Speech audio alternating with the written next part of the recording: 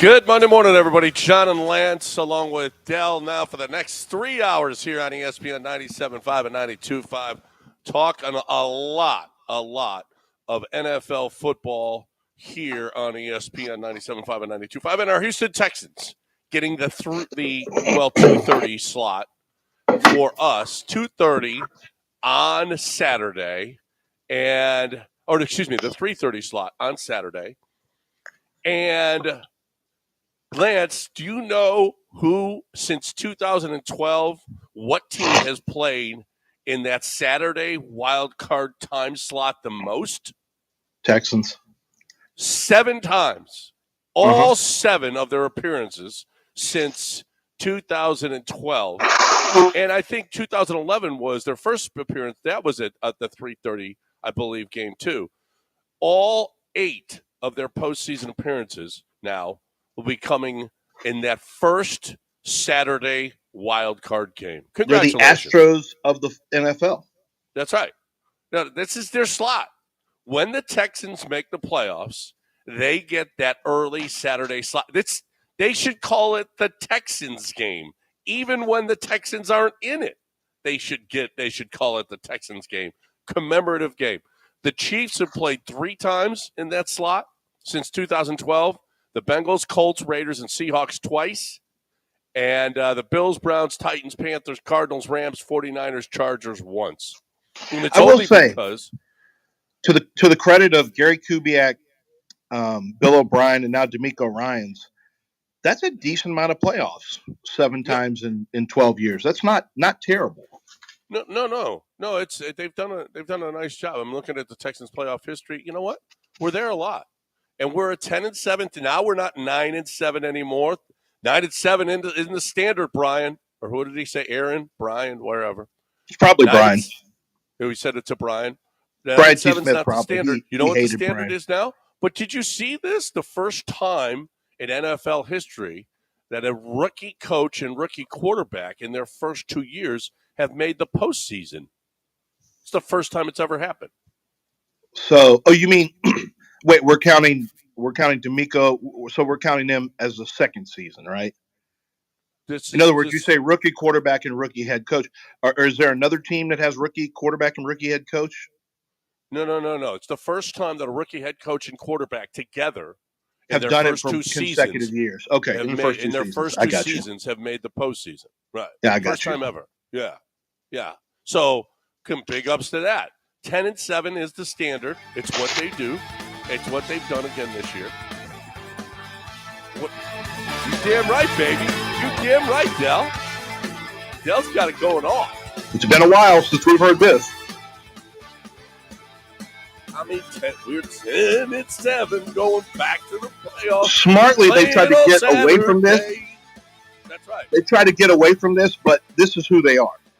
Yeah, this is what they are. It's what they do. You know what? They play on Saturday. They in the early game, which is great because you go, 3:30. You're out there tailgating at noon. The game is over by 7. You get out of the parking lot. You go watch the second half of the second game, which is going to be a pretty good game, I think. Or you leave early to mid in the fourth, right? And you watch the entirety of the other game. Well, and that don't is get another caught way. in traffic. So, what do you think they're going to get a mud hole stomped in them with the Chargers? No, I just think win or lose, you got to get out there and beat the traffic. Well, no, that's what you do. No, you beat traffic. You did that with the Super Bowl and missed you missed the greatest. I know, comeback. But this is different. You've got. You can listen to it in your car. Like you don't have to see the end. Yes. You really want to be stuck in traffic? Lance, you're there cheering your team on. You're making it loud. I know they have the piped in sound, but you could make it even louder than that. They don't have piped in sound anymore. NFL crackdown on that. Oh, did they? Hard. And yes. No, I've been in there when it's. I don't know. The last couple of years, maybe. It's pretty. I think it gets pretty loud now, but. Well, here's the thing. So I had a friend of mine who wanted to sell his 4 tickets and was really hoping to catch the Steelers. and this is probably worst case. You might as well use your tickets now and go to the game because there's no Chargers fans who are going to buy your tickets. Yeah, there aren't a lot of Chargers fans. Honestly, there is not a worse, a better opponent for the Texans in that it's the only opponent that will have fewer fans at the game than the Texans. Right. If there was any other Broncos we've seen in regular season. Steelers, are you kidding me? Steelers travel. Yeah. My God. Texans fans this should be 80-20 at most, no matter what. It should be. But we know Texans fans will sell tickets and sell them to the opposing team. Do you think that the crowd here's what I would argue. I don't know that there's a ton of momentum from the fan base towards this team because the team doesn't have a lot of momentum. Do you think everyone will pack the stadium? Do you think people will be out there and it'll be a full stadium? Yeah, I think it'll be a full stadium. Okay, I hope so. It's playoffs. This is what you play for. Yeah. Well, I think it'll be mostly full. I think they're going to be. I don't know. See, it would have been for sure full if it was the Broncos or the Steelers. No, for sure. Steelers. Well, I don't need it to be full if it's the other team coming. Well, no, but I'm pretty sure it'll be full. I'm pretty sure. I'm going to go. I want to be there. I want to see it. And me and a couple of buddies are going in. And it's a much easier ticket than the Steelers would have been. That's for sure. Much easier ticket. So, well, yeah, if you got Justin. Yeah. Well, we don't all have Justins. What do you mean? What do you mean have Justin? It's a really easy ticket if you have a Justin giving you a ticket. He's not. No, it's not. Justin's not giving me a ticket. We're going to buy tickets. No. Yeah. Dale, are you buying this? Yeah, we're buying tickets. I buy all my tickets. What are you talking about? Well, Justin has season tickets for the Rockets. I go with him on that. But other than that, and every once in a while an Astros game that he has really nice tickets. But no, I buy my tickets, Lance. Yeah, I buy all my football tickets. I buy. What are you talking about? I will be coming. Actually, I will be racing back from the game in Jerry World. I'll be back in town to watch a game. That shouldn't be a problem. I'll just leave at like 9 in the morning. So that shouldn't be a problem. I'm going up to cover the Ohio State Texas game on Friday. Nice. And so Saturday I'll be on the road the way back from Dallas, but that should be fine unless the roads are iced over. Yeah, which I don't think it'll be that cold then, but I know it's cold now. So what's the forecast? Is it supposed to? Because I couldn't come in because of my pink eye. I'm supposed to be in studio right now. Oh, were you? I was going to come in for the whole week, and I couldn't come because of my pink eye. But I'm better now.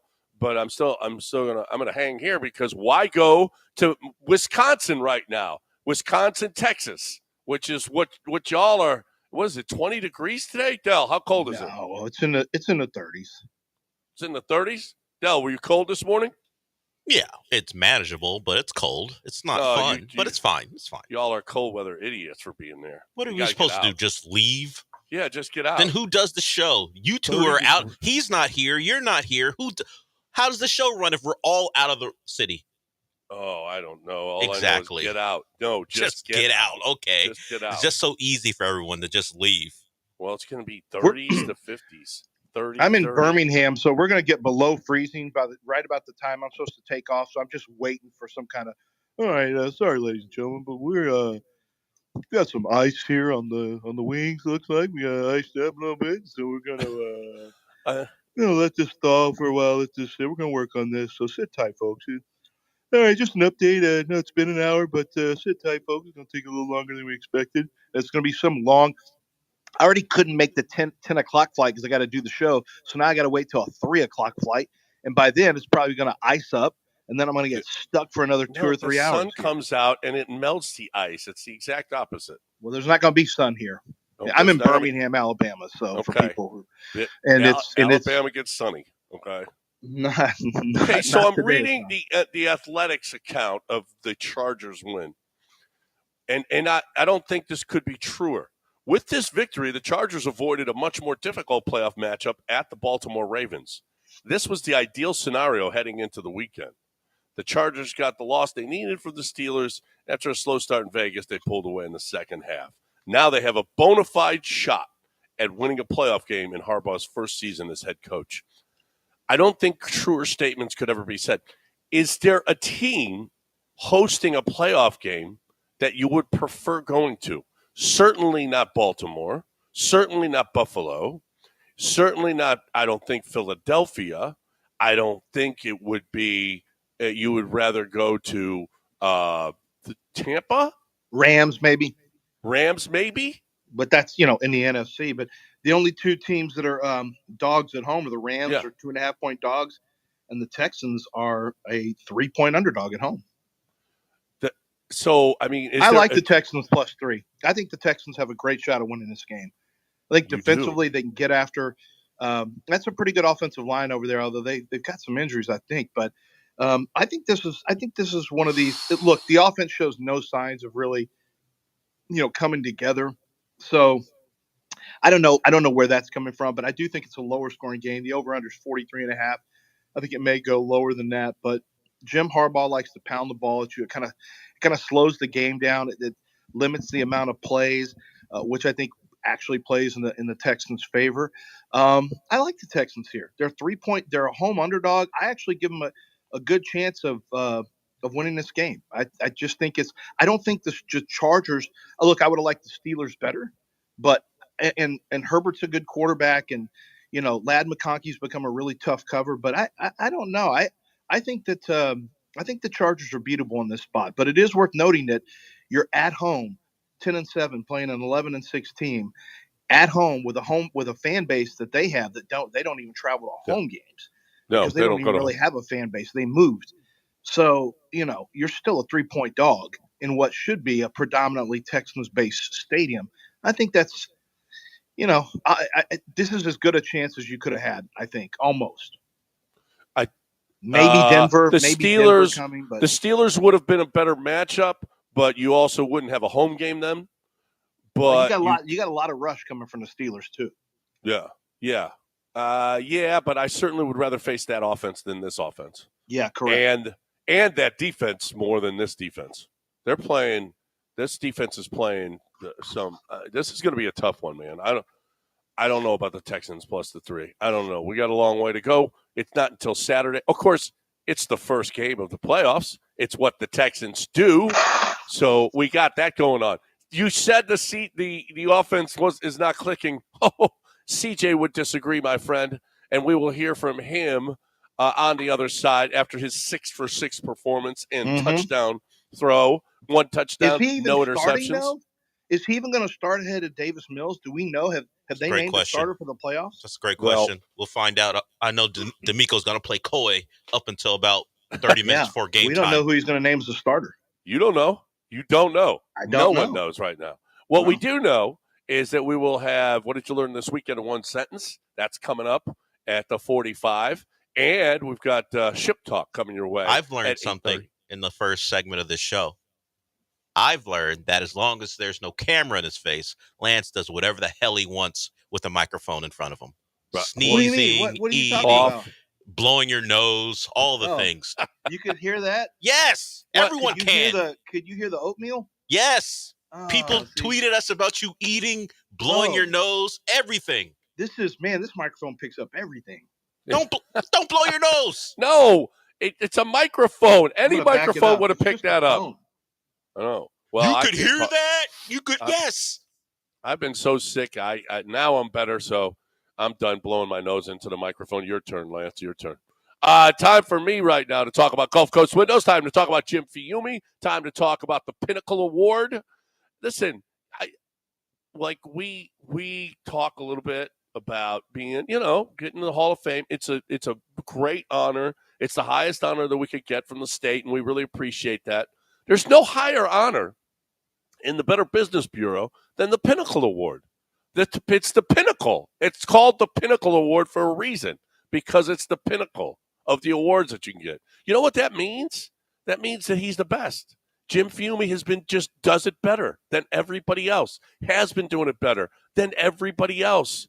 If you're looking for the best product, you go and you find what the Better Business Bureau thinks is the best. And the best is Gulf Coast Windows.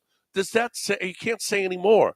From the product to the installation, the warranty, the backing of it, everything about it, you are going to find that that Jim Fiume's company has been the best. And then we're going on 40 years of this. How do you stay in business for 40 years with the best product? Okay, you do it when you do it right every single time, and you stand behind your work every single time. So if you're looking for a window replacement or you're building, do not put inferior windows in or doors in. Go to GulfCoastWindows.com, GulfCoastWindows.com. Tell Jim Fiume you heard it right here.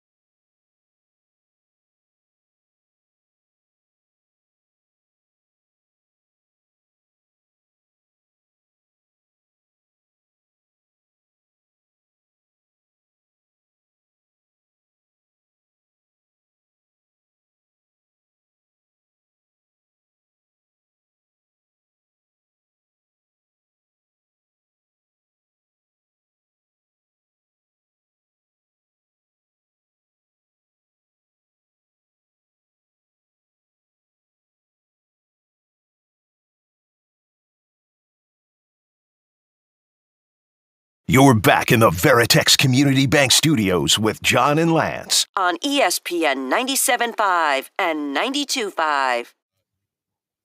All right, welcome back here on ESPN 97.5 and 92.5. Man, besides all the NFL games and the playoff positioning and everything else, I don't know that there's a bigger story than this Joy Taylor story in the world of sports. And it's really not a very sporty story. Well, you're dirty for bringing. This is dirty work by you. Nasty work by John. I mean, it's out there. What's he going to do about it? What am I going to talk? This is nasty. It is nasty. But she's got a lawsuit Would She you was want a being national? sued. Okay, would you want shows bringing up you and guys buying you jeans and stuff like that? Yes, I would love that. I would Okay. love for our show to be trending on X at some point. Okay, so I'm driving all the way from Houston to Birmingham instead of Tuscaloosa because I got to fly out from here, and so it's a 9.5 hour drive, whatever. And my son goes, "Oh my gosh!" I'm driving the last 2.5 hours. He's like, "Holy crap!" I said, "What?" He said, "Well," and it started with Skip Bayless because this whole thing started with a makeup artist, I guess, accusing Skip Bayless and others of sexually harassing her. And then it somehow turned into Joy Taylor, all of her business being put out, where she's accused by this girl of having relations with not only a higher up at the company to move ahead, to move ahead in the business, but also with Emmanuel Acho, and it was just. And I was thinking, how did she get put in this lawsuit? How did Joy Taylor get mentioned in a deposition if she's suing, if she's suing Fox Sports? Why did Joy Taylor's business get put out there? Well, it got put out there because the woman went to Joy Taylor about an issue, and Joy Taylor said, "Hey, get over it." And Joy Taylor just told her, I didn't get that far. Ms. Faraji is her name, by the way. Yes. Ms. Faraji. You can stop Ms. talking about Faraji is no. Ms. Faraji is the hairdresser. We can stop with the name her. This hairdresser. Name her. She has a name. Yes, and Joy Taylor's involved beyond the fact that she told the woman in question, "Hey, get over it." She's also in there because she has an alleged relationship, according to Miss Faraji, with Emmanuel Acho. She also at least did have a relationship with a Fox exec who she said she would accuse of forcing himself on her if he ever tried to get rid of her. Yeah. Or at the right time, she'd hold that card in her back pocket just in case. And Shannon Sharp is in this. Yes. Shannon Sharp. There's a picture of Joy Taylor and Shannon Sharp at a Dodger game, and very early. Wait, but Shannon's not named in anything, is he? No, he's apparently. I think you're just looking at a picture. No. Apparently, well, I don't know. Shannon is also involved somehow, but Skip Bayless was none too pleased about Joy Taylor getting the job anyway, and he wasn't happy about it. But he did offer Miss Faraji, the hairdresser, $1.5 million allegedly to have sex with him. Here is her quote: "Skip, stop. You have a wife." But he says, Skip responded, "Aren't you Muslim? Doesn't your dad have 3 or 4 wives?" No Skip, way he said that for real. Well, we don't know. That's what you don't she's know. alleging. I know. That sounds like something Skip would say. Okay, $1.5 million. Skip, you can get it a lot cheaper, right? Well, maybe. I don't know. He offered a price. He put it, as they would say, on a pedestal. But in this, there's some offshoot because, Jason Whitlock was a member of Fox Sports at one time. And he, of course, ran to Twitter and talked about, yeah, I've got things to say, so on and so forth, about putting a woman in a host position. So he has thoughts he's going to get together, I guess. And apparently someone who worked there as well, her name is Rachel Bonetta. She's just another personality. Wait, Rachel Bonetta got named? No, she quote tweeted Whitlock, who was alluding to what he was going to say. And she goes, well, one time Jason bleeped himself on set and had to run to the bathroom. Oh, wow. Wow. So everyone's got something to say about this. And wow. Whitlock thought he was going to get off one of his, well, I got plenty to say. And she just told the world he bleeped himself. Wow, we don't have anything like. How come we don't have stuff like Fox does? Well, don't want anything. I don't want anything. We got a boring station. We don't want anything. We need stuff being done. $1.5 million offers. Who's got that type of money, Ask John? Wendy if she wants that at KABC. No, she doesn't. No, she doesn't. I don't want that. She's the boss. Okay, she ain't hiring no. Okay, ask her if she wants some. Like ask that. her if she wants some drama like this. Oh my gosh, that's. I bet she wants no drama. No, of course she wants no drama. Yeah, I don't want any drama either. Let me just sit here and eat my oatmeal in a dingy hotel room in Birmingham and stay out of the drama.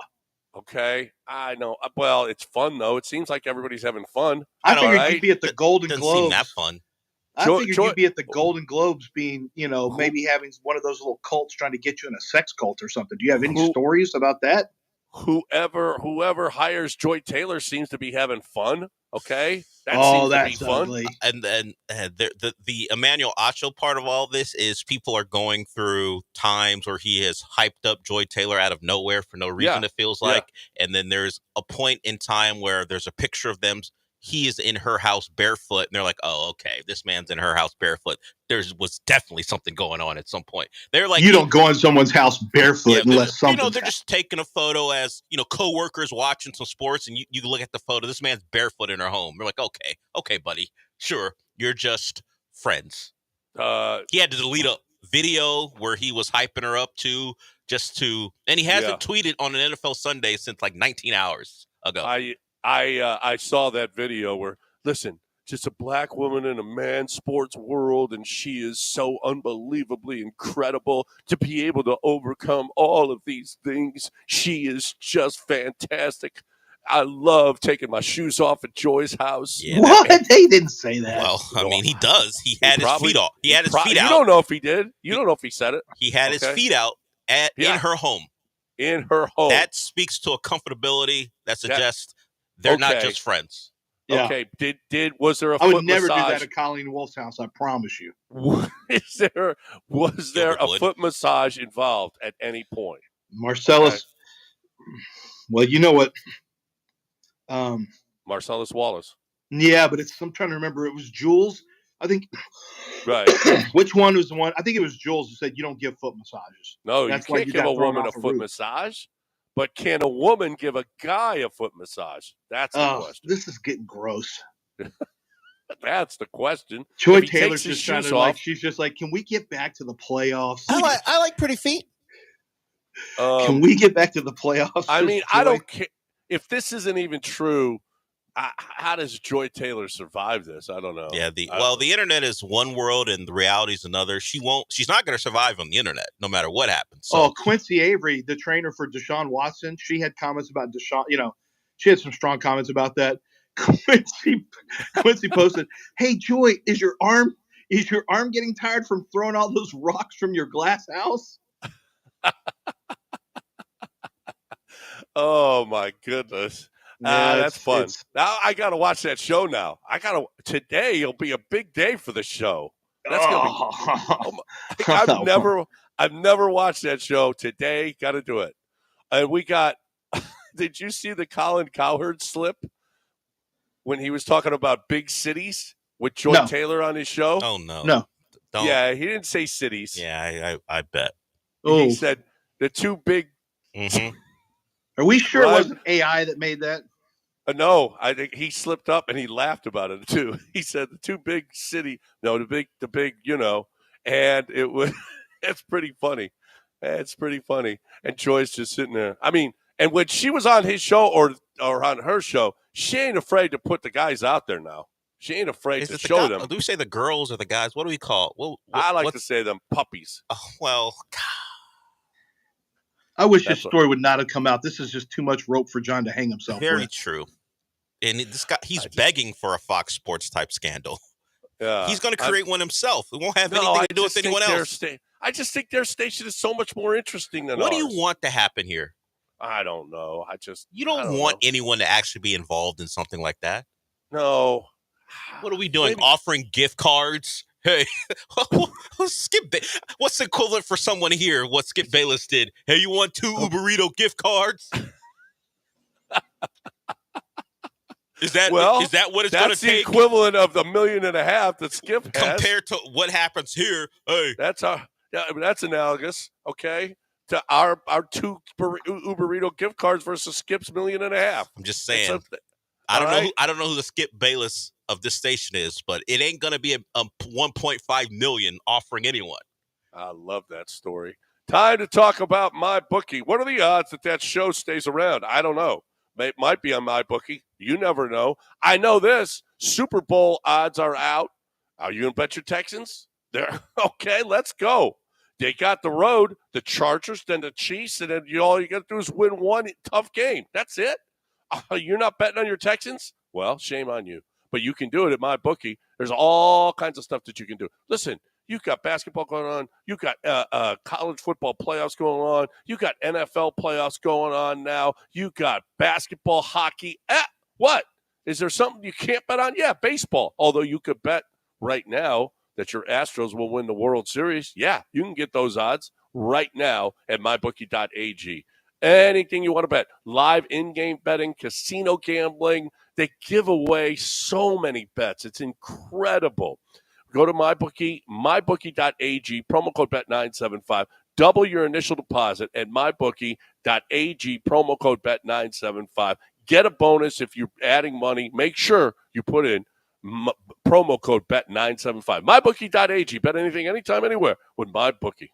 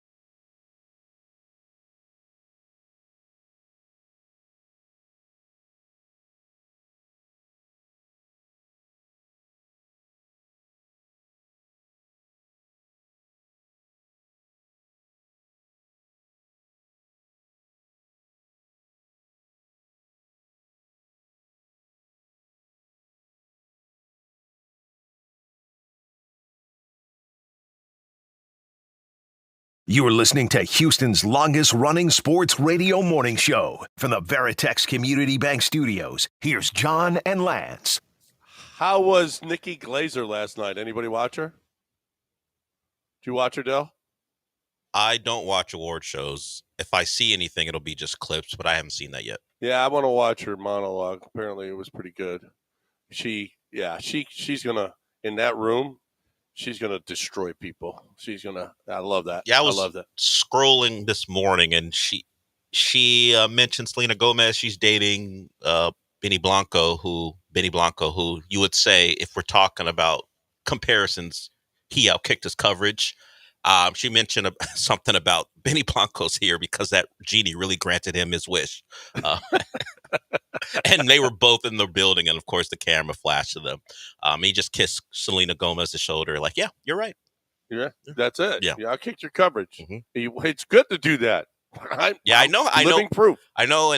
In Hollywood world, people get shots taken at them for that. But if you're capable of doing that, congratulations. Yeah. I mean, stop. Okay, I'm a kept man. I'm fine with it. I am fine with it. Okay, having your wife, destroy you in every beautiful way. And really, really successful. Yeah, what a tough life to live for. And those two are engaged, I think, so they're well on their way to doing that too, I think. It's a great life, trust me. 713-780-3776 is the number. CJ played one series, okay, and looked pretty good. It was the Titans, but they needed that. They needed to drive down the field. They needed to look good. They needed to to score a touchdown. It was kind of important. The announcers were talking about that. This is kind of a big deal. There's a big sigh of relief on the Texans sideline that Nico got in because they I don't know what they were doing before that, and they're throwing the football. When they got down to the 1 yard line and they had 3rd and goal from the 1 with Davis Mills at quarterback instead of just pounding the rock. The way Damian Pierce was running yesterday, I think you got to get him a couple of carries, right, on Saturday? The way he ran the ball? I mean, I wouldn't mind seeing it. He's kind of been a lost name. He had another decent, pretty good kick return, and of course the long touchdown run. Yeah, I mean, he's a hard runner. He hasn't had a lot of opportunity this year because Joe Mixon's been so good. But yeah, I would think you get him in there for 3 to 4 carries. Imagine if, as opposed to Goodwin Wally, I mean, get him a series. Get him a series, at least a series in the first half. Get him a series in the second half. Give Joe a break. I mean, especially if you're not able to do anything against this Chargers defensive line. Maybe he is a change of pace dude that maybe one cut, and he ran really well yesterday. That was nice to see. That was his best game ever. He had his best game ever. I do want to mention this is the worst team in pro football. Yeah. You did go out on the road and beat the worst team. You were an underdog. No, you were a small favorite against the worst team in football. They get the first pick of the draft, which is not a great thing to have this year, by the way. Apparently, talking to some teams already, nobody wants it because there's not – Shedeur is not – I watched Travis Hunter over the weekend. I haven't written Shedeur Sanders, but it ain't good. It's not, the tape is not good. There's no way he's the top pick of the draft.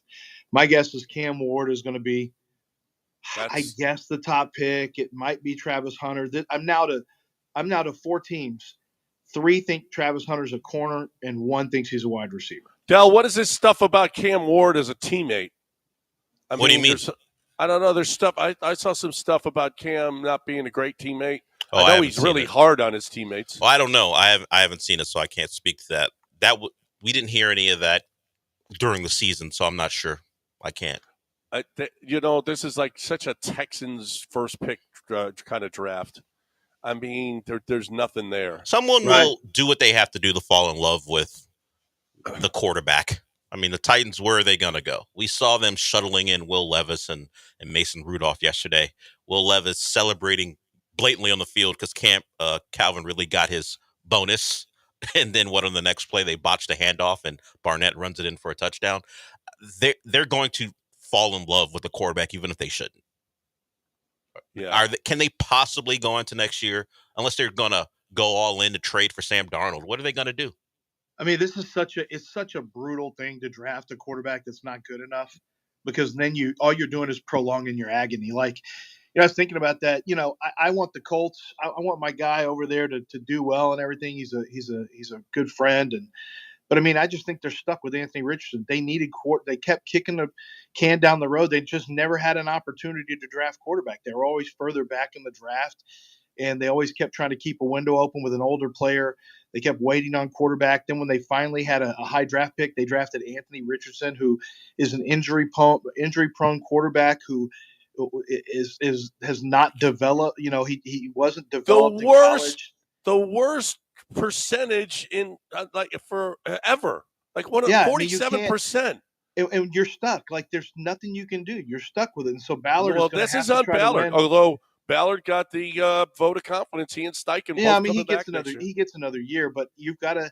Your quarterback has to stay healthy, and you have to hope he develops. Now he had bad luck because the rookie got injured his first year and really didn't get that developmental year.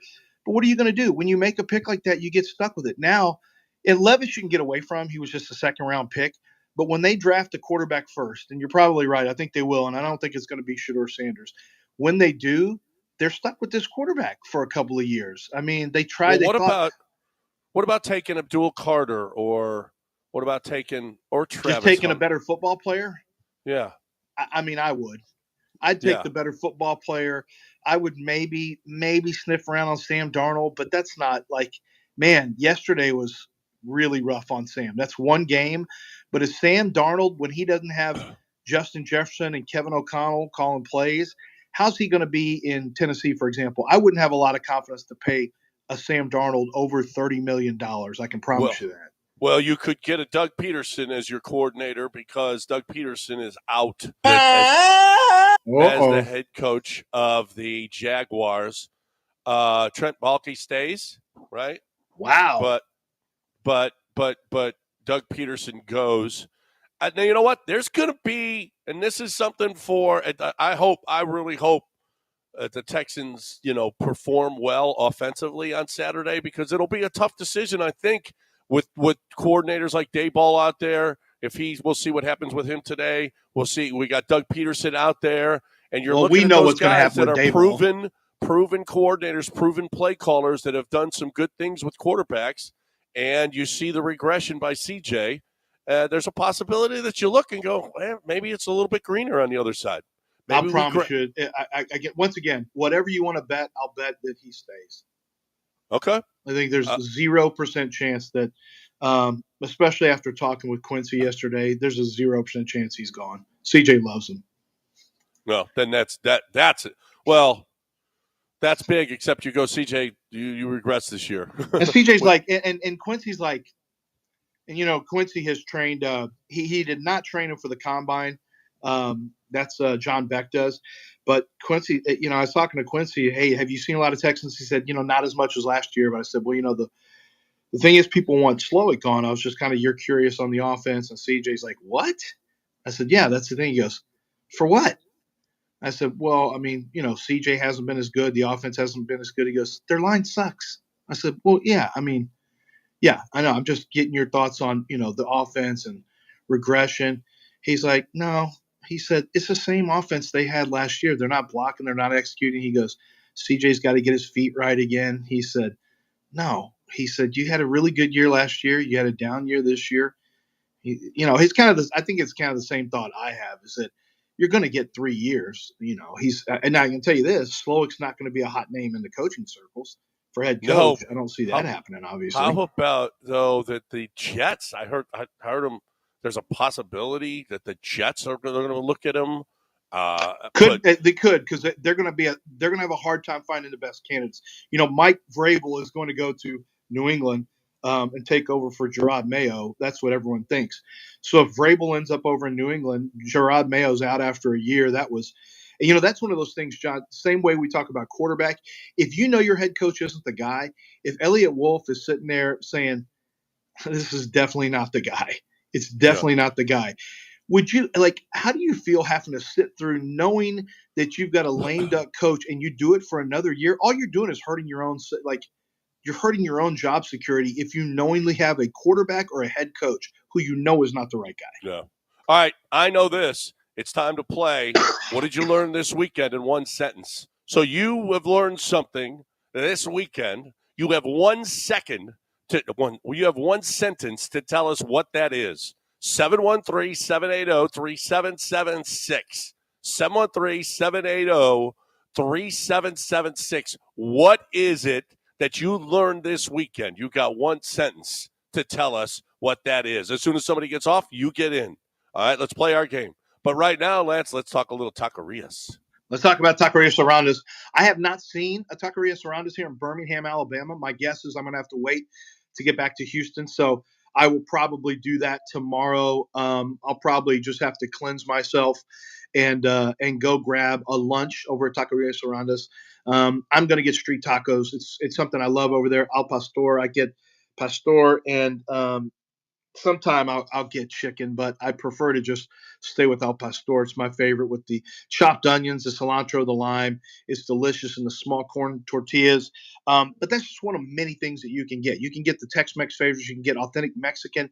There's a lot of different things to order over at Taqueria Surrounders. It starts in the morning with either big, full, hearty breakfast like huevos divorciados or just breakfast tacos. You want to bring some breakfast tacos into the fellas, and you're the hit of the office.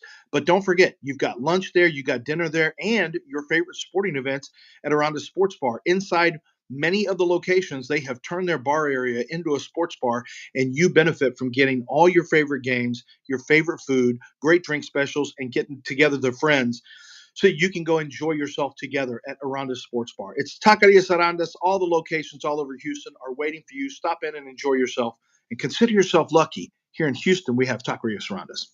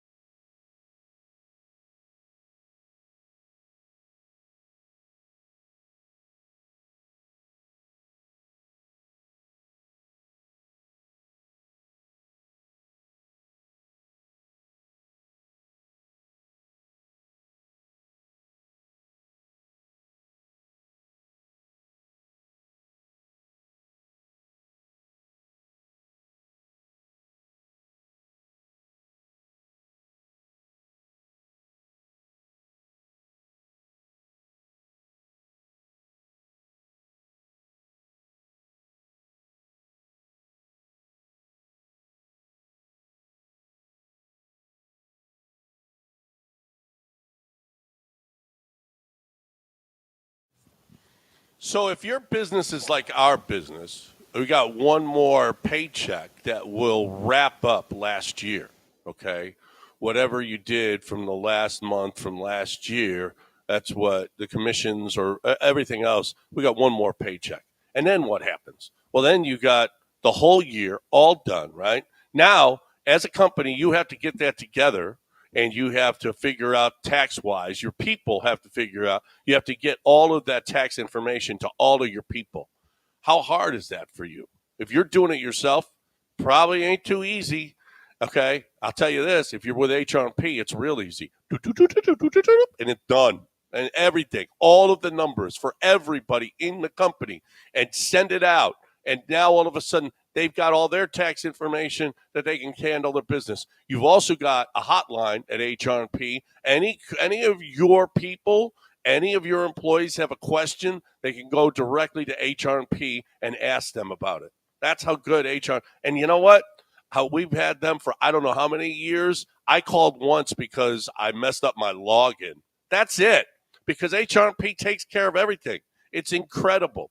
You don't want to be doing this. It's not your business. That's their business. So if you are having a problem tax time, if you're having a problem with your payroll, there's one place to go. Let HRP do it easier for you. HRP.net, 281-880-6525 or HRP.net.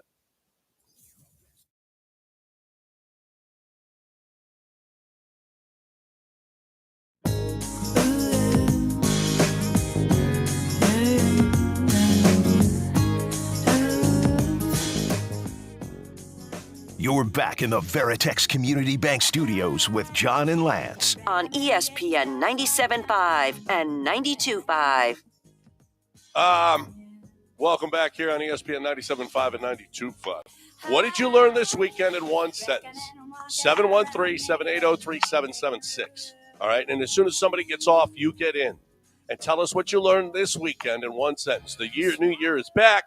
Okay, we're back 5 days a week now. Here we go, starting the new year. Let's do it well. What did you learn this weekend in one sentence? And maybe if you didn't call in last, it could be what you learned over the holidays as well. I'll start it.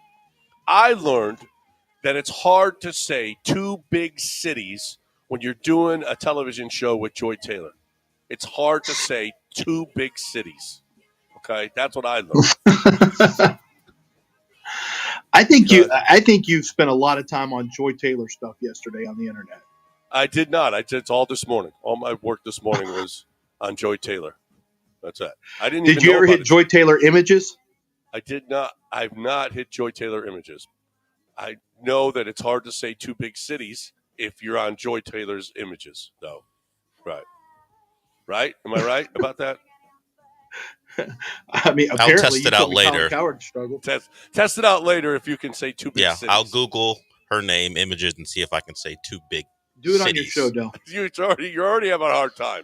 Well, that was for the effect, John. The effect. Two big cities. There it is. There it is. But that was without staring at the images, so we'll see. Okay. Yeah. See, now it makes it harder. Mm-hmm. You guys got anything else, or are we going to the call? No, I just learned that prednisone is not going to fix what I've got, so I'll just continue with this call. It fixed what I got. It fixed what I got. Yeah, I did prednisone, and it's a lifesaver for me. This cough is here for the rest of my life. Okay. All right. Well, that's good. That's like 2 years, so you don't have to deal with it too long. It's not that bad. Yeah, don't worry about it. Got it if you got it when you were 12 or something, that'd be really bad. But like now, oh well, no big deal. It's only a couple of years of your life. Del, let's go. We start with Loopy. What have you learned? The Texas Longhorns are still standing, and the rest of the SEC can't stand it. Hook them. Well, that is true. The rest of the SEC is jealous. If it it's got to be Texas, annoying. It's got to be annoying. If it wasn't for Texas, the SEC would be out. Texas is back, folks. I know that. I know Wendy has told Nicole. I know she told her something about LSU fans hate Texas. As soon as they came in, Alabama, when Nicole talked to Chelsea, who's went to Alabama, she's like, "No, it's Texas is the worst. We don't want Texas." Like Texas is the most hated team in the SEC, and they've been there 1 year. Yeah. How about I learned that Shefty says that Steve Sarkisian is a candidate for the NFL job. Yeah, don't do it, Steve. Yeah, you got it really good right now. Don't do it. Yeah. Well, now he'll just get some more money. There's no advantage. The only thing, college has gotten more of a pain in the ass because of the NIL stuff. But man, it's like you're in complete control over there, Texas. Yeah. You got all the money in the world. You're one of the haves in the portal. Consider it. And you're one of the haves in the portal and in NIL. I know. Yeah. Why would you you're going to go to pro to a bad team with potentially problematic ownership? Yeah. And you have no control over the roster? Come on. Del, who's next? Ocho. Oh, by the way, I know what I learned. I learned Tyreek Hill can just kick himself off the team whenever he wants. That's what he does. Well, he certainly pulled himself out of the game in the fourth quarter. Yeah. Let's go to actually Dr. Dre. Dr. Dre, what have you learned? Hey, Double Rod, fellas. I learned this weekend a light-skinned fella like me would have had a chance at some joy if I worked at Fox Sports, and I'm out. Does he qualify as light skin? No. Not generally Hispanic, how we define that. Yeah. I don't know, Del. I feel like you have to give the definition. If you had a big job but otherwise, Dr. Dre, she ain't going for you. You better have a really big job there. Yeah. I learned that Dr. Dre brought me a neon Coors Light sign. I like that. Thank you, Dr. Dre. Who's next, Del? Ocho, what have you learned? Yeah, I learned that Kyle Shanahan is 0-44 in games decided by 8 points or less. What? Woo. What? Ocho always comes with some good facts. 0-44 is what he said? What? Has he lost? He couldn't have said 44. What did he say? 0-44 is what he said. He hasn't lost. Does he have 44 losses? That's what I was thinking. He doesn't have an 8 point. He doesn't have a 7-point win. There's no way. No close wins on his resume? What? Hold on a second. No, don't go to the next one. We'll look at it during the break. That can't be. Yeah. No, there is zero. Maybe he's right. I don't know. I mean, are you kidding me? While John's doing that, let's go to Daniel. Daniel, what have you learned? Yeah, I learned that Davis Mills' giraffe neck saved him from a horrible injury.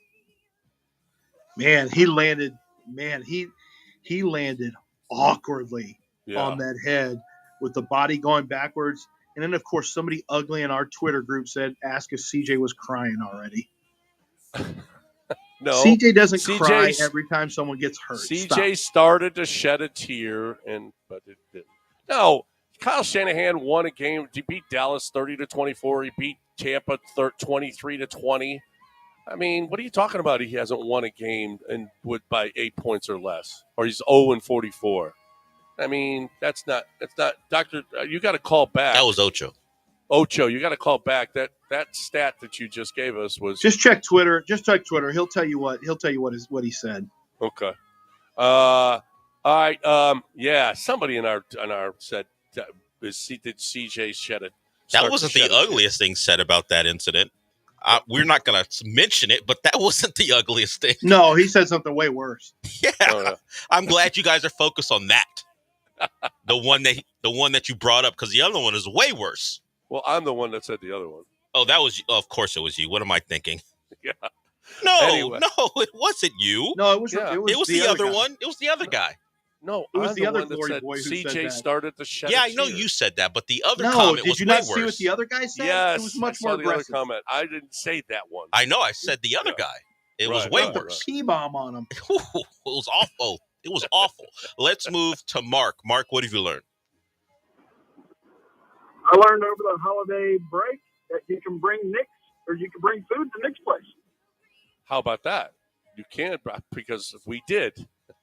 And Nick was like, hey, I got food here. Hey, I got calzones. I got pizzas. I got calzones to die for. What are you doing? Yeah. Apparently, but you can't do that anymore, okay? Just for the holidays. It was just for the party. That's all. All right, who's next? AMF, what have you learned? Speaking of what the other guy said, I learned that watching episodes 3 and 4 of Disclaimer by Yourself is okay. Yeah. Yeah, there's nothing wrong with that. You should watch it with yourself or a lady friend. That's for sure. Well, that's for sure. That'll spark some emotions. Game Day Men's Health brings you what have you learned this weekend in one sentence. 713-780-3776. Hurry up, get in. 713-780-3776. Brought to you by Game Day Men's Health. I love them, and I'll talk about them in a minute. Dal, anybody else? Yeah, we got one of our favorites, Tom on a Mobile. What have you learned? Tom on a Mobile. What's going on, Tom on a Mobile? Hey, Happy New Year, boys. So I learned that when the weather gets cold, it's such a bummer because my neighbors put on more clothes in their house.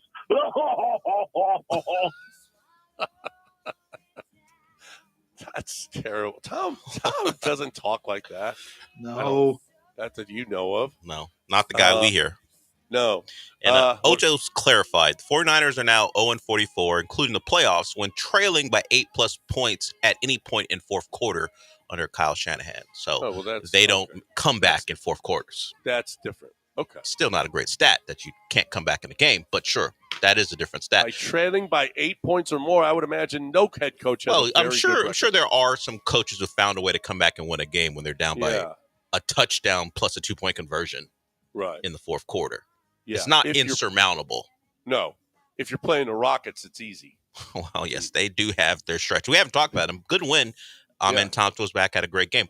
But we got one final caller. Jeff, what have you learned? Hey, good morning. Happy New Year's, guys. I learned that possibly Detroit's defense is as good as this offense, and they're going to be a tough out. God, and they've got everyone hurt. Like, everybody's who's doing a better job than Aaron Glenn? Anzalone came back, and they showed the gash and the stitches on his broken arm and the cast that he's wearing. So he's back. That thing is ugly under It the cast. It looks like he just got stabbed 3 days ago. Yeah. And Aaron Glenn ain't gonna be there long after these playoffs. He's going to New Orleans. It looks like. Yep.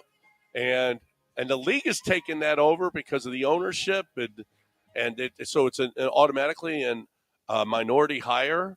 So Aaron Glenn looks like Aaron Glenn's going to be the guy. They're good for him. Aaron Glenn is he was there before. He was under Sean Payton. Supposedly, Saints fans don't want him because he coached them Sean Payton, and people have a bad taste of Sean Payton in their mouth. I don't know why. Sean Payton had a lot of success with them. Yeah, they won a Super Bowl with Sean Payton. What are you talking about? Aaron Glenn is a great guy too. So that's really good that good thing is going to happen. Good things are happening for him. And boy, he's a hell of a coach because with all those injuries and they're playing defense like that against the Minnesota Vikings, holy crap. That's good coaching right there. Really good coaching. All right, thanks for playing. What'd you learn this weekend in one sentence? You guys are great. Keep up the good work, and we will do it again next Monday. Still ahead.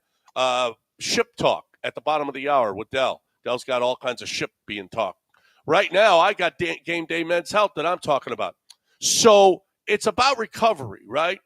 When you work out, it's how well do you recover those muscles? Do you rip the muscles when you're lifting weights? And how well do they recover? This is why people do steroids, because you recover faster, right? Well, you don't have to do steroids. You can do it legally. You can do it safely. How about Game Day Men's Health? They all have labs, okay? So right there, on the spot, you learn what right there, because these other testosterone replacement places, they don't have labs in their facilities. They do at Game Day. Every Game Day Men's Health does have a lab. So right there, you learn in 15 minutes exactly what your numbers are. What are your prostate numbers? You need to know this, okay? What are your testosterone numbers? What's your true testosterone? What all the other stuff too? How's your kidney? How's your bladder? How is your? Everything that you could possibly want to know, you got it at Game Day Men's Health, and they will help you recover faster, better if you have injuries or your workout, whatever it is. They'll help you lose weight. They'll help you feel better. They'll help you feel stronger. All of those things. I love Game Day Men's Health. I love what they're doing for me, and you'll love what they're going to do for you. GameDayMen'sHealth.com. A couple of stores are opening right now, as a matter of fact, in the city at downtown and I think in Friendswood. Anyway, you're looking for a great place to get your testosterone replacement, GameDayMen'sHealth.com.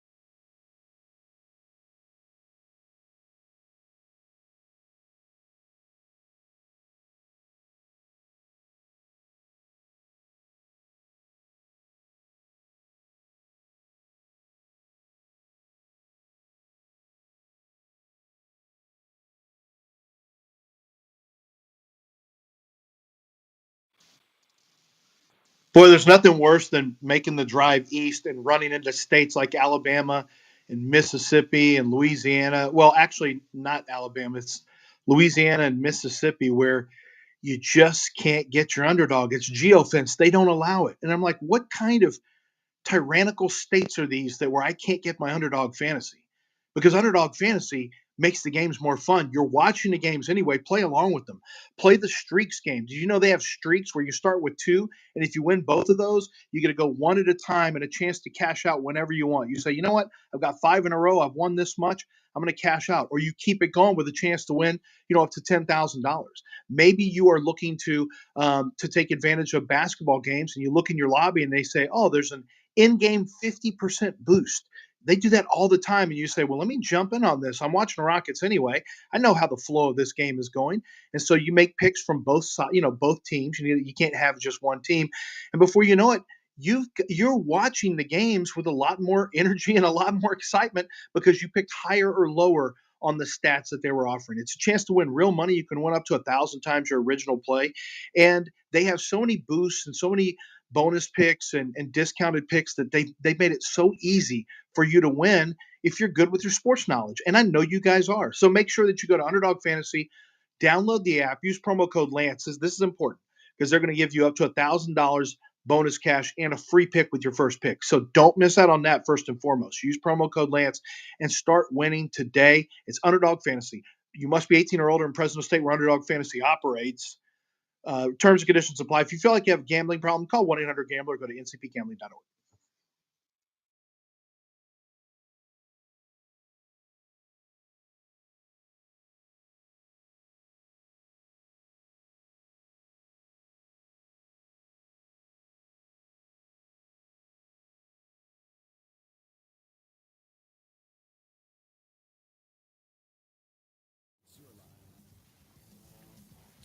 All right, welcome back here on ESPN 97.5 and 92.5. What scares you? What scares you most about the Chargers? I would say their ability to control game tempo. Yeah. They've really made it a point of, and they've got good tackles. They're good up front. They do what they want to do, so they put less on the quarterback's hands. So I just think the way that Jim Harbaugh has turned this into baby Michigan, and he controls tempo on both sides of the ball with physicality. I think that's what it is, because there's nothing worse for a home team than having the crowd taken completely out of it by high time of possession on the other side. Yeah. They've got Joey Bosa, Khalil Mack, Derwin James. They got Puna. Puna's a big I'm worried about Puna against the Texans guards. That could be a problem. Defensive. I think the Texans are going to be able to move the ball some on them. But you're right. They're going to control. J.K. Dobbins is going to be running the football. J.K. Dobbins, if he carries the ball 25 times, I think the Texans lose. If he gets 25 carries, that means that they're running successfully against the Texans. Over Quentin Johnston drops. I'm going to go 2. And I like it. Ladd McConkey, you got to limit his catches.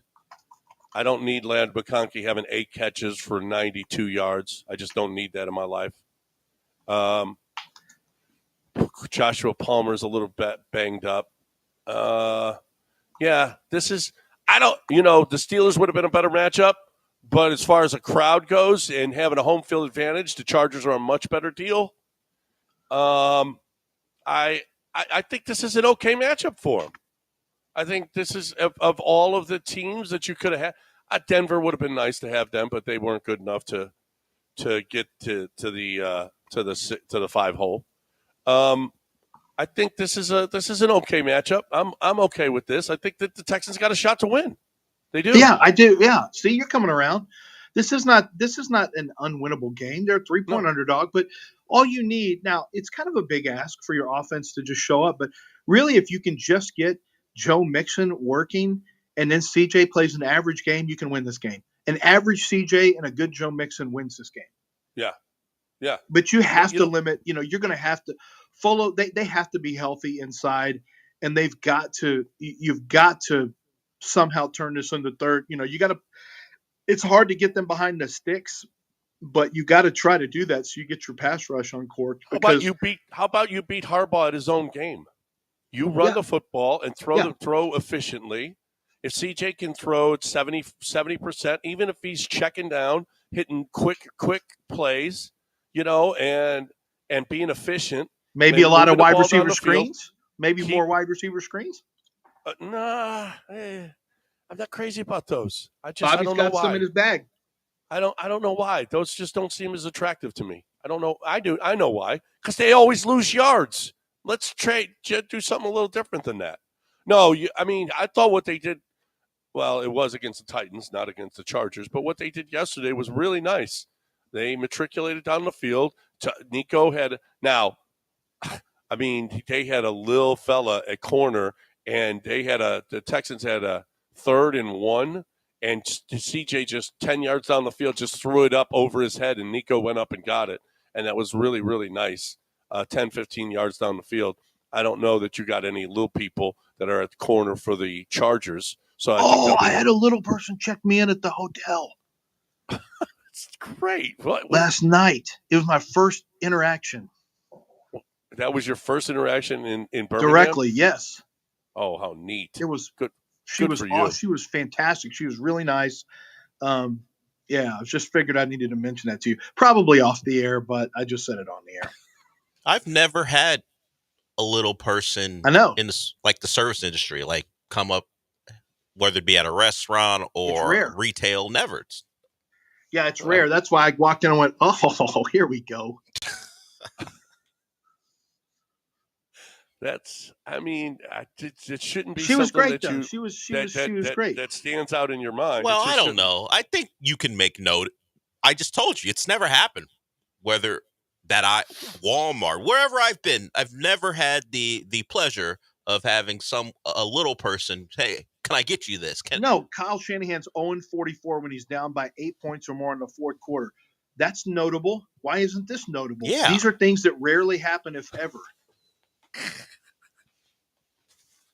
Well, I mean, how high was the desk at the check-in? What? She was low at first, and then she stepped on something to give me my. It was. I mean, it's no big deal.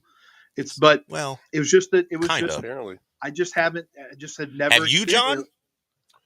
In the service industry, well, they're not going. It's going to no. be Have difficult you ever to had be a direct waiter. interaction? Have you had direct interaction with the little person? You never had. Jockey. Well, you went to. We can't use that word anymore, but you called little person wrestling, right, John? Yes, and I know. I've known. There's at University of Houston. You knew Ken Hoffman nicest woman is a little person, and she just couldn't be a better person. This very woman nice. was great too. Yeah. Was there a question of whether little people were awful people? Why are we positioning it that way? She couldn't have been the nicest person. I don't think we think of little people that way, like they're terrible, and if you meet a good one, it's a surprise. Well, what's that show? What's that show that Ricky Gervais did with the little people? Well, Warwick Davis, one of my all-time favorite shows. Yeah. Little golly. Yeah, whatever. I mean, he wasn't the best person. That was also an actor. Yeah, I know, but I mean... Yeah, but it seemed real, Del. Yeah. Tyrion Lannister isn't a real person. But in real life, he's a little person, Del. Well, he's also in Leprechaun, those movies. That's an evil leprechaun, too, but that's not true. real. Okay, but still, in real life, he's a little person, so you don't know. I don't know, but I'm not going to use his... hilarious, too. Yeah, like Peter Dinklage in Game of Thrones ain't the greatest guy in the world, but I'm not going to hold that against him. Oh, but I'd like. Yeah, but he's still he's still like like what they call it in wrestling, the Attitude Era. He's like the bad guy that's kind of good, like Stone Cold. That's what Peter Dinklage is. Anti-hero is what you're saying? Yeah, he's an anti-hero. What was the name of this show? I can't remember it. It's I'm looking here on IMDb and they don't have this. Was it Life's Too Short? Yes, Life's Too Short. Yeah, that Life's is right. Too Short was an incredible show. Just imagine Michael Scott and Larry David, but in a little person. Right. You say that Peter Dinklage wasn't a great guy in Game of Thrones, but he did say, I am the god of tips and wine, So, I mean, does that make him a good person? It makes him, really. Well, no, he had edge. He did commit 2 murders. Yeah, he killed his father and then on the toilet. Yeah, shot him with the crossbow. Yeah, but that was like we were. Yeah, but his dad was bad. He was good to get rid of him. He killed the woman he loved, who happened to be sexing his dad and betrayed him. Well, he did that too. What was her name? Shay. Yes, she had to go. She was good at one point, and when she double-crossed them, she had to go. Back then, you could do that. Back in the Dragon time, you could do that without penalty. Okay. And he lived by my motto: I drink and I know things. Yeah. It actually was his motto. That was his motto. I drink and I know things. But I feel That's like my he was. favorite. Who are you the hand of? Yanni? Yeah. Not the hand of Yanni. Yeah, he was the hand of the king. You're the hand of Yanni. What are you the hand of? Somebody at Luling's? No, I'm not that. I'm not the hand of anybody. I want to be the king. Well, I don't want to be the hand. You're one of the sorry people. You can't be the king. I am the sorry. I'm one of the sorry people. You'd be a usurper if you're trying to be king. Are you Chad's hand? 8:15. Oh, he's got to be Chad's John, hand. Put this pin on your shirt. He's got to be Chad's hand. Yeah, of course it's Chad. Put this OSU shirt on. Hey, here, wear this. What? I don't want to wear an OSU wear shirt today. I don't want to wear that. I don't want to root for Gundy, Chad.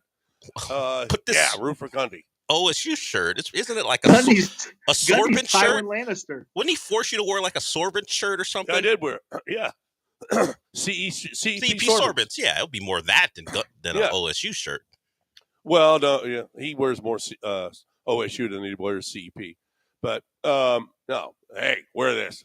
Time for me to talk about Access Vascular Health. You know, I mentioned the prostate numbers a little while ago in Game Day Men's Health. You got to watch your prostate numbers. You got to know your prostate numbers. If you're not doing testosterone at Game Day Men's Health, you might not know your prostate issues. But if you're going to the bathroom a lot in the middle of the night, you can't start, you can't stop, weak stream, all of those things, there's a chance that you've got some kind of prostate issue. And if you have some kind of prostate issue, there's one place that you go, and that's Access Vascular Health. Access Vascular Health. Doc Benavides is awesome. Not only does she do prostate, though, if you've got knee issues, you've got vein issues, your blood flow's not great, all of these things. And, oh, by the way, if you use her process with Access Vascular Health to reduce the size of your prostate, 100% of the time, your ED-related problems are cured. 100% of the time. So listen, you might have some kind of prostate issue. Go get tested. Access Vascular Health, 975prostate.com. There's only one place to go if you have a prostate issue. Do not get surgery. You don't have to get surgery. You get an IV, and it's it. 45 minutes, you're done. 975prostate.com.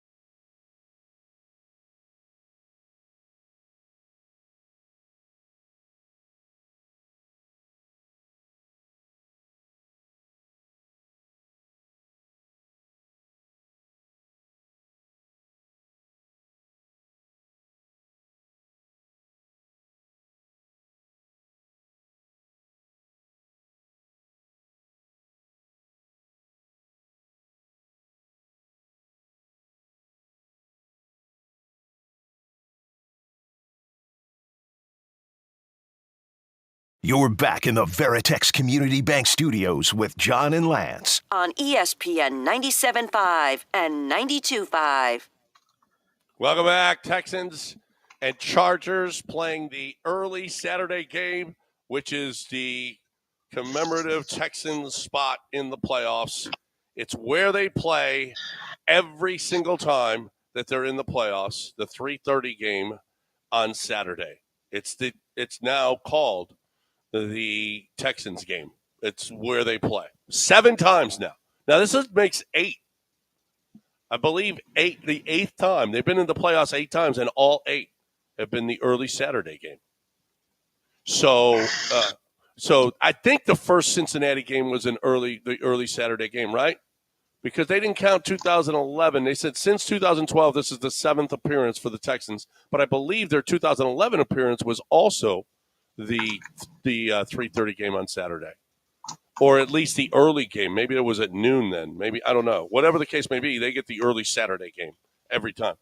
And it's no big deal. It's the Astros. It's the Texans. It's what we get. It's what we get. And you know what? It's good to get it over with. The Texans will have more time to get ready for the Chiefs in round 2, because there is 0 chance that the Steelers go to Baltimore and win, right? 0 chance. 0 chance. That the Broncos go to the Bills and win, right? Are the Ravens the best team? So I saw this was a question asked yesterday. Well, they were talking about it last night, Herm Edwards. And he says the Ravens are the best team in the AFC. I don't know that I can really argue that, because his point was a valid one. The defense was the secondary was a major issue in the middle of the season to late middle, and it is really cleaned up ever since they moved Kyle Hamilton back to to a deep safety role and got him away from the line. He's hurt. Yeah, he is, but he's still going to play. Yeah, he's going to play, but man, he looked like he was that shoulder. Yeah, whatever he was holding it looked like a shoulder. He's hurting. So they could use. Now, how dumb was it? Now, I know they had to win, but how dumb was it that he goes back in the game against the Browns in a win that it was dumb. It was dumb. It was dumb. We saw some things. Well, okay, let me finish on this before I get off on a different direction. But do you get the sense that the best team in the West, best team in the AFC is the Ravens? Yes. Yeah. Who do you think is – I don't know the answer to this. Who's the favorite to come out of the AFC? The favorite is the Chiefs. It should be, because all roads lead through there. Yeah, you got to go to Kansas City. I'm going to see if I've got – no, I don't have – I got Super Bowl odds. My guess is AFC. You think Kansas City's the favorite in the AFC? Yeah. In the AFC, the Lions would be the favorite overall, right? The Lions are plus 300. The Chiefs are plus 350. Ravens plus 600. Bills plus 600. The Ravens have to go to the Bills. I like AFC over the Lions. They've had too many injuries. They can't – they're down to Amik Robertson as an outside corner. I love Amik, but, you cannot hold up over the long term with Amik Robertson as one of your top corners. Not outside. That's just not – it's not viable. Not against an AFC team. Not against – maybe against the Chiefs, but you can't do that against – I don't think against the Ravens. I don't know. They just have too many – there's no way that they can win with this many injuries. I can't see it. It's got to catch up with them. So the highest odds to win the Super Bowl, 3 teams. Name them. I'm going to go with Bucks, Commanders, and Steelers, Texans, Commanders. Steelers, Texans, Broncos. Huh. Okay. Yeah. And then all 65-1. Chargers, Commanders, and Rams are 35-1. The Bucks are 30-1. Packers 16. Vikings 14. Eagles 7. Bills 6-1. Ravens 6-1. Chiefs 3.5, and the Lions are 3-1. Yeah, I probably would put the Chiefs with that defense. I don't know. Chiefs-Lions matchup or Ravens-Lions matchup would be the best matchup, I think, in the NFL. A Ravens-Lions Super Bowl would be the best possible game, I think. Man, he is playing. Listen, okay, who you guys got as MVP? Josh Allen. This isn't who I think's going to win, or who should win? I think Josh Allen. Who would you vote for? Lamar. Dell, who would you vote for? Lamar Jackson. I'd vote for Josh Allen. I'd vote for Josh Allen too, but you got a real argument for Lamar. It's a great battle, and I like throwing Joe Burrow in there just because of how well he's played. But let's face it, you got to win. Now, I was always told that winning trumps stats. When Lamar won, well, that was happened last year. That's what happened last winning year. is always trumps stats. I heard that from Lamar people, that winning is the most important thing, more than stats. When his stats aren't good, now I'm hearing that stats is more important than winning. Like I've heard it's switched. Well, they played each other, and the Ravens won 35-10. Yeah. I don't even remember that. It was very early in the year. And so they lost to the Texans. Good. Well, they lost to the Texans and Ravens. The Texans beat the Bills. Well, all the games and all the stats are playing into who should win, right? So in the game where they were but both more on the field, wins. But in terms of the record, 12-5, in terms of quarterback record, Josh Allen's quarterback record was better. That's fine, but I saw them on the same field, and one guy was significantly better than the other. And over the course of a season, though. Over the course of the season, I think they're pretty equal. Here's the difference: Lamar's won it twice. Josh Allen's never won it. Voters are going to give it to Josh Allen. Then I would say if all things are equal, they're going to go with the new guy. I would say lean into that as the reason for it, but I'm not. I'm not looking at them on the field. I don't hate the pick of Lamar. You could easily make the pick for Lamar. I don't think you can. I think you can say Josh Allen's the guy. You can debate it. You can give your point. You can be right. I think you can say Lamar's the guy. You can debate it. And your point's right. You can't say Burrow without, Joe Burrow didn't make the playoffs. And so does competition matter? Because Lamar played in a significantly tougher division. I think it should. Yeah, it should. It should. Is now he lost a lot of those. A lot of those losses came in the division too, though. Is Joe Burrow going to split the white vote? What? With who? Well, I don't know. Kendrick Perkins was asking. Kendrick Perkins asked what? What? Well, the white Perkins vote? Was asking, see, I don't know if he Josh, actually said it, but it's possible. All the white voters going to vote for Josh Allen. Here's the thing. I think John's joking, but I don't know for 100% fact that Kendrick didn't say that. I can't say it about tell you that Kendrick didn't make something racial about an MVP. Yeah, he did say it about. He did say it about. The terrible Jokic. You remember when Jokic won? What a joke. No, he didn't win that year. I think he averaged 40. Yeah, they gave it to Embiid. Embiid won it. Yep, Embiid won it. No, well, listen, it was Josh Allen until 3 weeks ago, and man, Lamar has played some of the best football you'll ever see. Yeah, he's playing great. He's playing great. It's been his. And here's the thing with Lamar Jackson. So when Lamar came out, there's a reason that the Ravens had to trade back into the first to get him. He was going to fall to the second. He was a little erratic as a passer. I know people like to lean into this Bill Polian thing about he was asked to be a wide receiver. He wasn't. That really wasn't.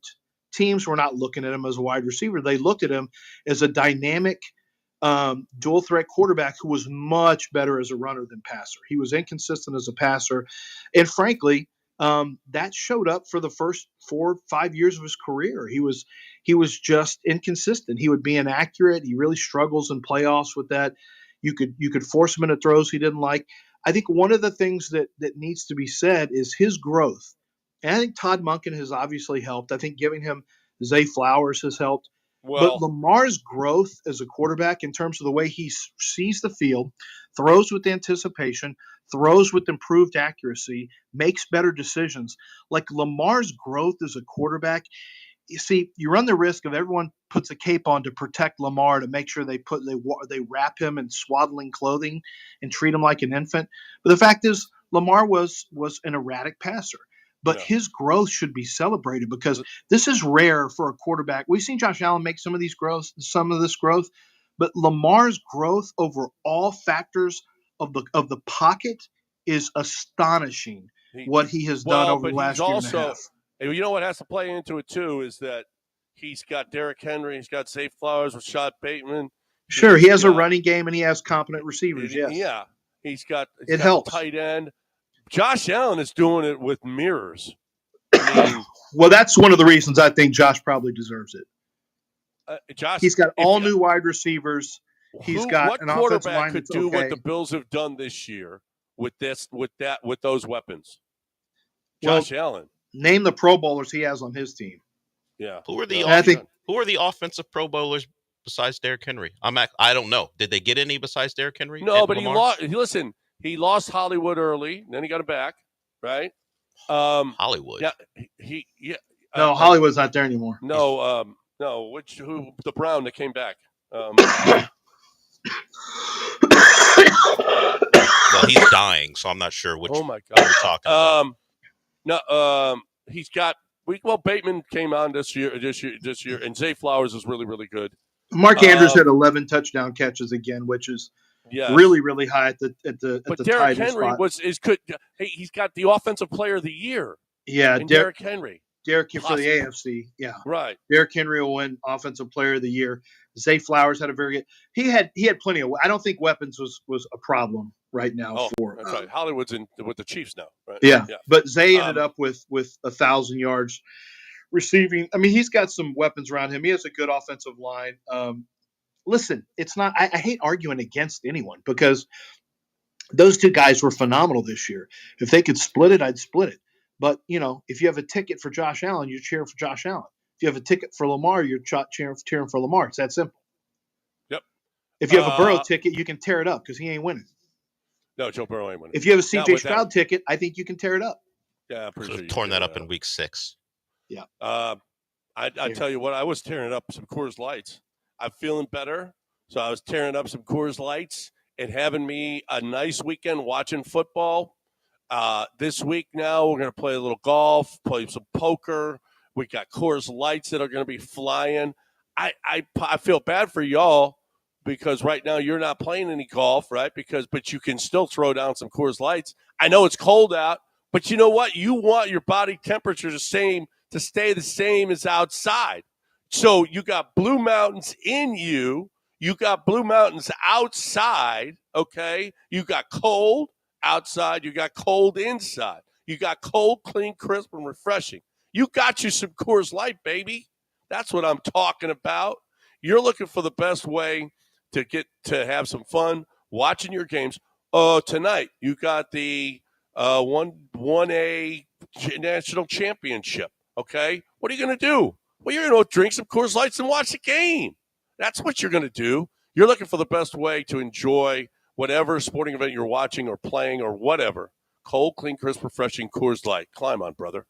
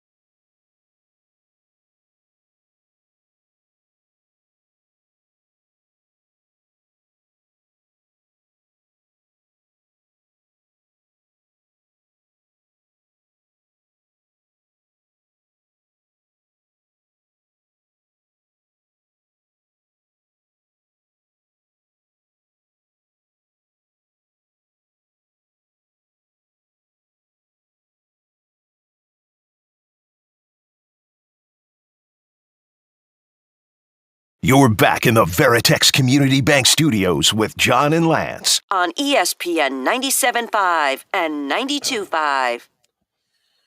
Watching this Nikki Glaser monologue, it's good to be Timothy Chalamet. Did you see what he had with him? Holy crap. You mean Kylie Jenner? Yeah. Yeah. Pretty good. That's pretty good. Kylie Jenner is okay, I think. Yeah. I'm just saying. Would you want to be involved in that no, family? No, it all ends up really weird. You have to take everything into account. Yeah. I mean, everybody seems to have a problem. Everybody all the guys in that family seem to have a real problem. Yeah, it doesn't really end well. No, there's no end. There's no good end. I mean, Travis Barker's with the other sister, not Chloe or Kim. I forgot what her name is actually. He's with her, the drummer from Blink-182. They seem to be doing well, but yeah, it always seems to go poorly. That's the normal sister. Well, I think the Jenners would be classified as the normal ones, the ones who don't have the Kardashian name. But you never know. Right. Well, it didn't end. How did it end for Lamar? How's it end? Well, you can go down the list. It's mostly a Kylie Kim joint when it comes to dudes who probably weren't that normal to begin with. Let's not blame Kanye on Kim. I mean, that's like weirdness finding each other, I guess. But yeah, it is what it is. Right. Bruce, how'd that end? How's that going? That's dead naming. Well, no, he was Bruce at the time. She was Bruce. She was Bruce. She was. Look at John. I can watch him. I'm looking at him right now. Struggling to dance around what he wants to say. Just look at him.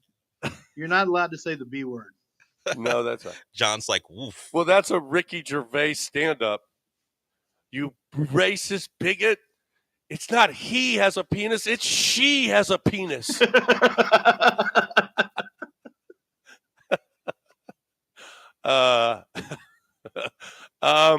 So anyway, but it's good. Yeah, it's good to be Timothy Chalamet. Yeah, it's good to be famous and young and really rich. It's good. Right.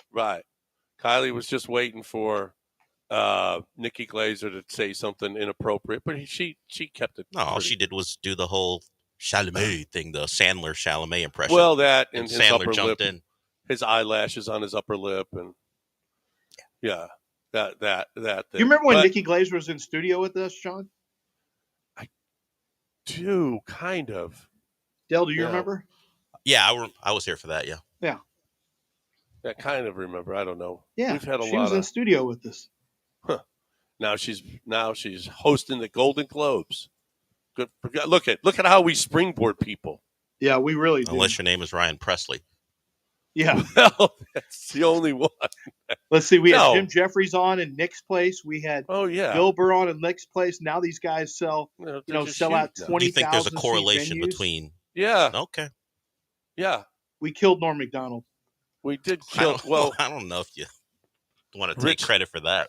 Rich Little, we killed his career. Well, we didn't have him on. We just saw him at Maggiano's. No. Oh, I had him on my TV show. Yeah. Your TV show killed lots of people's careers, but they also gave Kenny Smith life. Oh my God, Kenny Smith, Robert Horry. I mean, yeah. No. It's a springboard. Boom, right off into stardom. Del, are we going to do what you learned this weekend? Well, that's a different segment. It is Ship Talk. So we can do that. We have some Houston representation, something you guys probably aren't going to like very much considering it involves trading one of your young players. But let's start in East Rutherford because an emotional Tyreek Hill let it be known that he, at least at the moment, wanted out. This is my first time I haven't been in the playoffs, man. So, I mean, for me, like I said, man, I just got to do what's best for me and my family, dog. If that's here or that's wherever the case may be, man, I'm finna open that door for myself, dog. As I'm opening the door, like I'm out, bro. So it was great playing here, but You know, at the end of the day, bro, I got to do what's best for, for my career and, what's best. Because I'm too much of a competitor to be, just, Does that mean just out there. Mean you thinking about leaving here? If it is, hey, it gets. Wow. Okay. First of all, he's super entitled. He's soft. I mean, hate that you had some adversity this year. It's best that you just quit. I mean, you pushed your way out of Kansas City for money. Then you go, Miami gives you that money. They trade for you. As soon as things get tough for one season, you quit on your team. Dell, I'm curious. I'm being dead serious here. That really pissed me off when I watched him. He pulled himself out of the game in a must-win game. Well, I guess it was over once Denver was smashing KC. Yeah. But he pulled himself out of a game. And, hey, there's plenty of people that had Miami pick them or plus 1.5. So there was still a lot to play it's for. part of our Beat the Warehouse live guy thing. Right. Oh, exactly. Right. And he Justin pulled was himself so out of the game. disappointed. Then he says that after. He doesn't say that behind the scenes to management. He says that the first thing he can do is get in front of a microphone and say that as fast as he can. Yes. As a Dolphins fan, I'm curious where you are on Tyreek Well, Hill. some context for this particular scenario. Apparently, he didn't want to talk because he knew he might say something. I'm not excusing it. I'm just giving you how it went down. And then he was asked, because he's supposed to be a leader of the team, go out there, final statement with the year being over. I guess he was pushed out there. And then what he was fearful of saying, he said it anyway, and this is what we get. Well, I would say this. Jalen Waddle played. He's gimpy on a knee. Calais Campbell, who has no reason to be out there in his 18th, 17th year, whatever it is, he played almost to the final snap. So you had guys who knew the score in Denver continue to play. If you're supposed to be one of the leaders, the captain, play. And he didn't tell the coach. He told his position coach. And then when McDaniel was like, we're out for the next drive, where's Tyreek? He was told that Tyreek would be unavailable, and it had nothing to do with the new injury. So remember when I talked to you guys about if they lost the Rams, some of those players would have decided not to play the rest of the way. Yeah. Tyreek would have been one of those guys, probably. He had a ligament thing in his hand. So I would say at this point, if you can trade him, trade him. Because I'm going to tell you this. Lance, watch what you say about him, soft and all that crap. He might be here. Because he's coming to the Texans. Why is he coming to the Texans? Because I just said it. That's why. He might be here. You don't know. He could be. I mean, hey, listen, I'd love it for the football team from a weapon standpoint. I just have low respect for guys who quit on their teammates. He's not a good teammate. He quits. He's talking about what's best for him, what's best for Aaron, him. Okay, I've got a question. In the game that was about over, Aaron Rodgers did it the week before, and he was criticized. The game was over. It was 38-0. Okay, and Aaron Rodgers said, "Go in, Tyrod. I'm done." Everybody's criticizing him that he quit on his team. No, this game is over. No, I'm talking about what he said afterwards, that he's leaving. He's still got a contract. Yeah. They still have to pay him. Oh, yeah, well, no. This is the first guy. Wait a minute. John. This is the first guy demanding a trade when he's got years on a contract? No, that happens all the time. The game was over 17 minutes ago, and he's telling him, I'm out, dog. I'm leaving. Yeah. I just don't like not making the playoffs. I'm leaving. No, that's selfish. He's selfish, and he's a me guy, and he could care less. He's kind of full of crap because he left the best situation in all of football to go for money, but I'm competitive. No, you left because you wanted more money. I'm a competitor, but I won't play in the final quarter of a game that was still in the I balance. don't want to hear it. He's crazy talented, but he also is a me guy who, when things go wrong, he's going to be the first one to bounce. That's what you know. You don't want him in a foxhole with you. Well, wait, Del, let's take a break, and we'll do it. We'll finish it up on the other side because we're way behind. Okay. Let's break, and we got more ship talk for you on the other side. Right now, I got hoops to talk. I got. Now, it's a little cold outside, but you know what? You'd rather those kids are out there jumping around, warming up, getting warm. How are they going to do? They're going to stand outside? No, you know what they're going to do? They're going to play a little basketball. That you can play outside in the cold. Yes. Guess what? But how many days is it cold in the city of Houston? Not many. Here's the deal. You want your kids outside. You don't want them sitting there on their PlayStation all day long, playing games, you want some exercise, okay? Put the hoops goal out there that you can raise and lower, because if it's a 10-foot goal, shaky, the rim is bent, the backboard needs painting, they ain't playing on that. They're playing on the best goal ever, where you can raise and lower it with a push of a button. That's what they're playing on. And they want to dunk, Dad. And they want to, by the way, when they're little, they want to be able to shoot and make baskets. A lot of these little kids, they can't even get a ball up to the 10-foot basket. Lower it for them. Let them get their shooting eye. Then as they get older, they still like to lower it because they like to dunk. So here's the deal. Kids love to dunk, Dad. They want that hoops goal. They want the best goal in the world. You want them outside. They want the goal. Perfect fit. Hoops, the ProDunk.com goal, the best in the world. ProDunk.com, that's ProDunk.com.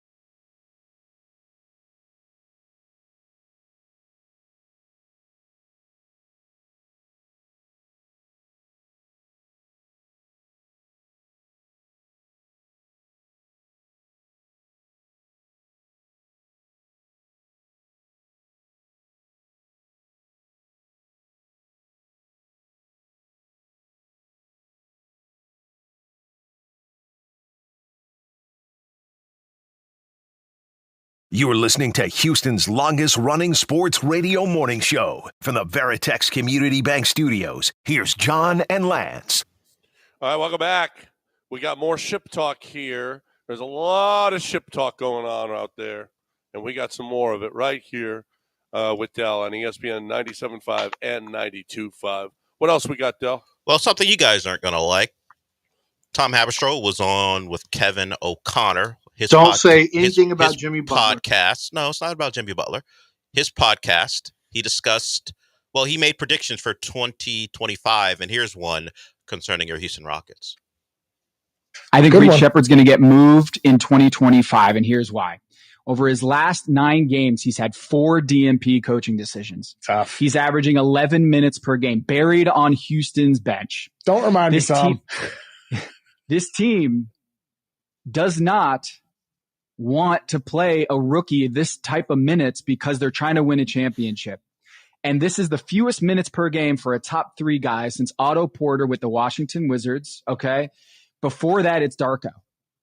That's the lowest playing time that we've seen from a top 3 pick outside of Otto Porter in 2013 and then Darko in 2003. That's ugly. You're right. I don't like that. They're not trading him. It's a rookie, and this is what Ime does. It's what he does with second-year players as well, with Cam. I don't know. I don't know what you have to do with Ime. Apparently you don't have to shoot well, because you don't have to be efficient offensively, because Fred VanVleet gets all the minutes and he's terrible efficiency wise. I don't know. I don't think they trade him. You think they trade him? Yeah, I think he is part of a package. Any package that's out there, I think he makes sense because he has elite shooting potential from the perimeter. He can be a lead guard. He does have value. Yeah. Yeah, I mean he has some value. He has some value. I think he's a potential piece. I really do, because when you look at Cam Whitmore, I don't know, you got to check in with Cam and see how he's feeling about everything, because I didn't see him. I wasn't able to watch this last one yesterday, but they said he was. I had somebody send me something that said, "Man, when he's not playing, his body language is just atrocious." Oh, it's awful. But we already knew that. Yeah. Now, is there anything to it? I don't know. If he just has resting cranky face, then it is what it is. But if he's got he did have sound last week that Dell played where he was openly wondering what he has to do. I don't know. He doesn't sound like he's real thrilled here. No. Listen, that was nice. The Lakers aren't a very good team, but they won. They beat the Lakers last night when Anthony Davis had himself a nice game. LeBron was okay. Amen and Jalen basically carried the team to a victory. But the game before against the Celtics, when you're starting Jeff Green. By the way, I guess he was dunking and Jabari broke his left hand. I guess dunking. I don't know. I don't know how else you break your hand. I know there's no word come out on how he broke his hand, but he's got a fractured left hand. He's out 4 to 6 or 6 to 8, 4 to 8, whatever it is. I've seen a couple of different ones. No Tari Eason. You played Jay Sean Tate, Steven Adams, Jeff Green, Jeff Green against the Boston Celtics, and they destroyed you. You are not a serious basketball team when you got that on the floor against the Boston Celtics. They did not look good. They did not look good in that game. They bounced back a little bit last night, but they need to have Tari. He's turned into Lance McCullers. Where is Tari again? Good Lord. He's always hurt. This is why mentioning Tari in the same breath with Amen Thompson is a mistake. Yeah. You just can't do it. We're this early into his career, and every year is filled with injury concerns. Right now, his injury stuff feels like it's going to be management, like you're going to have to manage the same lower body injuries for the rest of his career. You cannot put him on the pedestal you do Amen Thompson. I understand his value, but you cannot link them together. One guy is untouchable. The other guy is touchable. I don't know how else to say it. That doesn't sound great, but Amen is untouchable. Tari can be part of a package if it's the right package, but you prefer not to move him. Good. Del, any more ship talk? Yeah, this is a lesson to local broadcasters. Don't bring on a wrestler to talk about your team unless you're welcome, or unless you're going to welcome whatever he has to say. Here's the Miz on a Clippers broadcast, and James Harden is mentioned. We have WWE Raw coming here to Intuit on Monday night. What should fans expect? There's no better place to have Monday Night Raw premiering on Netflix than right here at Intuit Dome. And what should they expect? Expect a WrestleMania type place. If you had to choose, to put you on the spot here as we wrap up, as you look at these Clippers behind us, which of them would make the best WWE wrestler? James Harden, just not in the playoffs. Regular season James Harden is definitely the WWE superstar there. I trust him all season long if I were you, but I do think he'd be great. I think he'd be fabulous. The brand, the beard, it's all there. It is. It's all there. The whole brand is there. The Miz, thank you so much. Thank you. Lauren, thank you. I guess that was a great interview until he fired a little bit right there. But hey, he's that's Jim Jackson trying to dance around it. But I mean, the Miz just says what we all think. Yeah, no, he's right. And what did he say? The face of the woman interviewing him. She's and then she had to go. Yeah, I trust him no matter what. Okay, sure. Yeah, sure you would. So the Miz promoting Netflix and WWE. We got one more, and it's local again. JJ, part of the CBS Sports crew, had a chance to take his shot at the Titans wearing the Oilers uniforms, and he did so. Throws him. It's incomplete. Time to go to New York for an update. Guys, this must be a mistake, but I'm going to do it anyway. We've got a Houston Oilers fumble picked up by the Houston Texans and ran back for a touchdown. And yes, that does appear to be 2 times in a row that the Houston Oilers uniforms have been worn against the Houston Texans, and the Texans happen to be 2-0 while wearing it. How about that? So the context was that we were watching the Texans versus the Titans, and they went to a clip of JJ talking about a previous play in the same game. Right. That's why he said it must have been a mistake. Yes. But are you offended by the Oilers? I was like, I don't care. It's, you know well, knowing what you know, how petty it is between the ownership groups hate each other. And a lot of it has to do with how petty, I guess, the Titans owner is.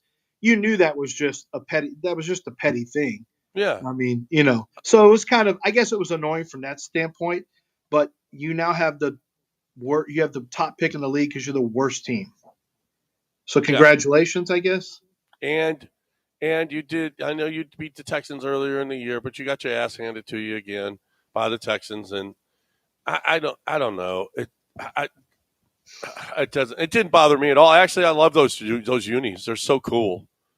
I mean, why don't you wear them all the time, Titans? They're much better than your uniforms. Because they're the Titans, not the Oilers, John.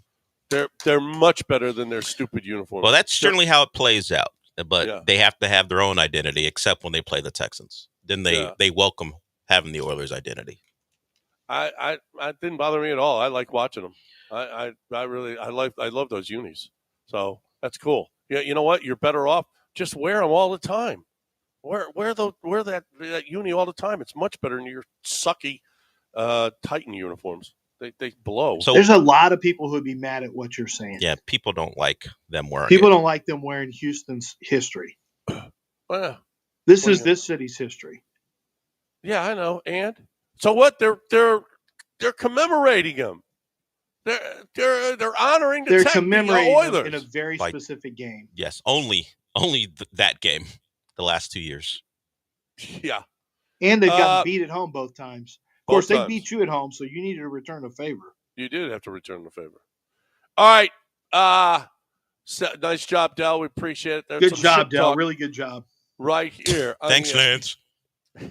Right here on ESPN 97.5 and 92.5. It's the new year. You need a new car, or you need a used car, a pre-owned vehicle. How about gold-certified pre-owned vehicles? When you get a gold-certified pre-owned vehicle from Chastang Ford, you're going to get interest rates that you're not going to find anywhere else because they're gold certified. It means that the bank or whomever is lending you the money can trust that vehicle, loves that vehicle. That vehicle is going to last. So your interest rate, that's not as big a risk for the bank. So you get a better interest rate. That's what happens. So this happens all the time at Chastang Ford. They got all kinds of gold certified vehicles on the lot. But they also got tremendous deals to start the new year. Here we go. 2025s out there. They got to get the 2024s off the lot. I'm telling you, this is a time to deal. They will have 2024s out there, and they want them gone. So what they do is they make great deals for you. But here's the deal is with Chastang Ford every single time. First thing they're going to ask is where your payments have to be, because they don't want you choking on the payments. They want you to have the best car buying experience that you can have. They're not going to add on. They're not going to mark up. They're not going to try to get squeeze as much out of you, which is what other dealerships do. Don't do it. Go to Chastang Ford and get the best Ford deal you can possibly get. ChastangFord.com on 610 at Homestead, not Hempstead. It's just 5 minutes from downtown. Get your Ford at Chastang Ford.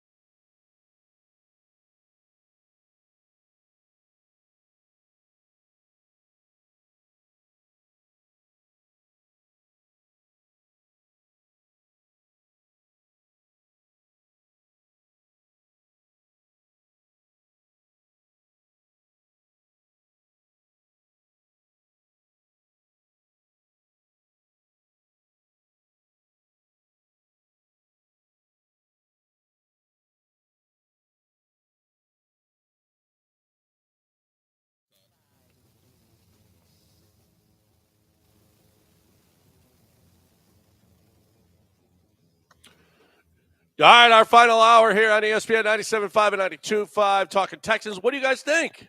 Did you feel good about the drive that they had yesterday? Otherwise it was just, I literally fell asleep during the game. I mean, I can't stand preseason games, meaningless games, and the Week 18 games that have zero value, no value. And that was one of them because everything is all set. But I did feel pretty good about the way they moved the ball in that first drive. They needed that. We talked about it last week because CJ had to play. The starters had to play some because you got to get that Baltimore bad taste out of your mouth. Holy crap, was that awful. The worst game of the year. You don't want that going into the postseason. You feel a little bit better about yourself. Now you got a Chargers game that's winnable. You're a 3-point dog at home, rightfully so. The way that you've played, they're an 11-6 team. They've got their coaches. They've already got, wherever Harbaugh goes, well, he's a good coach. Wherever he goes, you win at Stanford, San Francisco, Michigan, national championship at Michigan. He got to a Super Bowl with Stanford made great improvements. Got to a Super Bowl, San Francisco, won a national championship, and turned around Michigan, Ohio State. Immediately comes in and does what Brandon, who was it? Brandon, the head coach before him. Yeah, what the hell was his name? Come on, Dell. That's what you're here for. Brandon. Wow. Wisniewski. We'll just call him that. Staley. Brandon Staley. He did what he couldn't do, which is get the offense going and get the quarterback going. And who knew? It was literally build up the offensive line, put more emphasis on the running game, take a little bit more off of the quarterback. And when you take more responsibility off the quarterback, he ends up playing more efficiently and at a higher level. Well, I think is that what happened in Baltimore too? Is that what happened in Baltimore? It happened in Baltimore. You know what else? It happened in Buffalo. Because James Cook and Ray Davis became a bigger factor. And actually, you took a little bit off of Josh Allen's shoulders, and he didn't feel like he had to carry everything. Now, he still is going to, but he didn't feel that same pressure. Lamar didn't feel that same pressure. And look at those guys, man. Look at how they performed this year. Fewer turnovers, smarter plays. You're playing ahead of the sticks instead of behind the sticks. And, the Texans, it was supposed to happen for the Texans because you got your running game going. And yet when Joe Mixon played, it was generally, he had a Pro Bowl year. And it just didn't have any impact on the passing game, which is so wild. But you know what? I think this number comes down. I think this comes down to 2.5 to 2. I think the action is going to be on the home dog here. Texans. Oh, I don't know. I think that's a pretty good number. You get under three's a key number. I don't know that it comes off it. There's got to be a lot of the right money for that to move off of a 3. That'd be a big move. If anything under 3, I think people are really gonna load up on the Chargers. Really load up. That's they can. They'll take a loss. Especially go ahead now. Okay, what is the number? I'm gonna guess it's 39ish.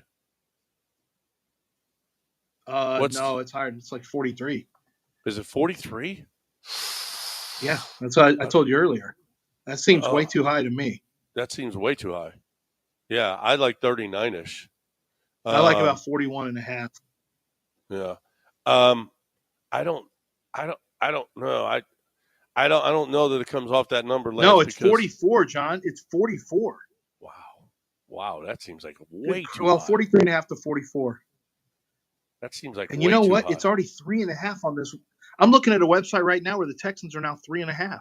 Yeah, I don't think it comes down below that because they will kill it. They will load up on the Chargers.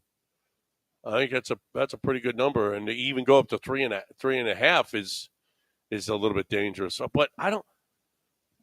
We'll see. I don't know. I'm going to go. I want to go see. I want to go see what the stadium's going to be like. Do you think it's going to be that people or did they lose a lot of the excitement for this fan base, this team? I think they've lost a lot of the excitement. I think the momentum is gone, but I think I think there is a reset that happens once the playoffs start.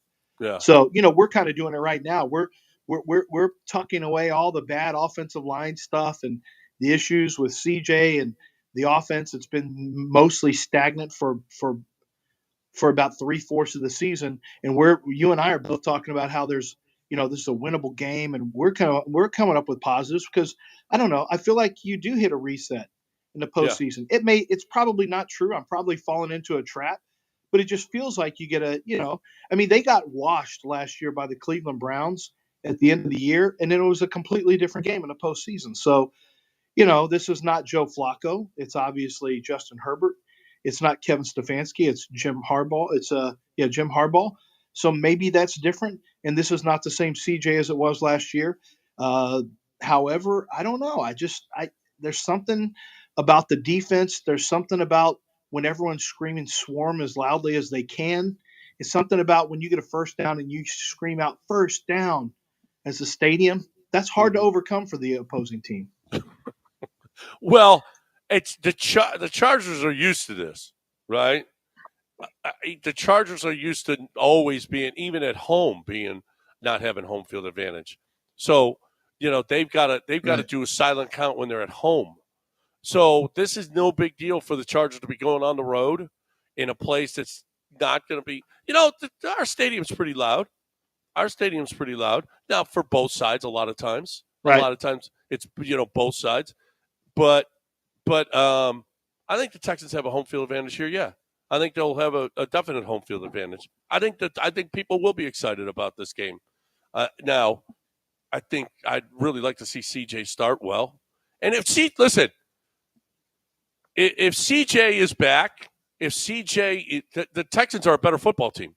If CJ is playing at the top of his game, the Texans are the better team. Why is he going to? Yeah, that's an easy thing to say.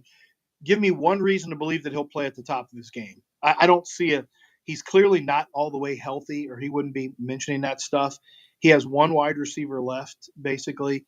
Like, why are we expecting him to play at the top of his game? Well, I did see yesterday, you know what he said? F it, I'm throwing it to Nico. That's what he said. He said, I think you also are missing – hold on a second. I think you're burying the lead. Del, where's the audio where CJ said he's got to get his mind right with God next year? He had 1 foot in and 1 foot out, and he's going to be fully. So that Amber Rose stuff probably was real, unfortunately. Because why else? So he's godless. God back into my life. So he was. That's what he said. Did you see it? I saw it, but he'll send it to us. Did you see it? Yeah, I saw it, and he didn't say, "You know what? I'm godless now because I knew Amber Rose." No, he didn't say that. He knew her. You're just extrapolating the Amber Rose thing. Did he say he was godless or half in, half out with God? Well, yeah, half in, half out is what he said. Which he meant did he say with God, or he was half in, half out with Amber Rose? No. He meant in his relationship with God. That's what he said. God. Okay. So apparently, CJ was distracted by external factors this year, and that led women. to. We already knew it. We already knew that the Jezebels would. Wait a minute! You pushed back on the Amber Rose thing. That's you not said true. It didn't happen. Yeah, because it may not be Amber Rose. It's the Jezebels in general. So you're blaming women for his distractions? CJ Stroud. So you think women are the problem? Women out of his life. What do you? No more slipping into DMs or any of that stuff. Well, don't listen when they come calling for you. The siren song. How old is he? Let's see if we that's got playoff games. Reasonable. Look at what they did to Deshaun. Look at what they did to him. Yeah, Deshaun did that. That was a God-fearing man, and look what they turned him into. Yeah. It's no fault of his own. Are we victim blaming? Is that what you're doing? I'm just telling you, Deshaun came out a Dabo Swinney loving, God-fearing person. Mm-hmm. And look where he is now. I don't know. He was talking about massages in high school, so I'm not sure what you're talking about. Yeah, he was actually. He learned. Who knows about massages? He learned about the massage early in life. I've already given my theory. You guys don't want to buy into it, but I've given my theory about where this came from. The man, CJ? No, not CJ. Deshaun. The man grew up in an era of where internet porn was a big thing. I think that came from watching a lot of extracurriculars when he wasn't playing football. And he said, you know what? Who did Deshaun go dunk on? Whose house did he go take your shoes off in and go dunk on? I think it was his house, but it was Mia Khalifa. No one No one thought that was a red flag when he was noted porn star and he was willing to put it on video. Wait a minute. I'll go get all the porn stars you want. She likes it. You're not forcing yourself on her. That's great. Just keep doing that, Deshaun, and you'd be fine. Well, it would have been no problem. Or just stay with your girlfriend, Jilly. Or he's still with that girl. I know, but maybe just stay with her. Yeah, I don't know. He's still with her. She's still with him. Well, I don't know. I don't know how you want to put it. Just know that those two are still going strong. Yeah, she's got 230 million reasons to stay with him. Oh, see, I thought it was about love, but you don't think so. Yeah, I'm not sure about that. I'm glad those two have fought through their issues and are continuing to make TikTok videos in random places because he can't play football right now. I'm glad that's still going on. I hope to see those two back in that Brown Stadium, her cheering him on next year. I can't wait till his next birthday where he rents out a place and has a giant, he brings his Lambo and he's got the cake and he gets a Prada purse or something. It's awesome. It's awesome. Were you there for that? No, you have very specific details. He's got a video out of his birthday party. Oh yeah, we saw. John and I saw it. This is when everything was going on. Yeah, this is in the middle of all that, and he's like, look at me, look at how opulent I am. Look how awesome, Browns fans. Look how awesome I'm this sure is. They're thrilled. All this money you gave me. I'm sure they're so thrilled. What a. Well, the Browns have had bad luck for a while. This one has got to be at the top, right? Although they should have known. When they went all in, and look where they are now. The Browns are all in. There's no question about that. It looks like he's going to be back, too. Oh, yeah, they messed with that deal to make sure he'll be back. And Are we sure they're not going to draft a quarterback with the, second, third pick? What are they? No, we're not sure. No, we're not sure. They have no quarterback. Yeah. No. You know who would be great there? Shador. A Deshaun Shador combo? Well, first of all, there's no way that Deion lets that happen. So he'll tell you right now, if you draft him, he's not coming. So they'll know immediately they're not allowed to draft him. Deion will tell you who can draft who, and that's that. And by the way, Deion's going to get rid of Travis Hunter's girlfriend. I'm not worried about that. What do you mean get rid of? I watched Travis Hunter as a wide receiver. He's not very sound as a route runner. He gets hit a lot in press release, but man, once the ball goes up, once it comes time to separate and once the ball goes up, that guy is bananas. Just really, really good at winning catches. He does, when the ball goes up, he reminds me of Devontae Smith. So give me a reason beyond, if he's not going to play both ways on the NFL level, is he a top 5 prospect? Yeah, but just because I think he's safe. And I think, so I'm starting to really think, so I talked to one team that has him as clearly the top wide receiver in the draft and a special player. But I thought that was going to be the case. And I've just been really surprised to hear 3 more teams say, no, he's cornerback. And 2 of them just said, you play him 15 to 16 plays a game on offense, which, okay. I mean, you have to play him some on offense, but because their whole point was, you can't play him sometimes at cornerbacks. Cornerback's in the NFL is not a sometimes position. It's a full-time position. You can get away with sometime wide receiver. Okay, that made some sense, but I don't love 180-pound cornerbacks either. I'm not a huge fan of the 175-pound, 180-pound cornerbacks. So they seem to – I guess the consensus is he's a cornerback who will get reps at wide receiver. I just know that, and Luther Burden, I watched him from Missouri. That dude's really good. He's going to be a talk really about good quitting on your team. I'm not a big fan. What did Luther Burden do? He quit at the Texas A&M game. He quit in the first quarter. Go watch that. That was awful. It was awful. You wrote him up. I may have to go back and put quitter under his weaknesses. He's got a touchdown called back because of a penalty, and the dude never bounced, never came back. Yeah, mentally he was out. Even if he was on the field for snaps, he was pretty much done. That bothered me a lot. That mentality bothers me. What about the Arizona receiver? Yeah, McMillan? he's slow. He makes a lot of plays in the air, but He's kind of slow. So I found out he had a foot issue that really slowed him down. His tape wasn't very good this year. And I was super disappointed. And then I turned on 23, and I'm like, man, Lance, you're breaking up. Yeah, you're reset. We're late for a break anyway. Lance, reset. Reset, and we'll talk about that on the other side. But right now, I'm talking about Nico Nikos. I'm talking about, man, I miss it. There's no Greek food here. I'm coming in the next week, and I'm going to go to Nico Nikos for sure. We used to go to the one on Montrose right there. We lived close by, and that is just so good. The gyros are fantastic. If you didn't get a gift card, you can still get one there. And if you do pick up a gift card, tell them that we sent you there. I still want you to order. If you order on their website, catering, or you order catering at niconicos.com, and you order any food for, just for lunch, have it over to, you're eligible to have, me and you will go have lunch someday at Nico Nikos. I want to do this with you. So if you order over there at Nico Nikos, catering at Nico Nikos, make sure that you put in there that you heard it here on ESPN 97.5, and you possibly you get another lunch out of it. We'll go have lunch over at Nico Nikos. 3 locations now: I-10 in the Beltway, Research Forest and I-45, and of course the Montrose location in Westheimer. I just miss such great Greek food. The Greek salad, the gyros, the shish kebab, the souvlaki, everything there. It's authentic Greek that you will love. If you haven't had Greek lately, it's just the best.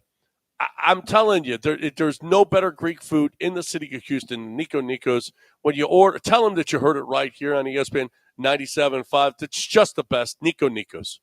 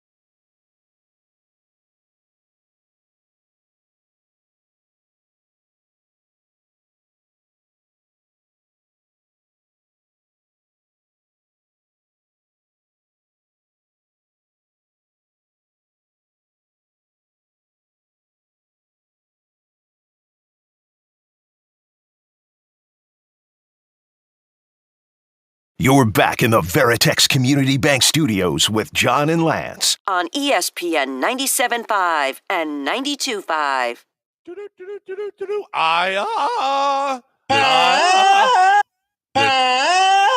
Breaking news. The New York Jets put in a request for Texans offensive coordinator Bobby Slowick to interview for their head coaching vacancy. Per source, Diana Rossini says that. That's what Diana Rossini says. So Sloak says, "You can't fire me. I'm going to go get another job." Okay, bye. I wouldn't mind Doug Peterson. I wouldn't mind Doug Peterson as offensive coordinator. Hold on a second. The bigger story. I'm done with Doug. I don't want Doug Peterson. A bigger story is. I mean, that guy is so unimaginative. I think that's probably not fair to me. You don't have to be super imaginative. You just have to execute. But the bigger story out of New York to me is that the Giants are keeping Joe Shane and Brian Daboll. They both get to stay after going 3-14 this year. Yeah. 2 bad years in a row, and they're still there. Yep. And the Colts keeping your boy it's a pretty big story too. But that was not really. That was expected. What they're doing is timing out head coach, because the head coach would have gotten 1 year. Your quarterback is still in development. So now what they've done, it actually makes sense, is time it up all together. Quarterback, general manager, and head coach. If you get rid of them next year, then you get to start all over at all 3 positions, which is typically what you want to do. What do you mean the head coach would have had 1 year? Shane Steichen in this just a second year? That's his second year. Yeah. Is Shane Steichen this year his second year? This was his second year there. Oh, okay. Well, yeah. Regardless, they get to align their head coach, GM, and quarterback at the same time, which is preferable if you get a chance to do it. And Irsay doesn't have to pay guys contracts off. In reference to our conversation in the last segment, guess who suffered a setback in his Achilles recovery? Deshaun? Yes. Deshaun. Yes. So, this is a man who was recently seen, I don't know how much dancing does to mess with your Achilles, but on social media dancing, but his Achilles, there's an issue there. So, God, I don't know that we've seen a bigger thief than Deshaun. I guess John Wall and Gilbert Arenas, usually it's been in basketball. Has there ever been a bigger money grab sleeping bag than Deshaun Watson in football? He doesn't play. Yeah. Who? The Washington Redskins defensive tackle. Hainsworth? But he Hainsworth. played. Albert He Hainsworth. played. This is for $130 million more, and Deshaun doesn't even play. And when he does, you wishes he didn't play. Ben Simmons. Well, but I'm saying football players.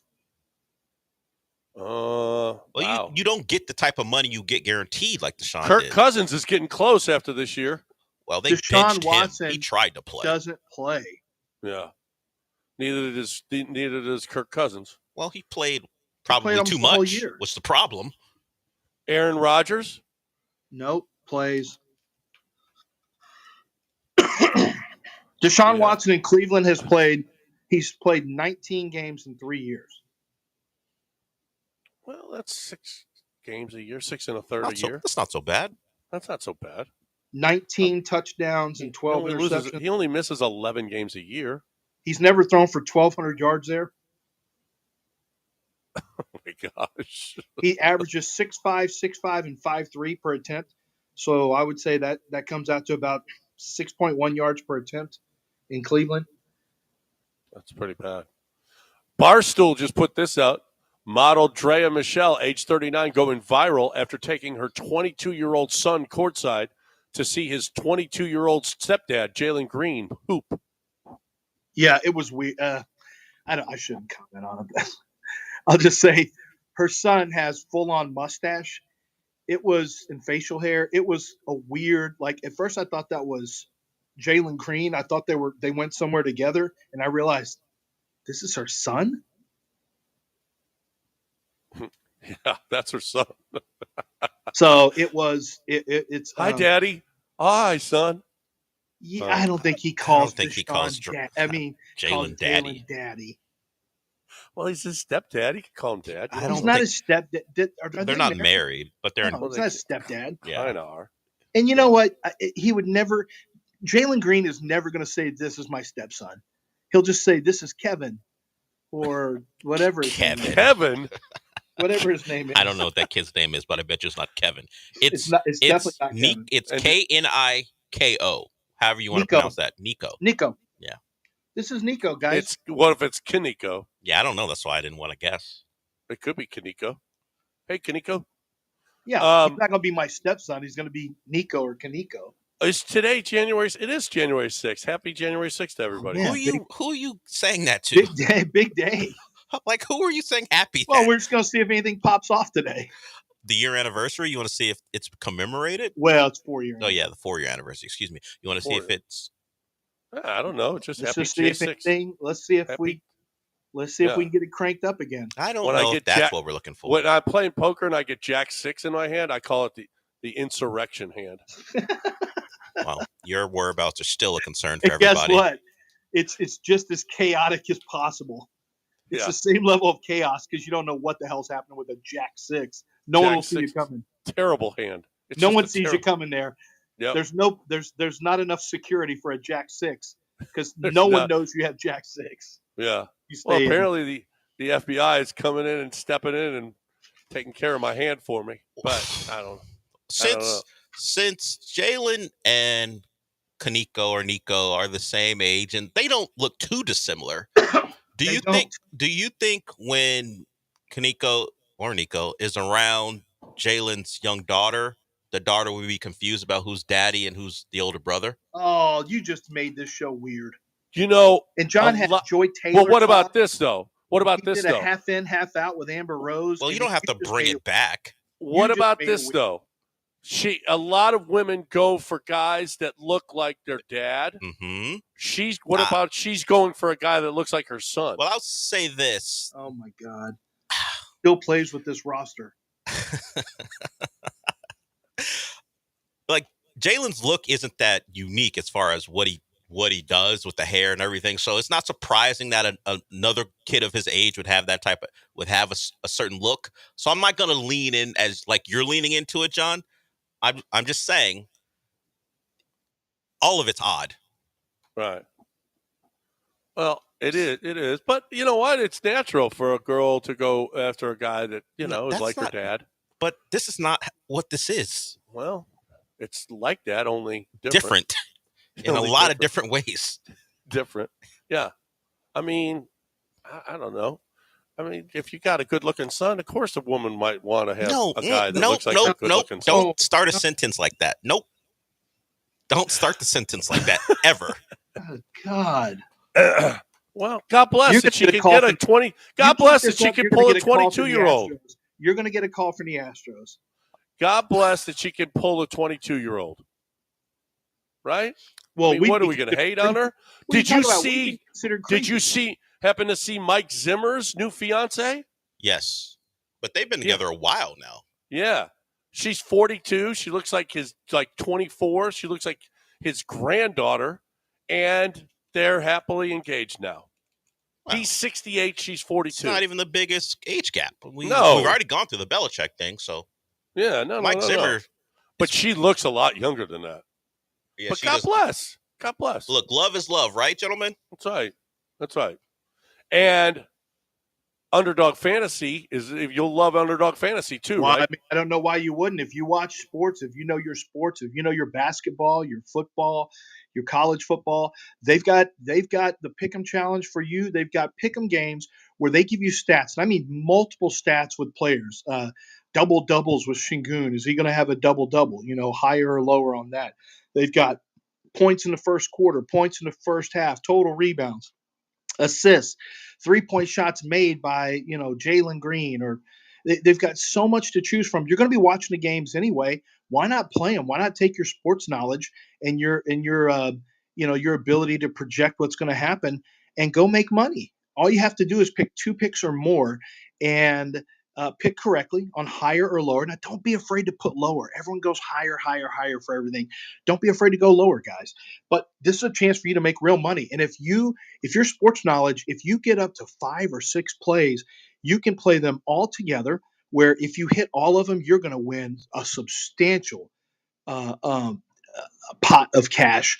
Or you can even have flex, which the flex is basically like insurance, where you don't have to win every single pick and you can still make money. It just pays off a little bit lower. That's all available at Underdog Fantasy. So many ways for you to win money with discounted picks, with boosters that are in there, that are in the lobby of the Pick'em Challenge. And of course, you got daily fantasy and season-long fantasy you can play as well. But it's the Pick'em Challenge that's driving everyone crazy because this is real money being made on a daily basis. Go to Underdog Fantasy, download the app, use promo code Lance. They are going to get you up to $1,000 in your first deposit and give you a free pick when you make your first deposit. But you must use promo code Lance.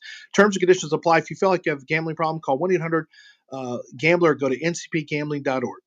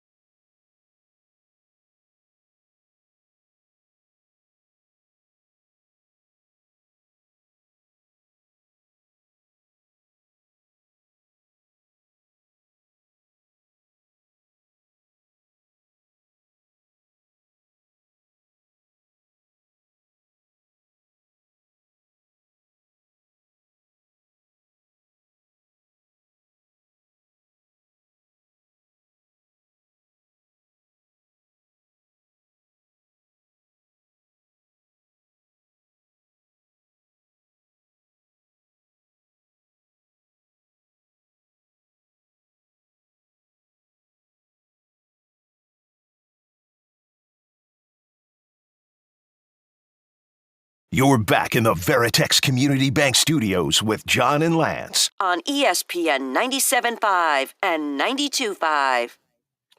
All right, as our final segment before News of the Weird, we touched on the Rockets, right?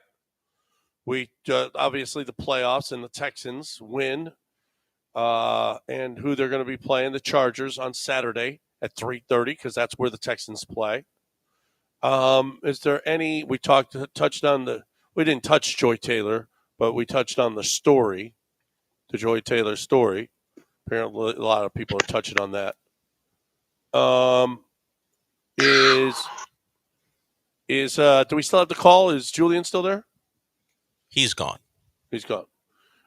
Is there anything that we missed? Yeah. Jets owner Woody Johnson had to come out and say that his teenage son Brick has no role with the team. He told the New York Post, "I think the article is a typical smear piece, unsubstantiated. Nobody really stood up and put their name on anything. It's absolutely untrue. Everything was out of context. When you're losing games, it gives people the artistic license to kind of do what they want." What he's referring to is an athletic piece that cited multiple sources who shared that Brick Johnson, 18, has an influential role on decisions pertaining to the Jets roster and staff. It also mentioned that Woody's younger son, Jack, is being included in that process.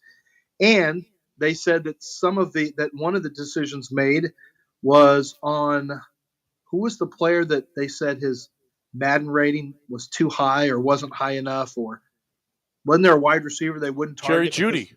Yeah, Jerry Jeudy's Madden rating was too low, so they shouldn't look at him. And Jerry Jeudy had himself a pretty big year. His Madden rating probably going up. Going up. Yep. For sure. This has been a huge year. This has been a huge year for me. It's been a big comeback year for my draft grades. I had a high grade on Sam Darnold. It looks better now. I had a high grade on Saquon Barkley and a really high grade on him. And he played like it finally. And then Jerry Jeudy.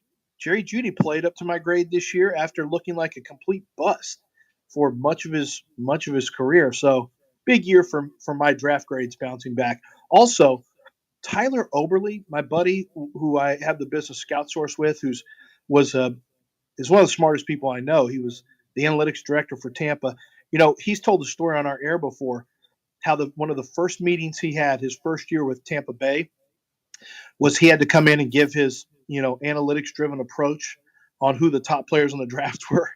And he said Aaron Donald was the top player in the draft with his modeling, followed by Khalil Mack, and Lovie Smith and the whole staff were like, "Oh my God, numbers guy with the 280-pound defensive tackle." Well, he obviously ended up being right on that one. He showed me this on April 25th of last year. He said, "My models has Jaden Daniels as the top player in the draft and Bo Nix number 2. He had that.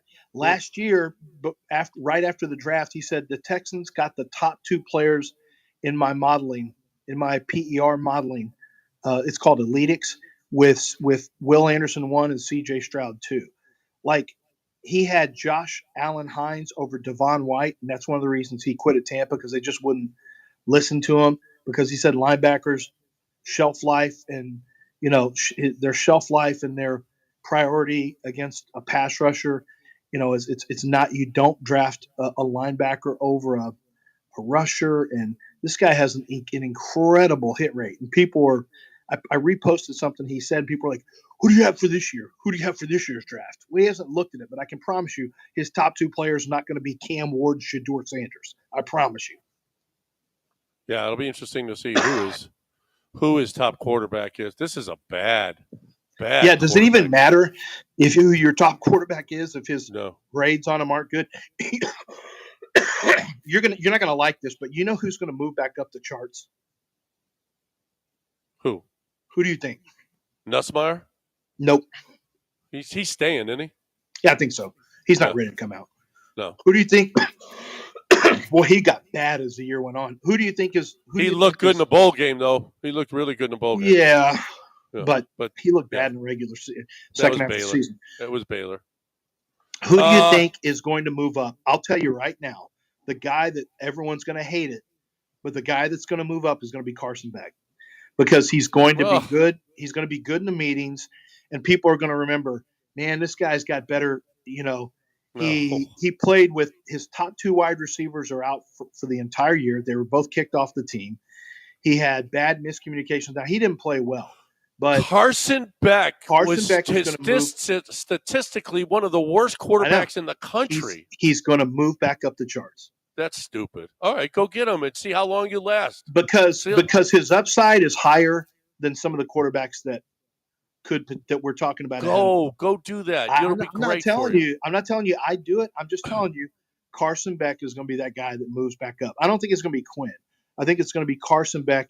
Because if you're wondering, like, who moves up? Is it Will Howard? Is it this guy? Like, who else is going to be the quarterback that moves up?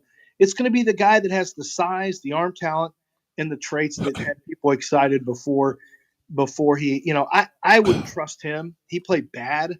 I don't trust him. I don't trust Quinn Ewers. Even the year he played well, he had a cheat code in Brock Bowers and then another NFL starter in Ladd McConkey on the roster. When those guys were gone, what did he become? He became a lamb killer. Yeah, but you play with NFL players in the NFL too. But I'm talking about when he didn't have legit starters, guys who started. Well, I mean, on I heard is Lamar Jackson. Look at the other quarterbacks. Wait a minute. Have to have talent. You do have to have some talent. Yeah, but Lance, you play with guys in the NFL that are NFL players, but the other teams didn't have NFL players against them. Yeah, and in the SEC, yeah, they did. There were plenty of some. Well, look at him this year when he didn't have guys who were starting for NFL teams, and not just sucked. He sucked. He shouldn't even. I don't think he should go out. The numbers. I think he's going to move. But on. here are some of the numbers. When he played Clemson early and Tennessee Tech, that's 7 touchdowns. He threw another 4 against UMass, and then another 5 against Georgia Tech. That was an overtime game. So in games against SEC opponents, he was awful. He threw 12 picks and 12 touchdowns. I thought it was even. Actually, I thought it was worse than that. It's awful. No, no. Yeah, you talk about that. I watched Brosmer play from Minnesota. Man, he's fine. He's got some tools, but he's got tools. He'll be a career backup, but he sees the field better than he's a better. He was a better. I would take him before I took Carson Beck. Yeah, but Beck has more talent, and teams are going to draft the talent, and they're going to draft the potential. That's what's going to. And then you get fired, and then you don't draft anymore. Yeah, no. Listen, don't confuse what I'm saying with I would take Carson Beck. I'm telling you guys, and you see how upset it's making you. I told you, it's going to upset people when he's the quarterback who moves up because he's going to. Because it's not a good quarterback class. And so they're going to default to who's got the upside, who's got the physical upside, who's got the pro style. He doesn't go physically. He's a rail. He's skinny. He's not. So was Jane Daniels. It doesn't matter. No, well, Jane's a different deal. Jane's an athlete. They're the same guys. Oh, my God. Jalen is the same as Carson Beck? No, he is thin. He's 6'4", 220, John. He's actually not as thin as you think. He's got skinny limbs. I'm looking at his arms right now. I'm like, he must have. I don't know where he keeps all that weight. And he's got resting Maton face too. I mean, I don't like the personality. I don't like the off the field. Like, I asked somebody from Georgia yesterday. I said, "Do you feel like with more money and more access, like, is he the guy that the main thing is the main thing?" And that's a question I need to know and you have to ask that with every player. Is the main thing the main thing? But you have to really ask it with quarterback.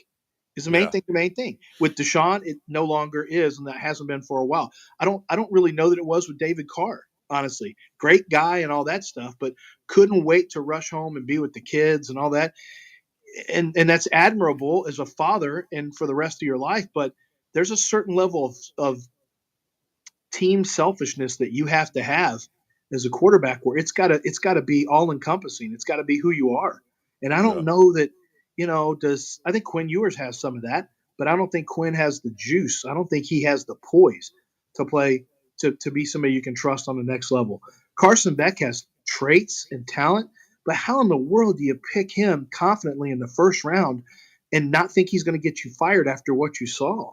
Like, I would hate needing quarterback this year. Hate it. You know who you can't trust? My man Kent Jones over Dream Rate. Love Kent Jones. Love what he does. Love what Kent Jones has been doing here in this city for over 30 years. Listen, it doesn't matter where you are, you streamers. If you need a loan, if you need a home loan, you're looking for a mortgage, get a broker. It's just better. He's been doing this for 30 years. He's got over 1,400 career closings. He knows how to do this. And listen, you say, well, a broker, that's going to cost me money. No, he's going to save you money. In a lot of instances, in so many instances of these 1,400 career closings, he saves literally thousands and thousands of dollars for people. I have no idea 1,400 career closings, when you're saving thousands, how much money he has saved people over the years. You don't know the mortgage game. He does this every day. JT is doing some stuff, some stuff in Missouri, and he talked to Kent, and he said, and I said, well, you got to talk to Kent because he knows the mortgage game. He can't do anything in Missouri. He can do it because he's licensed here in Texas. But man, oh man, when I was listening to Kent and the stuff that you have to go that you have no idea about, this dude knows. He knows everything about the mortgage game. Let him save you money. Don't try to do this yourself. I wish I'd have known Kent when I bought my house. The houses that we bought in Houston, I wish I knew them. I didn't, and I regret it. You do. 713-520-5626, 713-520-5626, or 975loans.com.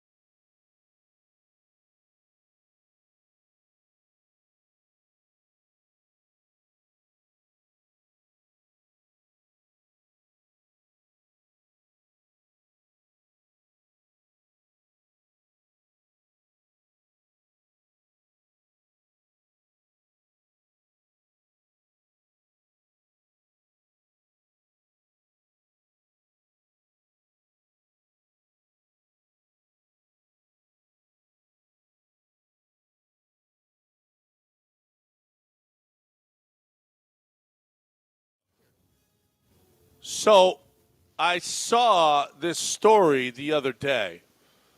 Missouri is calling for a law where you have to have all your tires on the road. all wheels of vehicle on the ground. And I thought, well, that's kind of stupid. Until Saturday, we're driving down the road here in LA, and there's a motorcycle in front of us that's popping a wheelie all the way down the street. And the dude he's standing on the seat down the street.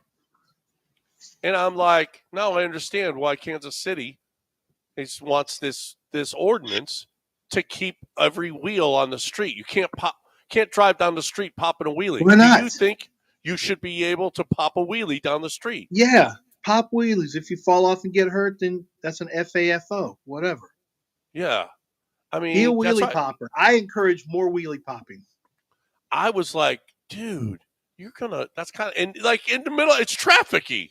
And this guy's just driving down the street and popping a wheelie. I'm like, standing on his seat. Yeah. A guy he did it for the gram. He probably did it for the gram. A guy in Cleveland is tired of cars running into his house all the time. I think once is too many times, to tell you the truth. This guy says he's been hit. His house gets hit all the time. Do you think that he should paint his house a different color so people will see it? I would put something. I put something that would ruin cars up there, like some type of concrete. Yeah. Something that's concrete. That's barriers in front of your house, right? Don't you think you should have barriers in front of your house? If people, I'm looking at a picture. A dude drove his car up into his window, through his picture window. I mean, I think you should maybe move. Maybe move is a better idea. That's what I think. What else? Del, this is for you because you like all those vampire stories. A New Jersey reporter is still missing nearly 30 years after investigating an underground vampire community. Do you feel like she is a vampire now? She can only hope, because the other option is, she's dead. So if I can choose death over eternal life, and the question is, how attractive was she? Because being a hot vampire, I think is pretty cool. But if you are unattractive and you have to just live, it's a little rough. If you got to look at yourself in the mirror like, you don't every day? see a lot of unattractive vampires on television and movies, unless you're Count Orlok. But the whole thing is to be attractive, young, and beautiful. Is she like 60? Yeah, she wasn't that great. Oh, well, then. No. I'm not going to say hopefully she's dead, but it's not great to be that's good. An unattractive vampire. But it's better to be a hot vampire. Is what you're saying. From everything. Well, it's better to be hot anyway, period, right? Exactly, but you don't want to be not hot and have to live forever, because vampires are very judgy.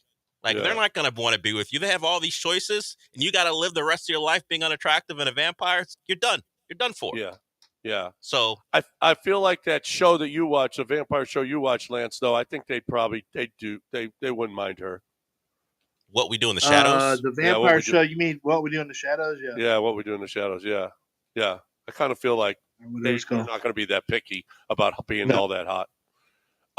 The Pope is calling out nuns with vinegar faces. He says, get rid of the vinegar face. You need to be more affable and avoid gossip. So is the Pope just not wanting to say, as Sean Mapes points out, butterface? Or is it because vinegar face suggests that they always have their nose scrunched up? Sourpuss. Sour. They're sourpuss, okay. Yeah. They're not wholly unattractive. It's just like they're not smiling or anything. This is the Pope way of saying, hey, honey, why don't you smile more? Yeah, that's exactly what he's saying. Yeah. Hey, yeah, get stop that resting vinegar face you got going on. Yeah, because he can't say that other word. No. But I'm with him on this because all the nuns that I had at my school, they all had vinegar faces. I don't know. I don't interact. I've never really interacted with a nun in real life. From what you're telling me, all those like the young hot nuns that show up on movies and television don't exist. That's not true. Don't exist. There's none. There are none. So you've never met like a 26-year-old nun who got in really young? They always come in when they're older? Yeah. No. Yep. No. Didn't see any of that. Nope. No. When I went to public school, Miss Rusi, when I was in second grade. Yeah, we've heard about Miss Rusi. So Sydney Sweeney was in a movie where she was a nun. None of that. Yeah, no nuns looked like Sydney Sweeney. I promise you. I promise you that. So are you saying they got married to God because no one else would? I'm not saying that. I just whatever happened, whatever happened, they just let them. Maybe they just let themselves go. God don't care about that. Okay, he cares about your soul. He's a your vengeful insight. God, but not a judgmental one. Actually, Yes. he's that too. What? Well, he's that too. Actually, that's actually part of the deal. God cares about your inside, not your outside. That's true. That's right? very true. Right. All right. Everybody's good looking in God's world. As long as you God's pray eyes. to Him. That's right. That's exactly right. All right, we're done. Thanks, Pope, for a little content there. We got all the shows all day. Dell's show is next, right here on ESPN 97.5. Talking Texans all day long, right here on ESPN. Don't put that on me. You ain't talking Texans? I'll talk some, but not the whole show. Oh, What's there great. to talk about? Tyreek talk. No, not that. We're going to talk about Jerry Jones on Landman. Jerry Jones had a 2-minute monologue on a TV show. Well, did he say really? glory hole? Yeah, no, he did not say that. Because that's what glory hole we found out is where oil comes. Well, out. he talks about being an oil man. They just gave him 2 minutes to go. I'm an oil man. I think we'll all agree that I own the Dallas. John Hamm was in his sick bed, nearly about to die. Billy Bob Thornton was in the room too, and they gave Jerry 2 minutes. Just go, Jerry. John Hamm was there? John Hamm was near death. Apparently, Jerry and him, at least the character, are very good friends. So Jerry Jones randomly had not made an appearance the entire season, walked into the hospital room and just gave 2 minutes about loving his family and the Cowboys. On Landman? Yes, this latest episode. Oh, I thought it was over. I thought the season was No, I think they have maybe one more episode. Oh, okay. So I'm all caught up then. All right, I gotta watch that one. I didn't see the Jerry Jones one yet. All right, we'll do that. That's something that we might do today, as a matter of fact. But right now, I'm talking about Game Day Men's Health. I'm talking about how I'm just better. Their laboratories at every single facility, absolutely free to walk in and find out whether or not you're a candidate for testosterone replacement. Because chances are, as you get older, I mean, it happened to me. One time, I remember I took the test, and I took it with my doctor first, and that costs you money, right? Well, I took it with your doctor goes, wow, your testosterone rate is really low. You need to get some testosterone replacement. And I was like, wow, I didn't know. No wonder I'm sluggish. No wonder I just don't feel the same. Well, you don't have to go through your doctor. You go through Game Day Men's Health, absolutely free. Labs on the site. You find out in 15 minutes whether or not you're a candidate, and you do all of this absolutely free, as opposed to the other places that charge you. Now, how do you get better? Well, they've got programs for you. They've got the testosterone, right? They've got peptides that can help you up. What is it that you want to do? Do you want to work out, feel stronger? Well, they've got recovery peptides that will help you recover faster so that you can work out more. And that's why you get bigger and stronger. You want to lose weight? You could do that as well. Do you want to be better, but have more energy? Do you want to be better in the bed? All of these things that they can help you with at Game Day Men's Health and more. And they are just better. It's just different. It's just better technologically, philosophically, everything. GameDayMen'sHealth.com. GameDayMen'sHealth.com. Tell them you heard it right here.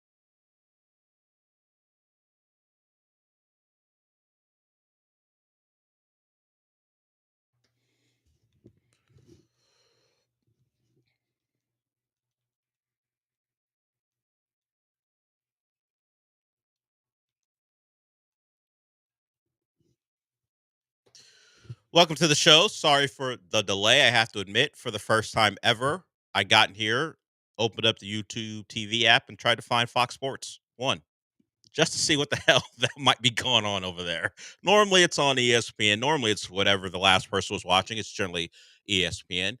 I was just trying to see. Go find Fox Sports and see what the hell they're talking about over there.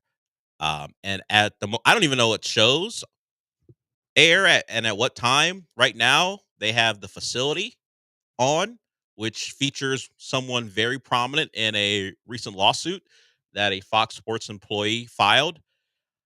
The man who loves to tweet stopped tweeting once that news broke. He is on television. I'm looking at him right now. I imagine they have not addressed it on air because no one ever does. But yeah, that was the delay. But we move on as I watch this show for the first time ever. He does have those big goofy glasses on for whatever reason. All right. So we talked about this last week, trying to figure out if the Texans would play anyone and why they would do it. And we pretty much thought if they would do it, it'd be to get the vibes back. And the Texans admitted as much. At least CJ Stroud did. We'll play that sound here in a little bit. Playing those guys for that one series was about the vibes and also reaching some incentives, some plateaus, some landmarks. Joe Mixon got his 1,000 yards. Nico Collins got his 1,000 yards. And they went out and scored a touchdown in their opening drive against the Titans to get that bad taste out of their mouths from the Baltimore game. Hell, you can go back to the Kansas City game, particularly after Tank caught that touchdown. They weren't exactly moving the football then either. So they went out there to change the vibes. Does it mean that much when you have an actual good team that you have to play? I don't think so. I don't think the vibes changing, feeling better means that much against a team who likely wasn't game planning against you at all. I don't know if the Titans went the Chiefs route where they decided, we don't care how many bubble screens you throw, we're not going to adapt with the Broncos making the playoffs. The Chiefs clearly, beyond resting their starters, decided we're not going to show anything. We're not going to cover the middle of the field. If Bo Nix wants to go 17-17, however many consecutive completions he had to start the game, we're going to allow that. I don't know if the Titans went that far, but you don't care when you're shuffling in Mason Rudolph and Will Levis series by series. So, but the Texans do get a win overall. Davis Mills narrowly avoids an awful injury. It looked awful. The neck of his after that face plant at the goal line, that was the most really significant thing you could think of as far as near injuries. They got all of their most important guys out of that game pretty quickly, but they go down and score a touchdown. Cool, I guess. Nico gets his numbers, Joe Mixon gets his numbers, but we will see against an actual good football team what the bad taste being removed from their mouths mean. In fact, CJ talked about it after the game. He was on the field right afterwards and discussed why they were actually out there for that one series. CJ, Coach Ryan's talked a lot about how important this week was to kind of get your mojo back heading into the playoffs. How big was today with the guys, with the way all of you performed?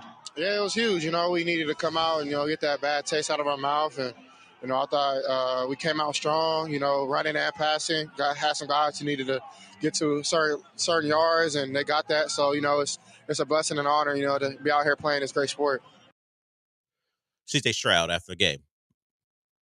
Calm, collected on that series, did what they had to do, and got out of there, which was the perfect way for his regular season to end. Didn't get hit, was able to lead a touchdown drive. I will still say I don't think it matters. It's good for them, for their mentals, as the kids would say. But other than that, I don't care. And they treated that game, and I think all of us treated that game. As soon as CJ got out of that game healthy, it was like, oh, okay, what are we doing here? It's almost worse than a preseason game.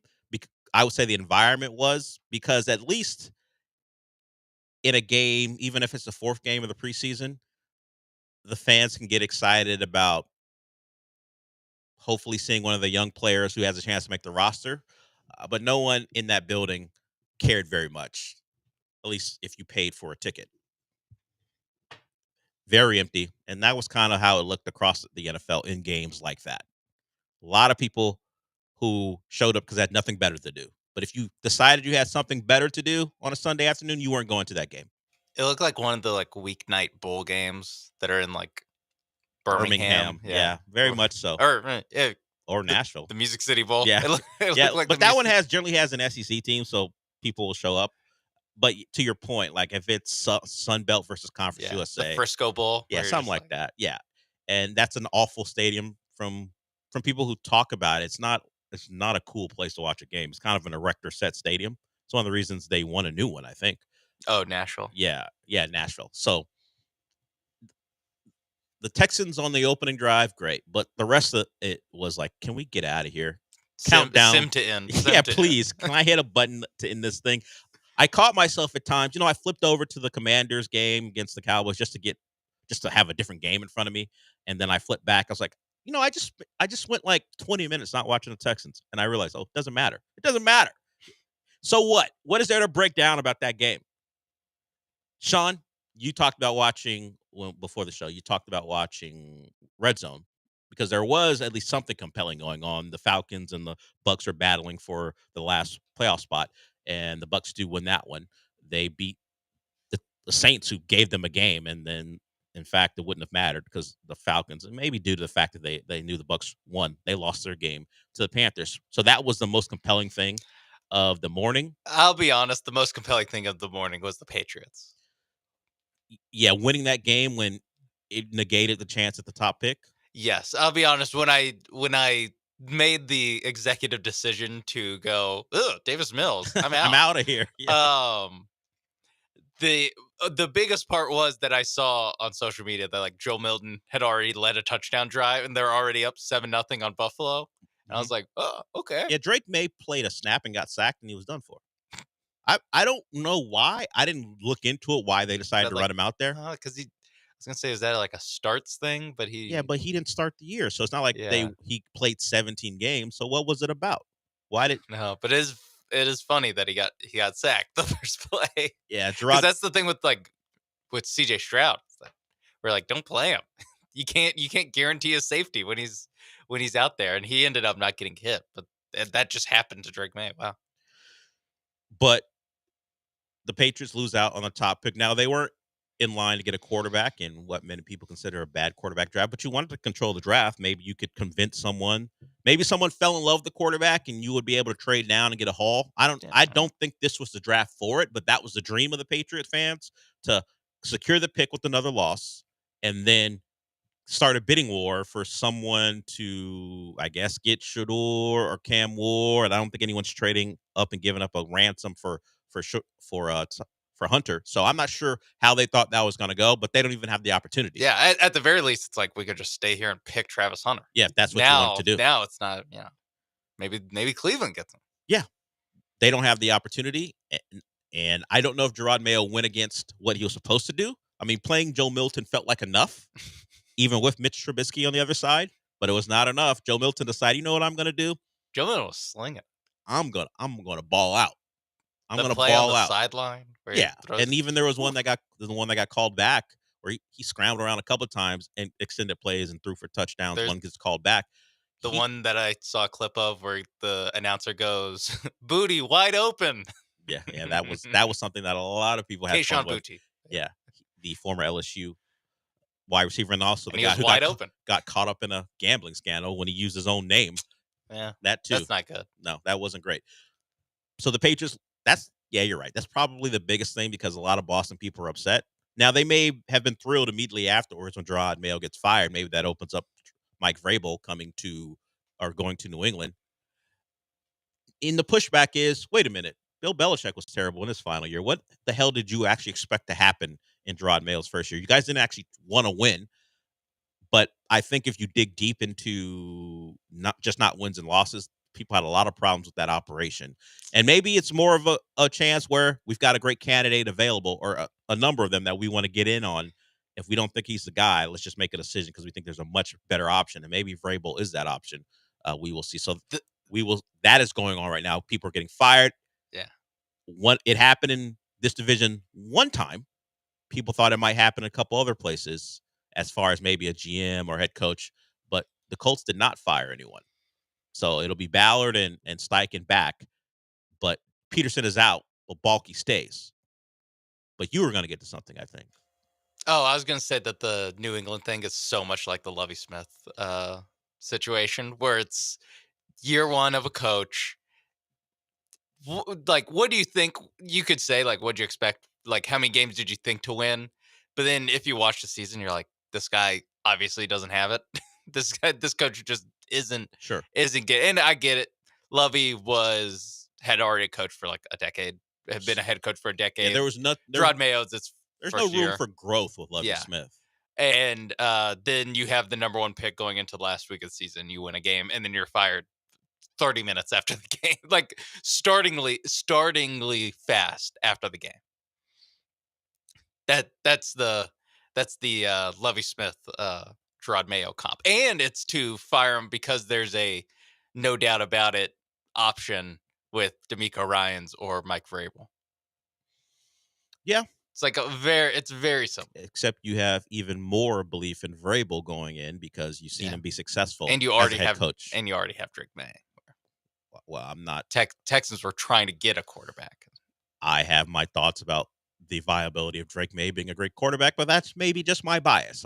I did watch him a lot in college, and what he did in year one didn't make me move off that. He's fine. I will say this. If Drake May is your guy, and I'm sure the Patriots situation was poor, would you have wanted better for him than to have been in position to have another number one overall pick? If not for, playing the other guy? Like, if Drake May is as good as you think, if you're a Patriots fan or Boston media, and there's some honks out there who certainly believe he's going to be really good. Shouldn't this Patriots team shouldn't he have been able to lift all the boats and win a couple games more than be in prime position to be the worst team in football for a second consecutive year? Now, Peyton Manning wasn't great in his rookie year. The Colts overall weren't great, but I don't think they had the number one overall pick locked up until the final week. I have to go back and think. So that be my hesitation. He wasn't good enough to raise you to a level where you weren't in the best spot until Joe Milton ruined it for you. Didn't play the whole season. It's true. Even though Brissett at least won the first game of the season against the Bengals. No one wants to see the Bengals in the playoffs. That's what they told us. And, yeah. And look, hey, no one will. Come and like about, I don't know, start of the fourth quarter against the Steelers, I was like, are we sure no one wants to play this team in the playoffs? Yeah, that's the thing they're pushing. But we saw you against a very flawed Steelers team. A Steelers team that coming into this weekend, we thought the Texans had a pretty good chance at playing the Steelers team, and we thought or at least I thought that's basically the only playoff team that the Texans have a chance at beating, or Chargers, they have a chance, but that's the only team I would expect the Texans to beat. And again, this Bengals team that no one wanted to play came down to the wire against them. I don't know. I think the playoff committee got it right this year. I think all the teams that deserve to be in. I don't think we're gonna say like. I don't think the Bengals are gonna be Alabama, where we're like, can you believe that they let in the Broncos instead of these guys? No, I think we're good. Yeah, I think we're fine where we stand. Now the Bengals may have been a smaller underdog against the Bills. Don't think they're going in there and winning. Although in the recent past, the Bengals have gone into Buffalo and won a playoff game. But different teams, different years. Just to close out the Drake May point, in his 12 starts, 2-10. Actually, you know what? They may give him credit for. He probably is going to get credit for the Buffalo win yesterday. Yeah, because he did start, but context would say he was 2-9 in his full games playing as a starter. No, he wouldn't 1-10 then. No. I had to redo what I was looking at. He played 13 games total, coming in as a backup in one of them. I got you. But as far as starts, he started 12 games, and no, you're right. You're right. He would have one. You just take out the win. He would have one. Yeah, you're right. The math is he would have one win. So I'm just saying, if he's as good as you think, perhaps the quarterback, your franchise quarterback, would have won more than one game as a starter. I just meant it as they literally already have a quarterback. I know, but not as good as you think per se. But it's the royal you, I guess. Everyone who thinks he's pretty good. He won one game as a starting quarterback this year. I don't care how bad the situation is. Perhaps more than one, but we'll see how Drake May's career goes. We got more to get to, as I mentioned. Firings in Jacksonville, no firings in Indy. A lot of coach news to get to as we continue to talk about the NFL. Also, the Rockets, they split the weekend, lose to the Celtics, beat the Lakers. Amin Thompson back. Jabari Smith out for a significant amount. And we'll hear from Ime Udoka on Tari Eason, a guy who is day-to-day but continues to miss games. So Rockets get a win. Jalen Green plays well. There is a Jalen Green story that has nothing to do with basketball that people are focused on the internet. If you know, you know. But we'll talk about the Rockets and their win last night and the status of a couple of their young players and when they will be back. We'll talk about that when we get back. But first, let's talk about Aqueduct Plumbing Company. If you got a problem with your plumbing, you know where to go. AqueductPlumbingCompany.com. And that freeze is coming. It's actually already here. And when the weather gets cold, it can affect your pipes. Bad pipes lead to bad water, stinky water, dirty water, and that affects everything you do, from cleaning your dishes to cleaning yourself. All the things you need water for can be affected by bad pipes. And Aqueduct Plumbing Company will take care of you. Just go to the website and check out what they do. One of the services they provide is that repiping. That's a big job, but they'll take care of it for you. They're experienced. They've done over 1,000 of those. They're great, experienced contractors. Will take care of you. But maybe it's not as big as a repipe. Maybe it's simply a leak because the weather caused your pipe an issue. They will do that as well. From leak detection to maybe you need a new water heater, whether it be tankless or traditional. They take care of all that. Water filters are there for you too. You can call them at 281-488-6238. Anything you need, any plumbing issue you need to take care of, Aqueduct Plumbing Company is there for you. Just go to aqueductplumbingcompany.com. That's aqueductplumbingcompany.com.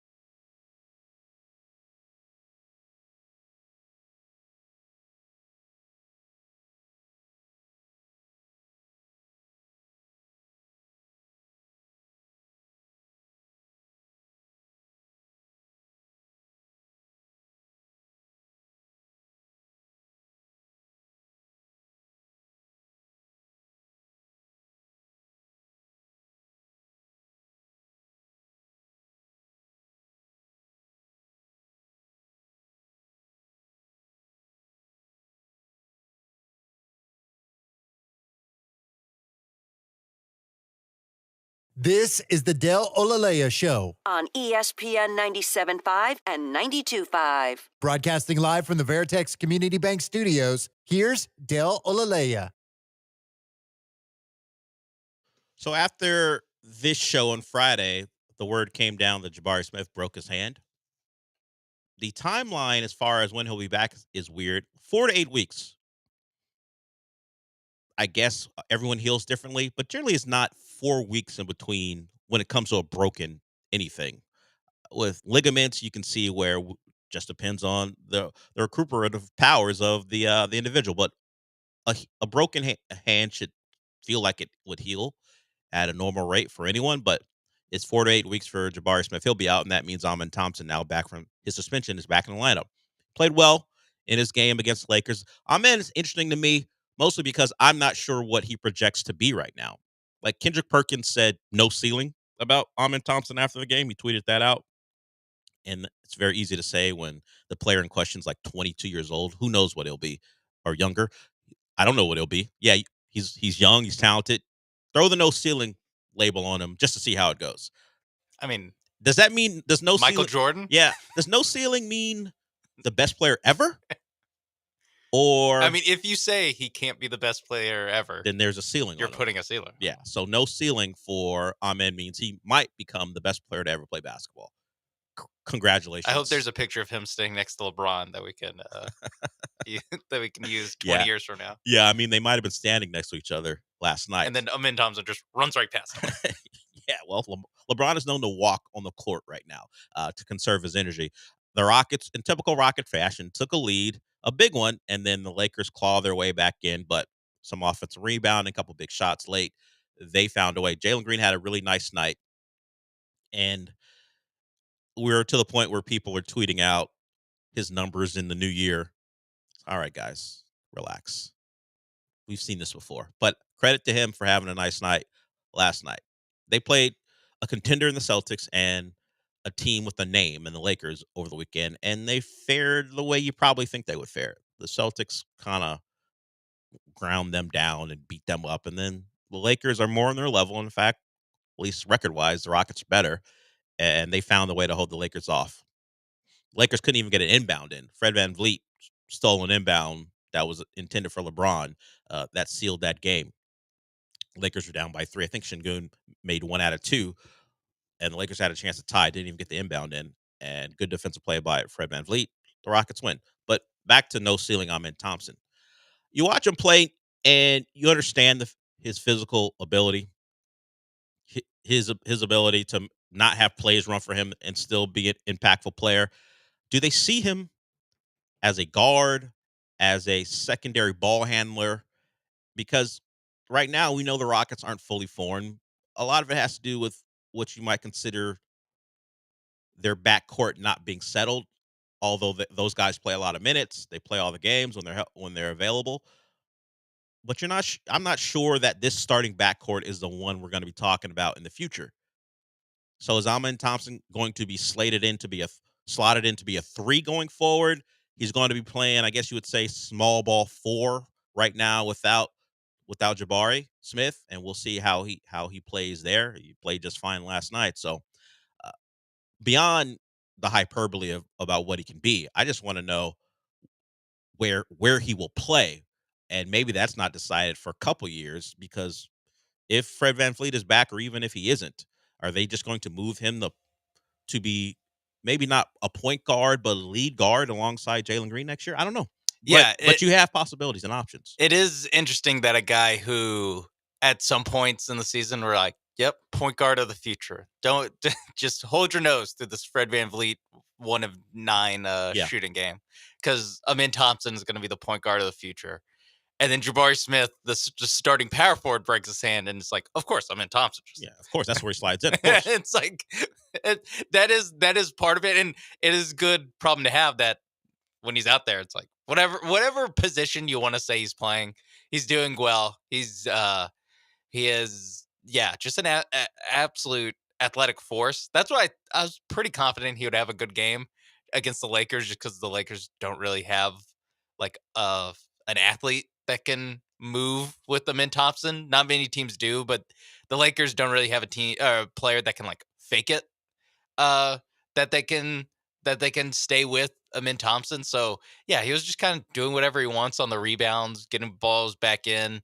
I don't know if that Jalen Green play was an alley. I saw some people give him credit for a lob. It looked a lot like a shot that Amin Thompson, let's just say, alley-ooped into the into the goal. But I don't know. I don't know. Let's see the what the NBA officially lists that as. But yeah, I think no ceilings. I mean, I've already said why that's funny. Just say no ceilings. It's like, okay, greatest player of all time. No, too much. Oh, so there's a ceiling. But I do think that Amin Thompson, like, very clearly has probably the biggest upside that we still think he can realize of anyone on this team. Some that's just because it's the middle of year 2. Sure. And we don't have the scar tissue of like the Jalen Green 30-point night. We're all like, cool. Like, yep.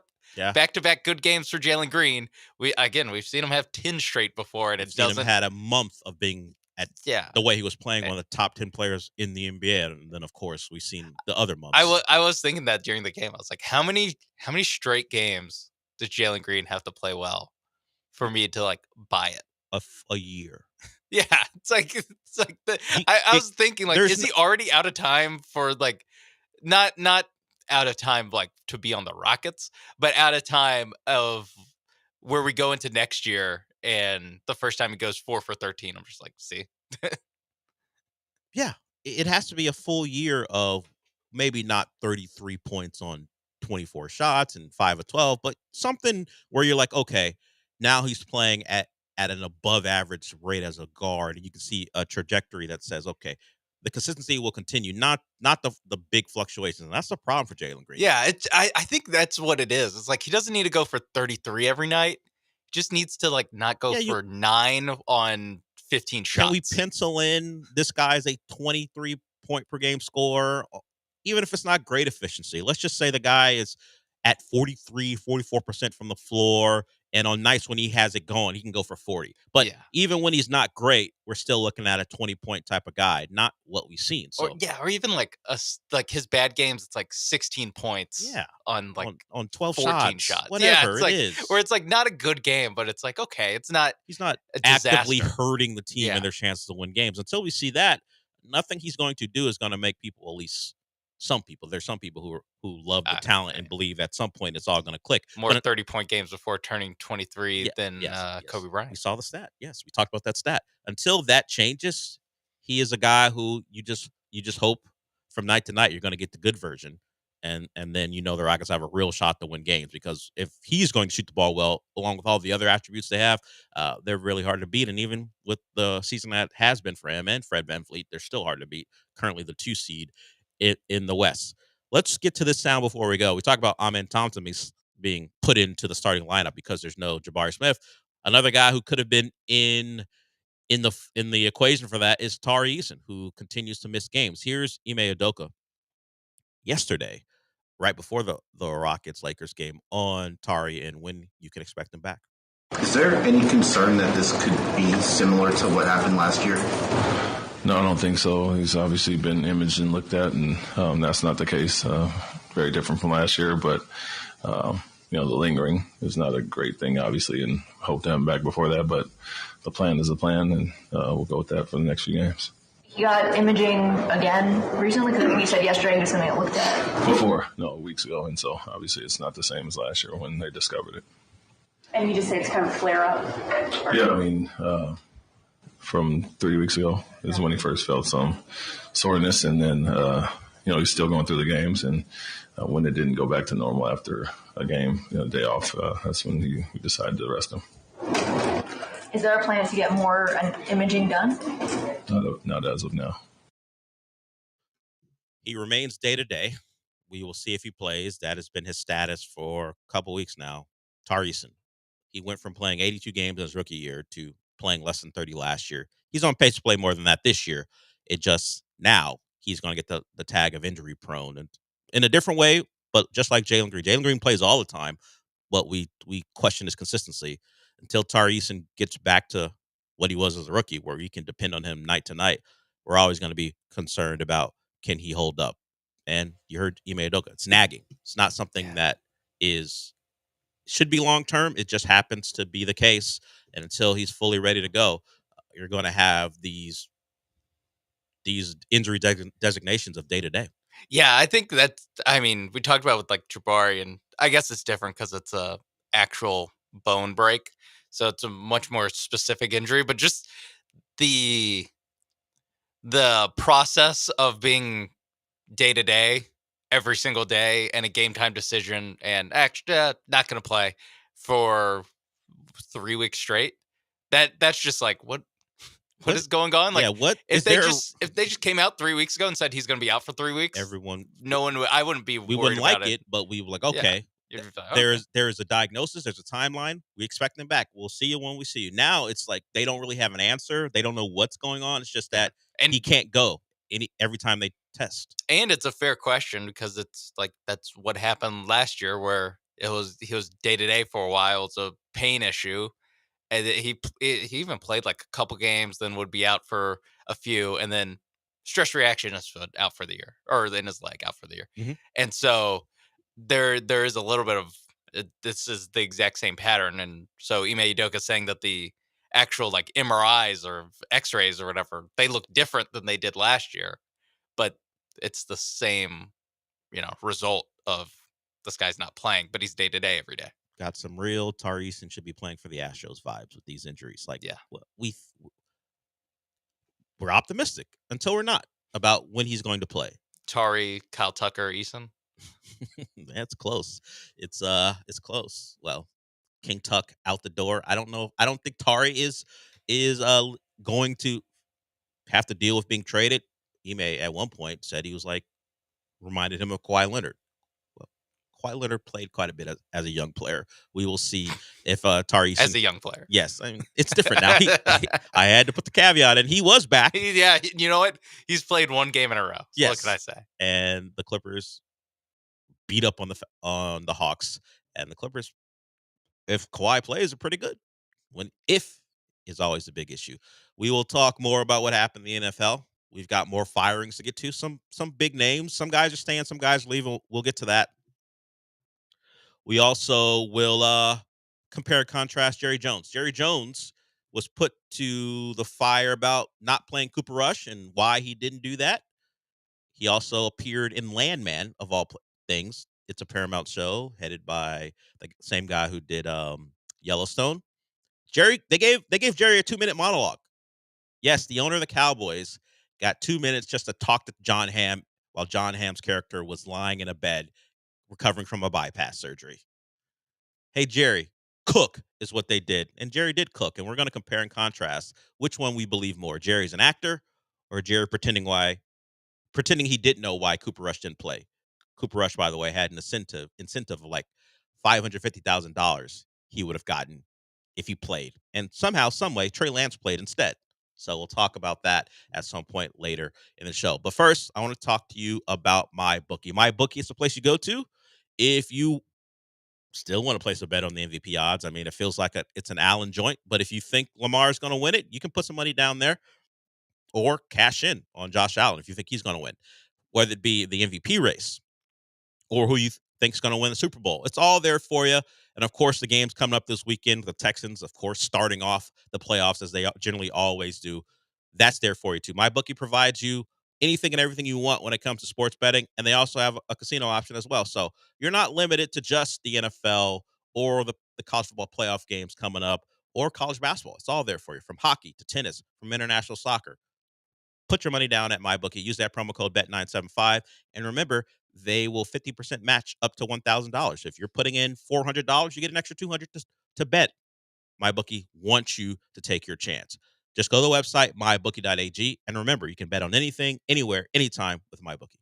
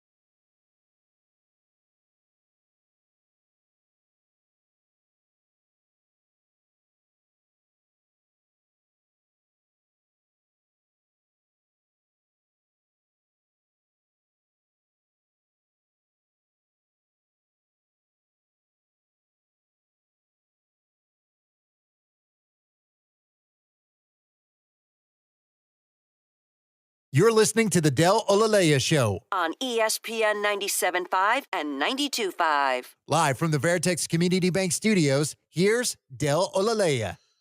So Doug Peterson out with the Jags. The Colts retain Steichen and Ballard. The Titans weren't really in any flux regarding guys getting fired. Callahan just got there, so he will remain. As far as what happened in that game yesterday, beyond the Texans' opening drive, the vibes drive, where they felt pretty good about themselves coming out of it, Damian Pierce had a long touchdown run. Derek Barnett, scoop and score, all those things. But from the Texans' point of view, looking at the Titans, was losing to the Titans bad for the Texans? They now have the number 1 overall pick, which means they could do a lot of things. They could draft a quarterback. They could try to trade it for a haul. I'll ask you this, Sean. Who's the player you'd least like to see? Let's say they keep it. Who's the player you'd least like to see as a Titan if you're looking at it from a Texans perspective? Like, you can think the impact of a pass rusher, or you think Travis Hunter is going to be an impactful, maybe not a full two-way player, but a guy who can get snaps on both sides and make an impact. Maybe one of the Colorado guys. Either Sanders or Hunter. So let's go quarterbacks, because the two guys who would likely get taken, if one is taken, would be Sanders or Ward. I don't know where it came from, but the report, I think from Benjamin, I guess now I do know where it came from now that I think about it. Benjamin Albright said that the Titans like Ward. Not everyone does, but the Titans are one of the teams who like him. So unnecessary to throw part of that in there. Yeah, not everyone does. Yeah, honestly, I'm shocked just to be typing. Man, haven't you seen him play? Didn't you see the Pop-Tart Bowl? Yeah. You mean where he was great and then left? Sure, yeah, quitter. Yeah, exactly. That's why I want him on the Titans. Quitter. Exactly. They can trade for Tyreek Hill too. Another quitter. Get all the quitters on that team. So a lot of Miami quitters apparently. So Butler too. Look at how it all plays out. It's almost like being in that location. You're like, you know what I'd rather do? Not play. It's great to do other things in the city besides play football. So if they picked Sanders or Hunter, you would have a bigger problem with that than if they decided to trade down or took Ward. Yeah, just part of that is just because of the they're both good. I mean, Sanders Ward just kind of feels right now like a coin flip of who's better or personal preference in that way. And I think just the default of like, gosh, it would be so annoying to lose to Shedeur Sanders. That's really what I mean is like, imagine how annoying it was to lose to Will Levis earlier this season, and now take out Will Levis and make it Shedeur Sanders. And it's just so much more annoying to have that person in all the, I guess, the fan base of the Sanders in your division. That's true. You get some of that with Travis Hunter, and also Travis Hunter is insanely good. And I agree that I forgot if I talked about it with you or someone else last week, but the most realistic outcome for Travis Hunter, I feel like, is full-time corner and then part-time wide receiver. I feel like that's the most likely way, because there's no way he's going to be playing 100-something snaps in an NFL game. I just have a hard time believing that, especially at less than 200 pounds. Yeah. Lance mentioned that this morning. He talked to people and said, he's going to watch him on both sides of the ball to see where he thinks he fits best at, that NFL people, at least 3 teams I think he spoke to, said corner, probably a part-time receiver. Lance's hesitation is he doesn't like, as you mentioned, the way he doesn't like corners who are that thin. Yeah. He's like 180 something. Yeah. And that's the listed weight. Who knows what he actually plays at when he doesn't have to fool people to think he's 185 when you pounds. can just tell Deion Sanders Jr., hey, put that as my weight on the team website. Yeah. When he gets to the combine, we will see. And of course, that's a place where you can manipulate things too. Put on a couple extra pounds. Drink and a bunch of water like Bryce Young. And don't run. And say, hey, I'll run at pro day, and then you'll back to your weight. Hey, you're not measuring me at pro day, but I will run. There's all the games you can play. So we will see there. So I think I have my own biases because I watch a certain quarterback play. I don't really see it I get the Shador thing, but I don't think he is great. Um, if you want to call it improvising or playing out of structure, I think he holds the ball too long, which is a criticism of Cam Ward. I think Cam Ward's ability to operate when things aren't going great around him, although that wasn't a big deal at Miami. They had a pretty good offensive line. I think that would be my differentiating thing between the two. That I do like Cam as an improviser more than I do Shador. The only thing with Cam is there are a lot of plays where you're like, hey, could you please just check it down? Yeah. Could you please just do that? He didn't turn the ball over a lot at Miami, but the offensive line issues that he might face in Tennessee probably will mirror more of what he saw at Washington State, which is where he turned the ball over quite a bit. And he has a little bit of Will Levisitis, where the not in terms of numbers, but the interception he does throw in one can't every believe 3 it. games, you're like, who the hell is even looking at that? What are we doing? Yeah. Yeah. So And that was much more common at Wazoo than Miami. But he won't be in such a favorable environment, most likely, with the Titans in that offensive line. So we will see. We will see what they do, but they do control the draft. No guarantee they even pick at that spot, but that's what happens when you're the worst team in football. You get to dictate, and we'll see if that Texans win beyond the fact that you did it and you beat that team in the Oilers uniforms and how good that might have felt temporarily. What it might mean for the Titans' future and who you're going to have to be dealing with for if the Titans have their way for the next decade plus. And if it's a quarterback that's any good, that ain't great because right now you look at this division. Even though CJ had his issues, there's a clear difference in between the teams, and a lot of it has to do with the quarterback. Trevor Lawrence, whatever. He's going to have a new head coach for a third time in a matter of since 2021. We've got Anthony Richardson, who didn't finish the year again because of health, and even when he plays, he got benched. And then you have the Titans with Will Levis and Mason Rudolph. So you had a pretty good run, and maybe it continues because the quarterback draft isn't looked at as a strong one. But if they find the right guy, now all of a sudden you might have a problem. Yeah, go Abdul Carter first, Quinn Ewers in the second round. Who knows? Okay, that's what I don't want. I don't want to have to root against my guy. Same for me, honestly. You can root for Cam in the other games. Well, or no, even just, in the you're Texans just also games? not a Texans fan. Yeah, but I don't root for them to lose. And then if I'm rooting Yeah. for Cam, then I'm rooting for them to lose. Yeah, it's only 2 games though. It's true, but it's not like they have a stranglehold. I mean, Yeah, they kind of do have a stranglehold. Not last year. That is true. And they won 10 this year in part. And the Part division, of that is because how of the bad the division participation. is. Yeah, It's true.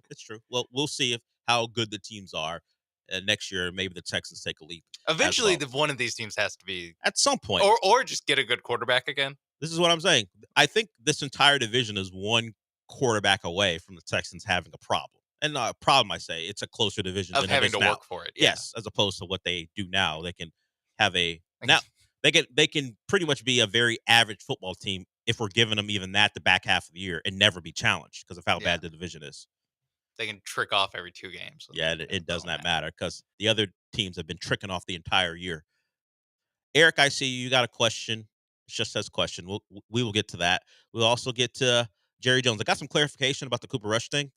Jane Slater, by way of our listener, Dustin, Jane Slater let it be known that Cooper Rush wasn't going to be making a giant incentive by playing. It was unlikely to be reached because of how many snaps he had to play, and he had already reached a big incentive. But they did ask Jerry about playing Trey Lance.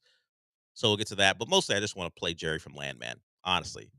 Still can't believe they gave that guy 2 minutes to cook in a show, I don't know if highly acclaimed is the right word, but it has big names in it. Billy Bob Thornton was in the hospital room with them. John Hamm. And they gave Jerry all the room in the world to just go. So we'll play some of that. Maybe not in this hour, but the second hour of the show. Eric, I see you. We'll get to you when we come back.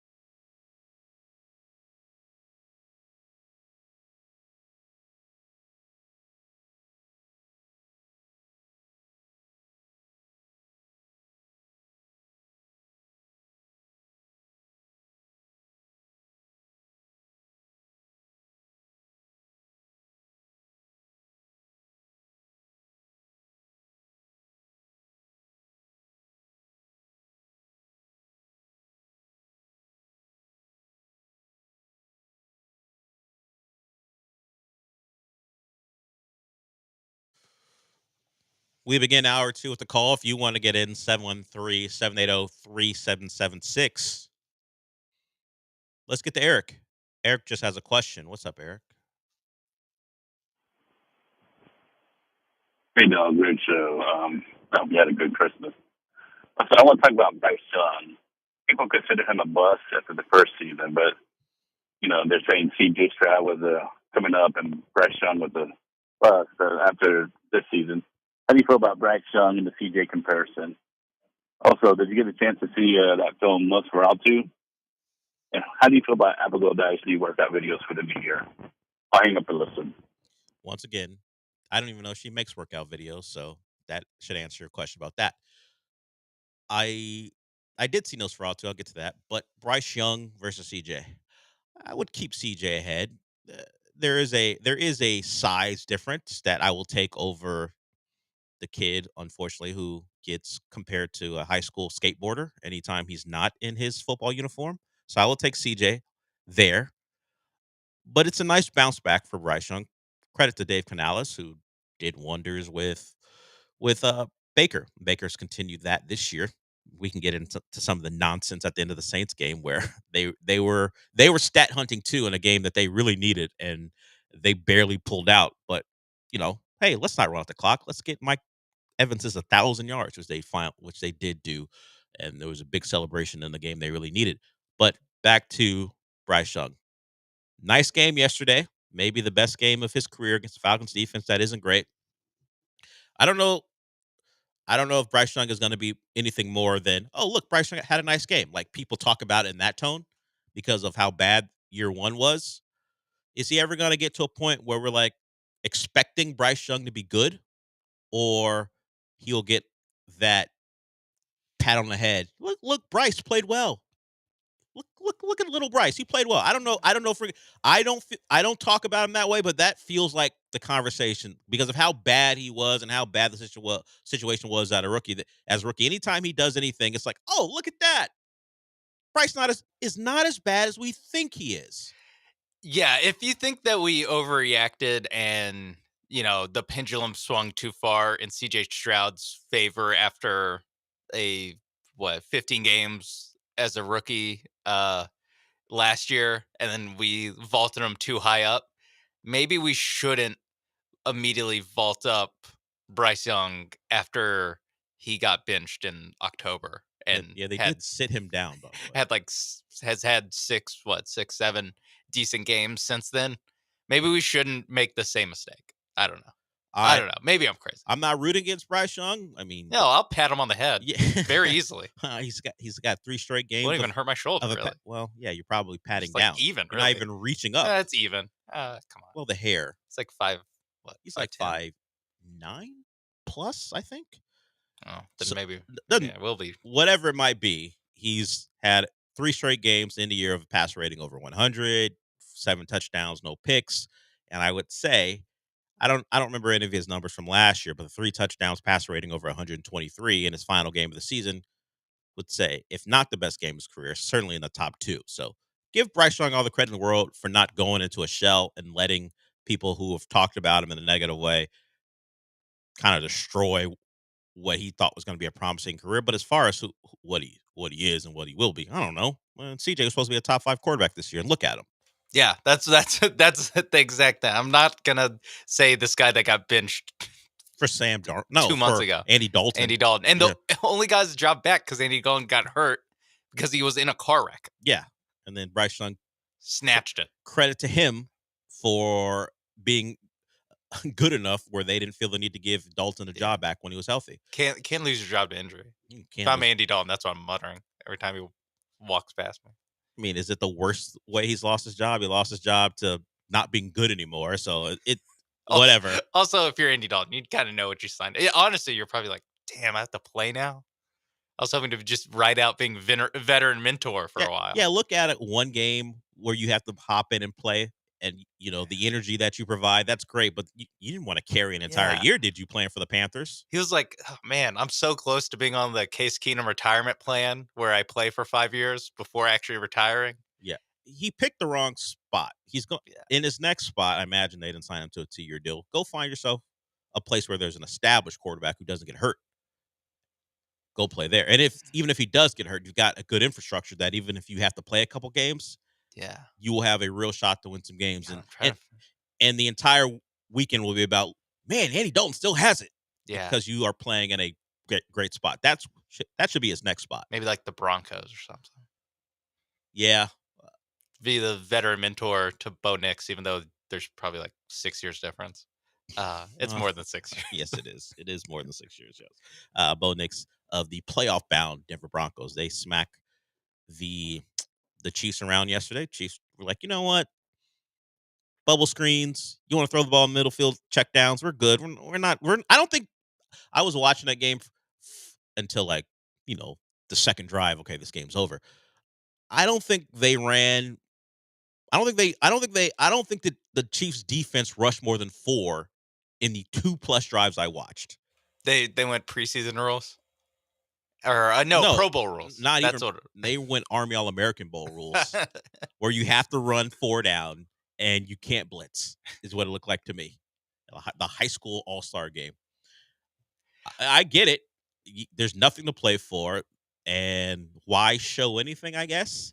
And even you go look at it even on offense, they ran a couple zone runs on the first drive of the game to get it to like 3rd and 3 with their fullback / running back. I don't even know that guy's name. Carson Steele? Yeah, Carson Steele was the guy with the alligator? Yeah. And then on 3rd down, hey, once if you can complete it, great. If not, the Chiefs walked into that game going, they try to play like an FCS school who's getting a paid game against an SEC school. Let's run the ball. Let's get out of here. No injuries is what pretty much how they played it. It basically is a bye game. It's like it is a game. It's like we only have to do this like contractually because in the NFL we cannot play 16 games. If we could, we would. We would in this situation. So the Chiefs did what they had to do to not get hurt, and now they have the 1 seed, and they'll wait to see who they have to play. Okay, before we go, let's get to this. First, we're going to play Jerry Jones after the game yesterday. He was asked about Cooper Rush not playing. Cooper Rush was due a unlikely bonus. He had to have played 80 snaps, I think, or so to reach that bonus. So it was unlikely he was going to get to play 80 snaps. He earned $250,000 for playing 45% of the snaps this season, and that was due to Dak's injury. He would have gotten another $250K if he played around 80 snaps yesterday. That wasn't going to happen. But Jerry Jones was asked about it. And let's see if we believe Jerry Jones when he says he didn't know about any of that. How much did Dave Cooper Rush's contract incentive play into him not playing today? If he I played didn't even know 55 about it. I didn't even know about it until I read about it. So nothing at all.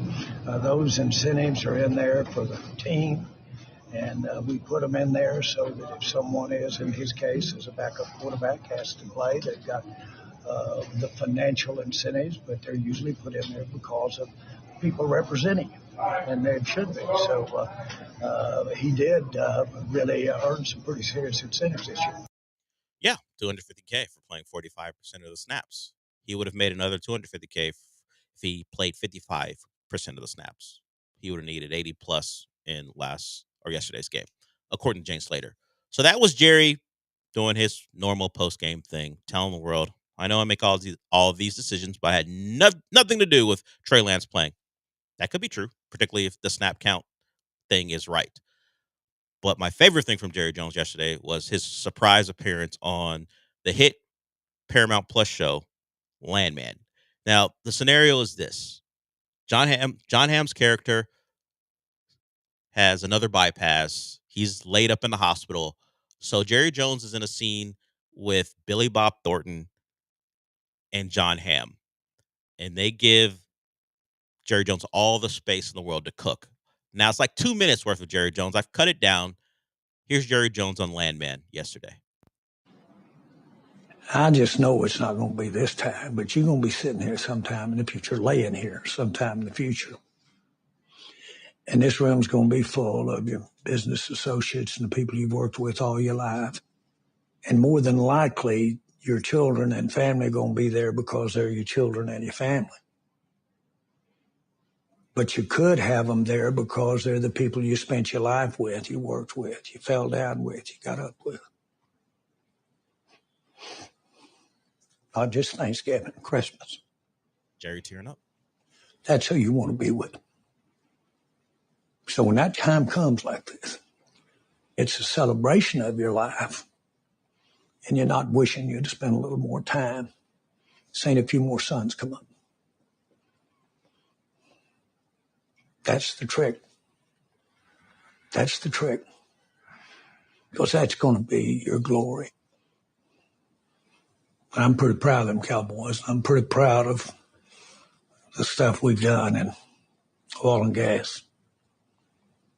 It pales in comparison to how proud I am to have lived my life working with my kids.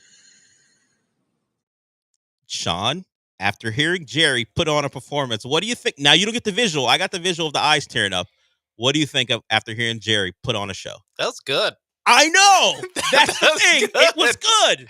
They started tearing up. That was believable. He got choked up. Yeah. Wow. Jerry put on a performance now. What? Has he been... I've never... He's been wasting his time running the Cowboys for 30 years? Possibly. I don't know how many other acting things he's done. I think he's done a couple. But I think he's better at this than being a GM. Certainly. At this point. God. Jerry went in and got it done. I don't know how many takes it took, whatever, but I don't care. It doesn't matter. That is Jerry Jones. Yes, that Jerry Jones. Wow. In a room with Billy Bob Thornton and John Hamm, and he stole that scene. At what point do you think Billy Bob Thornton was like, oh my God? Well, this is how it went. Like John Hamm is laid up in the hospital, and Jerry's talking, and then at some point, Billy Bob Thornton walks in. His character walks in, and he goes, "Mr. Jones."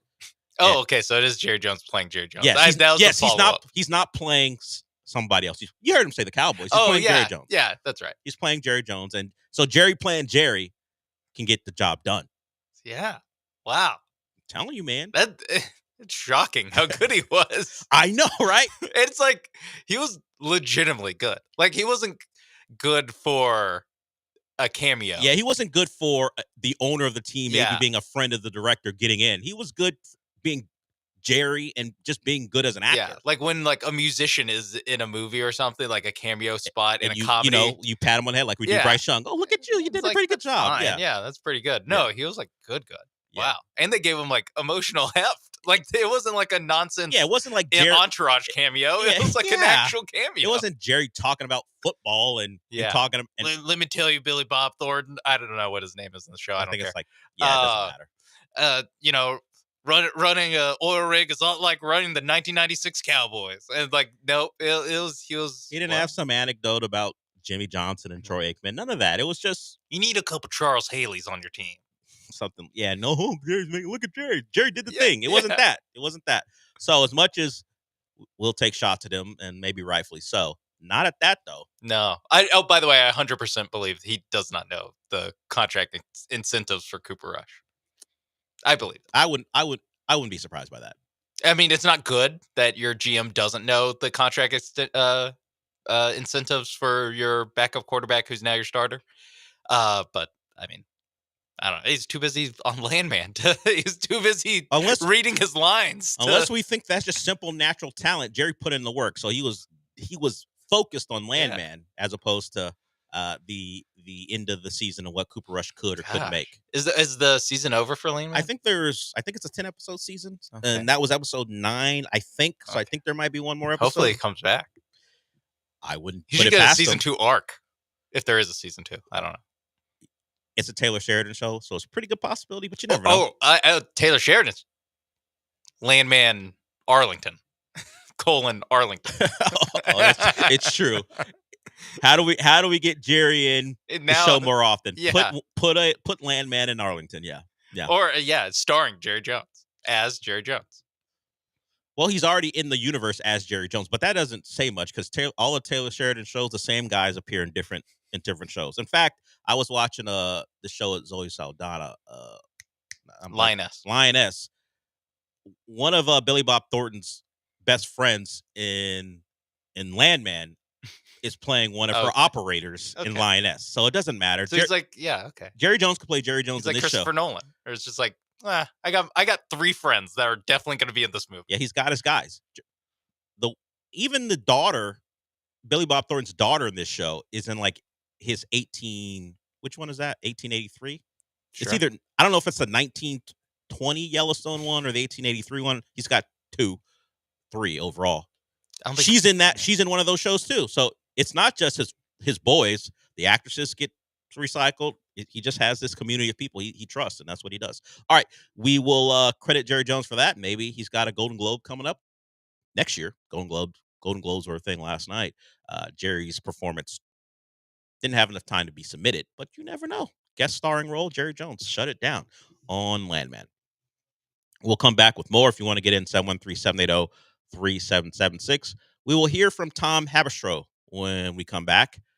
He was on the Kevin O'Connor, formerly of the Ringer podcast. He's a basketball guy, and they made predictions, and one of them is about Reed Sheppard. Surprising one. We'll get to that and anyone who wants to get in when we come back.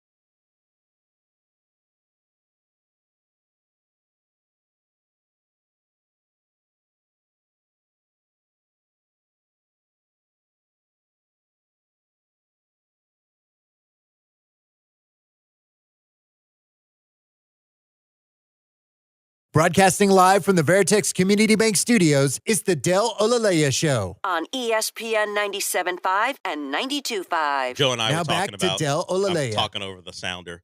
Joe and I were talking about Landman and all the Taylor Sheridan universe. Joe's watching Yellowstone and all the prequels. And Landman. So that's why Sean was like, "Hey, wrap it up." Oh, I was just looking at. He was talking as the music was playing. I was waiting for him to finish up. Well, he can't hear. It's not his fault. I could, and I still didn't care. I still want to talk about the television shows, and so does Pena. Pena, what's up? Yeah, what up, Dale? Hey, man. So this weekend I binge watched Squid Games 2, and a couple of my friends, they were saying, "Oh, I was mad about the ending." And when I finished it, I was like, why are you mad? Like, I mean, I was mad that his best friend died, but how did y'all not see this outcome happening? I mean, they showed you who the front man was. You see him playing the game with the main character. I can't pronounce his name. And I mean, how did you not see that happening? Why are y'all mad? But the thing that did make me mad was, not mad, but kind of sad. Was I believe he died. Was one of the dad, that little girl who was in the hospital. He ended up dying when the players decided to retaliate. I think that he died. I'm not sure, but that was pretty much it. And I don't know if he did talk about this, but I can't remember you talking about it. But if you can just give me your feedback about season 2. Thank you. Have a great day. Well, I can't give you any feedback because I didn't watch season 1 or season 2. The person I should bring on is my mom. She decided to download Netflix for a different thing, and of course, Netflix is going to push download. She signed up for it, and then Netflix is going to push whatever they want to push. And the first thing that she decided to dive in on was Squid Game. My mother's like, 70 something, and she's like, you know what I'm going to do? I'm going to watch this Korean language television show. Except she did the English dubs, which is not surprising. So Pena, if she ever wants to come on and talk about Squid Game, she's the person to talk to. I let you go because why not? I don't care. But I had no idea what you're talking about. I've never seen an episode of Squid Game. I might get into it at some point. It's just not my thing. Or at least it hasn't been. Sorry about that. But I'll give you the room. Yeah, I also got nothing on Squid Game, believe it or not. This is a show we have nothing on. But if you want to talk about random things that come on MGM Plus, like From, a show that I bring it up because Julian's on hold and he has called about that show. I got stuff on that, but not about a very popular Netflix show. Ain't never seen an episode. Sorry, man. It's funny because I watch a lot of Korean language Netflix stuff, just not that one. Are you're a Korean show hipster? You're like, Squid Game went mainstream. Yeah, not there's going to be an American version. Means we're done for. Wait. Yes, there's going to be a Squid Game American version. Yes, we already have Hunger Games. Yeah, they stole that from. Isn't that? I think they stole that from a Korean, either TV show or book. I forgot. That's why I didn't watch all the Squid Game stuff. I haven't been interested in. It's like I feel like I watch these movies where people are forced to compete in games. Oh, it's based off a Japanese movie. Battle Royale is what Hunger Games is based off of. Huh. At least that's what people believe. Let's get to Julian. It could be about the 49ers. It could be about what's happening at Fox Sports. You never know. It's Julian. What's up? What it is, guys. Happy New Year, man. So, obviously, 49ers was a really bad year for us. Injuries decimated us. So, my consolation prize was not 1 fantasy championship, but 2, not to mention an undefeated season, which I have never seen personally. As far as the Fox Sports, boy, Skip tried to pay $1.5 million to hit it. And Joy Taylor was throwing it out there. Acho was taking it all up. Nummy. And then what guy, the Dexter or whatever? Dog, I saw the dude. There's no way he got to get Joy Taylor. What do you mean there's no way? Because, wow. The producer or whatever his name is, the older white guy, at least Acho got some swag and, he used to be an athlete. This other guy, it's pretty crazy, man. But good luck to y'all. Hopefully y'all win. Have a good one. He's talking about the Texans, I guess, there. If you don't know what he's talking about, Joy Taylor, she is mentioned in the lawsuit. She's a defendant, I believe, in this lawsuit because of a hairdresser who is suing multiple people at Fox Sports for what you would consider sexual harassment.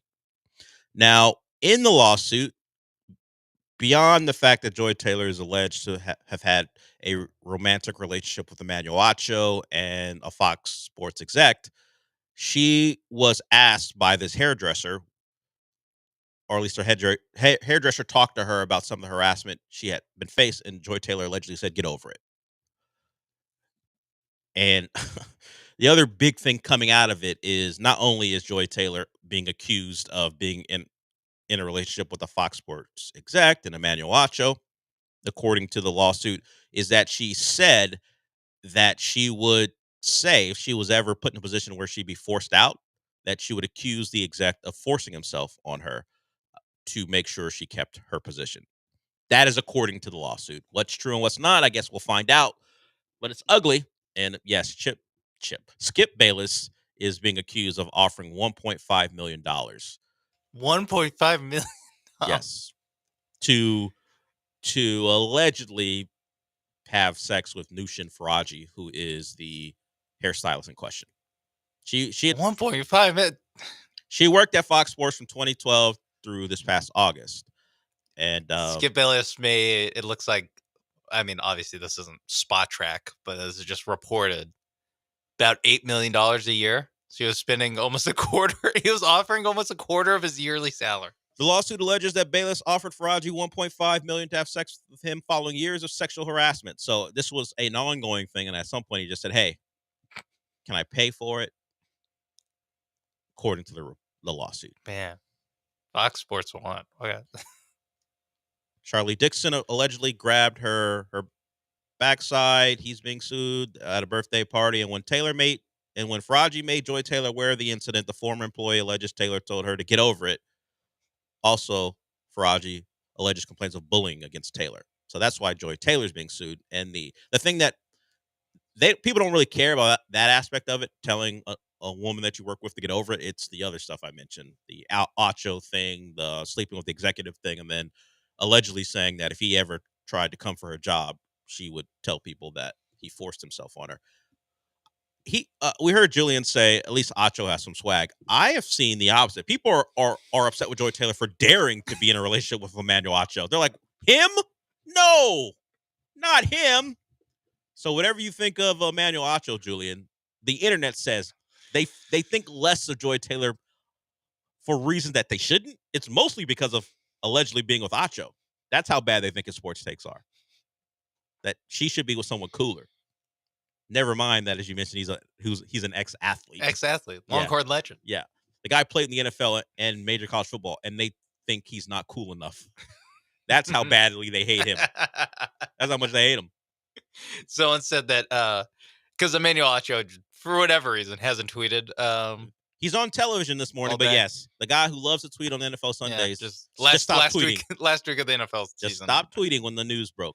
And deleted the video of him praising Joy Taylor as well. Well, someone said that when we do get the Emmanuel Acho response video, he's going to use every word in the dictionary.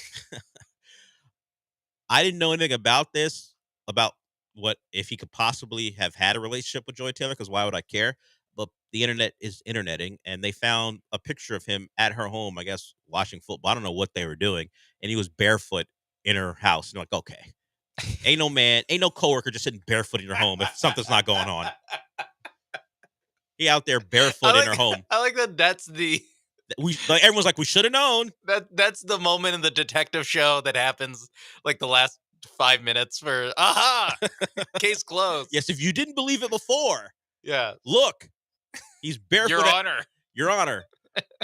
What man do you know is walking around barefoot in a woman's home and he's not having a romantic relationship with her?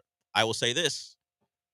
I have never been barefoot in a woman's home who I was not having a romantic relationship with. You don't just take off your shoes and socks just to hang out with someone. Yeah. That's not what you do. Yeah, I was going to say, you take off your shoes. If they ask you to, if that's their rule, you do that, but the socks don't. Maybe socks. The only defense he would have is I came in with flip-flops. What else am I supposed to do? That's the only defense he could have, but no one's going to believe that. I was in Florida. It's LA. Yeah, it's warm. I had my flip-flops on. She asked me to take them off, so I did. But yeah, So that's out there, just to give you some context of what Julian's talking about. Bad stuff all around. But people are having fun with it. Of course, we will.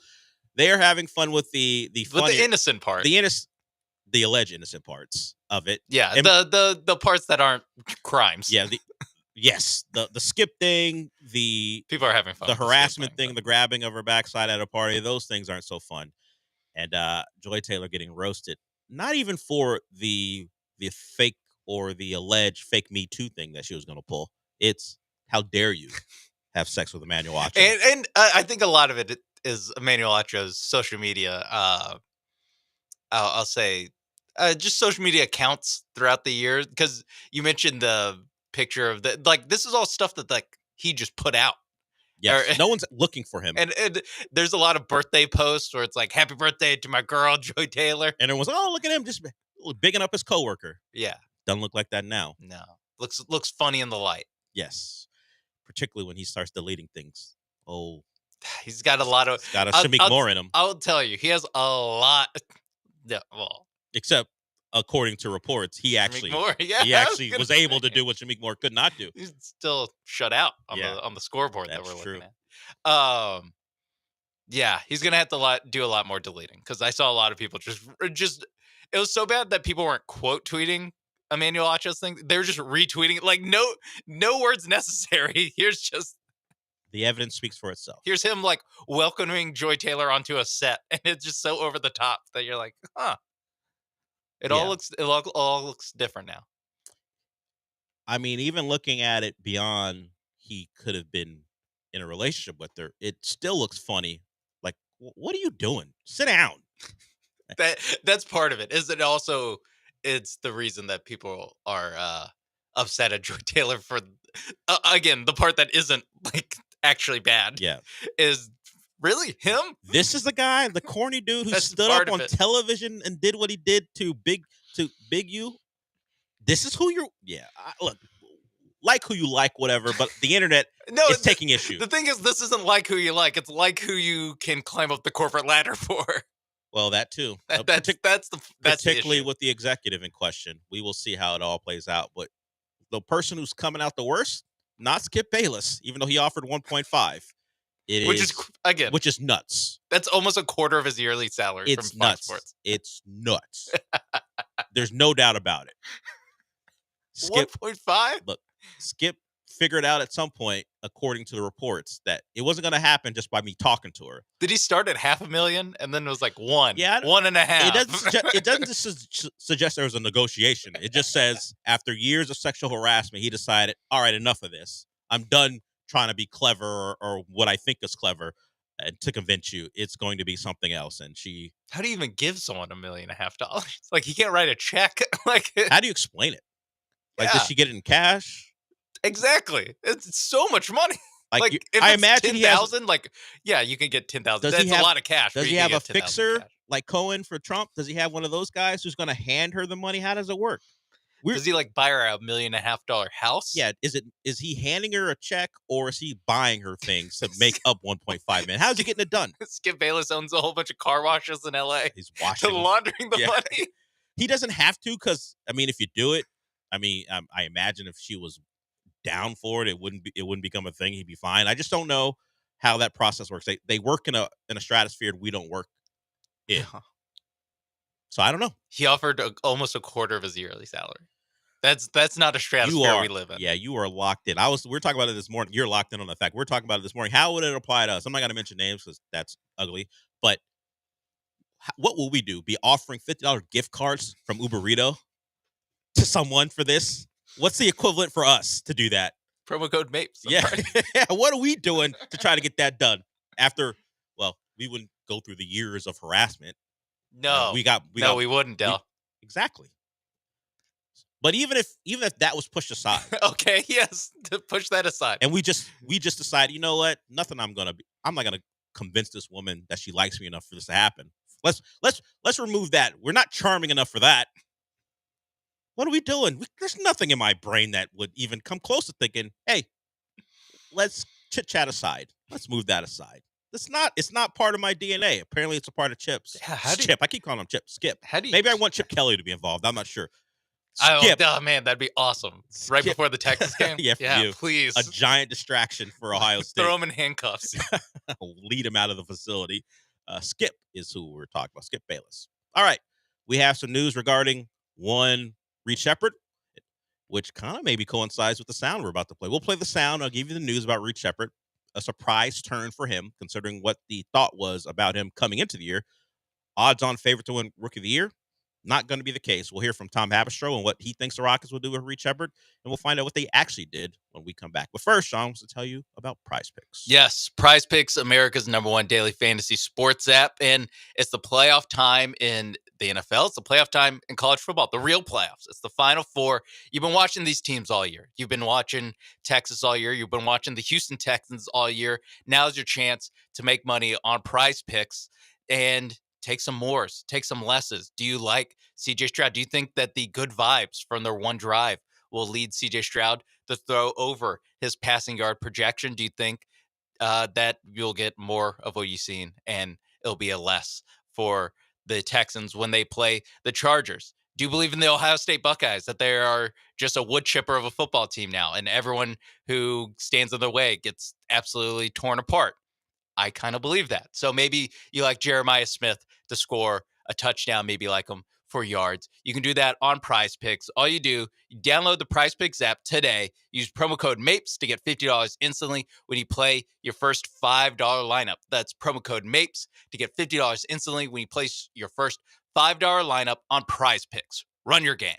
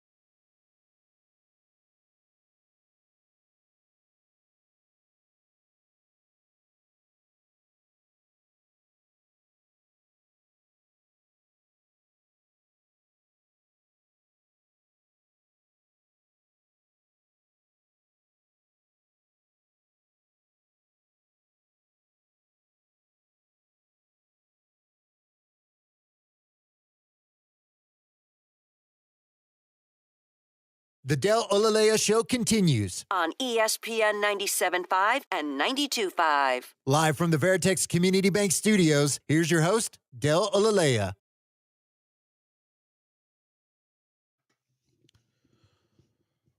Welcome back. So, the Rockets get a win over the Lakers. Nice games by Amen Thompson and Jalen Green. They carried them to that win. Rockets do what they normally do. Even when they jump out to a sizable lead, the shooting dips and teams get back in it. But they found a way. They made enough plays in the fourth quarter, including the Fred VanVleet steal off of the inbounds. The Lakers were down by 3, needed a 3 to tie late. couldn't get the ball in, had a timeout, I think, and didn't use it. And Fred VanVleet jumps in, get a steal, makes 1 out of 2, and they eventually win that game. The guy who did not play was Reed Sheppard.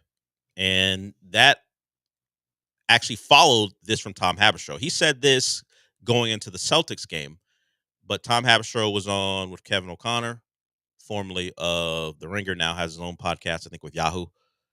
This was predictions for 2025, and here is one for Reed Sheppard. I think Reed Sheppard's going to get moved in 2025, and here's why. Over his last 9 games, he's had 4 DNP coaching decisions. Tough. He's averaging 11 minutes per game, buried on Houston's bench. Don't remind me, Tom. This team does not want to play a rookie this type of minutes because they're trying to win a championship. And this is the fewest minutes per game for a top 3 guy since Otto Porter with the Washington Wizards. Okay. Before that, it's Darko. That's the lowest playing time that we've seen from a top 3 pick outside of Otto Porter in 2013 and then Darko in 2003. Invoking the name Darko Milicic doesn't feel great. Not for the guy who everyone thought was going to win Rookie of the Year coming off the Summer League, and a lot had to do with how bad they thought the draft was. Reed Sheppard looked great in Summer League. The other draft prospects, not so much, and everyone loved him coming in. That has not translated to on the court, and hasn't translated to minutes, which is not surprising.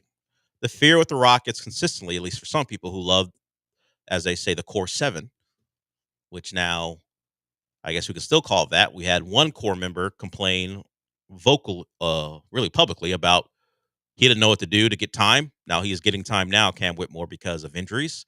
And another member of your core 7 doesn't play. And now they have sent him down to Rio Grande Valley. So Reed Sheppard is now a Viper for a little bit as he needs to find minutes because Tom Haberstroh laid it out. He's not getting time. And I won't use the word historic, but it is noteworthy that you can throw Darko in there and compare him to Reed Sheppard when it comes to lack of minutes. Yeah. Yeah. And those two guys both have, they're on good teams. Yes. That's part of it. That is part of it. Most of the time, Jalen Green has started literally every game he's ever played in the NBA. Yes, if Reed Sheppard came in when Jalen Green came in, Reed Sheppard would have gotten minutes. Yeah. This one, you want to call Dylan Brooks a wing or a backcourt guy. You have 2 veteran backcourt players, and then you have another established top 3 pick in Jalen Green. We talked about it. Where were the minutes going to come from? Mm-hmm. The assumption was Reed Sheppard will just force his way in by being good enough. Have you met Ime Udoka? Yeah, exactly. You think he's going to allow a young guard, to make mistakes when his focus is on winning ball games? The same guy who was playing Jeff Green down the stretch last year in games as opposed to Jabari Smith. Yeah. This is the guy you think he's going to give Reed Sheppard minutes just to see how it goes?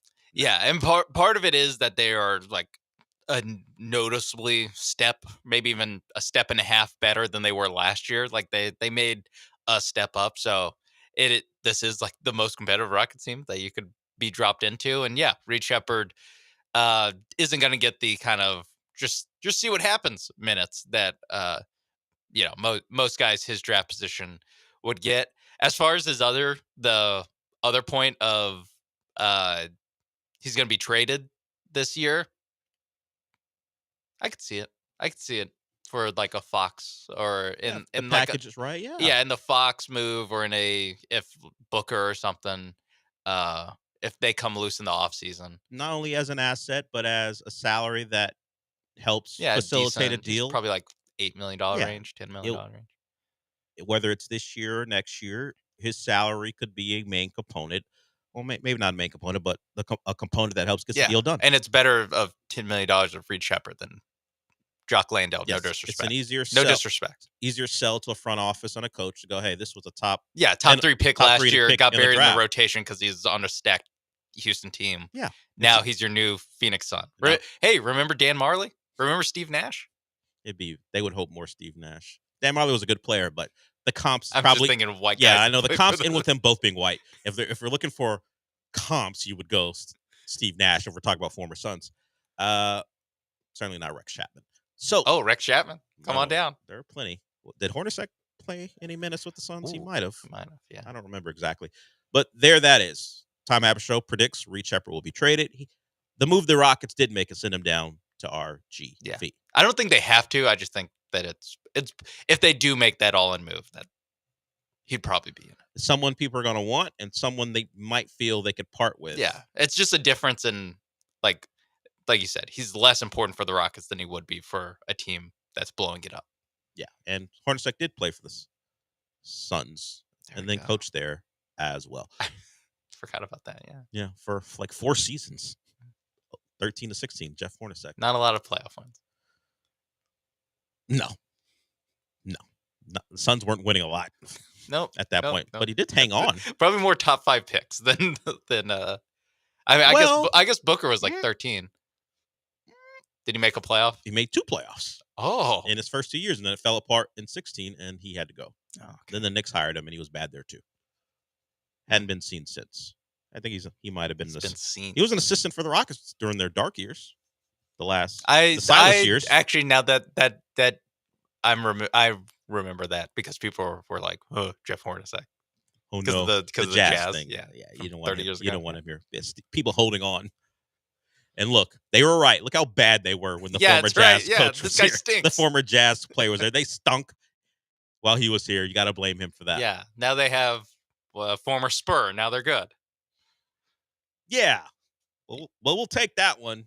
Yeah. Because the Spurs actually won titles. And I don't know if he's still on the coaching staff, but they had Thiago Splitter at some point. I don't think Thiago's still on the coaching staff. You would notice the giant. Yes. Yeah. The Rockets have some former players on the roster like Royale Ivy and, of course, Ime Udoka. If Thiago Splitter was walking around, I think we would have noticed. Yeah. Or I will, because they give the assistants a chance to talk to Vanessa Richardson. Yeah, the first half. If Thiago was there, I just want him to be the guy. Let's just hear from Thiago. All-time Vanessa interview guy. Yes. Royale Ivy's like, come on, I'm trying to get a head coaching job. Get my name out there. Well, maybe if you would have led Sudan to a medal, you would have got a job. Yeah. Don't worry. He'll be the Texas basketball coach at the end of the year. Very possible. Now, Thiago Splitter is the head of Paris basketball.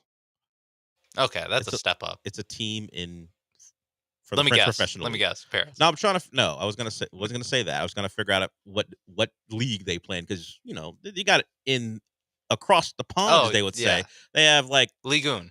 Yeah, you got the French, Spanish. They play in EuroLeague, but there's a smaller league in France that they play for. Either way, Thiago Splitter not here, but was an assistant for a couple years. Still in our hearts. Always. Another former Spur that we love, apparently. All right, we got one more segment to go before we wrap it up. Then Gallant and George, as a whole, they're back, right? Completely. Gallant and George back together again. They will get you started at 12. But before we get there, I want to talk about Monument Chevrolet. It's a place that you go to if you want a great car, and obviously more specifically, a Chevy. So whether you want a Colorado, Silverado, Trax, Blazer, they're all there for you. Check them out on the website, monumentchevrolet.com. And once you get to the website, you're going to see the prices are great. And the best part about those prices are once you get out on the dealership, once you get to the floor or the lot, the prices aren't going to change. It's perfect. You don't want any hidden fees. You don't want any upcharges. So from the website, monumentchevrolet.com, to once you get out there on Beltway 8 at 225, you're not going to be surprised by anything except maybe the great service.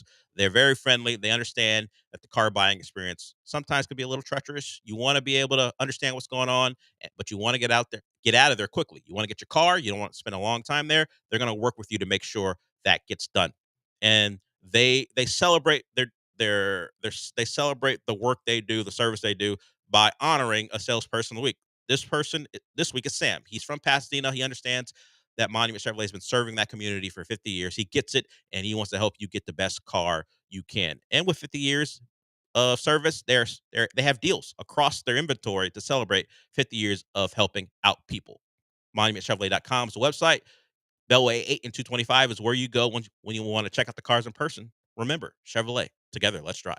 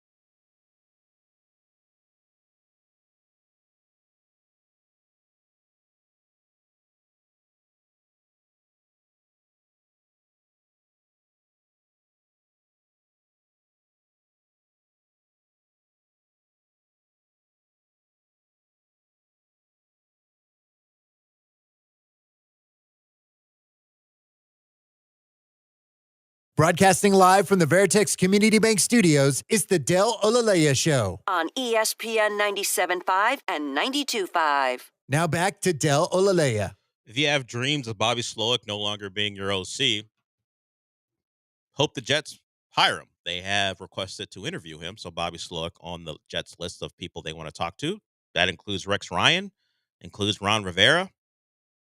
Rex Ryan, pretty confident that he's going to get the job. He's telling people, yeah, I got a great shot. So we will see. And he's already telling people, when I'm there, that Rodgers stuff ain't going to fly. Yeah, get him, Rex. He's telling people that publicly, and by publicly, I mean saying it on ESPN. He's saying that to people. Not I. That ain't the way things will be run when I'm the coach.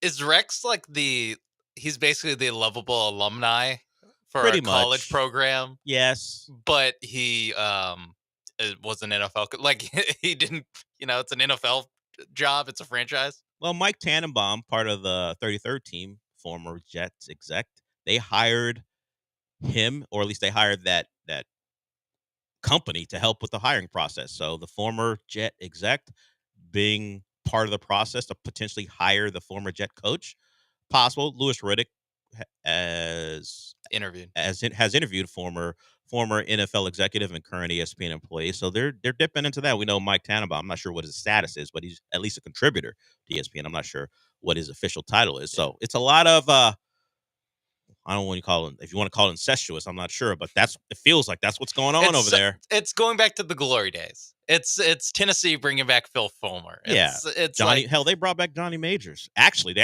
did bring back Johnny Majors. Yeah, I meant Phil Fulmer when he came back as the AD. It's Rich Rod going back to West Virginia. Scott Frost going back to UCF. Yeah. Sometimes, hey, it's been a tough couple years for the Jets. It's been a tough decade. Their best times let's were go back with Rex and. That this generation of Jets fans, like my generation and a little bit older, all they know as far as successful NFL seasons go is Rex Ryan is our head coach. Yes, it wasn't aesthetically pleasing. They played defense around the football, and that was enough. But you know what? That Rodgers stuff didn't fly.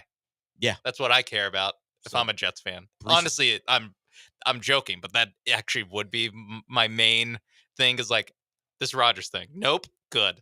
You're hired. Yeah. Breece Hall and Braylon Allen getting ready to learn 50 carries combined, buddies. Yeah. They're going to be, if Rex Ryan had the job. Yeah. If he had Kirk Cousins get ready to move to New York. You joke, but let's not pretend. I mean, it's not like they could do, much better than that. So. Yeah, I don't know exactly where they land in the draft. Another team we shouldn't have won yesterday. If we're talking about draft prospects, you can throw another AFC's team. Maybe they get yours. Well, now you wouldn't have to root against your boy. That'd be sick for me. Yeah. What are they? The 8th pick? 9th pick? I don't know where they are right now after winning yesterday, but they're going to have a chance. Probably not to get one of the top quarterbacks. Maybe they are a team who hope 7th pick. There we go. Who drafts in the second round for a quarterback? Who knows? I don't think second round. Oh, I'm sorry. You thought yours was a top 10 pick? Well, I did notice that when I said that they should draft whatever, the Titans should draft someone first and then get Quinn Ewers in the second round. I was like, Dell didn't notice I just made him the 33rd pick in the draft. No, I did notice. That's not bad. Okay. I didn't think he was a first rounder. Still don't. Even though he's a competent college quarterback and maybe even better than that. NFL prospect, we will see. We are done for the day. We'll be back tomorrow. Gallant and George, as I said, are whole again, and they'll be back. Well, they're coming up here shortly. Followed by the Killer Bees. They're fine, right? Everyone's back. The holidays are over. Everyone's back. So since we're done, Sean, what does that mean? Shroud up, Stroud! One drive, huh? Touchdown on one drive. Yeah, it would fit. He only got the drive, and he scored a touchdown on it. Threw one. What more could you want? The vibes are back. They feel great about themselves. We'll see what they do against the Chargers. We'll talk more about that later in the week. We're done. I'll talk to you tomorrow.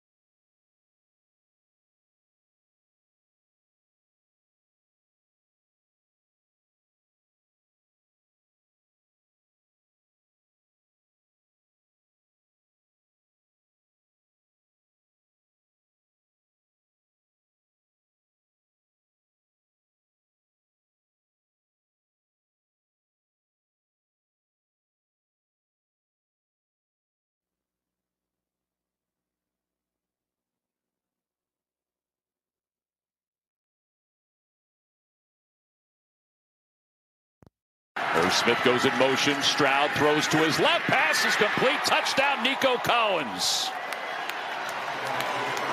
Nico Collins with his 7th touchdown reception. A little shoving at the end of that play. Hello and welcome aboard Gallant and George, the first episode of 2025. The gang's all back together.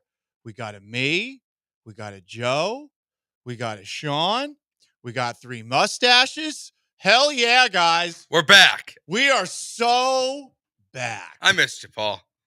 You did? I did, yeah. He's got his Notre Dame hat on. Yep. I missed you guys a little bit, but there was a moment where I thought long and hard about not coming back. Never, ever doing sports radio again. There was a little moment of time. We'll get to that in a moment.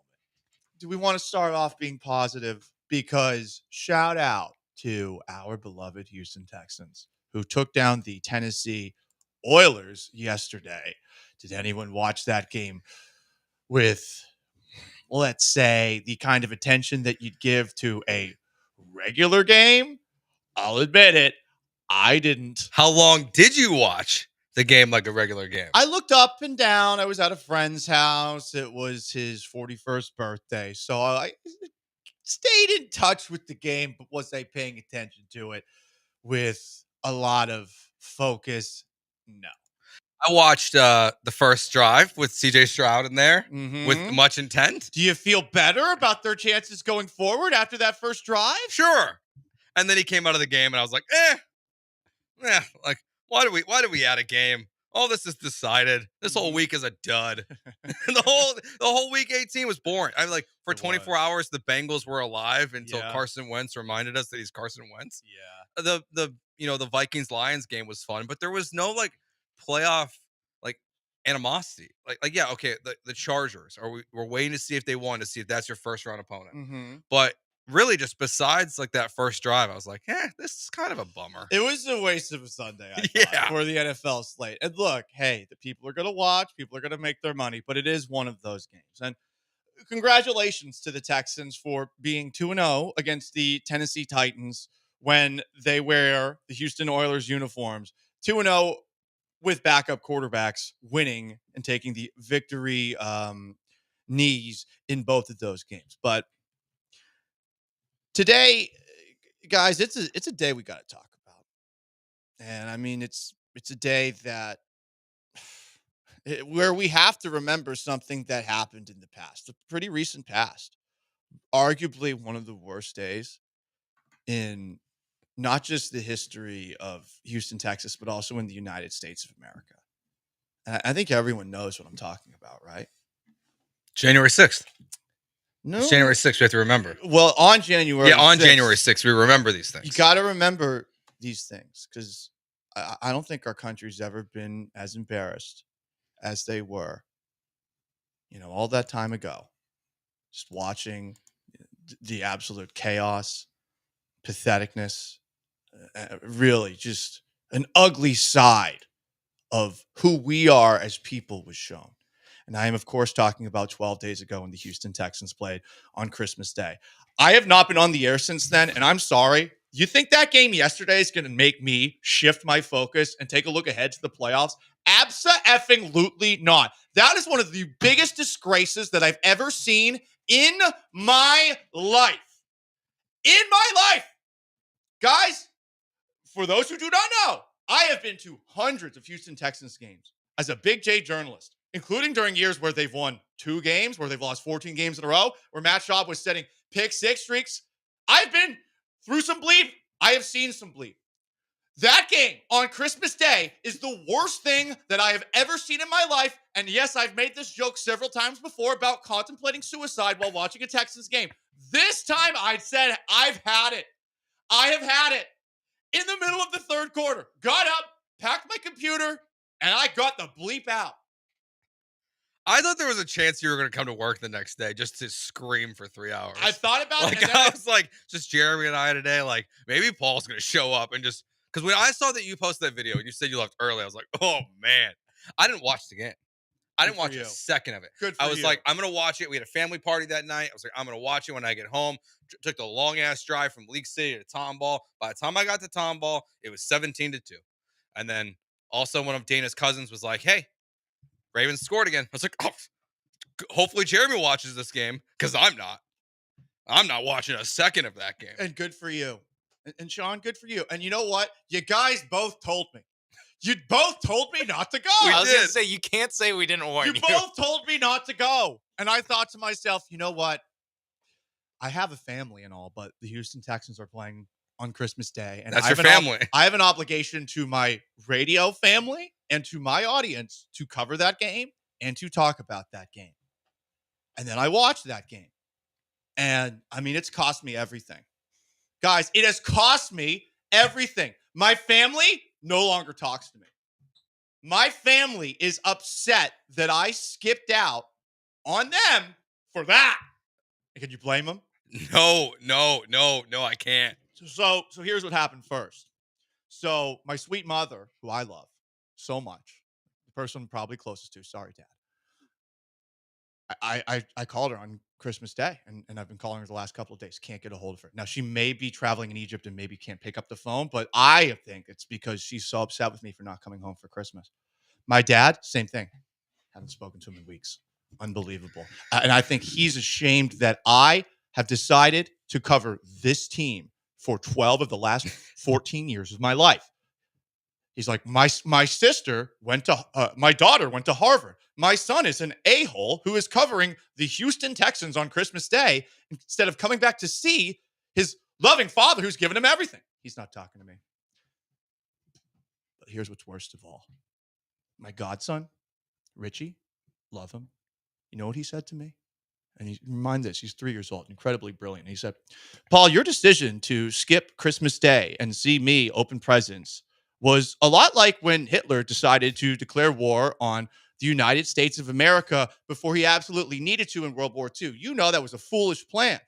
That's what my 3-year-old nephew said to me. Sounds like a smart kid. Right. My 6-year-old niece, she's speaking already. Or excuse me, 6-month-old niece, she's speaking already too. And she said, you're a failure and I don't love you anymore. All of this happened. True story. My family has disowned me. I'm not going to get the great Gallant inheritance that my dad complains my mother took from him. I'm not going to get it anymore. Okay? I have been cut out of my family because I spent time with those effing losers on Christmas Day. And I get another 10-7, blah, blah, blah, blah, blah, blah, blah. Dead to me. They are dead to me. I prefer to root for a team that just fired its black head coach after 1 year in a very messy fashion. I prefer that. What a bunch of losers. They ruined my Christmas Day. The Twitch told me, the YouTube told me, you guys told me, everyone told me not to go, and everyone told me not to buy into the hype this year. And my God, that just complete turd. And we're talking a 3-footer here. We're talking a clogger. That thing ruined Christmas, New Year's, my love of football, and let's be honest, my life, because I've been cut out of the inheritance now. Unbelievable. All right, follow-up question immediately. So next year when they play on Christmas, are you going to go? Or they play on Thanksgiving? Well, it's too early to say. No, it's not. No, it's not. Well, I don't have a family to go back to anymore, right? Yeah, they'll come around like your UT fans. Like they'll come around. Don't worry. Like, no, never again. Paul, they could be 15-0. They could be 15-0. Don't do it. What have I done? Like, what have I done with my life? I've spent my life covering this team, like with a lot of passion. And I mean, some people are all the way in on it. Like, shout out to Landry Locker, to Cody Stoots, to the people who have really gone all in on the Texans. I just can't. I can't. I don't think I'm ever going to do it again. Now, theoretically, I'll jump back on the bandwagon if they win in convincing fashion on, guess what? A Saturday playoff game against the Los Angeles Chargers. But guess what's probably going to happen? Not that. But even then, they win on Saturday by 10 points. They play the Chiefs the next week. You're going to be like all the way back in before they play Patrick Mahomes? No, I'm not. Like, hey, look, I get a Chiefs hat, honestly, jump on the bandwagon. I hope they never play on a holiday ever again. They don't deserve to because they ruined the holiday. Yeah. They ruined Christmas. Like, Beyonce almost saved it. And then they played the second half. Which Gallant Hannah coming out, though. Yeah. So did you like basically stay for the concert and then leave? I stayed for the concert. I had no idea what was going on, but it sounded good. I was like, wait, Beyonce's a country singer? I didn't know that. Oh yeah, that's her new thing. She sings country? Yeah, she did a country album. I thought she sang Bootylicious, which I was disappointed she didn't do that. I did scream that from the press box several times. Play Bootylicious, and everyone was like, "Paul, stop being so horny." Now, Landry had to be like, "All right, this is serious press box." Yeah, I was gonna say, like, does the cheering apply to the halftime show like it does during the game? Like was everyone like? Good question. I don't know. I left in the third quarter, so didn't find out. They might have been looking to take me out. They had to yank out DJ because of how he behaved at halftime. DJ's just like jamming to Beyonce's new country album in the press box. Like, totally could see it. Two-stepping with Stoots. I don't know. Yeah. That I would pay money to see. But yeah, Christmas was terrible. And then this last week was just a giant nothing burger. I spent, I'm not kidding, when I was in Mexico, and I've spent the majority of the last 12 days telling anyone who will listen, I cover losers. I've covered losers for a living, like a loser organization. The Astros doesn't matter who's the quarterback, doesn't matter who's the head coach. Like this, I just cover a loser organization, and I'm that's been my entire life. I mean, if you talk about midlife crisis, you're 35 years old. You realize that this is the team you've covered. You thought that this was going to be the year where the takes you had finally matter on a national level. And then they do that on Christmas Day. It wasn't that they just lost. I mean, if they got shut out, it'd be less embarrassing. The Ravens gave you 2 points. Okay, that's people were talking about that. Out of sympathy, I do agree gave with you that. 2 points. It was sympathy. Don't get it twisted. Derrick Henry, he has murdered this team, and he thought to himself, you know what? Just like Scrooge decided to help old Tiny Tim out that one Christmas, guess what? Derrick Henry, he gave you 2 points. He gave you 2 points. He gave you the chance to perhaps turn that game around. It was the Christmas miracle from Derrick Henry, the gift of 2. Doesn't matter, Brian. But AFC South champions 2 years in a row, Brian. That's right. You guys are back in the. Doesn't matter what it looked like. Back in the playoffs. Looking forward to the playoffs. Exactly. Go ahead. Sorry, didn't mean to interrupt. Didn't mean to interrupt.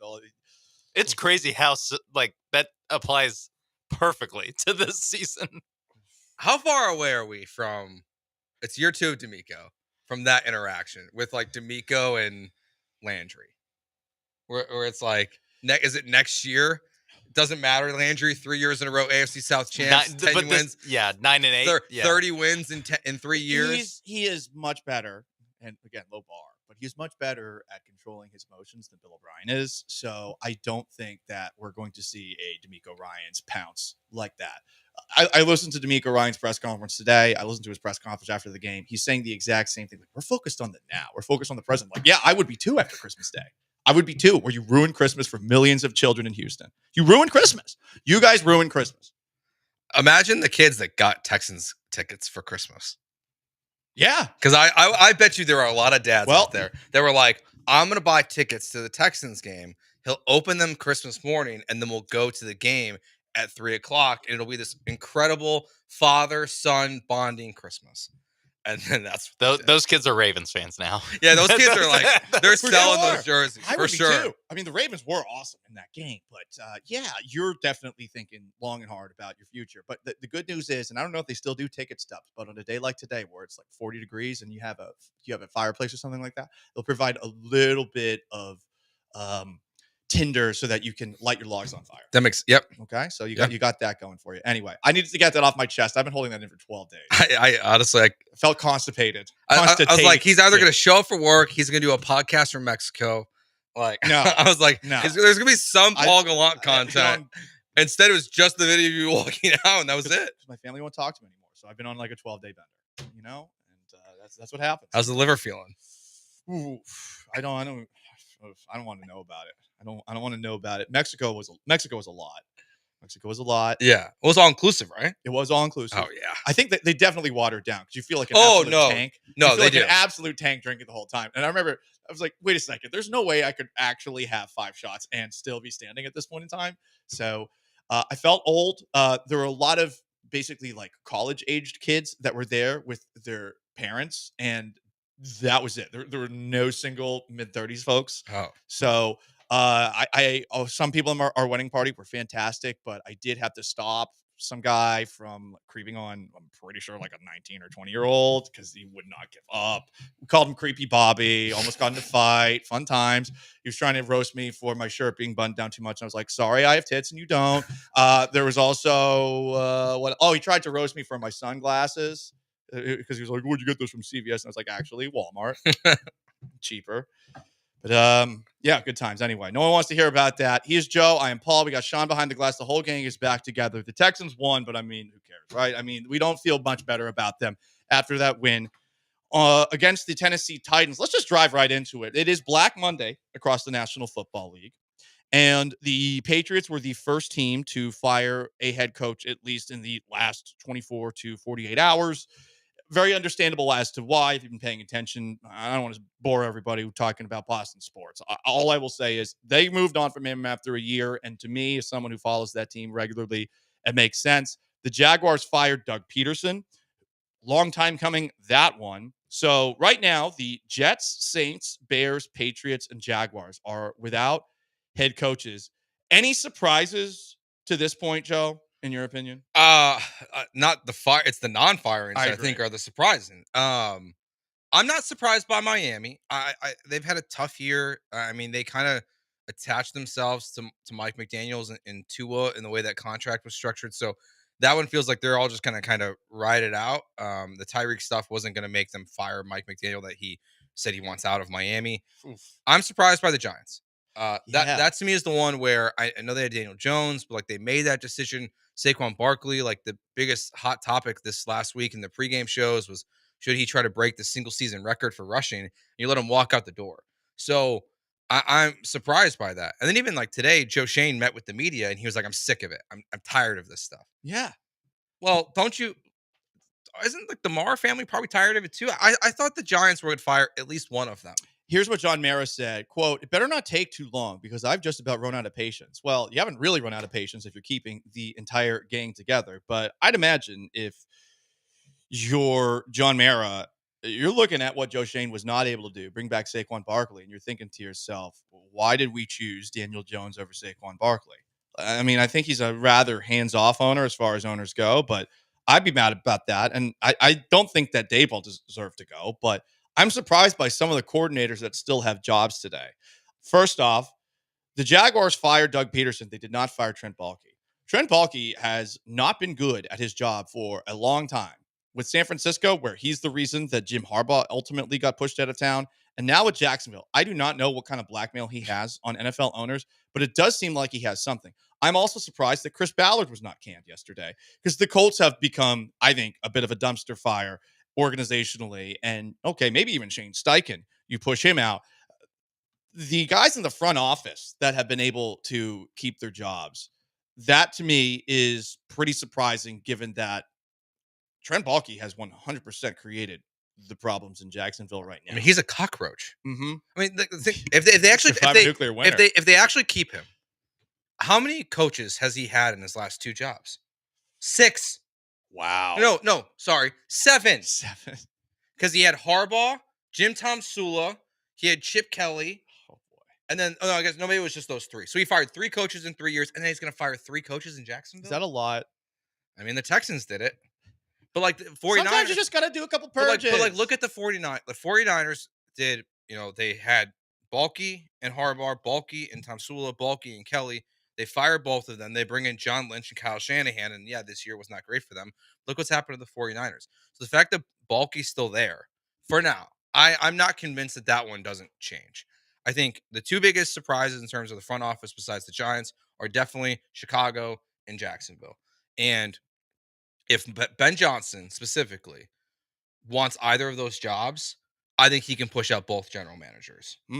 I think that if Chicago wants Ben Johnson, it may mean the end of Ryan Poles. And I think the same thing in Jacksonville, where if Ben Johnson's the guy you want to either take the reins with Caleb Williams or Trevor Lawrence, and he says, I'm not working with this guy, like maybe they get pushed out. But that's 2 organizations who have 2 rookie quarterbacks who are going nowhere right now and really struggled this year. And I don't think either of them is the ultimate bust that they're both playing as right now. But your GM has done a poor job surrounding them of talent. I mean, Trevor Lawrence, like, They let their wide receiver, like they did a good job with Brian Thomas Jr. He was incredible this year for sure, but they've done bad job at the offensive line, bad job at the running back position. Their defensive line, their defense has been struggling, and they paid a lot of guys. Same thing in Chicago. So I'm more really surprised today by the amount of people that still have jobs. I just, it's Yeah. not very Black Monday. And maybe that will change over the next couple of hours, but you're right.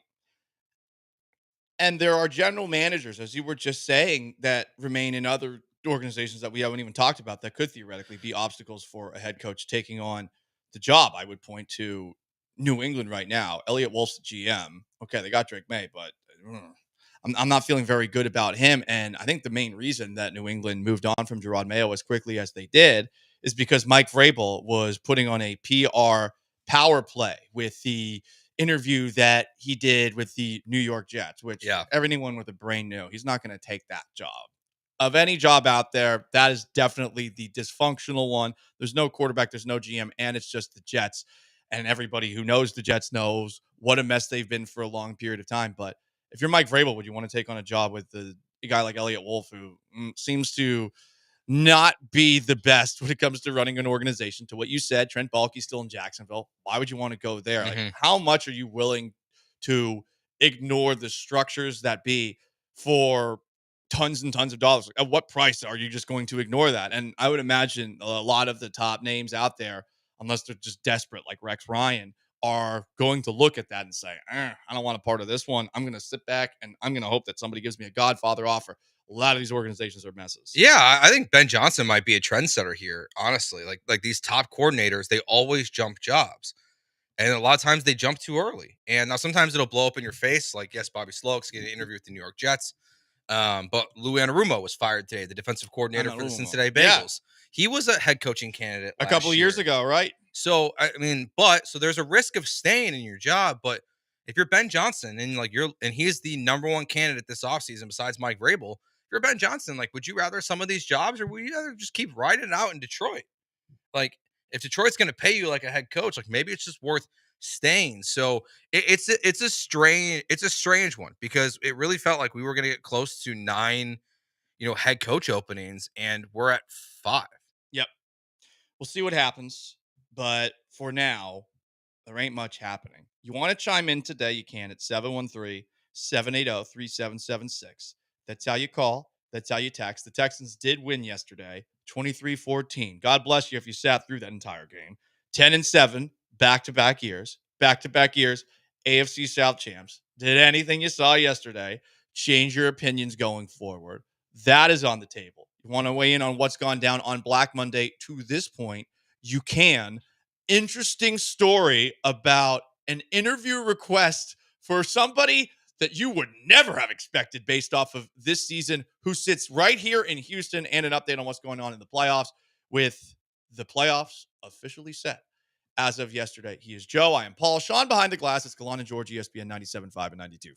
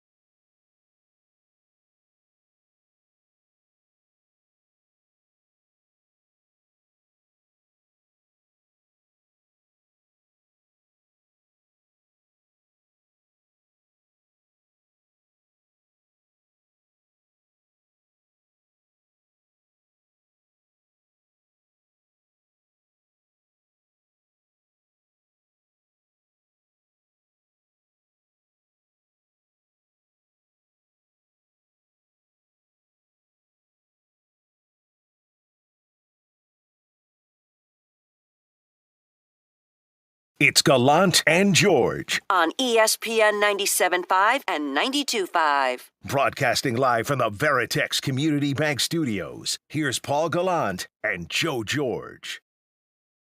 Wanted to make sure our guys got into a rhythm offensively to start, so I thought we did that in our first drive, and we were able to get guys out and, come out healthy. That was the main thing in this game. Texans did beat the Titans 23-14. To a degree, D'Amico Ryans is correct. We'll see about John Mechie, who got absolutely clobbered over the middle. He's higher up on the depth chart with all the injuries the Texans wide receiver core has suffered this season. So they win the game, and sure, okay, the offense got some things done. There was also, a pesky delay of game in the red zone and a couple of Laramie Tunsil false starts. But fine, you got your touchdown for an offense that has been shaky this year, but apparently not that shaky, because I saw this morning, courtesy of Ian Rappaport of the NFL Network. He reported this: the New York Jets have put in a request to speak with Texans offensive coordinator Bobby Slowick, his first request of the cycle after being a hot candidate last year. The Jets are into Bobby Slowick as head coach? I mean, the Jets are desperate. No, I think this is a great idea. I think this is a great idea too. I mean, they shouldn't be interviewing all the other 30 candidates they've requested. They should only interview Bobby Slowick. Bobby Slowick is the best coaching candidate available. We know. We've watched it. We've watched all the games. Just trust us, okay? We're ESPN radio in town. Bobby Slowick's the guy. Mm-hmm. I mean, honestly, the Patriots just moved on from their head coach and are probably doing it to get Mike Vrabel. But me and my Patriots hat right now, I mean, I'd love to have Bobby Slowick as my head coach, and I think any team would be lucky to get him. Yeah, I totally agree. Any team, including the Bears, I'm lucky to have him. There's a bunch of openings. Bobby Slowick, but specifically for the Jets, I think would make a lot of sense. The best. He's the best. Yeah, I don't know who his quarterback's going to be. Could be Aaron Rodgers. Mm-hmm. It could be someone in the draft. It could be Kirk Cousins. Could be anyone. It could be anyone. But if you want someone to come in and mold a young quarterback like he's done with CJ Stroud, Bobby Slowick's a great fit for the New York Jets. No one knows how to run a screen quite like Bobby Slowick. No one. Some would say that's a good thing. I don't. I think it's because he's so creative. And they just can't figure out his genius here in Houston. On a serious note, I'm very surprised. I'm very surprised that of all the names in the head coaching cycle we have seen for the New York Jets, Matt Nagy, Rex Ryan, Arthur Smith, Ron Rivera, and Bobby Slowick. Honestly, I mean, at least with Bobby Slowick, he's never been a head coach before, so you don't have anything to go off of. I mean, their list is 12 deep right now. Mm-hmm. It's Vrabel, Rivera, Rex Ryan, Brian Flores, Josh McCown, Joe Brady, Matt Nagy, Arthur Smith, Brian Greasy, Aaron Glenn, Vance Joseph, Bobby Slowick. Yeah. That is a lengthy list of candidates. And they've already interviewed, Vrabel and Rivera have already been interviewed. They've also already interviewed guys like Louis Riddick for their GM job, or Jim Nagy, who runs the Senior Bowl, for their GM job. I guess they're just casting the widest net possible. But to be honest, when you look at this list, Bobby Slowick's not the worst name. Don't do that. He is the worst name. He is. You can't move him from what this offense is. He's better than Matt Nagy. He's better than Arthur Smith. He's better than Vance Joseph. He's better than Rex Ryan. He's probably better than Josh McCown. I don't know about that being true for any of those. You really? Yeah. How can you say Bobby Slowick is better than any of those guys? They've actually all coached before, so if they were to get hired again, I think they would actually know what they're doing. Bobby Slowick doesn't even know what he's doing with the offense. That's a good point. Yeah, I mean, it's definitely a good counter. At least they've been a head coach, most of these guys, before. I don't know. It's like watching Pittsburgh right now. Nothing says Arthur Smith, head coach candidate, more than Bobby Slowick. I'm surprised he's getting an interview at all. I'm not surprised. He's going to get an interview. He was one of the hot names last year. Will anyone besides the Jets interview him? Yes. Oh, boy. What we got? 4 more? Saints, maybe. I mean, I could see the Saints. Yeah. I mean, these are all bad teams, poorly run. Jags are probably going to interview him. Jacksonville's the one that I'm hoping for the most. Jags keep him hiring in the division would be hilarious. Yeah. Jags hiring him would be great. Probably not the Patriots. Bears. think he'd be a great candidate for the Bears. Yeah, don't know I how mean, Joe you saw feels. what he did with C.J. Stroud. Yeah, Imagine we would do it with Caleb Williams. Exactly. Right. I've seen the stats since the head pat in week 2. Yeah. I've seen the definitely not cherry pick stats where it's total yards. Caleb Williams has 4,000. Because I saw that, I was like, no way, he didn't throw for 4,000 yards. And I saw his total yards. I was like, oh yeah, because he runs. He runs a little bit. Yeah. Factor the sacks in with Caleb Williams. Yeah. To take away from some of those. Yards. It's not that different than CJ. Right. I Those know. I think Stop taking those combined. steps. What it combined like between these two teams, watching them play every single week, I saw like 120 sacks this year, 115 sacks this season. It's been a lot. It has been a lot. So Bobby Slowick is a potential coaching candidate, at least in the eyes of the New York Jets. And I will once again completely seriously say, wink, wink, I will completely seriously say that Bobby Slowick is the best thing that could ever happen to the New York Jets. Mike Greenberg, I know you're listening right now, okay? I know you're listening with your little Jet socks on and your little Jets pajamas and your Jet sweater, sipping some hot cocoa, because it's the best time of the year for Jets fans. The season is done. Now you can start dreaming about other possibilities of what could happen in the offseason, Maybe you'll even get a trip on the Jake Asman show. Whatever the case, this is the best possible coaching candidate, okay? It's Bobby Slowick.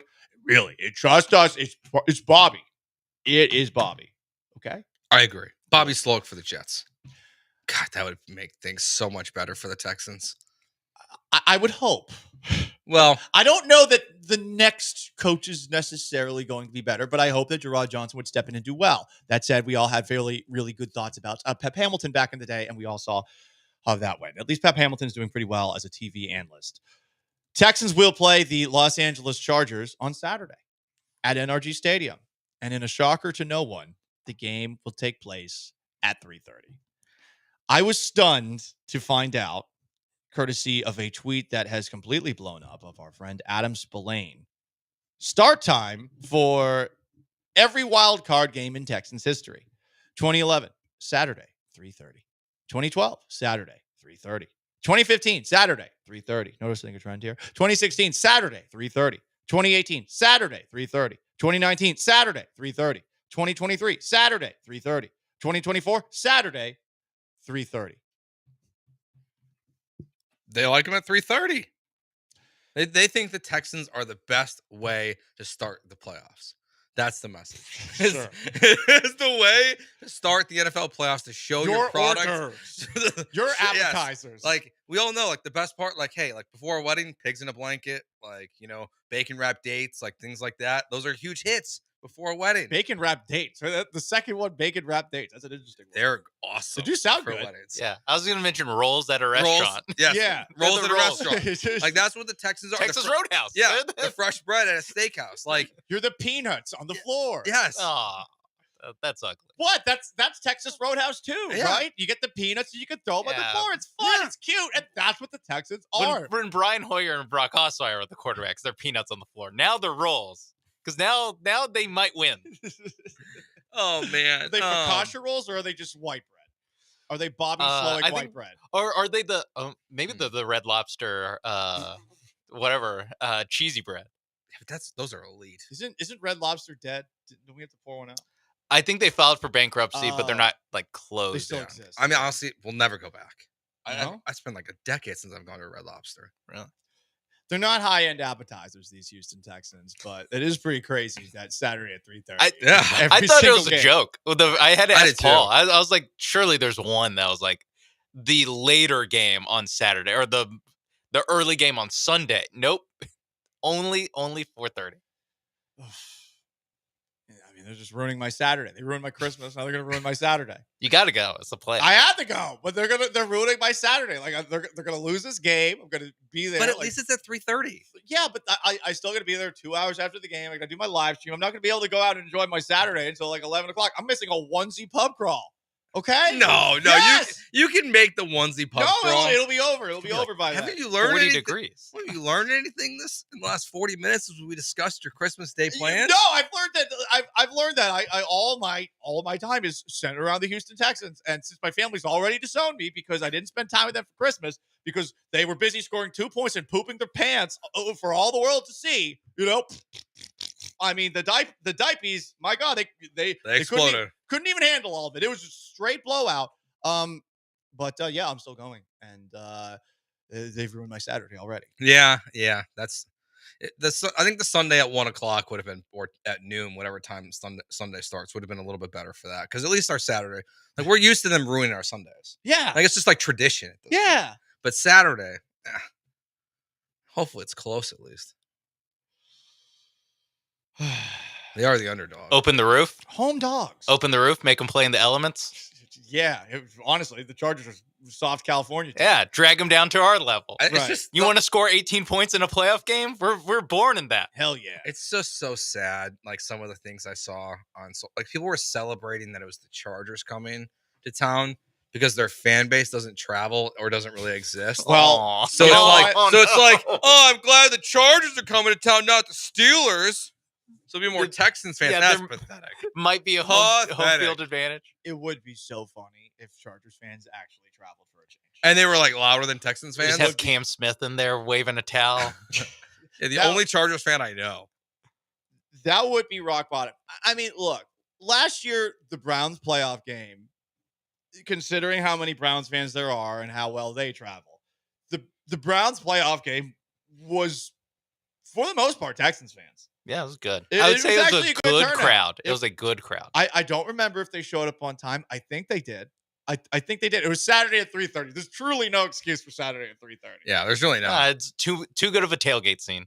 Maybe that's why the NFL keeps doing it. They know that this is the only time they'll show up. Only time they'll show up is if it's in the middle of an afternoon. Oh, yeah. That's not a Sunday. They are never getting a Monday night game. No.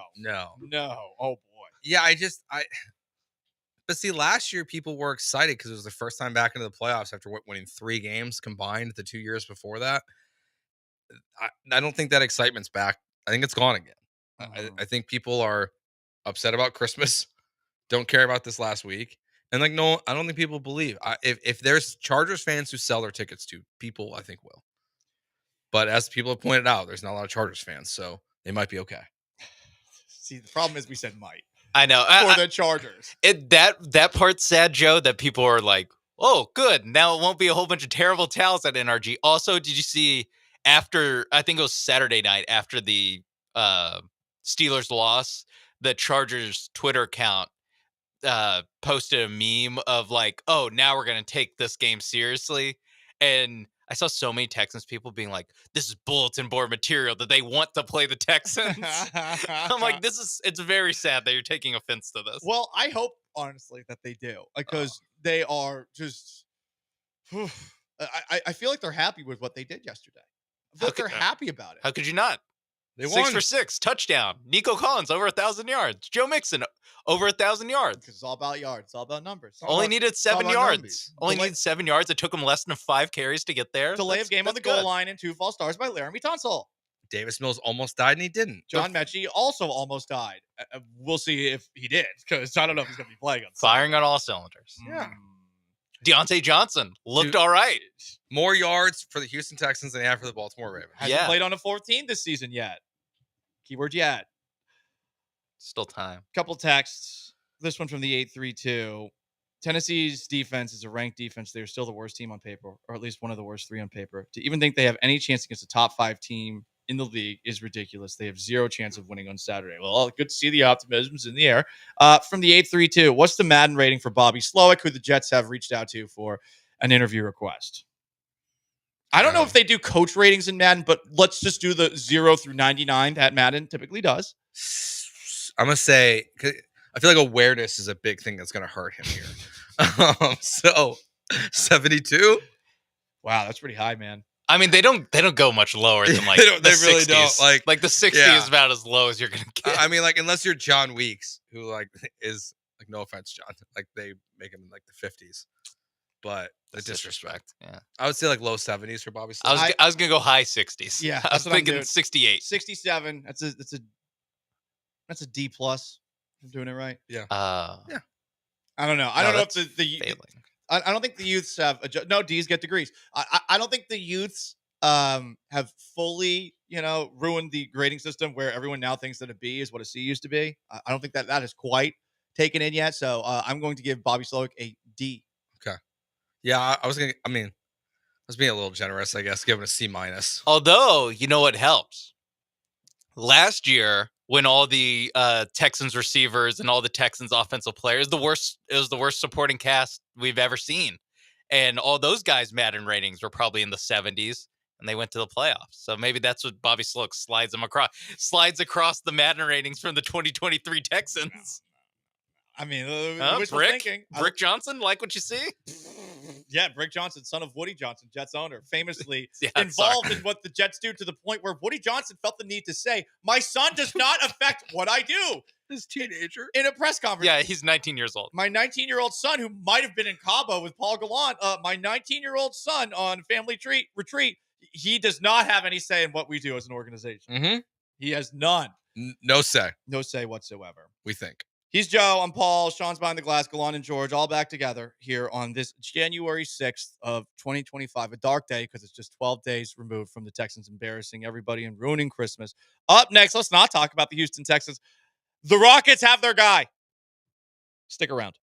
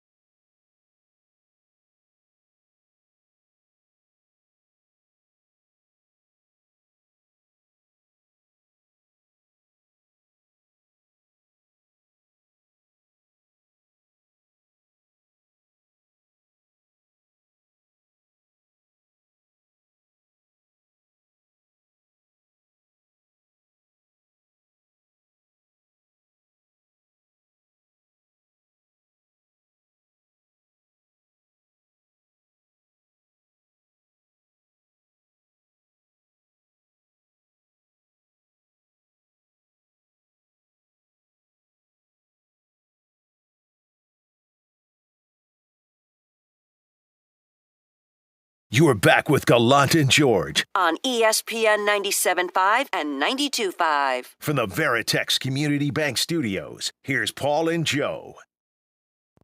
They come to LeBron now. Stolen by Bentley. And LeBron found him. He stepped inside of LeBron and stole the inbounds. Fred VanVleet with a little defense to help the Rockets stay the 2 seed in the Western Conference. A 119-115 win over a Lakers team that does at least have a good record with LeBron actually on the court. Jalen Green had a sort of efficient 33, which is nice to see considering the Rockets have to play without Jabari Smith Jr. We saw Steven Adams in extended minutes. He actually looked very good. But the guy who looked the best and the guy that I am now convinced is the piece on which we will build. The rock with which Ime Udoka will take the Rockets to the promised land. It is Amen Thompson. I am declaring it today, January 6th, 2025. Amen Thompson, 41 minutes, 23 and 16. It was an amazing performance. I'm with you, man. I hate to just agree with you. I wish we got some kind of debate here about this, but I'm totally with you. Even if the jump shot never comes along, he doesn't need it. He impacts the game in such a dynamic way, like on the glass, attacking the rim, defensively. It's a really a athletic version of Draymond Green, kind of, I would say, where like he can do everything you need for the Houston Rockets on a night in, night out basis.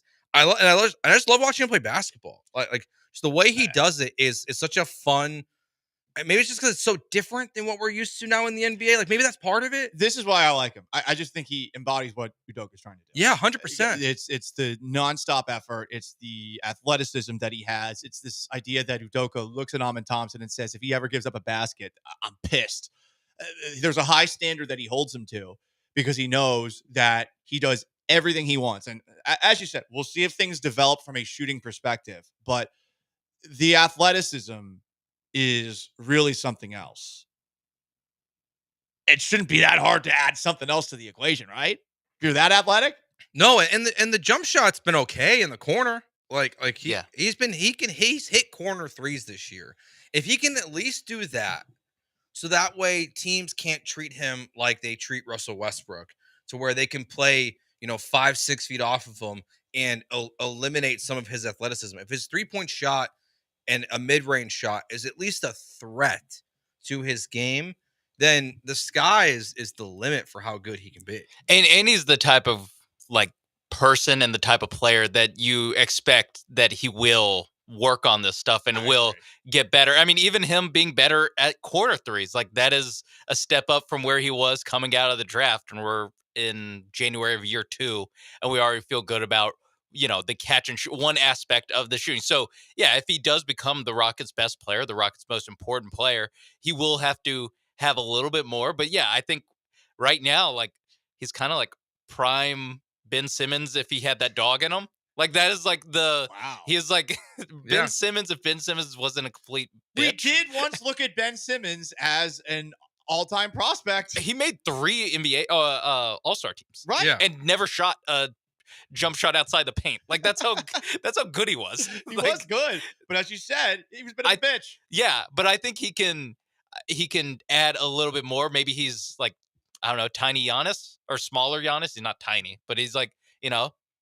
Giannis that's 4 inches shorter than actual Giannis. Maybe when he gets these kind of big minute games, I do sit there for a lot of it and just think is he giant Russell Westbrook? He's such a weird combination of skills, but all the players they bring up, they have one thing in common, that they're insane athletes, and he is a one-of-one athlete on the court. It really is insane how athletic he is. Got rave reviews after the game. I don't think Ime Udoka hands out compliments like this easily, though he did at one point say that Tari Eason reminds him of Kawhi Leonard. But this is Ime Udoka talking about Amen Thompson's 23 and 16 performance last night. Having our man back, what did he change as far as the offense and the defense was concerned? Everything. I mean, it's evident. The pace he plays with, attacking downhill, touching the paint and getting easy stuff for everybody else besides the defense, of course. And luxury to have him and Dylan out there starting on those two. And, it was obviously pretty apparent and evident right from the start. I think he scored our first 6 or 8 points and getting downhill, getting to the basket, even when they're trying to sag back off him is tough when guys attacking you and kind of eating up that space. I mean, this is the kind of game where like he puts himself in the starting lineup permanently. Like no matter I hope so. The injuries, like when Tari Easton and these guys are coming back, like this is someone that should be in your starting group permanently for the rest of his career. Amen Thompson is your starting guard. I hope so. We'll see, because I mean, you know, it is It's tricky. Ime, yeah. You do have the veteran in Van Vliet. You do have Jalen Green out there, and Green did have 33 points last night for what it's worth. It's not a consistent effort, but I mean, he's been pretty good over the last couple of weeks, right? I guess. Yeah, he's been solid. Yeah. Yeah. The hard part is, who does he replace in the lineup? Because, like you said, the backcourt, I'm not sure if he's ready to actually be like the point guard of the present. Where where we talk about what he does on the court, it's like it's not a lot of high pick and roll, you know, throw an entry pass to Şengün. Like he's not quite there yet. I mean, just by evidence of he is starting because Jabari Smith broke his hand, and everyone is like, oh yeah, throw him in there when he's back from suspension. So I do think that it's more of a Brooks or Smith conversation with Amen Thompson being the starter, and it's tough because both of and both of them bring good defense and shooting, which I mean, it's the two best shooters in their starting lineup, and you're throwing in Amen, who, like we said, good at corner threes. That's about it. So I'm not sure. They have 4 to 6 weeks before they actually have to make a decision. 4 to 8 weeks before they actually have to make a decision. More high praise for Amen Thompson last night. This came from Steven Adams, and hearing Steven Adams say this about Amen Thompson should perk your ears up a bit. No. One of a kind, bro. I haven't played with anyone like this. His speed, his speed is just like unbelievable. And then just his first jump is so quick off the ground. It's crazy, bro. I actually haven't seen like that type of athleticism, to be honest. I mean, he played with Russell Westbrook. I know, and I mean, I hate to throw out like these crazy lofty comps, but like when you talk about like what does he remind me of, and maybe it's just because I was so inundated with it this weekend because it was Derrick Rose night, but like in terms of just like the athleticism, watching him play, like it reminds me a lot of a much bigger Derrick Rose. Just like it just didn't matter like what Derrick was doing on the court, like he was just so much faster and dynamic than everyone. It didn't matter if you sagged off him, like Ime was saying. Like he was gonna get his, and like that's what like Derrick Rose, Russell Westbrook, like if that's what Amen Thompson can turn into. He doesn't have to be the primary ball handler. Like he can be your four because he's just so athletic at the same time. He's so much bigger than those guys. It's really it's really incredible to see like how much he's developed already. Like Sean was saying, and like the idea of that, like there's still so much room for him to grow. And he's already got this great baseline. That's where you're right. He's the guy to build around.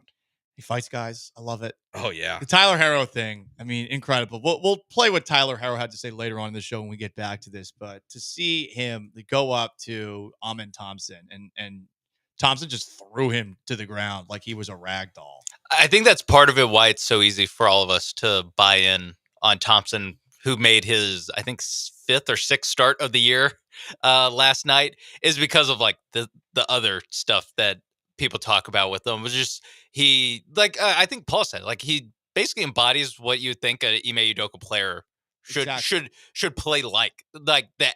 Not just on the court, but like the attitude of what he brings on the court. And there's a degree of wishful thinking that it will continue. And when you see a guy throw a player that's kind of a douche to the floor, you that too. That adds to it. It adds to the mystique. Good target. Yeah. Right. Yeah, it was the right player to do it too.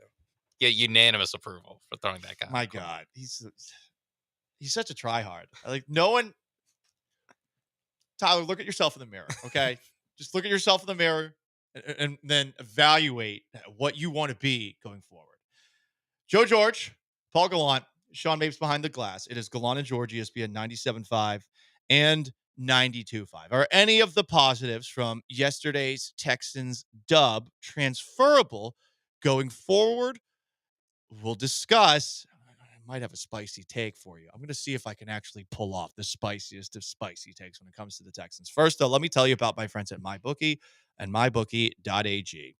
Happy New Year, everybody. There's still football to bet on, whether it's the college football playoff with action starting on Thursday as part of MyBookie's awesome little fun thing on Thursdays. Risk-free bets on Thursdays. How about that? So you can go to the website, you can make a bet, and if you lose, guess what happens? You don't lose a thing. So maybe you're taking a look at that Thursday game. Joe George's Notre Dame Fighting Irish going up against the Penn State Nittany Lions. They're 2-point favorites.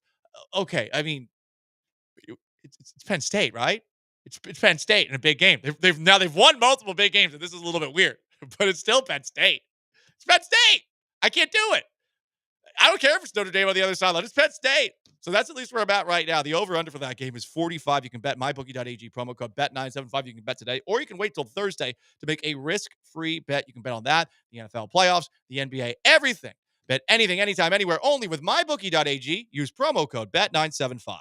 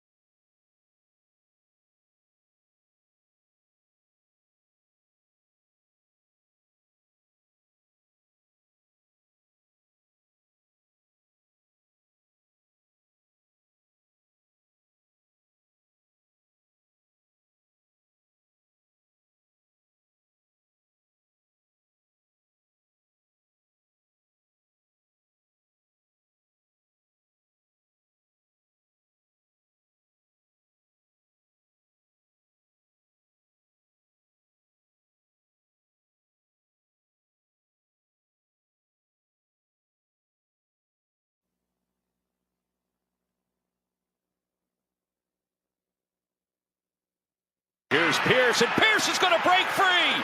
He's going to go all the way with one man to beat. Mike Brown is trailing him, and Pierce inside the 10, into the end zone. 92 yards for Dameon Pierce, and the Texans are feeling good. 19 carries for 176 yards and a touchdown for Dameon Pierce. How about that? What a day.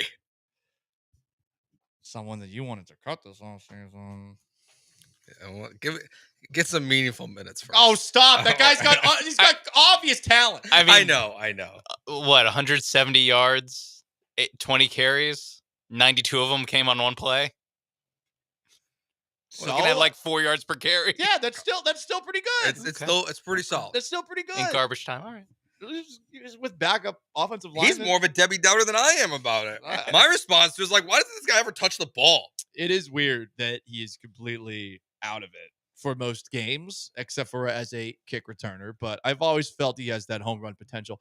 Again, though, playing the Titans in a meaningless game, the only thing that seemed to matter at all was the fact that the Titans were wearing the Oilers uniforms, and it's pretty funny to beat them for the second straight year with a backup largely playing in this game. With the way the offense moved the ball at first, take the delay of game out of it, take the Laramie Tunsil 2 false starts out of it. Does it make you feel any better about the offense? Because it does not make me feel better about the offense going into this playoff game. I know that they wanted to iron some things out, but a Titans team that has absolutely nothing to play for, where they're playing musical chairs with Will Levis and Mason Rudolph all game long, and really seem to be trying to get to the Calvin Ridley and Tony Pollard incentive numbers for receiving yards and rushing yards, respectively. I'm not going to pat myself on the back for progress made. No, I mean, like, even the Nico plays, like, is that just part of the number hunting, the contract incentive? Right, because Nico got his 1,000 yards and Joe Mixon got his 1,000 yards. Now, the one catch on the sideline, to get down like the 25 or whatever it was, that was a great catch. That was a good throw and catch. But you know what he could do. Exactly. You So, like, already know what CJ Yes. Stroud and Nico Collins are capable of. Yeah, so like the Nico plays were the only ones that were like, all right, well, like, it's just, I guess it was just nice to see. CJ didn't get hurt. That's a positive. But no, it's just like the Titans are the worst team in the NFL officially, right? They are. They hold the number 1 pick in the NFL That's right, draft. because my beloved Patriots actually went for the win in the last week of the year, and I'm happy about that. You know, they got their quarterback. They'll be fine. But I just think it's lame to go for the number 1 overall pick. Whatever, it's fine. I mean, I know some people a couple of years ago were bitching and moaning about, we're going to get Bryce Young. And Bryce Young had a very good last game of the year. He's looking better. But to bring it back to the Texans going forward, as much as I want to say, hey, some of the things that happened in this game make me feel better. If they would have played more than a series, I might have felt differently. Like, if they would have played a whole half and, put up 21 points in the first half and done this on 3 separate drives, maybe I would feel differently. But the fact that they were literally out there for a drive, or CJ was out there for a drive, because Nico went back out there. Yeah, to get 8 yards. Yeah, he had to get his yards. Well, I think because he was at 1,000 on the dot, and what I think it was they didn't want like the NFL yards audit to knock him back down, so they just got him. Smart move. Got him a couple extra. Wasn't as bad as the Mike Evans 1,000 yards, but it was pretty shameless stuff. The delay of game is what bothers me. In fact, the delay of game cancels out that entire touchdown sequence. You had a delay of game in the red zone. Yeah. You just had to go 1 drive without a penalty. That's all you had to do. You can't do it. Still couldn't figure it out. Yeah, just the idea, even without the penalty, that 11 plays, 70 yards would have been like, all right, we're good. Like, I feel good. I feel good about this team's offense now. Now I think that they can score 24 points in a playoff game. Like, that's why I didn't need them to play. I was on team bench everybody because, like I said, how good do we feel about those 11 plays?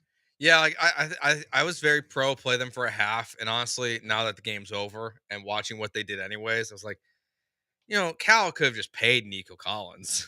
He could have just given him the bonus, anyways, Christmas bonus, and just said, "Hey, man, like, we don't want you guys to get hurt." He could have just paid Mixon and Nico and said, "I'm doing what owners should do, which is protect your players, have them healthy for the playoffs, but still give them their incentives because it's just the right thing to do." So I think it's part about incentives, but I think it's also that round number. Millennium number, right? Is that the 1,000 mark? That's a big deal for Hall of Fame careers. Say Nico Collins ever is considered in that breath, or Joe Mixon is ever considered in that breath. I would say it's unlikely for both, but for Nico, sky's the limit. Joe Mixon might be a little tough. Hey, third among active rushing yards. How about that? That is pretty impressive. It's pretty good. That is pretty impressive. Second is Ezekiel Elliott. Well, he's not active anymore, so now less impressive. Less impressive. Yeah, Joe Mixon's 2 now because Zeke's not on a team. So yeah, look, there's nothing really to take away from the game yesterday because the guys to make you feel better at least. Yeah, to make you feel better because the guys didn't play. Besides the fact that no one got hurt in a drive in which, yes, they scored, they moved the ball down the field, but as you said, there's a delay of game. There's Laramie Tunsil false starts in this game, and so it's impossible, I think, unless you win this weekend, as we started the show, to remove the stink from Christmas. Like, I just don't. If they would have lost that game competitively, maybe I would even feel differently about this game yesterday. But all I can think about is Christmas still. Yeah, that's all I can think of. I mean, that's all I could think of for 12 days. Again, it's all I would talk about with people. My friends were getting annoyed. I just kept on ranting about what happened on Christmas. Just every single terrible moment from that game. Just sitting there in the press box wondering what I've done with my life. Why am I covering this team of all teams? Is that your lowest press box moment? Or is it still the... Yes, because it was on Christmas Day. Okay. It was I on thought Christmas the Day. Titans-Texans, 2022 game. That one was rough. That one was rough. I was searching for answers. I in the remember basement. you literally took a walk. Took a lap, came back, and the score was exactly the same. I was gone for a quarter. I came back and nothing had changed, and I was like, okay, well, at least I missed nothing. Yeah.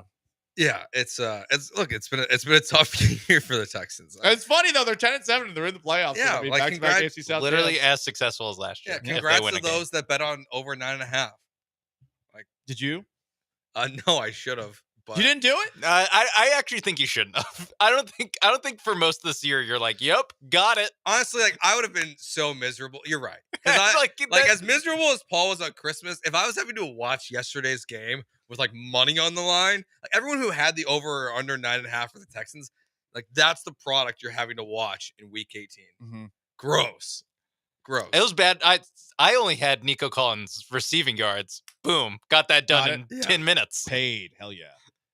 Look, for me, I think the biggest frustration about yesterday's game is I was really hoping that Davis Mills would make it possible for me to ask this question, and I was just going to throw it out on the internet and see who bit, because it would clearly be engagement farming. But for those who've listened long enough, you know that sometimes I have sarcastic takes, and I just let it stay dry as long as I possibly can. I really wanted to ask the question, is Houston ready for a white quarterback?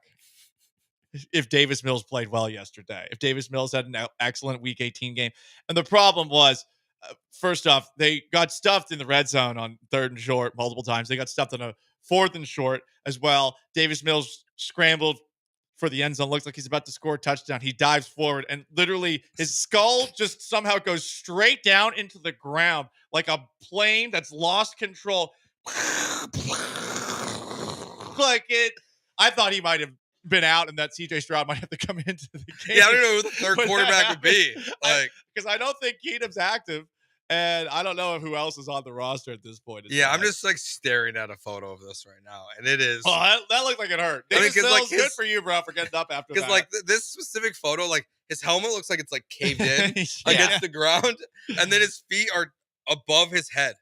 It's like literally the textbook definition of a face plant. Yeah. It's like it could not be more perfect of what face planting is. And yeah, it looks so painful. It looks so bad. A lot of neck could have gotten hurt there. He could have. There's a lot of neck on Davis Mills. Maybe the neck's what saved it. Yeah, it was like built to last. Yeah. It was like in the other guys when Samuel L. Jackson and The Rock like jump for the bushes. Aim for the bushes. Aim for the bushes. You're dead. Honestly, like he should just you gotta give a touchdown for that. Like, after review, there should be a rule like after review, we feel so bad because of how bad that looked. Touchdown Texans. Is he really came close and then his body just like wilted at the 1 inch line. His head is on the goal line. Ow. Like he is a half a foot away from a touchdown. Just give it to him. After review, it's half his body made it into the end zone. Indisputable video evidence that the quarterback is now part of the Earth's crust. Yeah, touchdown.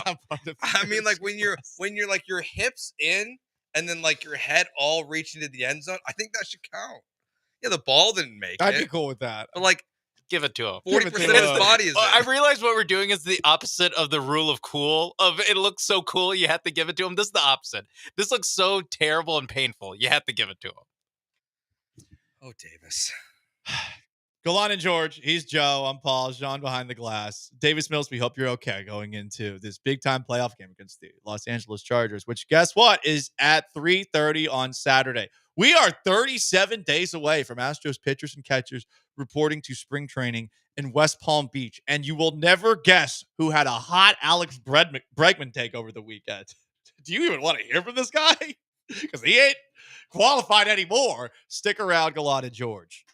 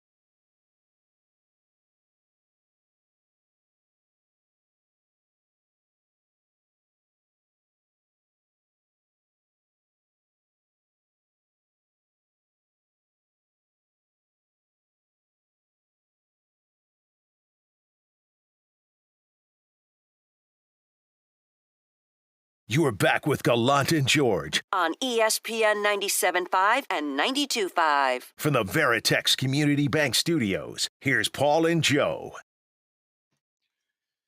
Texans won yesterday, but no one cares. Doesn't make you feel any better about their chances against the Chargers, who, get this, they will play again on Saturday. That's what they do in the wild card round of the playoffs. Saturday at 3:30. It is the Houston Texans. God-given right. Also, it's Black Monday today in the NFL. This is typically the day where we see tons of firings. Haven't seen that many, though. The Patriots fired their head coach after his first year, Gerard Mayo, yesterday. The Jaguars fired head coach Doug Peterson today. Other than that, the Bengals fired their defensive coordinator. It's been a rather quiet day. We'll keep you posted if anything else happens on that front. 37 days until Astros pitchers and catchers report to West Palm Beach. Let's hit that countdown. Give me that bone.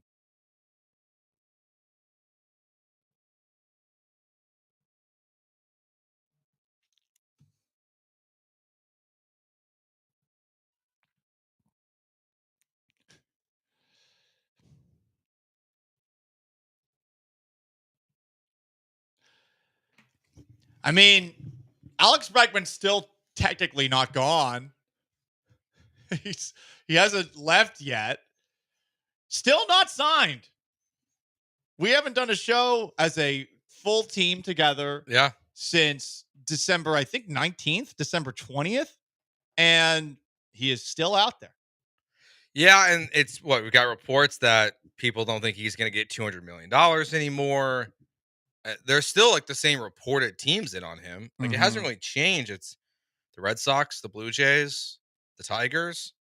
People are still predicting that one of those teams are going to sign him, but like just nothing's happening. I would have thought the Red Sox would be the one.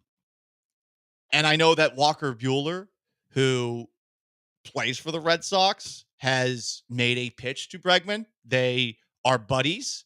They co-own at least one of Bregman's many racehorses per Chandler Rowe. So I'm surprised it's taken this long. Maybe the Astros did make the only decision that they could in quickly moving and making the trade and the moves that they had to this point. Also, is the outfield still lacking? Yeah, outfield's still in a really bad spot. They need to get somebody. I wonder if they actually will go about doing that. Yeah, it's Chandler did a mailbag on The Athletic and basically just straight up said like they're not going to sign anyone until they can trade Presley. Ryan Presley. And that is in just the muddy waters right now. But for Alex Bregman, this is back to Scott Boras washed. They screwed this up. They had a good contract on the table. Jeremy Booth implied that the Astros extended their offer or raised their offer, and they want $200 million, and they're not getting it. Like, they're not going to get it from the Red Sox. They're not getting it from the Tigers. They're not getting it from the Blue Jays, whoever else there is. Like, it's not going to hit $200 million, and it's either going to be a short-term deal worth like 3 years, like $70 million, 3 years, $80 million, and with a bunch of opt-outs, or he's going to have to sign a long-term deal for probably similar to what the Astros' first offer was. So if he wanted to be an Astro, he screwed this up. They played it right. Like they did this perfectly. Damn, you said you're looking at that boot. Look at that Jim Crane boot. Well, I'm not ready to. The whole like we're gonna be winner or contenders as long as, or the window will always be open as long as I'm here. Not sure we're in window open mode still, but for now, like they did this right. And if they did it wrong, Alex Bregman would be on a team, and he'd have a contract, and we'd be calling Jim Crane cheap, and none of that's happened. So yet, I don't think it's going to. It's January. How long do you think it takes before Bregman gets signed? Knowing Alex Bregman, like with like how hard he works. You think this goes into March? No, I think he's there. I mean, we've seen some guys go into March and then all of a sudden for sure they end up signing a 1-year deal. I think he's in camp. I think he's there in 37 days for a team at Pitchers and Catchers Report. I feel like exactly the way you said. I think he's such a psycho about baseball that I think he's going to want to be there and ready to go when the season begins. But I wonder what that price would ultimately be to get him in, because there's probably still a minimum that he is looking for, even if it's for the short-term deal that he probably does not want to get at all. This was really funny to see posted on Saturday. Did you see who weighed in on Alex Bregman's free agency? Yeah. He wrote this on X. Good luck, Astros, with signing Alex Bregman. He's a very important piece. He's an Astro through and through. He's a baseball player all the way. End quote. That's not from Magic Johnson, though it does have similar verbiage that you would hear from someone like Magic Johnson on Ol X. You know, the absolute obvious. That was former member of the Astros Letterman Jackets Skull and Bone Society, Mr. October, Baseball Hall of Famer Reggie Jackson. Strange. No other way to put it. Strange. I thought it was hilarious that he weighed in on this. Does he know the Astros are still going after Alex Bregman? Is he not aware that Kyle Tucker has been traded and they've signed Christian Walker? What a bizarre thing to tweet on January 4th. It's so strange. Maybe that's why he's on the out. He wanted them to bring back Alex Bregman, and the Letterman Jacket Skull and Bone Society finally said, "We're going to have to take your jacket back, Mr. Jackson. We've had good times together, but you are officially out because now we are moving in the exact opposite direction that when we had no general manager, we went, which was signing old guys to long-term deals and relievers to long-term deals." Yeah, no, It's not like Christian Walker's young. Yeah. He's still, I think he's 32, 33, 30. Yeah, in that range. But he doesn't seem to be 45 like Jose Abreu. And he also is. he won a Gold Glove his last 3 years, so it's coming in very differently. Not in a pandemic shortened season where he won his only MVP like Jose Abreu did. The numbers for Christian Walker are still very positive. Do you think Biggio and Bagwell are like no Bregman because we can't have another forever Astro? We have to have all these guys play for a different team. We can be.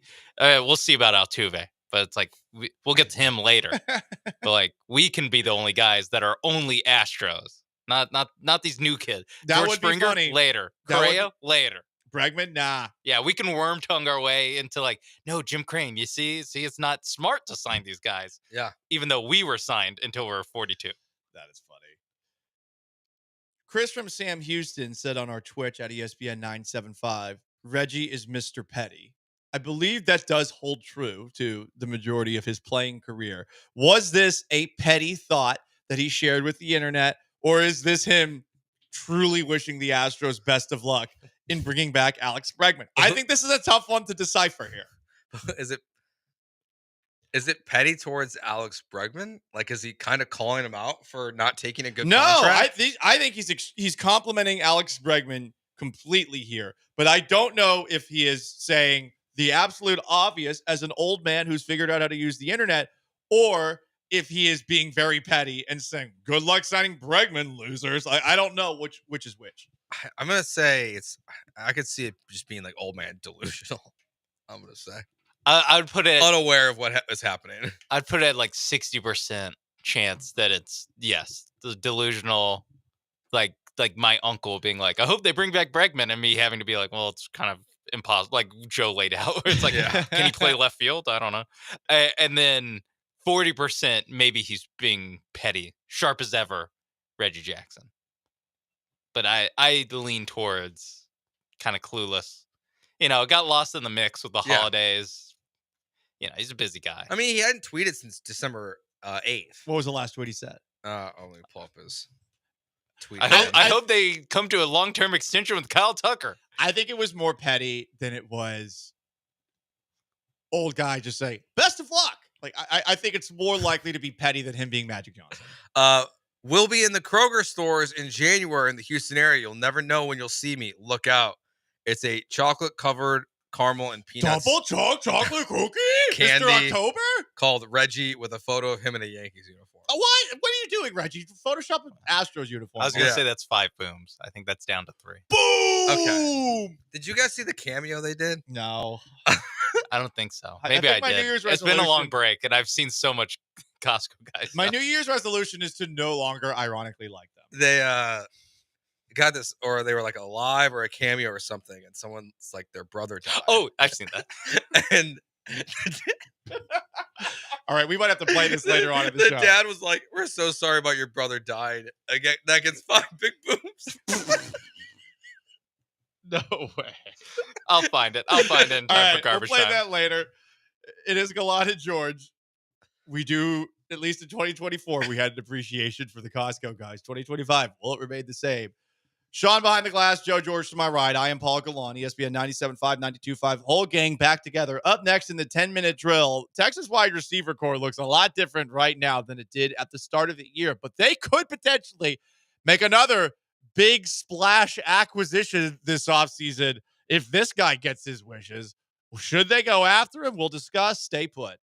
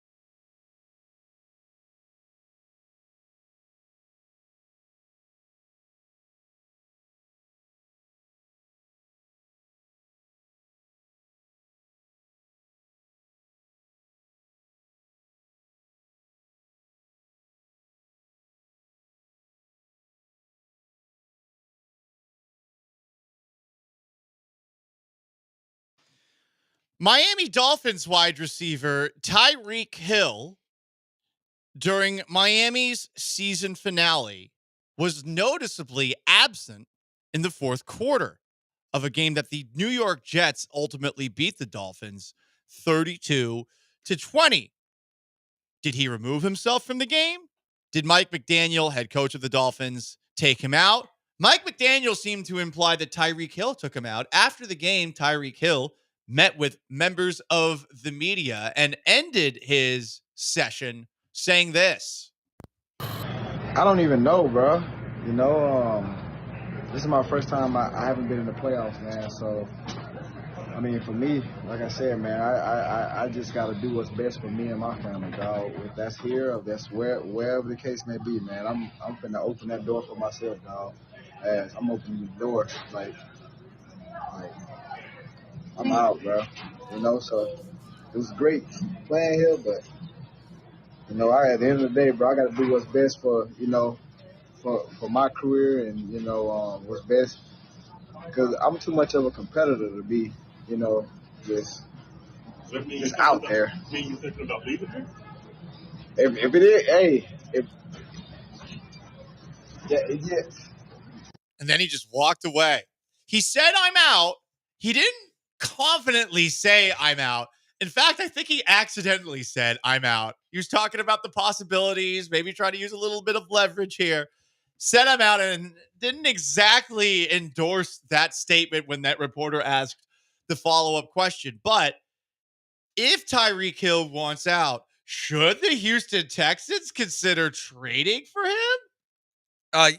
Yeah, for sure. He's also now photoshopped his face onto Antonio Brown's body and made it his Twitter profile picture for when Antonio Brown took his shirt off and left the Buccaneers mid-game.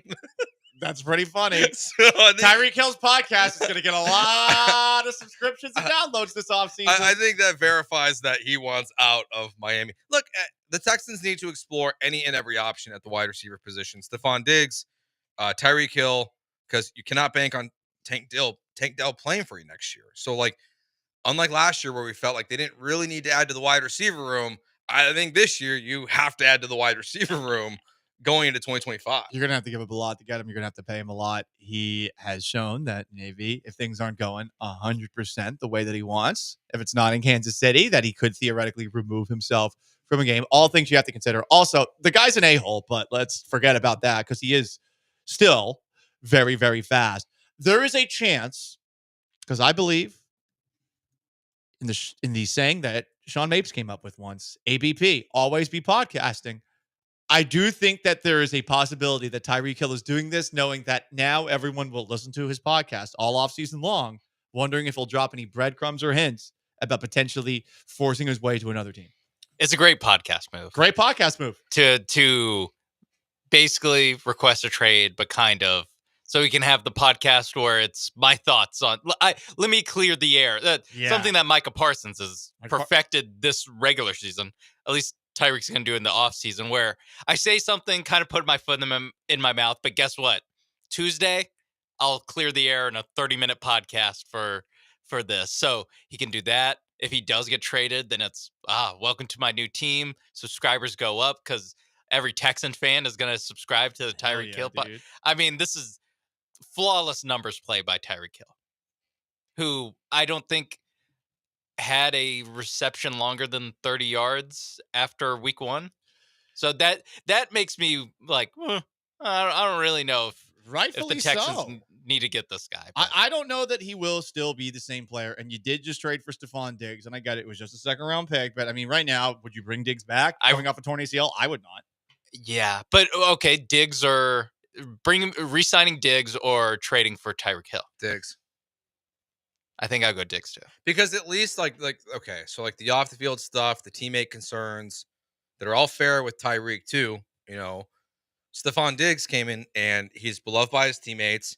There was no issues. Model citizen, but he might never be the same player. Torn ACL. That is fair. That's fair. That's what makes it a question. Because I think without the torn ACL, it's Diggs. Because all the questions you have about Tyreek Hill, like Diggs has answered. I think I'm going to pass on both and see what is available in free agency. I know it's not an option. If I have to pick the option, I am picking trading for Tyreek Hill. Okay. I do not think that Diggs is going to be the same Stephon Diggs afterwards. I mean, it was a bit of a down year for Diggs this past season. Not to say he wasn't good. He had a good role in the Texans offense. It's two guys that are kind of on the downside. Exactly. And I mean, it is all about what happens with Nico Collins. As far as games yesterday and on Saturday, here are the ones that mattered. The Bengals beat the Steelers 19-17, but they were unable to get into the playoffs because the Broncos clinched the 7th seed in the AFC with an emphatic win over the Kansas City Chiefs, who are not trying, 38-0. So Denver is the 7th seed. The Chargers are the 5 seed. The Texans will play them Saturday. Get this, at 3:30. What a surprise. We all knew it was coming. Also, we will see on Saturday the 6 seed Pittsburgh Steelers, who have been a dud down the stretch, on the road against the AFC North champion Baltimore Ravens. The Broncos play the Bills Sunday at noon. The Packers on the road against the Eagles, 3:30. Fox on Sunday. 7 o'clock Sunday, the 6 seed Commanders on the road against the 3 seed Tampa Bay Buccaneers. They were able to win the NFC South. The Atlanta Falcons eliminated along the way by the Carolina Panthers. Monday, 7 o'clock, it's the 5 seed Minnesota Vikings against the 4 seed Los Angeles Rams. The reason that the Vikings are the 5 seed is because they got thumped in Sunday Night Football by the now NFC 1 seed Detroit Lions. Why are you laughing? Was that intentional? What? The F-bomb you just dropped? Did I drop an F-bomb? I said thumped. Yeah, I said thumped. Oh, I thought I heard it. Did you think so little of me? No, he dumped it. You pressed the dump button? Yeah, he did too. I said thumped. We had to play the tape back. That was 100% thumped. We'll play the clip. You guys think so little. It could have been thumped. But I was thumped. I was also thinking like first day off from vacation, maybe Paul, his language. I didn't cuss. No, New Year's resolution. We're not cussing anymore. I didn't cuss once during that first segment where I ranted about the Texans ruining my Christmas. I said thump. Okay. Our bad. I thought you were laughing because I got one of the scores wrong. No. I we both looked at each other. Okay. Well, yeah, they got crushed. They got they got 31-19. Sam Darnold was terrible in that game. He was terrible. He was so bad. Oh man, I thought the Lions defense was gonna get worked, and they've lost so many guys. It's so impressive. They're such a tough team. It's so Dan Campbell, impressive. dude. The Aggie way, some would say. Does this count as a national title for the Aggies? No, I The think you have Lions to win. Super I think Bowl? they have to go to win the Super Bowl. Yeah, that's what I mean. Does it Oh, count as yeah. a national? If the Lions win the Super Bowl, does that count as a national title for the Aggies? Oh, I think so. Yeah, I think it does. I think it does. You got Aaron Glenn there too. I mean, Aaron. Yeah. You got some Aggies. Come on Yeah, now. I could see that. Like I think it counts. Right, hang a banner. He definitely gets honored at halftime of one of the games, like week 1. Yeah, they'll find a way. They'll find a way. As far as Black Monday goes, Gerard Mayo, one and done as head coach of the New England Patriots. Made a lot of sense. Things got very messy there. The Patriots are a disastrous organization at this moment in time. Like, there's not that much better than the New York Jets. They have Drake May. That's really all they got. But if they get Vrabel, you have to feel pretty good. I hope so. But I mean, what if they don't get Vrabel? See, I feel like they wouldn't have fired Gerard Mayo if they didn't have some assurance. I fall in that line too, where I think they had their next guy lined up. Well, Rob Kraft does do that because apparently he decided on Gerard Mayo 5 years ago or something. That's why it's so strange. It's like they knew for so long that Gerard Mayo was the coach in waiting, and to give up over him that quickly. Yeah, I think it's Vrabel. But I mean, yeah, I think Vrabel got fired after last year because of in the bye week going to get inducted into the Patriots Ring of Honor and being very complimentary of the Patriots, and Amy Adams Strunk got jealous. Yes, she got jealous, and I think that's why she canned him. Like, I think that's the main reason. I actually think it's really that. Like, oh, you're flirting with your old team? The hell? Yeah, it's like when wasn't it Jack that did that, or no, he was tampering with Jack Easterby tampered with Nick Caserio at the Patriots ring ceremony. That's right. Yes. Yeah. Yes. It like cost a draft pick. It did. Yeah. I think Vrabel's the next Patriots coach. That's the only thing I feel confident on. As someone wearing a Patriots hat, I hope he is the next Patriots head coach. Do you think Josh McDaniels will be back as the OC? Please no. I'm out. I'm out on him. That offense only works, I think, with Tom Brady. I think match made in heaven. Not going to work. I think he's North Carolina Tar Heels offensive coordinator. Yeah, I could definitely see that happening. The Jaguars fired Doug Peterson. They did not fire Trent Baalke. The Bengals fired their defensive coordinator, Lou Anarumo.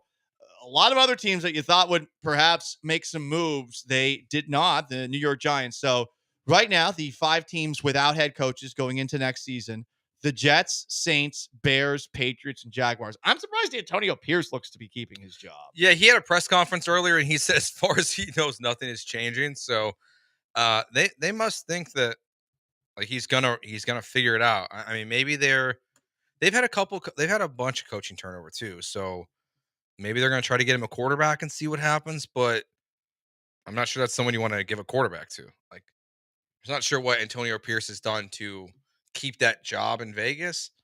So, but I'm with you. I'm surprised. By the way, this is a quote that just came out from Bob Kraft on firing Gerard Mayo. This whole situation is on me. I feel terrible for Gerard because I put him in an untenable situation. But why? That would piss me off. Why is it untenable? I know that he has all the tools as a head coach to be successful in this league. He just needed more time before taking the job. In the end, I'm a fan of this team first, and now I have to go out and find a coach who can get us back to the playoffs and hopefully championships. Interesting. So what? He should have kept Belichick to give him another year. Like, it's a great question. He had like 6 years. Really, yeah, he had plenty of time. He had plenty of time behind the scenes. Yeah, this is a guy like you like him, but you had to move on from him. Yeah, and I think this is gonna be very similar to like the Texans. Not to put him in the David Culley territory, but like I wouldn't be shocked if Gerard Mayo doesn't like latch on to a new job here like quickly. Like a lot of coaches get fired and get consulting jobs and stuff. Some of them they don't because they're not really head coaches. I think that's kind of the path that Gerard Mayo is headed towards, is just being out of work for a while. Maybe we'll see him on TV. I have the clip from earlier this segment. Did I say thump or did I say thump? I mean, I said thumped. The time is built back up, so I'll play it again. I might have to hit the dump button again. Okay. Here it is. The reason that the Vikings are the 5 seed is because they got thumped in Sunday Night Football by the now NFC 1 seed Detroit Lions. You're right. You guys have no faith in me. No. Can you replay the thumbs? Because it sounds like an F. It's a TH. Because they got thumped. You don't hear the F there? It's very clearly a thumped. Thumped. 713-780-3776 to call it. I'm back for thumped. I'm back for an hour and 45 minutes. And I'm being accused of doing things that I did not do. Thomas has a thought on the Houston Texans wide receivers. He now joins us on the HRNP listener line. Thomas, what's up? I thought you said the F word too, by the way. I was Christopher laughing. Storiano on YouTube says the same And I thing. didn't hear the dump because I'm on the line. Yeah, it was pretty great. But hey, welcome back, Paul. I love you guys. Y'all are a great show.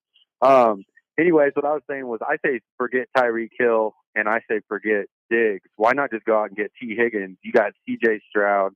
And, it seems like we got a good amount of cap space. You get T. Higgins out there with Nico Collins and then Tank Dell if he could stay healthy. I think that'd be deadly. And I'll just see what you guys think about that. I like that idea. I think the real question is, would they sign him to a contract that he'd want to sign because they're obsessed with the 3-year deals? They don't usually give out the long-term contracts.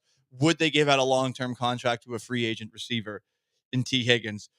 The Bengals have started chatter that they actually want to bring the whole gang back together next year. I'll believe it when I see it. They're notoriously cheap, but I think that is the play of any plays if they're going to go after a receiver this offseason. It's not giving up a ton for Tyreek Hill, and it's not bringing back Stephon Diggs, who, even though he did fit in here, is coming off of a torn ACL. Yeah, unfortunately, I don't think the Texans actually have that much cap space. If our internet worked, I could get these pages to open, but I think it's about like $37 million in cap space is what they're looking at right now. Obviously they'll do a lot of restructuring. We spent a lot of time last week talking about like the future of Titus Howard, how even Larry Tunsil, like kind of deep dive on that. Like we realized like they can save a bunch of money. I love the idea of T. Higgins. The problem is the cap space. I think you also have to question, like, is he going to be out there enough for the money he's going to get paid? He's hurt a lot.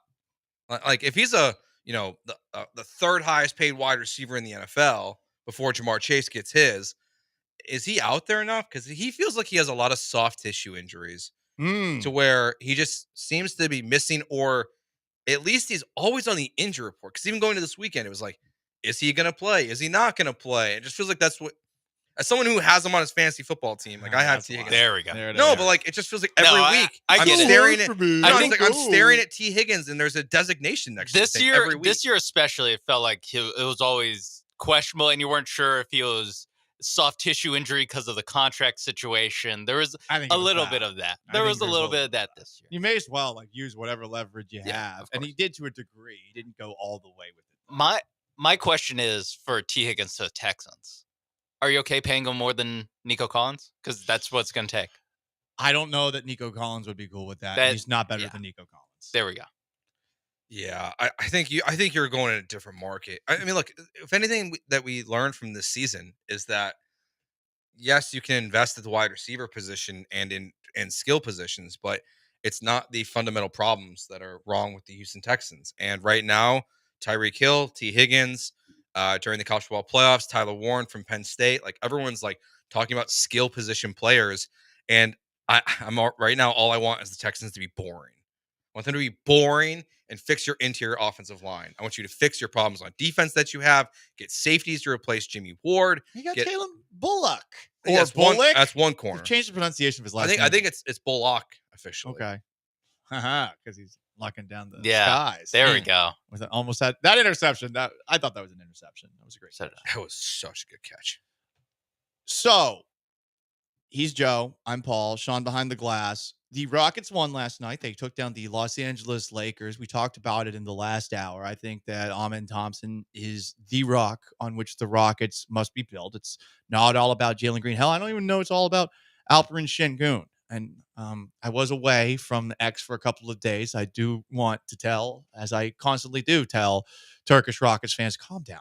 Calm down. It's very easy to generalize, y'all. You take everything too seriously and you get mad about a lot of stuff that you call xenophobia. And I think that your country is very familiar with what that term actually is. Whatever. Don't come after Vanessa. I'll come after you. So the Rockets get that win over the Lakers, still second in the Western Conference. We touched on mostly Amen Thompson. We did not touch on something that was going down courtside. So Jalen Green, his, I believe, girlfriend and the mother of his child, Drea Michelle, famously of the Basketball Wives, she was at the game courtside with her 22-year-old son. Jalen Green, also 22. So a lot of people were saying Jalen Green is the stepfather of this son. I don't think that's how it works. I think there has to be a ring for the stepfatherhood to officially be a thing for Jalen Green being a 22-year-old stepdad of a 22-year-old. Mm-hmm. I definitely It gotta would- get married first. It would be really funny if that actually happened, but yeah, I don't think we can quite say that as much as people wanted to on the internet. I mean, but like you never know. We're only one proposal away from that happening. We are. So like maybe when she's done, getting sued by Tyrod Taylor to move out of that house, like Jalen can propose and they can move in together. I didn't realize she had a 22-year-old stepson or a son.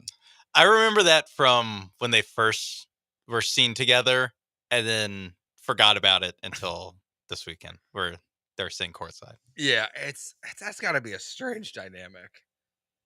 Yeah, a little bit. You think? Yeah, A little bit. Well, I mean, how A about little your mom strange. being famous for dating lots of famous athletes? Yeah. And you're not that much younger than any of them. Does that make it easier?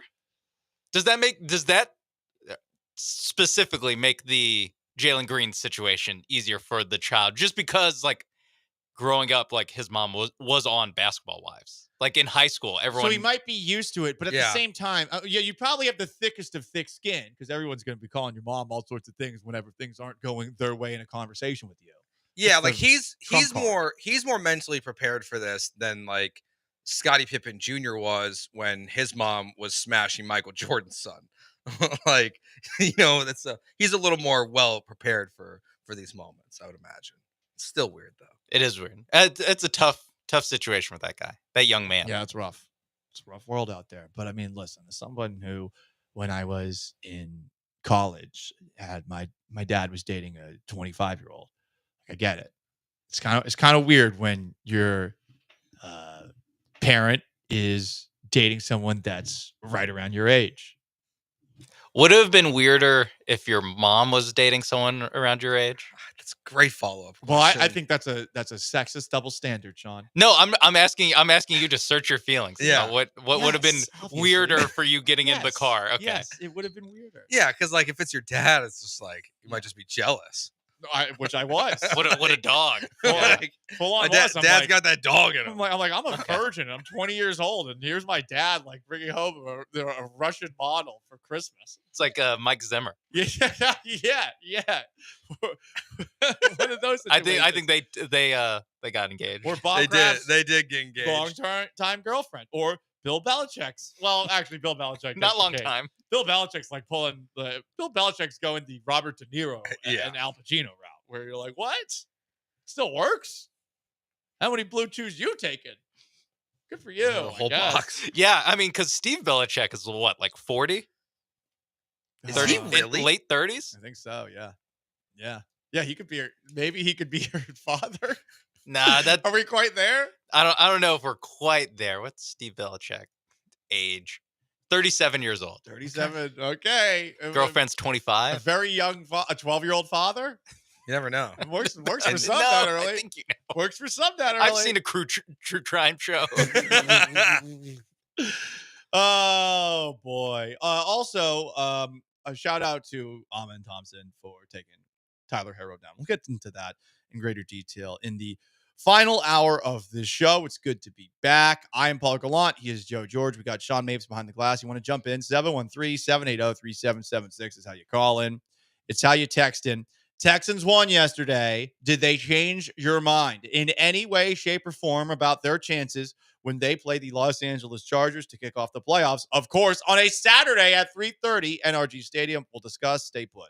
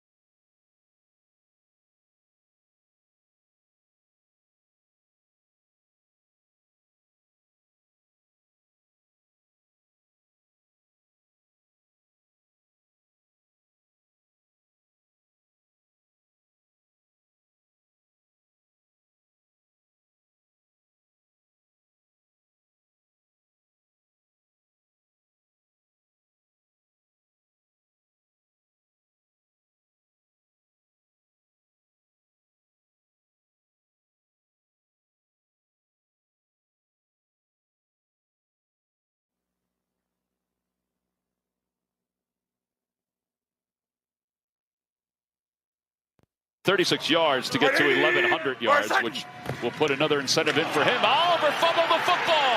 It's picked up by Barnett, who's having a day. He's rumbling inside the 10, pulling guys inside the 5, into the end zone. Touchdown, Texans.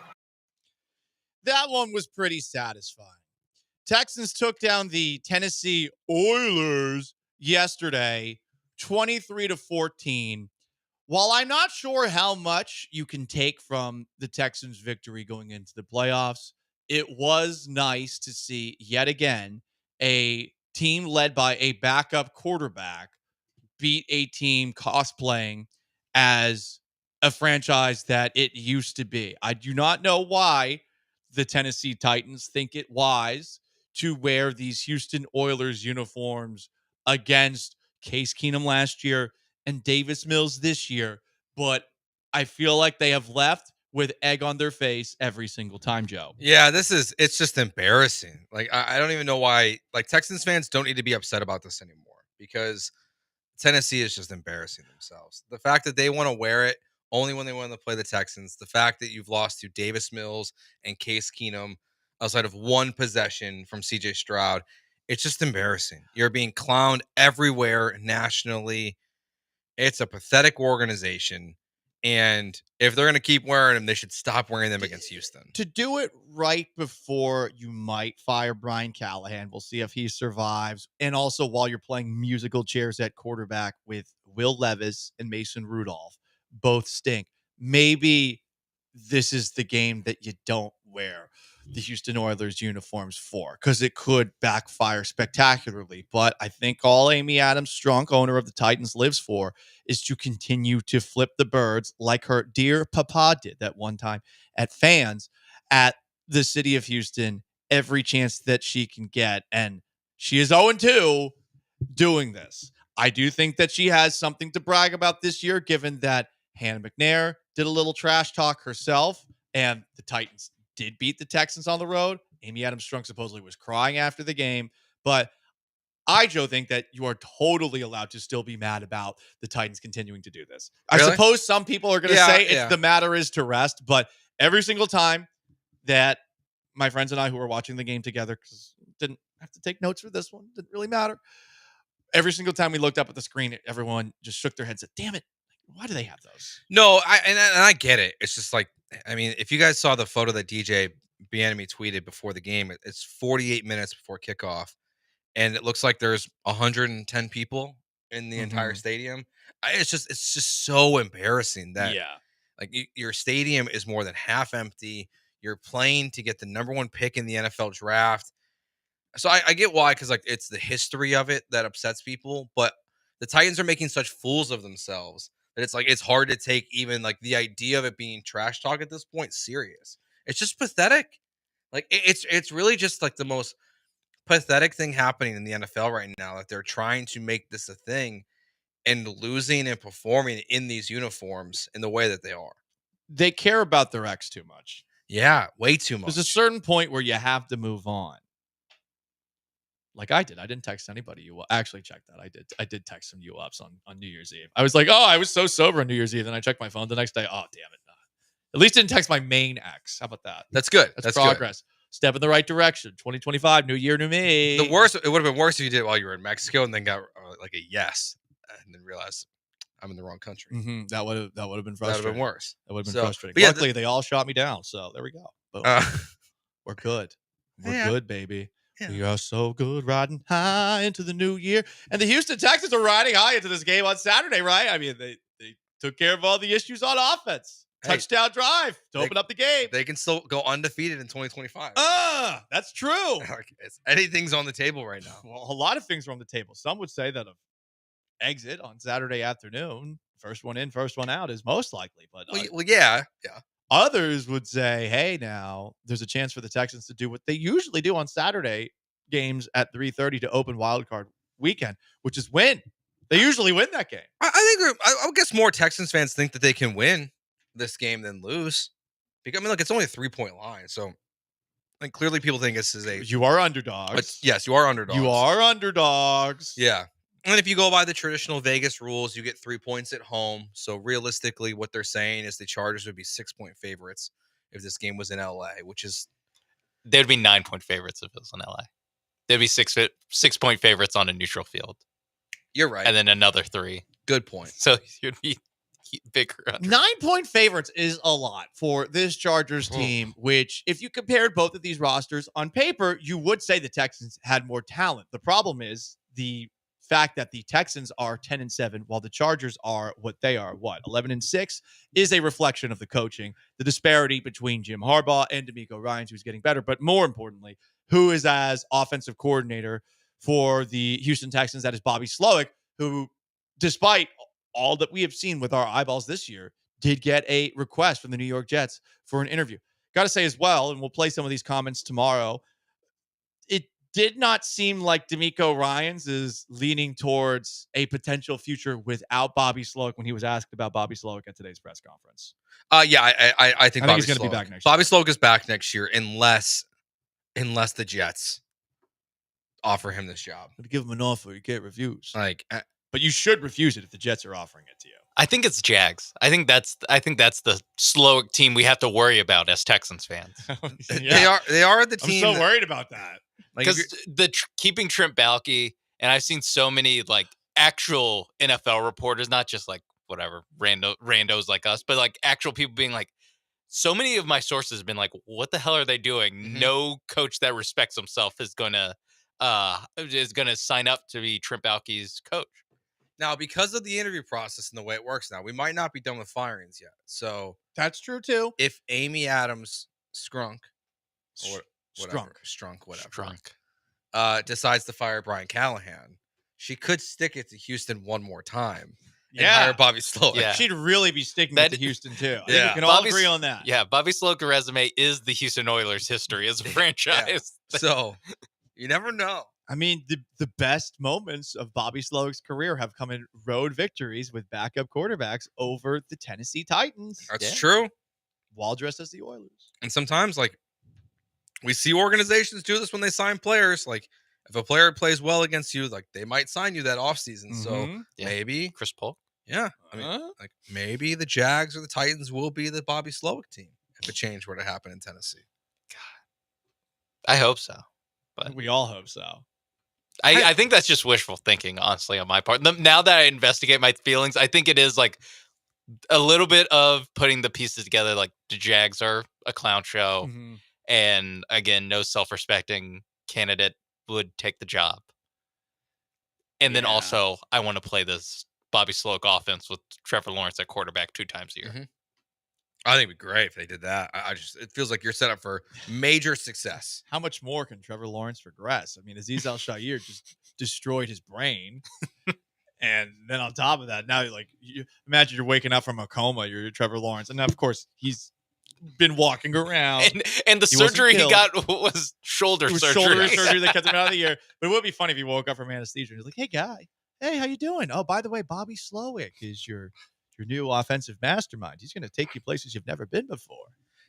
I mean, look, you never know. It's like the scene in Dark Knight when Harvey Dent wakes up and it's the Joker there at his bedside.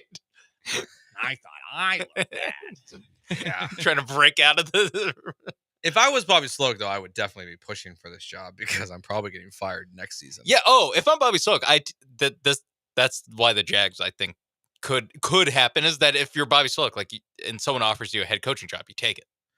No questions asked. And honestly, I really wonder, DeMeco just seems loyal to his guys, and it doesn't seem like if you're a DeMeco guy, you're kind of here. Like I don't know if you're of a job for life, but I mean, DeMeco is going to make the decision. He has a 5-year contract, 6-year contract? I think 5. I think it's 5-year contract, and you're going to say, okay, year 1 was a great first year with with CJ and Bobby Slowick, and year 2 was a massive step backwards. So you're going to the year 3 of your 5-year contract, and you're banking on Bobby Slowick being the guy, because if he's not the guy that you hire is your replacement most likely when you're fired at some point potentially. Not that I don't think Bobby Slowick. I mean, DeMeco will get fired, but the odds will tell you he will not be the Texans coach after his contract. We're speaking about this team like they've already lost the playoff game.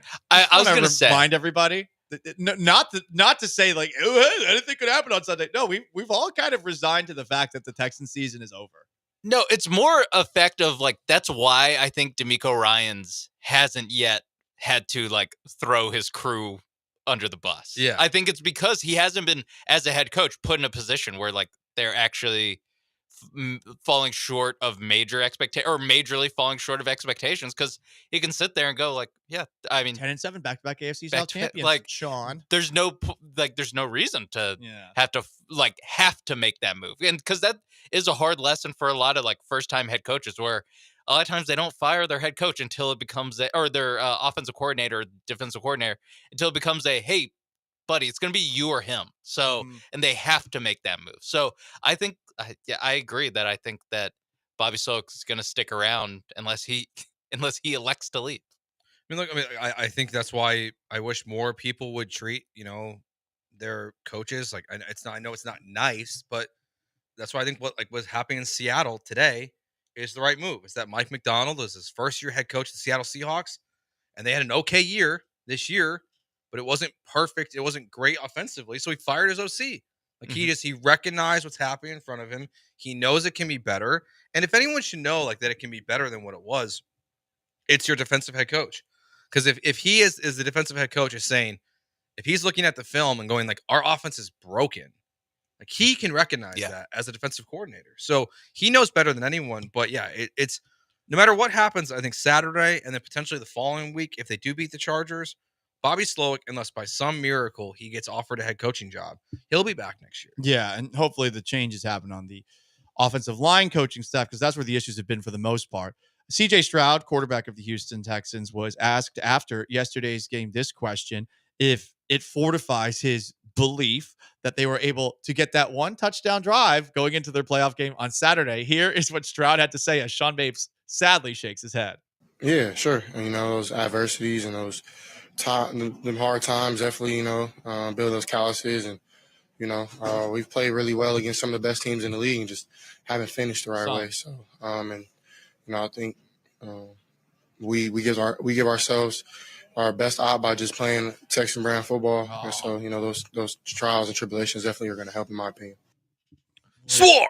What is Texans brand football? The one thing I don't want to hear about going into the playoffs is we're going to play Texans brand football, because I know exactly what that means in the playoffs. Yes. I've been beaten over my head with it. One win in the first round and a loss in the second round. Uncompetitive loss in the divisional round. Right, exactly. Yeah. He doesn't sound that convinced as well when he's asked if this fortified their belief. Yeah, sure. Yeah, sure. I think it's a leading question a little bit. Like, for sure. Yeah, like you can't say no. You really can't go, nope. Yeah. Nope, Right. Don't know why I was out there. When you sent the clip, I was reading like the audio clips as they came through my email. I thought it said forfeited at first. Like if it forfeited their thoughts. He quit. Season. He did quit. Like, yeah. After the first drive. Yeah, he's just like, I'm out. I did my part. Joe Mixon was out there. Yeah. Nico Collins was out there for the second CJ, drive. where were you? Reacting very funnily. That's not a word. When Davis Mills got scorpioned. Yeah, I don't know what else he's supposed to say, but I don't know how this game could make you feel any better. I don't either. I don't either. There's a certain point where we're all there. You're looking at this game on Saturday and you're wondering, do I even want to watch? Do I even want to watch what's about to happen? The answer was no.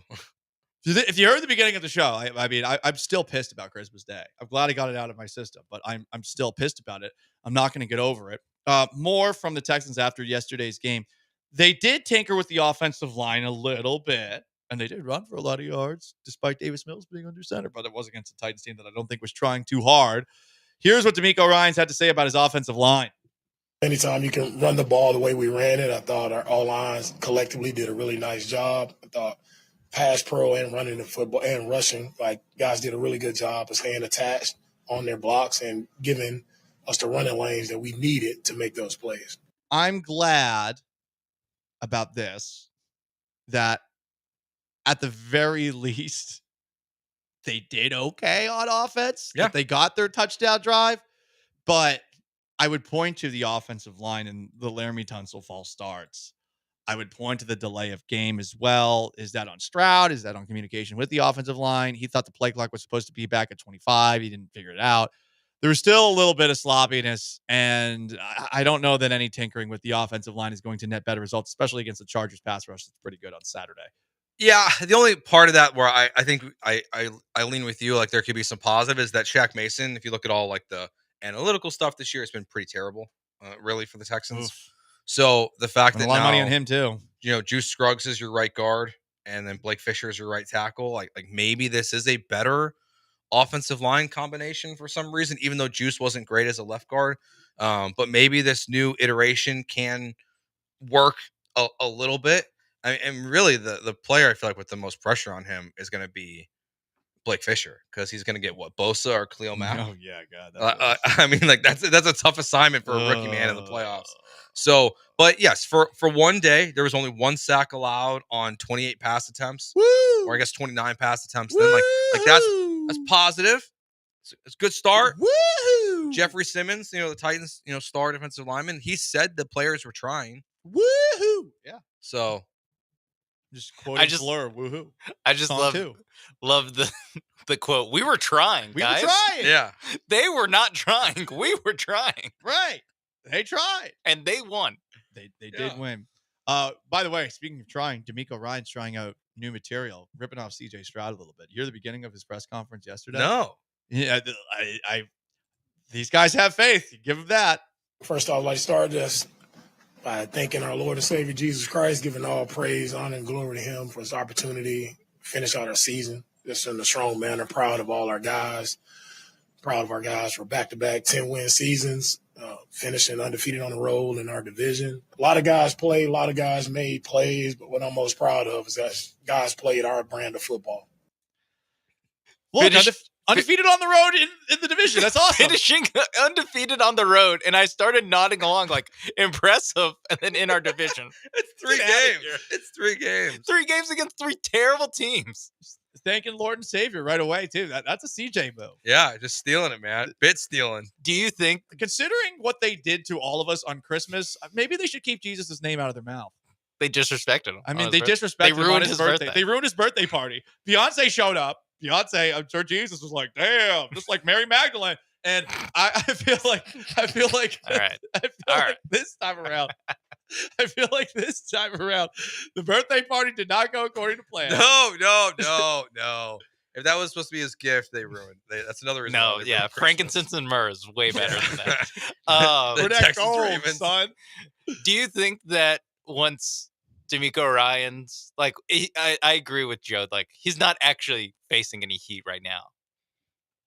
But if that time ever comes, you just dial up the want to thank our Lord and Savior Jesus Christ a little bit, because it worked for Jack Easterby. Like, obviously, he knows the crowd that he's playing to. Hey, if Cal and Hannah hear every press conference and we're praising God, boom! I just bought myself another year. I have no problem with him saying it. It's just I didn't know he was going to start doing it too. No problem with it. Again, if you're a man of faith, you're a man of faith. I guess I didn't know that D'Amico was on the same level as CJ Stroud, man of faith. I just can't believe he said undefeated on the road in the division. Undefeated, but he is. You're right. Like, yes, he is. But they went 5-1 in the division this year. Yeah, they weren't undefeated at home against the division. But like, even if you just say like, I'm glad we finished year 5-1 in your division. That's better. I mean, remember when Lovie Smith did that before he got fired? Talked about finishing 500 against the division, how hard it is. But they're like 3-2-1. Get it right. Oh yeah, they're above 500. Right. You're right. You're right. Yeah, man. Come on. Like, they'd be like, we finished 5-1 in the division. Like, I'm glad we ended the year, 4 games above 500 in our division. Hell yeah. I'm glad we won almost all of our division games. Yeah, I'm glad we got revenge on the Titans Oilers franchise.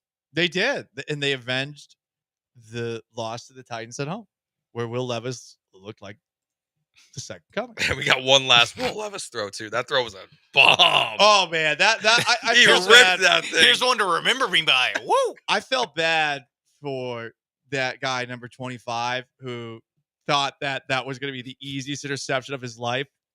If you're safety, you got to get the ball at the highest point because it's the NFL. Guys can swoop in there at any moment.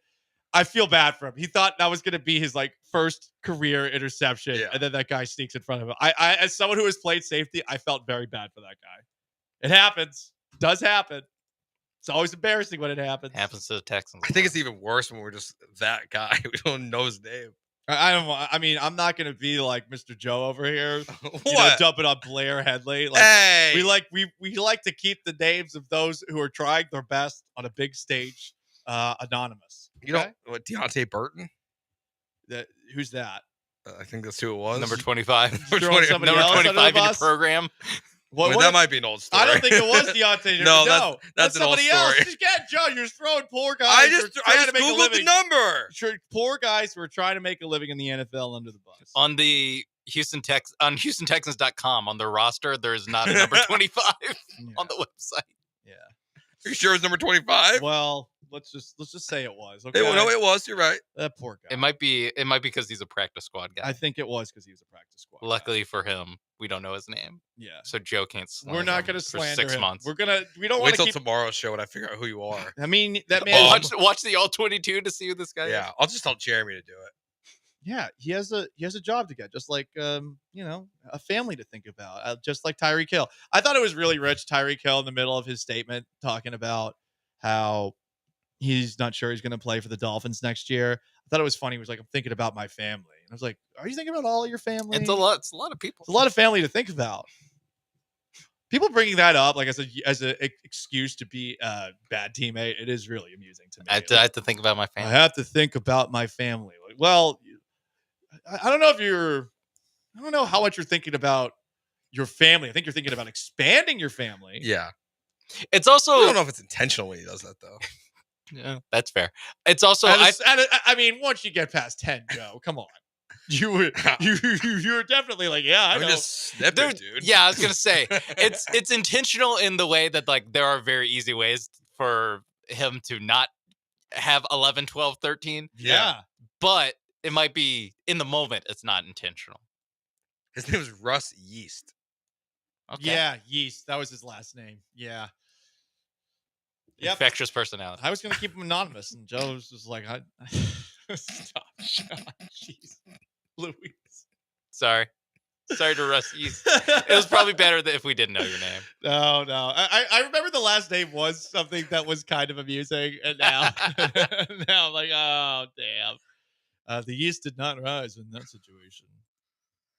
Fell flat. We'll always remember you. And now I will. Now Russ we will. Yeast. Pour one out. He might still be on the roster. There's a lot of injuries. This is true. Hopefully we don't see him play again, but No, that would mean Caleb Bullock is out. again, that interception would have been sick. I thought he got it. So there you go, guys. It is Gallant George, ESPN 97.5 and 92.5. You want to hear what Tyreek Hill had to say about his future with the Dolphins? You will on the other side, plus the latest on Black Monday. Who's got? Keep you posted right here, ESPN 97.5 and 92.5. 2025 is here. So if one of your New Year's resolutions is to lose weight for this year, well, the best place to do that, Oathletic. Oathletic.com, Oathletic on Instagram. They offer over 100 classes per week. Early in the morning, in the afternoon, variety of different classes from weight training, agility training, even boxing and Brazilian jiu-jitsu classes. You can sign up for a personal trainer as well, and they have all your recovery needs like the sauna, steam room, and endless pool that you can use also for your workout and weight loss goals. So 2025 is here. Get in the gym and do it at Oathletic.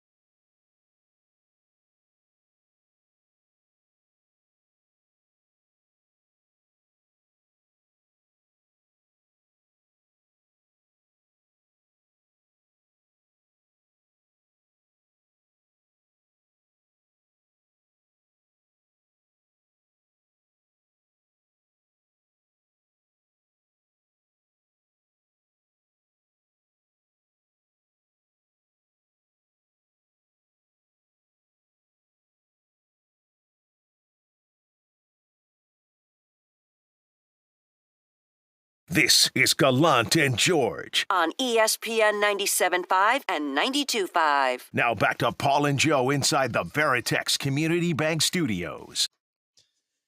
Texans beat the Titans yesterday. Well, they were dressed up as the Oilers, 23-14. They get 10 wins. They'll play the LA Chargers Saturday, 3:30 at NRG Stadium, a tradition unlike any other. The Houston Texans opening up Wild Card Weekend, the first game played, hopefully not the first team out.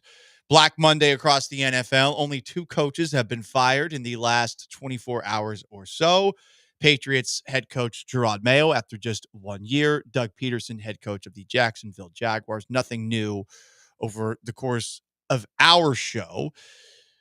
I think some people might have been surprised that Miami is going to keep things the same going forward. After their season-ending 32-20 loss to the New York Jets, Dolphins wide receiver Tyreek Hill was asked about his future in Miami. Here's what he had to say. I don't even know, bro. You know, this is my first time I haven't been in the playoffs, man. So, I mean, for me, like I said, man, I just got to do what's best for me and my family, dog. If that's here, if that's wherever the case may be, man, I'm finna open that door for myself, dog. As I'm opening the door, like I'm out, bro. You know, so it was great playing here, but you know, at the end of the day, bro, I got to do what's best for, you know, for my career and, you know, what's best. Because I'm too much of a competitor to be, you know, just out there. You thinking about leaving here? If it is, hey, If it is yes. I'm out, bro. It's been fun playing here.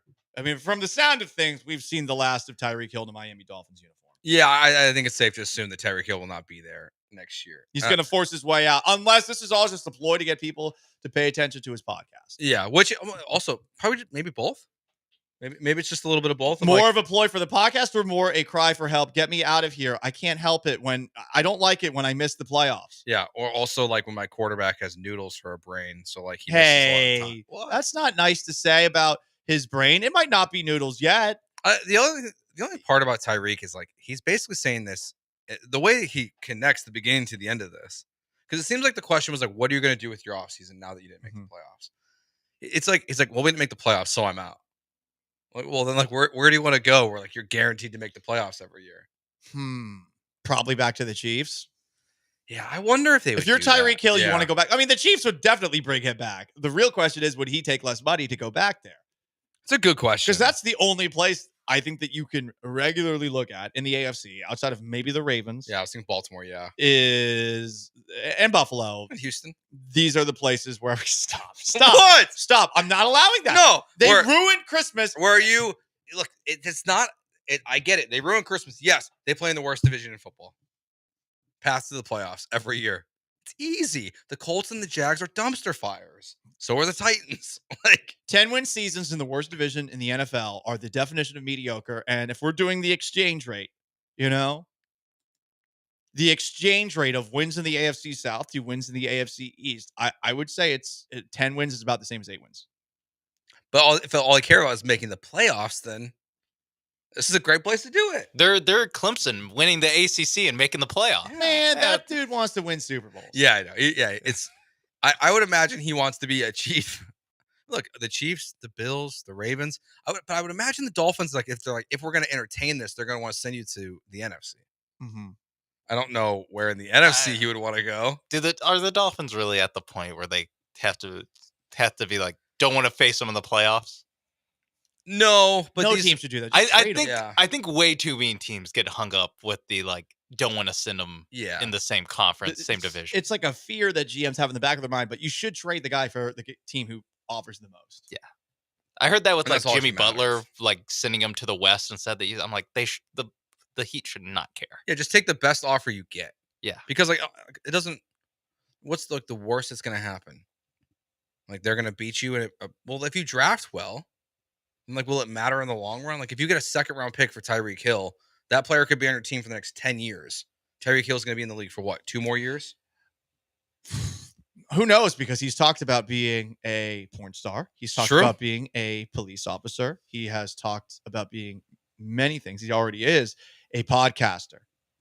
I mean, we might have a Johnny Sins level versatile man in his post-football playing career. So we'll see what happens there. If you're Nick Caserio, do you make a phone call? Yeah, definitely. I think you have to make a phone call just to see. But I imagine Miami's going to ask for a lot. Yeah, and what's the so the Texans? Yeah, this says Spot Track, however you say it, says the Texans currently have $13 million of cap space going into. You can always figure out a way, though. Exactly. So you can move a ton of money around. Like, look, the Saints have negative $78 million of cap space going into next year. So obviously that's going to change, right? But you have to make a call, and then so the real question would just be like, if you're good with the money, like, what's the compensation for Tyreek Hill? I think it's at least a first-round pick for that speed. It's still he's still, God, but like he might quit. Like, and he didn't really have speed. I mean, he had speed, but he didn't run very far when he had the ball. Yeah, he didn't do much against the Texans. Yeah, like, do you let Derek Stingley decide? Like, Derek, how hard was he to guard? Is this guy terrible? Like, is he cooked? Like that might be the only answer you need. Tua did play that game, and Tua stunk. He had 3 interceptions. I was like a 3rd-round pick. I was thinking like 2nd and a 4th or 5th, that kind of thing. Yeah, I imagine that's probably around what he gets. I mean, what Amari Cooper was traded for a 5th, I think. A 5th. Obviously, we know, like in the offseason, obviously, Stephon Diggs was traded for a 2nd-round pick. Yeah, I was gonna say Jonathan Mingo was also traded for a 4th round. So like offseason, picks versus in-season wide receiver trades are clearly very different. But if Stephon Diggs is worth a 2nd, then I think it's fair to say that Tyreek's probably very similar. But if I was the Texans, I would offer a 3rd. It goes also one more time. It just goes to show you where our faith is in this team on Saturday, which they have a chance of winning just based off of their history. Is that we are talking about the possibility of Tyreek Hill to the Houston Texans, as we are also talking about the possibility of Bobby Slowick hopefully getting a job elsewhere. Just says everything you need to know about this team that ruined Christmas. They ruined my Christmas. They ruined your Christmas if you paid attention. If you didn't pay attention, like you never pay attention to the Houston Texans, which you never should pay attention to the Houston Texans. This is where I'm at. Then you were in the right head. You were in the right space of mind. I am glad that before that game that I actually did see some of my friends. I was considering going straight into the game. I'm a professional. But it was Christmas Day, and I thought to myself, I'm going to go see my friends. So I participated in a limoncello tasting competition. Ooh. I was there. I had a couple samples over about 40 minutes. Went into the stadium thinking, all right, I'm feeling a little bit better about the fact that I chose the Houston Texans over my family for Christmas.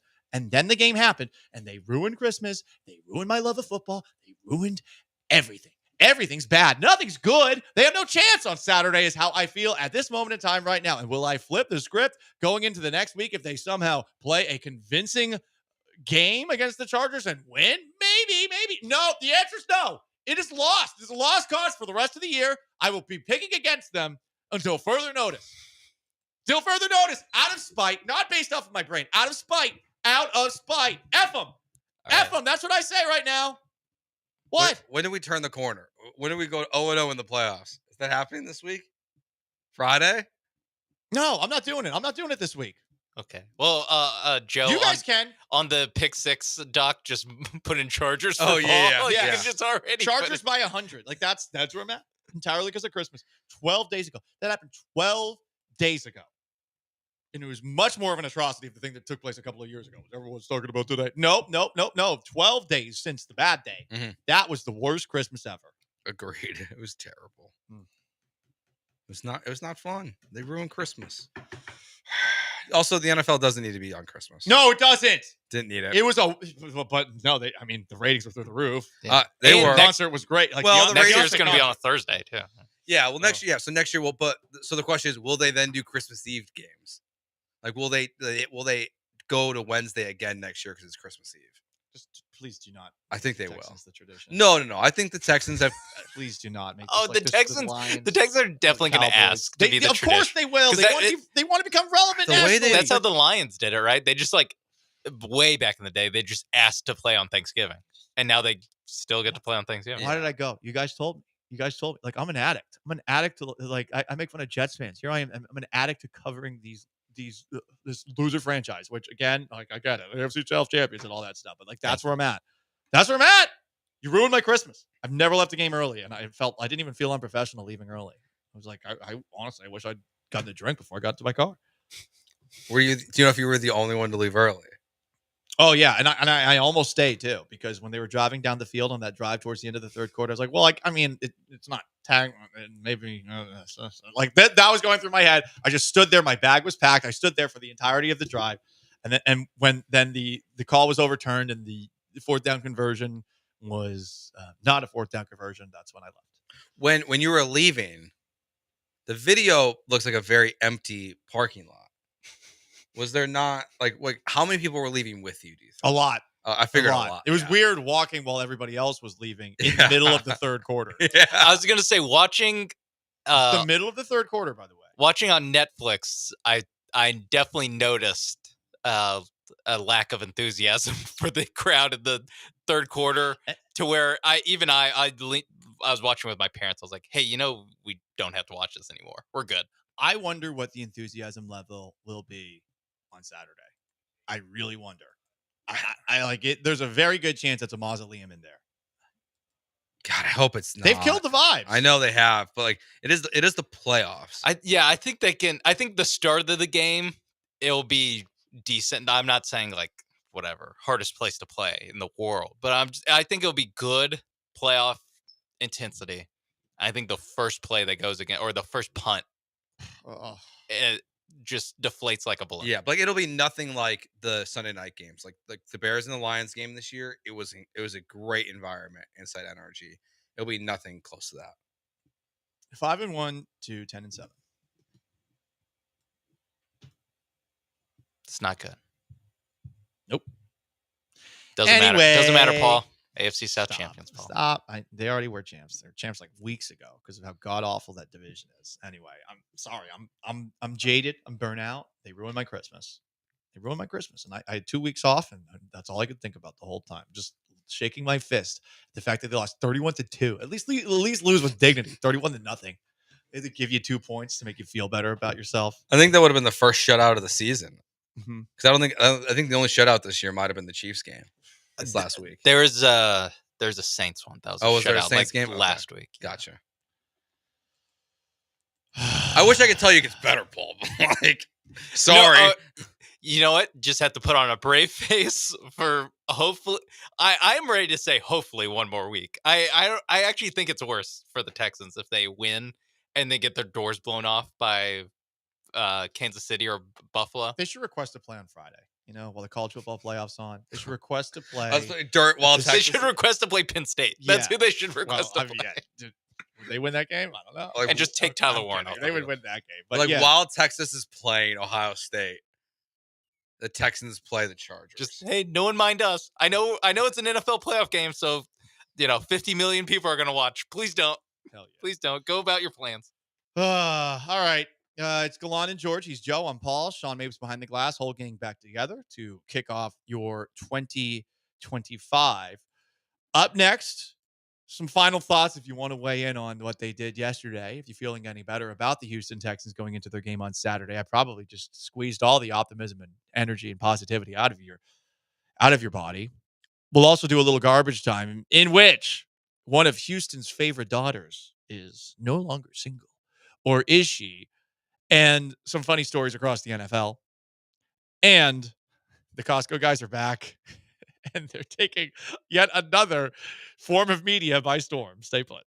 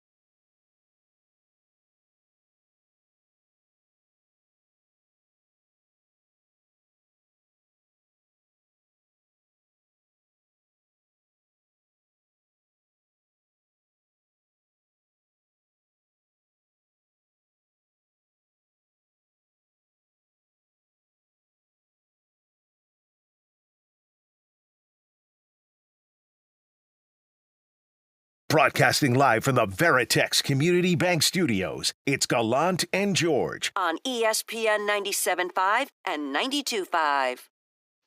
Last chance to dance, Gallant and George, ESPN 97.5, 92.5. The Texans closed out their regular season with a 23-14 win over the Titans yesterday. Saturday, they kick off the playoffs at NRG Stadium, 3:30, hosting the Los Angeles Chargers, quarterbacked by Justin Herbert, coached by Jim Harbaugh. They went 11-6 on the year, and they are, for now, 2.5-point favorites on the road. Line going back the Texans' way.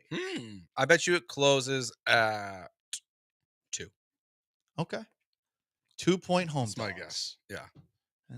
Appropriate because they scored 2 points the last time they played at home. Final score? 2-0. 2-0. Get a touchdown, please. But if they don't, perhaps that spells the end of the Bobby Slowick era. The interesting news today for the Houston Texans is that the New York Jets have reached out to Bobby Slowick, among other coaches, for an interview. They're being very noisy, and this is very on brand for the Jets, showing everybody that they are considering. They were the first ones to talk to Mike Vrabel, which I believe may have been a reason that the Patriots moved on from Gerard Mayo yesterday. Doug Peterson, the other coach, fired today. But the Jets are interested in Bobby Slowick.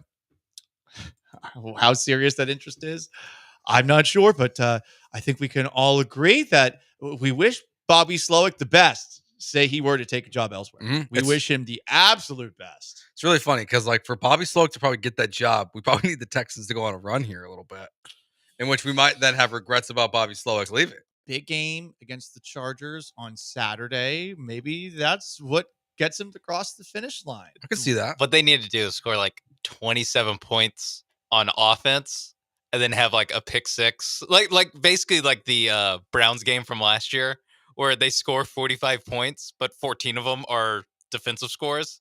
And so whatever bozo owner is like, whoa, this team scored 45 points? That does sound like Woody Johnson and the Jets, like, right? Or Shad Khan, or like half the teams that have openings, they're run by bozos. That's why their jobs are open. Like, they are pretty much the worst jobs in the NFL are all currently open. Like, run by the, at least like in terms of like the worst organizations. Bears, Jags. I would put the Saints in that conversation. Like, they're a disaster. Yeah. Patriots right now, I would say that. Yeah, they're a mess. Patriots. They're a mess. Patriots are by far the best, and it's still not good. Right. Yeah. Like, they're the best out of the group, but it's not good. Robert Kraft said the last couple of years, the last like handful of years, our drafting hasn't been good, but they're keeping their GM. Well, you know, makes sense. You got to do that. Makes sense. Anyway, the Texans haven't scored over 30 points, except for twice this year, when they needed a defensive touchdown to do it against the Cowboys, 34-10 November 18th, and 41-21 over the Patriots October 13th. So no teams with a pulse, and I think both of those had either special teams or defensive scores. Right, you are there, Sean. All right, let's get out of here. Let's get out of here with a little garbage time. Happy New Year! The Texans are the Texans still. No New Year's resolutions for them. Hit it.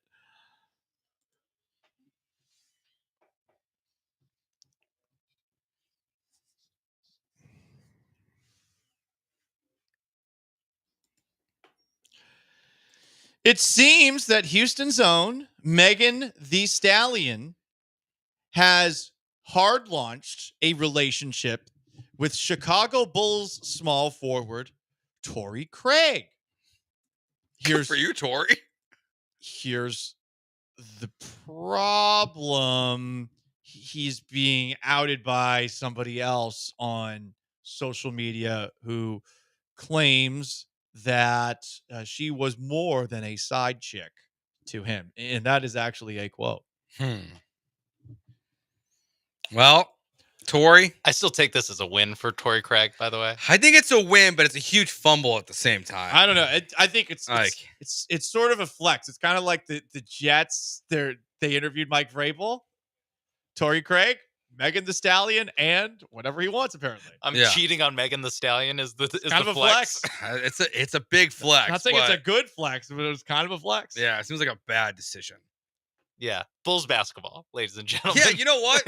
Not surprised. Dumpster fire everywhere. Have you talked about that on the Locked On Chicago Sports Podcast? I got one tonight, so I'll mention. Yeah, it. you All better. right. You better hope he makes a couple threes or something. Yeah, Torrey Craig hits a shot today. I promise you, I will spend at least 2 minutes of my 30-minute show talking about Megan Thee Stallion. Jets owner Woody Johnson felt the need to make clear at a press conference that his son, who is named Brick, has no rule with the team, even though there was a report in The Athletic that suggested he has a big role, and that also after the Jets beat the Texans in Thursday Night Football on Halloween, that he stole a game ball and gave a speech that was considered cringe by current players. I'm still upset we haven't got the video of this yet. I know. And the audio, like, it really sucks. Jake Asman refuses to give it to me, even though he follows Brick Johnson on social media. It's ridiculous, but I think it's fake journalism. Whenever an owner actually feels the need to comment on an embarrassing story, the embarrassing story probably happens. Definitely. That's how I feel. 100%.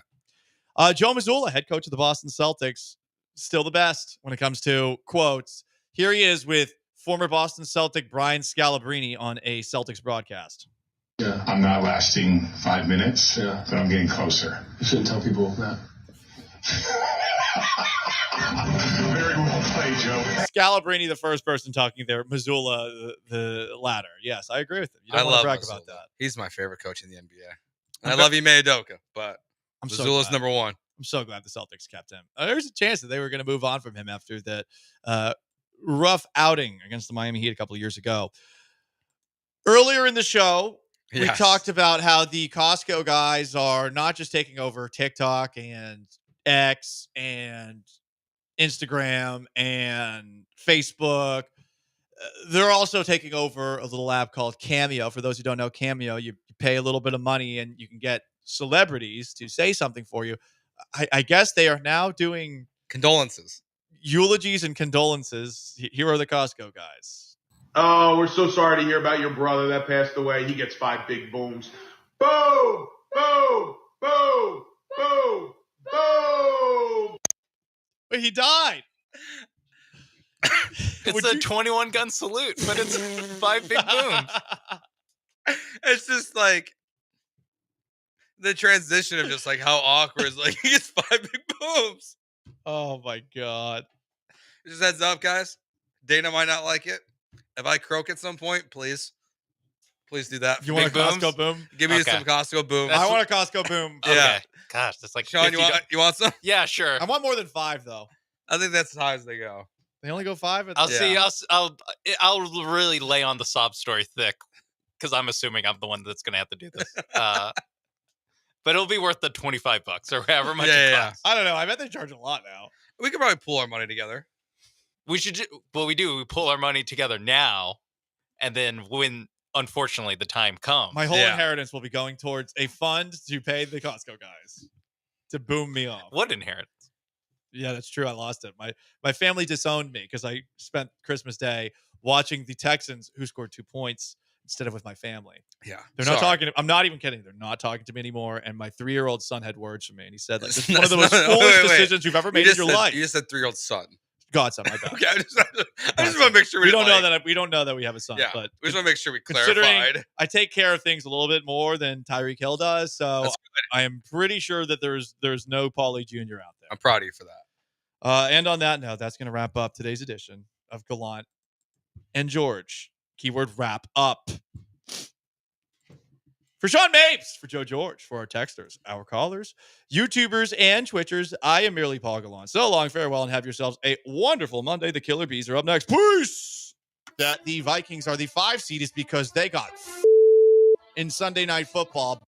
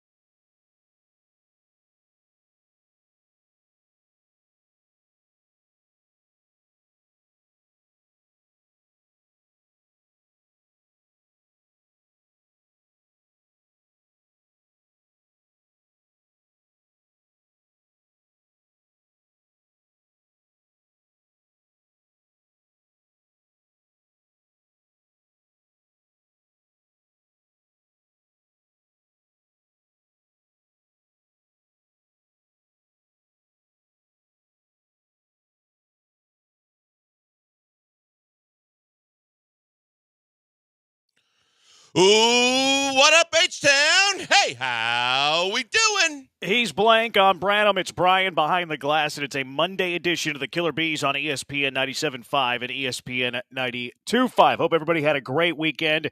NFL regular season is over. It's playoff time, which made me think. We are now one full NFL season away from us winning our bet against Joe. Have you been paid? No, have not. Full calendar year. Full calendar year. Yeah, Crazy. two results in the books. You're right. We've seen the result 2 years in a row. We actually could have gotten two bets out of this. But yeah, it's and then even when we had him on the air, he didn't want to succumb to the pressure of admitting to what we've been told, but he won't pay up. Oh, yeah, he was gaslighting. Oh, well, they're griping about it. How about just pay? We won't gripe. That's gaslighting to a T. So, yeah, one calendar year has went by, and Joe George has not paid his bet. Don't let him forget that, Hive. Don't let Joe forget that. All right, 713-780-ESPN, HRP listener line. Lots to get to today. Mailbag Monday, game balls coming off of Week 18 in the NFL season. Reggie Jackson, the baseball version, so out of touch with baseball. And Amit Thompson did some things on the basketball floor after he returned from a suspension. But the first thing that we're going to talk about, obviously, the Texans. Texans getting the triumphant victory, the huge win yesterday. They were able to even the series with the Tennessee Titans. They split the two games this year with the road team winning each one. But one thing that I noticed listening to this and listening to the post game stuff with D'Amico, with Stroud, with all the players in the locker room, just hearing the sound bites and things like that. It's very clear that the message to the team is that, hey, we got our swagger back. We got our confidence back. The vibes are feeling good yet again.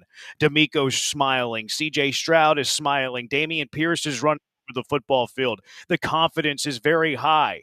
So, I think the question you have to ask yourselves in Hive, 713-780-3776, is whenever they're sending that message, well, did it actually happen? Did the Texans really rediscover their swagger, so to speak? I even saw Houston. Got my swagger back. Oh!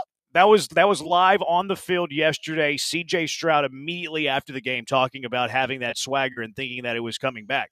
I saw it in the Chronicle. Jonathan Alexander had a story. The Texans got their swagger back, et cetera, et cetera. Do you think that the Houston Texans got their swagger back? I don't, simply because of the fact that all year, every time I think that this team has figured stuff out or looks like it could be doing things to be on an upward trajectory, they fall apart right in front of our faces, whether it's injuries or shooting themselves in the foot. And for me, there's been too many of these situations where we talk about this type behavior of they got their swagger back, or they've got, they're figuring things out, or, we're going to work on things and now we're actually putting it together. Because when it happens against bad teams, Tennessee is an awful team. Jacksonville's been a bad team all year.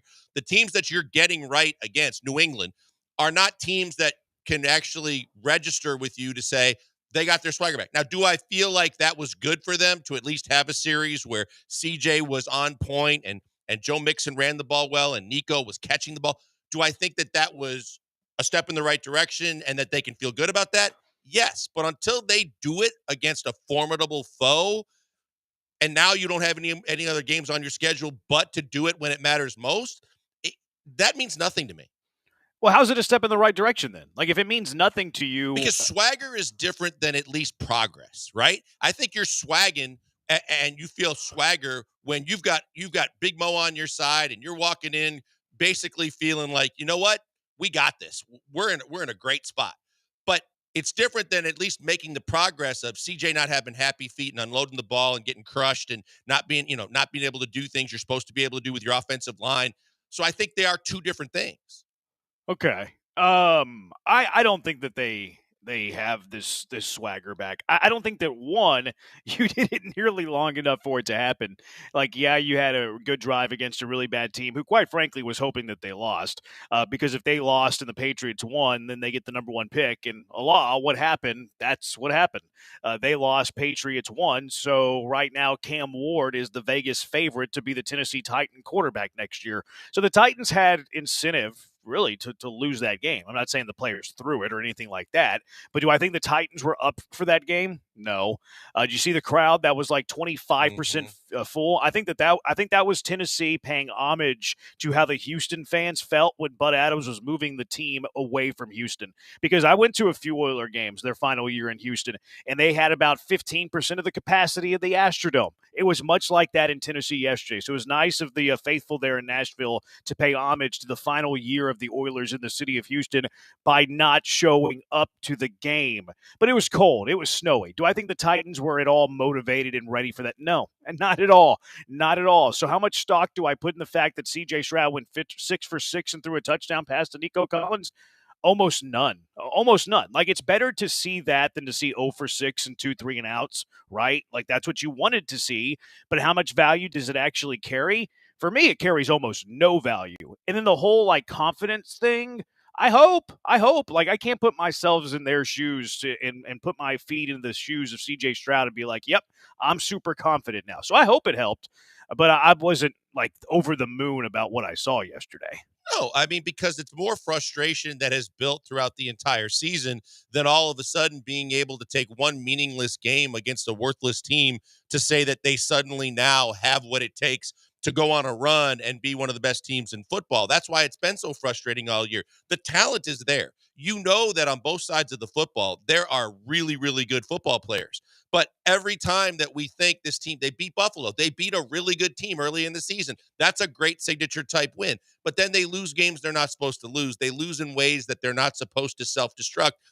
And yes, injuries come along the way, but that happens for everybody, to the point where you go, you know what?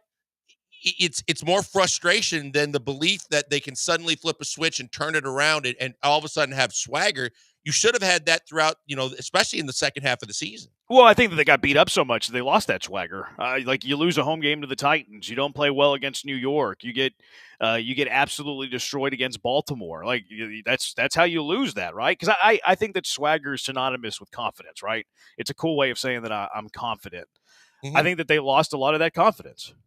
Oh, yeah, I think that's right. But I think that it's one thing, like, again, the Titans type games or the games where you're supposed to win that you don't win. We did that a year ago, and we could rattle off those 3 games, in our sleep about, the teams that they were supposed to beat and dominate, and they didn't.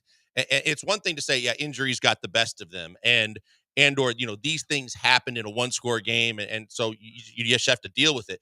But a lot of it was self-inflicted, and that's what was so frustrating about the fact that it continued all year long. Yeah, here was C.J. Stroud after the game with Amanda Rory McElroy asking C.J. Stroud about the game, and here was Stroud's response. Grateful to be out here, man. Glory to God for the opportunity to play this great sport. So it felt good, just to get that our mojo back, going into the playoffs. Mojo back. Did Stella get her groove back yesterday in Nashville? I think I got my swagger back. Oh! Again, live listen to CJ. That was literally CJ Stroud talking to the fans at Tennessee. I don't even remember what they call that stadium. Do you remember what they call the stadium in Tennessee? I don't know. It's Nissan now, isn't it? Is it? Okay, so that was CJ Stroud talking to the fans at Nissan. That was during the end of the fourth quarter when Davis Mills was in the game. He's talking about his swagger being back. Yeah, but and we just had a texter say that it doesn't matter as long as the players believe it. That's fair. I think that's a really good point. Like, it is psychological, it is mental when you talk about confidence and you talk about swagger. So a lot of this is really guesswork. Mm-hmm. But I also think it's also like D'Amico playing psychologist a little bit. Like, okay, we haven't played our best football. Okay, we got hammered on Christmas Day. We got shut out offensively. The only 2 points we scored were when our defense got a safety after the Baltimore was pinned back deep. I think D'Amico has the right mindset here for what it's worth. I think that his head's in the right spot of, like, we need to get our players believing in themselves again. I think it's critical if you want to win at least one playoff game, which, they're going to be playing the San Diego Chargers coming up on Saturday, which is the Texans Invitational. So I don't even fault D'Amico. Like, I don't fault the players for trying to get their mindset there. Mm-hmm. But whenever you ask the fans the question, do you believe that they're actually confident? For me, I think it's a load of BS, quite frankly. Yeah, I agree. I just think that, it's the whole, fool me once, shame, and fool me twice. Like, we've been fooled so many times into thinking, well, this is the time that they actually figure it all out and they put it all together, offense, defense, special teams, and all the different ways that they found ways to kind of self-destruct. And this will be the time that, now they got it back. There's no doubt. As long as the guys in the locker room have a belief that when the lights are the brightest, the stage is the biggest, and the games matter the most, that they can win. That's a good thing. But from a fan base perspective, no one should be tricked into believing that this time is the final time, and they've really got it this time. Yeah. All right, 713-780-ESPN. Busy show. It's a Monday after all. It's also Black Monday in the NFL. A couple of coaches that have been fired. We'll discuss that. A couple of coaches that have been kept on, which might be interesting, but always an eventful day, to say the least, on the first Monday after the regular season in the NFL. Mailbag Monday coming up later. Amin Thompson. What can Amin Thompson bring to this Houston Rocket team? And Reggie Jackson, so out of touch with life. Game balls, plenty to get to. It's a Monday edition of the Killer Bees on ESPN 97.5, ESPN 92.5. You want to get involved in the show? You can. 713-780-ESPN, the HRP listener line, 713-780-3776. We're on the Twitch, twitch.tv/ESPN 97.5. We're on YouTube at ESPN Houston. We're also on Twitter at ESPN 975. Blankers at Pac-Man Joel. Brian at Sacked by BMAC. I'm at Jeremy Branham. Did the Texans get their swagger back yesterday? 713-780-3776. It is the Bees on ESPN 97.5 and ESPN 92.5.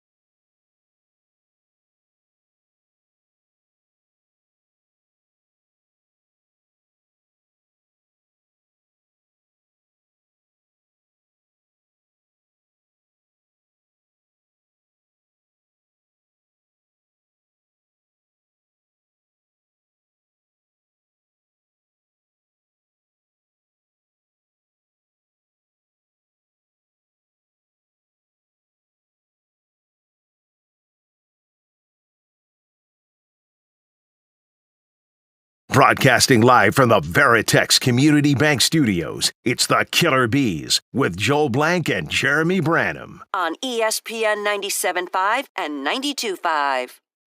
Brian has me confused with this rejoin. Football time in Houston, and the Texans are ready to play. It's playoff time in Houston. The Texans are ready to play. Look, they won I a thought wild I card needed to round pump last you year. guys up after that first segment. It's playoff time, baby. I do like this song. I think I'm in the minority there. I think. Yes. Yeah, I admit that. It's okay. You don't need to be. The majority doesn't mean right. It just drives you smooth, huh? The song drives me smooth? Yeah. No, I think it lifts me up. Well, you know that story, right? It makes me exciting. Oh, you're talking about when he yelled at his guy or The whatever. bus driver. Yeah. Just drive me smooth, okay. MFer. Yeah. I don't know if a lot of people know that, but yeah, that's a good point. No, this song does fire me up. This song does get me in a good mood. It makes me ready to run through a wall, swarm. It's playoff time in Houston. Did the Texans get their swagger back yesterday? 713-780-ESPN, HRP listener line, 713-780-3776. Headline in the Chronicle, Houston Chronicle. You have to differentiate between the two because they're two different entities, Houston Chronicle and Chronicle. Houston Chronicle, Texans rediscover their swagger and win over Titans. Is it enough for the playoffs? I got my swagger back. Oh!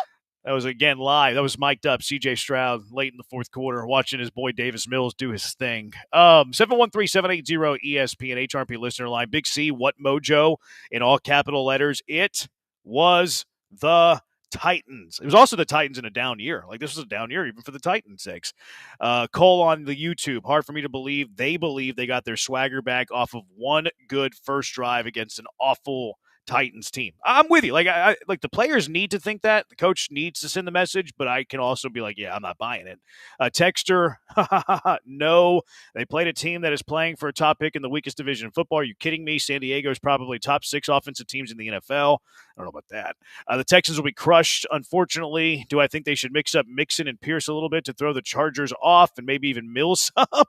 Oh, man, this guy's off the rails. The next game on and off, yes. If Houston doesn't throw the ball 30 times, they'll be beat by at least 14 points. Do you want to see Davis Mills in the AFC wildcard game on Saturday afternoon? 713-780-3776. Wow. Little Davis Mills. And Pierce. I mean, look, and Pierce is that would just really keep the Chargers off balance if you throw Davis Mills into the game. I mean, no, and what we are we got gonna people do? still Davis calling them Mills San is in. Diego on the text line. I mean, they're all dialing it in. I mean, I kind of like that part, though. That part's kind of funny. But from a reality standpoint, look, Pierce had a really good game against the B team, and he is the B team. But if you want to see what he can do from time to time, I'm fine with that to take a little bit of the punishment off of Joe Mixon, depending on how Joe's playing too. But the Davis Mills thing, that's just absolutely ludicrous. I thought he played okay yesterday. You know, maybe you Mills? can trade him for a 5th or 6th round pick. Yeah, they looked all right. Yeah, no, I don't. Look, I think as backups go, and they're not one of those teams that's paying, exorbitant amounts of money for a backup quarterback or more than most.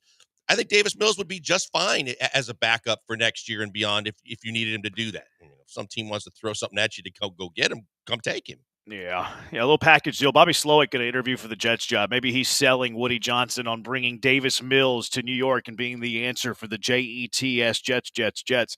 Let's go out to the HRP listener line, 713-780-3776. Oh, okay. Keith didn't want to hang out. Didn't want to hang out long enough with the Killer Bees. He probably read the writing on the wall because the note that I was given is that Keith wanted to know why we're so negative on the Texans. He probably started to read the room there a little bit. Mm-hmm. Texter, with all that being said, back-to-back division titles.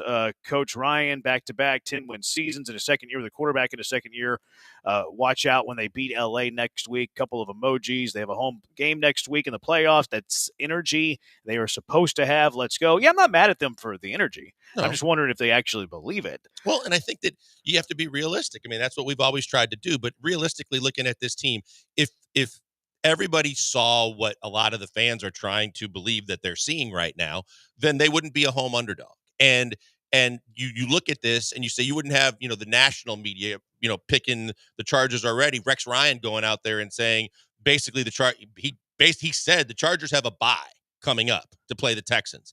I mean, that's embarrassing. That's a kick in the groin. That's not what you're supposed to be if you're well respected and that everybody believes what you want to believe about this team. Yeah, it doesn't matter. Like, I didn't say it matters. I'm just saying the perception. You said it was a kick in the gut, I mean, that's from a fan base perspective. Yeah, there were people very upset by that, and that's not the team that they think that they see if they believe that they got their mojo back and they're ready to go on a run. I hope they beat the Chargers. I think they're a more talented team than the Chargers.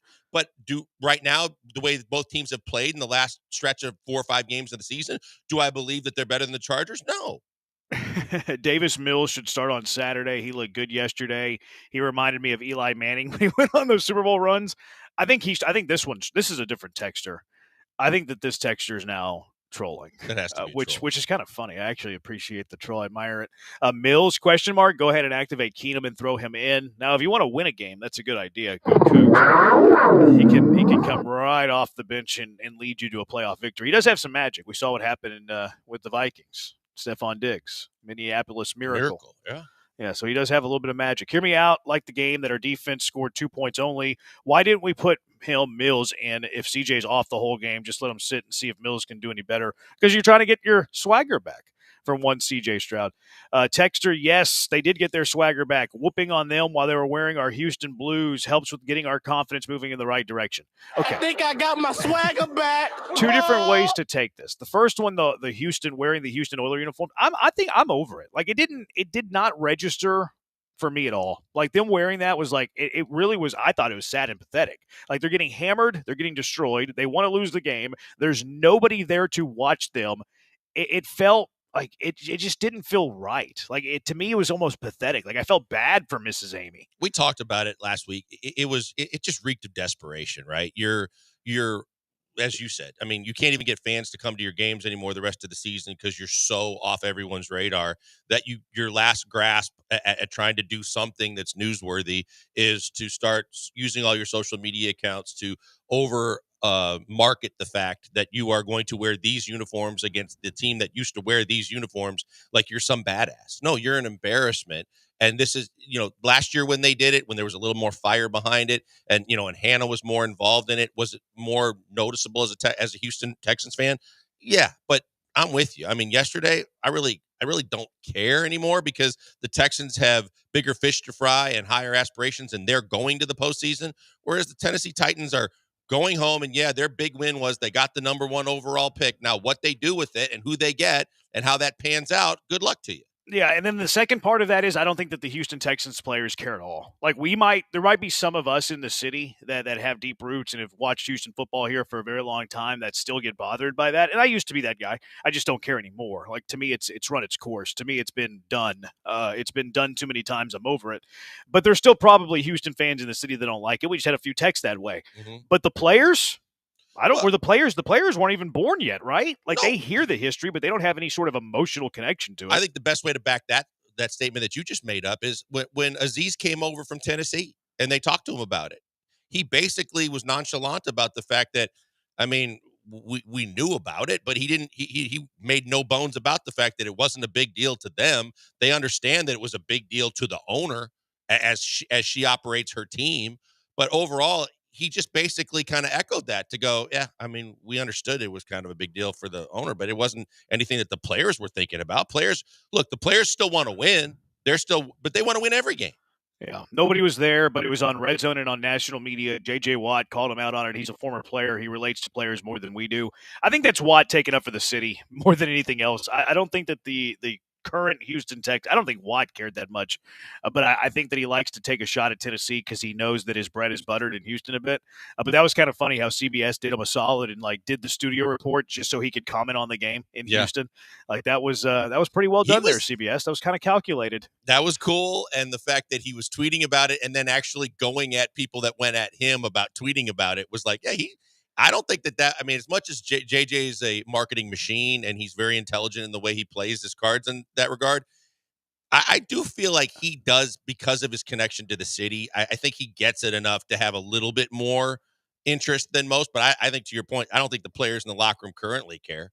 Mills wanted to recreate the Rosencopter. That was a gnarly looking landing there by Davis Mills. That was rough. Really sticking your neck out.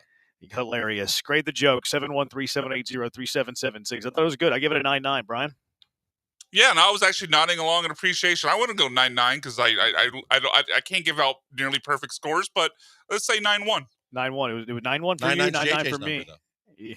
Grade the joke. 713-780-3776. I give it down. And as I said before, I don't care. I give it a 9.9 again. I thought it was excellent. Well played. I think it was reading the room. I think it was very pertinent to what we were talking about. 9.9. Another texture, a win is a win, especially at Nashville. Is it, though? Is it? And also the win doesn't matter. Now, I will say, and we talked about this a little bit last week, 10-7 looks way better than 9-8. I'm doubling down. I'm 100 times like hotter about this today than I was last week. 10-7 feels way better than 9-8. Losing that game, even with your second stringers for 3.5 parts of it, and you're going into the wild card 9-8, that does not feel as good as 10-7 does. Yesterday's game meant nothing. The confidence, whatever, but 10-7 looks better than 9-8. I agree, simply because if nothing else, there's a 10-win team on the other side that's not going to the playoffs, and you would have been used as the example as to, there's a team in the AFC that only won 9 games, but they won their division, so they got in, and the Seahawks won 10 games, and they're not a playoff team, and and point that out. Now, at least you won 10 games. Double-digit wins is a big thing. We knew the schedule was tougher this year. So to win the division and win 10 games, you're right. If they had only won 9 games, there'd been a lot more finger pointing. Another texture, Vegas doesn't think so. The Texans are plus 8,000 to win the Super Bowl. It's not great. I saw like 1.6% chance, said the computers. Texture, man, it sure is great to hear you guys back on the airwaves. Go kiss somebody else's tail, Texture. Acknowledge your tribal chief tonight. We're your tribal chiefs right here on ESPN. Acknowledge me! Why don't you acknowledge us? 0794. You don't need to wait for tonight. Acknowledge us, your tribal chiefs. Both of us sit at the head of the table. Another text. Both sit at the head of the table. That's there's not two how that heads. works. There's two heads. Yeah, you can't, there's the top head. There's the bottom head. Well, top head, bottom head. What are you talking about? There's 2 heads at the table. Pause. Oh, okay. I see what you're. No. There's only one There head at is. the table. Only. What's the one, other side? I disagree. Not to the belabor tail the of the point, table? but disagree. Is this something to do with wrestling? Yes. Okay. There's a match tonight on for the debut of Raw on Netflix where there's a match to decide who is the tribal chief. So It's in LA. It is in LA at the Intuit Dome. Yes. So acknowledge us though. They're going to beat LA and have a shot against the Chiefs. Maybe we'll see. I think they're underdogs against the Chargers. I think they will beat the Chargers, and I think that they have a chance to beat any team that they play. But I also think that they can very easily lose to the Chargers. So we'll see. Plenty of time to talk about that this week. Key from LA, 9-9 for the dad joke master. So Key from LA, grading very well. Another texture, 9-9 epic fell, LOL. Not quite enough Mills. Another texture, yes, double-digit wins are way better than single digits. Just ask Joy Taylor. Okay. That was the first of what probably will not be the last. Yeah, a lot of talk especially about when you mentioned the head of the table and the never mind. Grade the joke, 713-780-3776. I give it another 9-9. Really good. Well done. You're patronizing me a lot in 2025. If the Titans would have lost the last game, would they still had the number 1 draft pick? I don't think so, right? Like if they would have won yesterday, the Patriots would have the first pick, wouldn't they? The Patriots won too, right? Right, but if the Titans won, it would have changed the calculus there. I don't think the Titans would have had the first pick. I think the Titans had to lose and have the Patriots win. So really? I think that's correct. I could be wrong, but I think that's correct. Okay. I think so too. Maybe there's another team involved. I haven't really paid attention to that. It was Giants, Raiders, Patriots with a couple weeks, and the Titans with like a week or 2 to go, but I don't know how it changed. Yeah, I hope Damian Pierce gets more involved in the offense. Yeah, maybe so. All right, 713-780-ESPN HRP listener line, 713-780-3776. Are the Texans a well-coached team? It's the Bees on ESPN 97.5 and ESPN 92.5. Acknowledge me!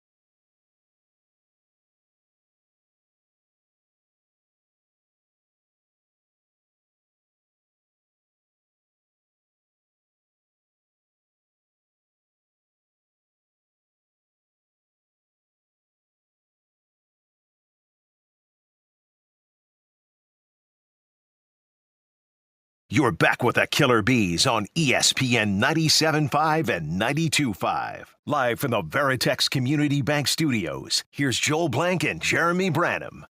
Acknowledge your tribal chiefs. It's the Killer Bees. Don't kiss up to us, though. Acknowledge me! Only one of us likes that. You can guess which one.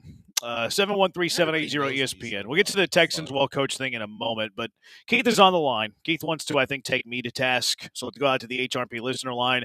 Keith, you're in the hive with the Bees. What is up? Okay, first, glory be to God and honor of C.J. Stroud. Let's go. And then first, thank you for having me, Mr. Doom and Gloom.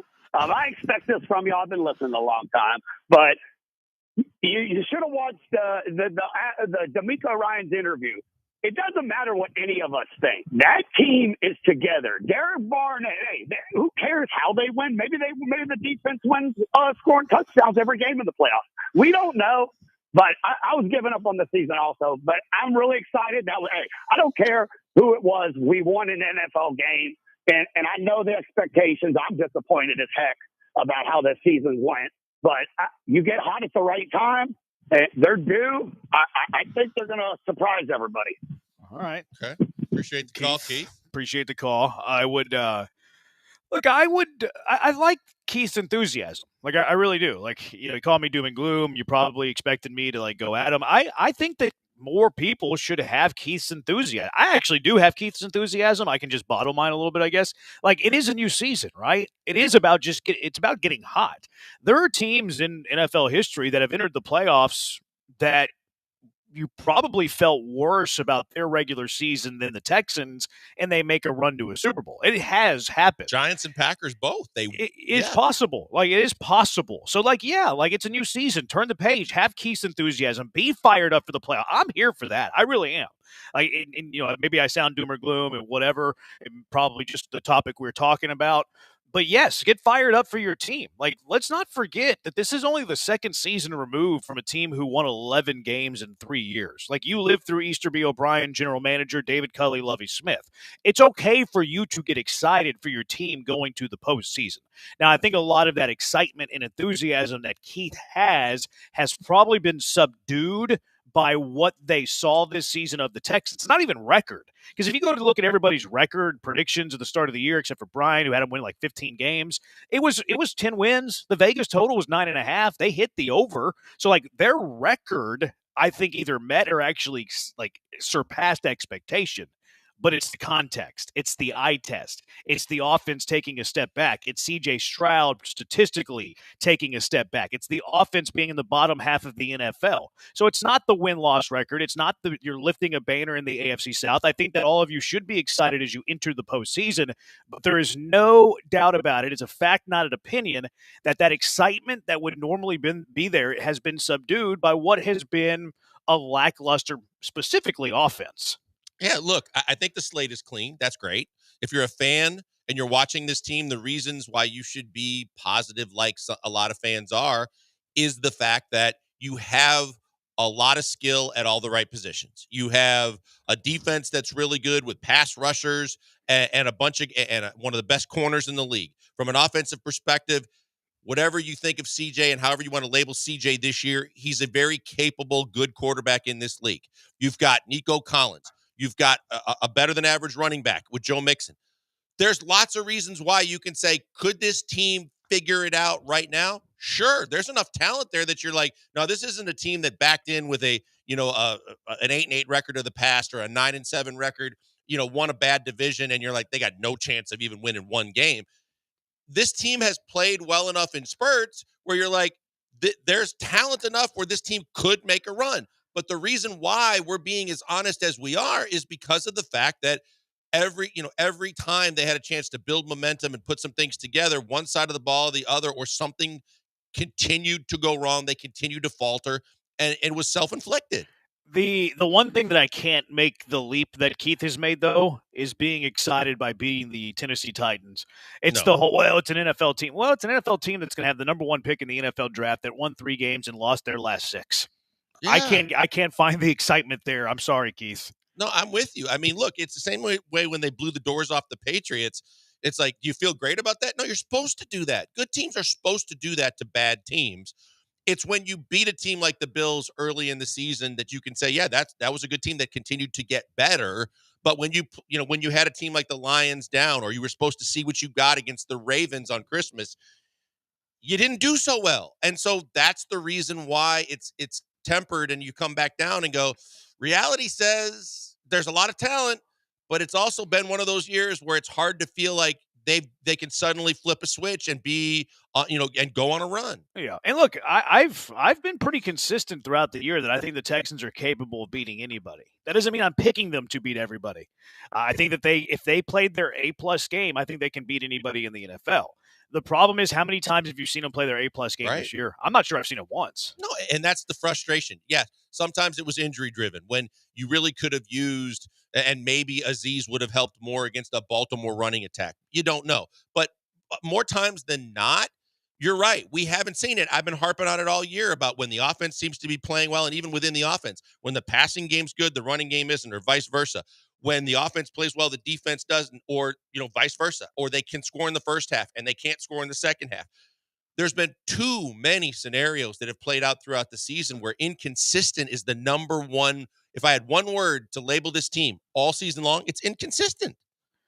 See, I would disagree with that. Like, not to be, a pest or whatever. I don't think that their offense has been inconsistent. I think their offense has been below average. I think they've been pretty consistent with who they are offensively.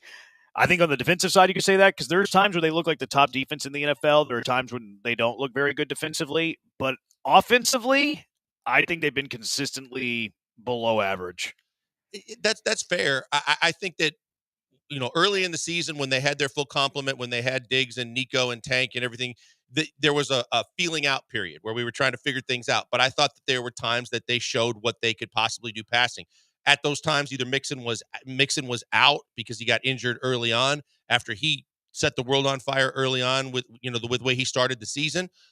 I just feel like, and it's all predicated by an offensive line that has been brutally inconsistent and bad.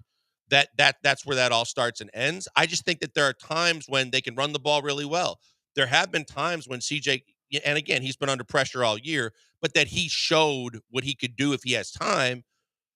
Yeah, you're that's fine if you want to say that. I it's a hard argument because of the fact that, again, they've been so inconsistent, but I saw glimpses at least early. See, I would say they've been more mediocre than inconsistent, but that's tomato. Texter CJ will save Tyreek next year like he has saved D'Amico this year. I don't think it makes a whole lot of sense to bring Tyreek that Hill money in. and taking that whole off the field show with it. I don't need any of that.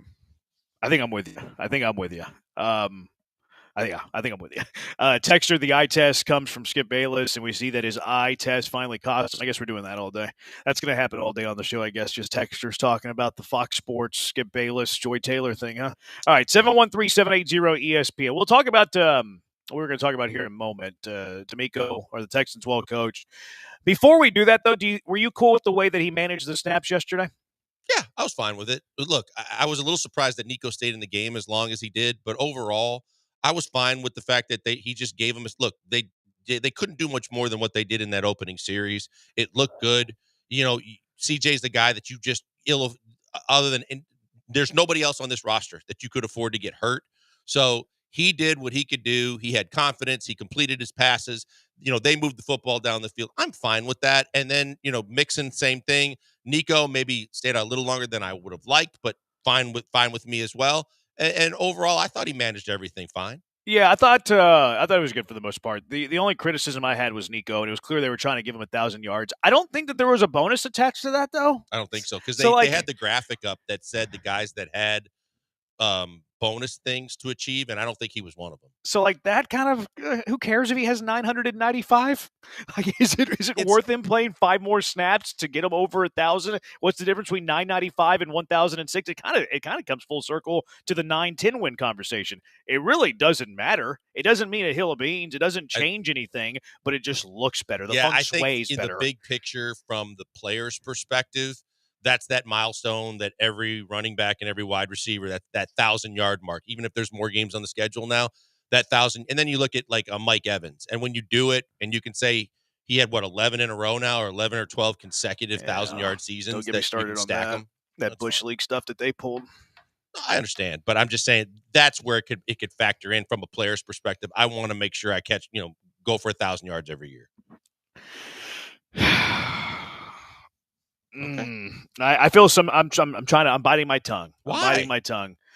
Well, I have some thoughts on Mike Evans that I'm saving for later. Oh, no, that's fine. I'm just saying for later. It might be from a player's perspective. We don't know. Again, we don't know what's in that locker room, but if it was a big deal to him to get to 1,000 yards, then, a lot of teams are going to take note of that and try. But is it worth it? Is it worth it? Look, that's a different discussion, right? Yeah, it is a different. Yeah, I'm out on that. Like, I think for the most part, Saquon, it's a smaller version of the Saquon thing, right? I mean, I'm with you on the fact that if I've got nothing to play for, even in the case of Saquon Barkley against in a meaningless game against a worthless team, there's no way I'm putting one of maybe my most significant player on the field to try and ground and pound 100 and some yards. Even from the Nico point of view too, though, like it didn't have a financial incentive. You're leaving him on the field when you've taken all your other starters off the field. Mm-hmm. Well, not all of them, because he left the offensive line out there, which is fine because they need to play well together. Mm-hmm. But you took Stroud out of the game, but you let Nico stay in the game to get 1,000 yards, but it does not have financial incentive. You know as well as I do, though, that if it does mean something to the player, there's a majority of the organizations that are going to take note of that, and they're going to try to appease that, whether we agree with it or not. Yeah, no, yeah, you're right, but I don't agree with it. Right. I think it's a little bit of a flaw. It's a risk. For sure. And it's not, and I don't think the reward's all that great. It's individual accolade without financial incentive. Like 994 yards versus 1,006. Obviously, 1,006 looks better, but is it worth jeopardizing them? Fortunately, he didn't get hurt, and it's not a big deal. Texter says D-Hop needed one touchdown to get $500K. They benched him. There you go. Team Cooper and Rush. we over me. Keith from LA, what's wrong with spreading a little bit of joy to everybody? Cooper Rush missed his too. Jerry said, I'm not paying you. We knew that was coming from Jerry. A team sometimes got to be about the players. Andy Reid wasn't. On the flip side, did you see in Seattle what Smith was able to do, Gino? With the yards? He had yards? three bonuses to achieve, each one of them worth $2 million, and he got all three. Just insane. $6 million nice payday. $6 million Sunday. Wow. Have a day, Geno Smith. No doubt. And it sucks they missed the playoffs, but hey, he ain't too mad when he got $6 million more. Has he changed your opinion on him yet? No. No? You're still out? Yeah, no. Still out on Geno? All right. Are the Texans well coached? 713-780-3776. It's the Bees, ESPN 97.5, ESPN 92.5.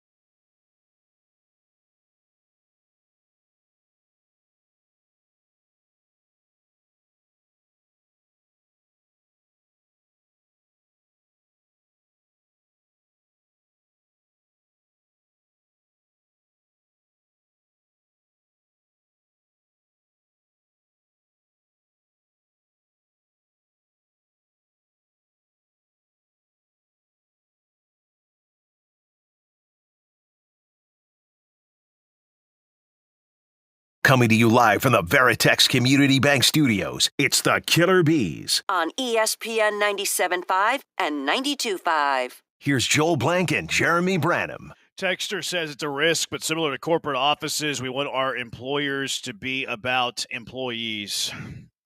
Texter, are you making $24 million? Just wondering. I see your point, and I understand your point. Like, make it about your employees, lift up your employees, have nice snacks in the kitchen, make sure the coffee's fresh, make sure the drinks are good, give them a crisp. I get it. Like, employee morale is massive. That's why I'm so thankful for the suits upstairs here at ESPN 97.5 and Gal Media. But they also pay him handsomely. Like, they pay him a lot of money to be like, hey, Nico, are you cool not getting to 1,000? Are you cool being stuck at 998? Just wondering. $24 million. What do you say? Like, I don't know if it's an apples to apples comparison, comparing it to like some office building in Houston in oil and gas. You know what I mean?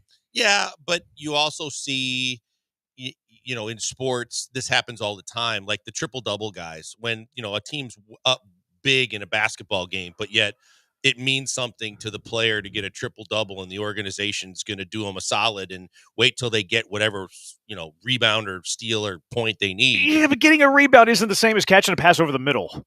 Well, but it depends on where the pass is, right? But if they're going to call a play on an out route where there's no defender that's going to rip his head off and he could get the yardage that he needs, and we know it means something to him. Look, all that stuff matters when you get into contract negotiations. No one's denying that. No one's denying that. We all agree with that. We're just wondering if it's like, and we're spending way too much. I really don't care that much. I really don't care. Like we're making a mountain out of a molehill here. I personally would have had him out there. Do I care a whole lot? Did I notice? Yes. Do I care a ton? Not really. I'm just kind of arguing these people. I mean, it was even almost overkill, too much for me. But did you see the way I get Mike Evans celebrating? It's $3 million, but the bench lost their minds too, and they got all juiced for it to where it's a good look for the organization, though it's costly. All right, fine. I'm just going to go ahead and get into this. How if you're the New Orleans Saints, are you cool with that? How are you, and I understand it was $3 million. I understand that Mike Evans continues this 1,000-yard streak, although it's gimmicky now. It's now a Make-A-Wish 1,000-yard campaign. They're throwing the football when they should be putting it on a knee. Bill Romanowski would never allow this stuff. Ronnie Lott would never allow this stuff. And Ndamukong Suh would never allow this stuff. You know who else wouldn't allow this? Greg Williams. Greg Williams was giving they didn't give him money. They collected a pool and then gave it to players who injured other players. But Greg Williams had the whole bounty gate in New Orleans. And now in New Orleans, you're just going to be cool with allowing a dude to get a Make-A-Wish 1,000-yard season? That annoyed me. It annoyed me so much. Look, rightfully so. There's, and everybody's going to say, oh, it's the get off my lawn versus the whole modern football where all players are players first. And they're as long as it wasn't a score in their face, that it was just for him to get that incentive and it didn't cost them, being embarrassed by being down more points, then a lot of players are going to be cool with it. And it's just how you look at those things. Cause you're right.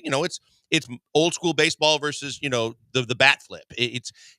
It's just how everybody perceives it. From a coaching staff, there's probably coaches that really were pissed off about it. I think there's probably players that were like, that was cool. Even if they're on the Saints, they go, I understand it. Yeah, I agree. I think it's the wussification of sports. It's the wussification. Greg Williams is rolling over his grave watching that yesterday. What would Greg Williams do? If Mike Evans was out there with 40 seconds to play, they're no business throwing the ball. Saints are not taking a timeout. It's an obvious kneel-down situation. They're out there throwing the ball to get a Make-A-Wish $3 million, a Make-A-Wish 1,000-yard season. Greg Williams would have taken Mike Evans' head off. Greg Williams would have destroyed Baker Mayfield in the backfield. It's the wussification of sports. We're seeing this each and every week, and I don't like it. I don't like it. I like football to be tough. I like football to be physical. I don't like Bush League stuff. I don't like Make-A-Wish 1,000-yard seasons. You know what it reminded me of? It reminded me of gifting Albert Pujols and Miguel Cabrera an all-star appearance, and now we're going to put that on their resume. Oh, they're a 14-time all-stars. No, they're really 13, but they got to Make-A-Wish. It's the same thing with Mike Evans. Mike Evans wasn't a 1,000-yard receiver. He had it gifted to him. But you're a fan of the bat flip, aren't you? I'm okay showing people up. That's the difference. It's different than, Is it? I think a bat flip is different than Bush League stealing a base when you're up by 10 runs. Yes. Okay. Yes. All right. I think it's very different. Now, also understand that if you're going to bat flip, you also have to understand you're probably going to get one high and in next time up. And I'm okay with both of those things. I think that's anti-wussification of sports. So then the Bucs could be okay with the fact that we're going to get Mike Evans his milestone, and have to understand that if he's going to get a cheap shot as part of it. That's part of it. Sure, it is. It is. But where were the Saints? Where were the old Greg Williams? They were nowhere to be found, and that disappointed me. That disappointed me. I'm more upset with the Saints than I am the Bucks, for what it's worth. I get chasing $3 million. That's a big deal. I get that. I would chase 300. I would chase 3, but I want the defensive team to let the offense know they're not very happy with it. I'm more disappointed in them than I am the Bucks. This was a once proud organization that had Greg Williams as their defensive coordinator that was willing to go to any measure to win, and now we're just allowing Make-A-Wish 1,000-yard seasons. It makes me sick. Yeah, but again, the Saints were already in Cancun. I think that they had already gone fishing, and their head coach was fired weeks ago, and they knew they weren't going to the playoffs, and so be it.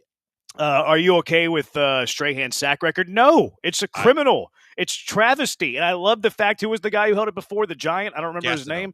And the Gastineau, and he had this little clip where he's confronting Brett Favre. That's awesome. That's awesome. I want somebody, like, I don't think Mike Evans is going to get to Jerry Rice's record, because I think Evans yesterday got to 11. I think Jerry Rice's record's 14. I don't think that Mike Evans gets there. But if Mike Evans breaks Jerry Rice's record for 15 straight 1,000-yard seasons after what happened yesterday, I hope Jerry Rice goes to Galveston and gives Mike Evans his 2 cents. Look, I went back and watched it. I watched the documentary after the Gastineau. Oh, did you already watch it? Yeah, and I also remembered it at the time, going, as a Packer fan watching it happen, going, that was Bush League. Like, he basically gave his buddy the sack.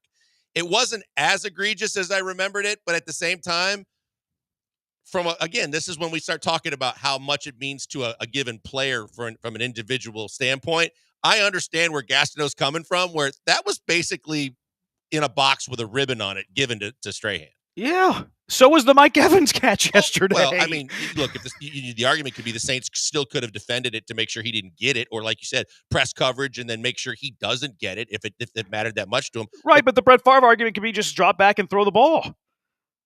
Yeah, I don't remember where that happened in the course of the game, because I think it was like the last play. No, I don't believe it was that late in the game, but nonetheless, I still believe he laid down. I'll have to look to see when it was, because I think it was pretty late in the game. I'm gonna look as well, because, and I think it was also one of those games where, like, they were getting everybody out. I think it was meaningless at that point. I think you're right in the fact that that it didn't matter anything to either team at that point. But I just remember that I at the time I felt like it, and I can understand Gastineau's point of view. Like, that's a record that you're long. All the players talk about how difficult it is to walk away from the game, but like even Eric Dickerson, at least with the honesty to say, I don't want Saquon to break my record. I mean, that record, he's hanging on to it, and he's proud of it, and he wants to be that guy. I mean, I think players have pride and egos, and I understand Gastineau's point of view for sure. Yeah, so you understand my point of view, because I think I'm a P in Gastineau's pod. Little fake records. All right, 713-780 ESPN. I promise we'll get to this next. Are the Texans well coached? It is the Bees on ESPN 97.5 and ESPN 92.5.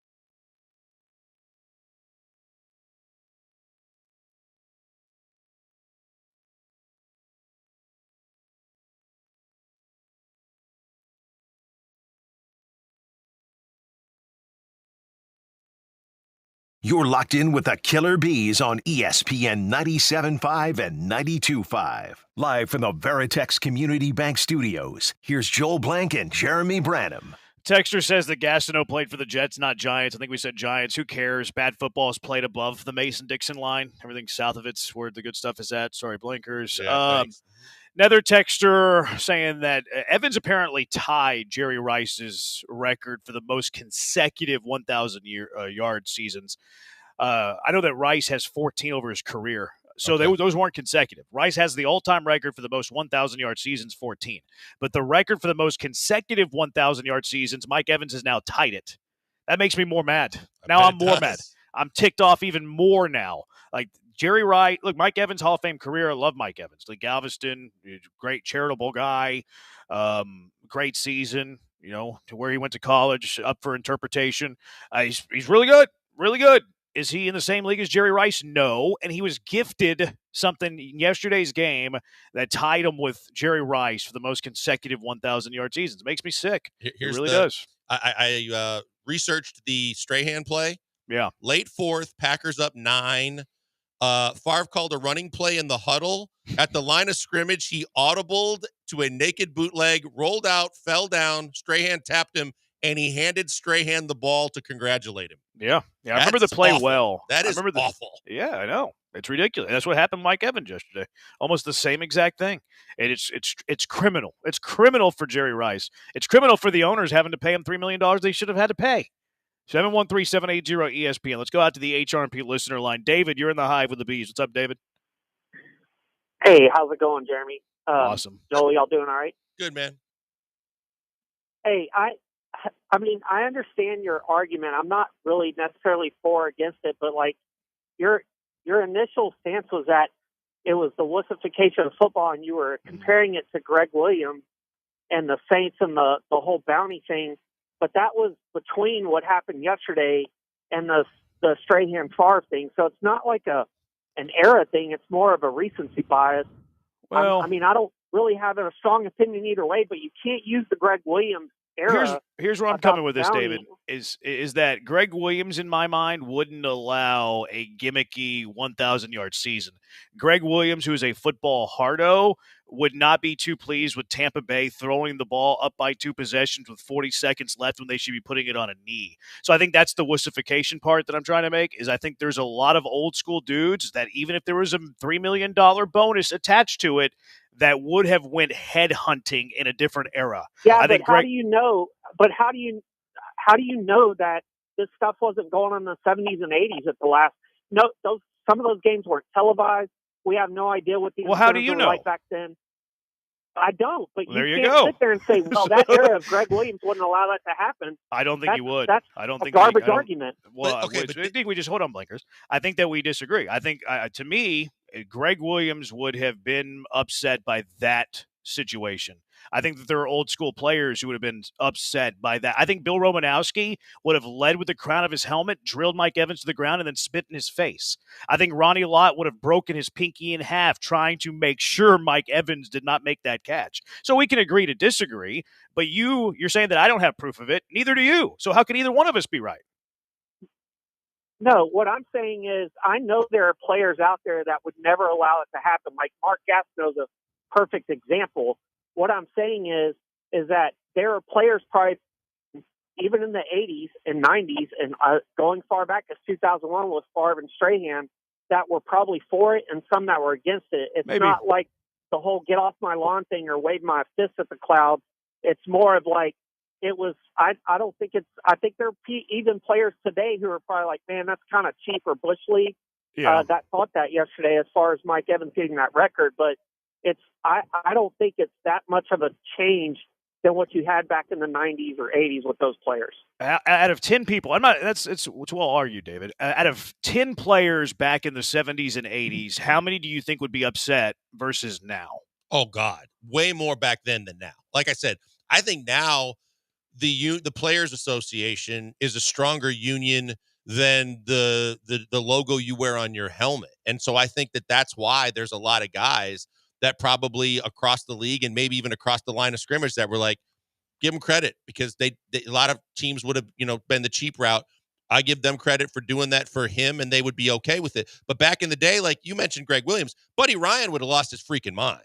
Yeah, and look, I think that David's argument is a good one. Like they're probably David. Are you still there, David? Like how Yeah. out of 10 defensive players back in that era versus now, what do you think the difference would be? Well, I do agree that it has shifted to the more favorable player thing where they go, let them have it. I understand that we have generation changes in the way emotions are put on the field and the way those players were back then. And with Romanowski and Buddy Ryan. But I do think it's not, the gap isn't as far as you think that it's a wussification. I think it's just more of there are some people that are probably upset about what happened yesterday. They just don't say it as much. Maybe so. Appreciate the call, David. But I've seen this stuff celebrated way more in the last 5 years. Way more in the last 5. We didn't know that player incentives existed 10 years ago. And now it's like, well, he needs this. They're openly talking about it on the sideline. Brady, I called a play to get to Gronk. Jameis Winston, going rogue, changing a pass play or a run play to a pass play. And to David's point, I think a lot of it is now like we're all football players. We're all in this together. We're like back 20 years ago, it was, we're not really on the same team. And I'm going to knock your brains in. Like, I'm going to hit you as hard as I possibly can. This goes as deep as like even the jersey exchanges and that stuff. And the Kevin, where the Kevin Garnett used to be so upset about it in basketball, but in football, you would never see like in big rivalry games and like team versus team things that after the game, it was this love fest and jersey exchanges. And, it was like blood, sweat, and tears, leave it all on the field. And if they beat us, you're so ticked off, you go right to the locker room and screw them. You might not even shake hands. And now it's different in that regard too. Yeah. The texture, it's a brotherhood like a fraternity. This sums it up pretty good because I agree with this. He goes, it's a brotherhood like a fraternity. If you don't want your brother to eat, prosper, that ain't cool, bro. I do think it has turned into that. But I think 20 years ago, Bill Romanowski looked at his brotherhood and his fraternity as his teammates, and then everybody outside of that locker room were guys that were trying to not let him prosper, and he was going to go out and destroy those people. That's where it changed. Like now it's like, oh, we're all in this together no matter what football team you're on. That wasn't the case 20 years ago for the most part. No, and a lot of it's because of the money, because of the fact that you weren't going to see these outrageous bonuses that are going to be tagged on to contracts back in those eras and when those guys were playing. Now, the money has changed it, and because we all talk about the fact that, hey, you want it to be a loyalty thing, but it's a business, and we constantly hear that. And as part of the business, the players are more unified than ever, like that fraternity I was talking about with the Players Association. And it's just a logo on their helmet and someone that signs their paycheck, whereas they're more loyal to the brotherhood of the players. Apparently, Josh Allen took a snap yesterday to continue his game streak, too. Did he really? I missed that one. Yeah, he took one snap to continue his streak. Yeah. That one's a little different because at least he's not throwing the ball on a team late in the game, Like it is a sanctity.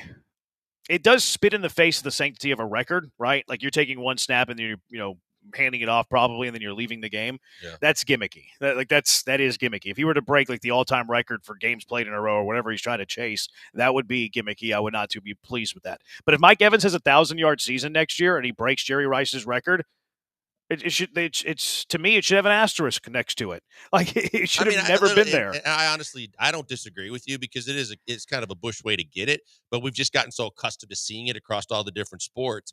And to the point on Josh Allen, the one thing that's a detriment more so than because it is kind of a streak, but it's not the kind of records we're talking about. But it's like, who really gets screwed there is the fans that if it was a road game, but whoever came to see Josh Allen thinking that when they got their tickets, we're going to see Josh Allen and we're spending money to see Josh Allen and he comes out for one play and he's done. That's tough too, but it's not because I think it's expected because it's the last game of the season. Yeah, I think you buy a Week 17 ticket for a good team, you have to consider that as a possibility. That's more prevalent like in basketball when guys sit just to get rest and they're on the road and people you're like, God, that was our only chance. We only bought the tickets to see so-and-so, and they're not playing because they're resting. It's like a bad beat is what that is. Yep. D'Amico Ryans, do you think that he and the rest of this coaching staff lead a well-coached team? For the most part, I do. I think that I don't think that, in the past we saw guys that kind of swayed away or like they were quiet till the end of the season and they were, kind of against the ways and the coaching techniques. I think that D'Amico has control of the locker room. I think that, he's got a buy-in from his locker room. Could there be things that they could work on and improve on? Absolutely. And I think that's what happens when you have a first-time head coach with a first-time offensive coordinator and defensive coordinator. I think that there's still things that need to be cleaned up and polished, but for the most part, I do.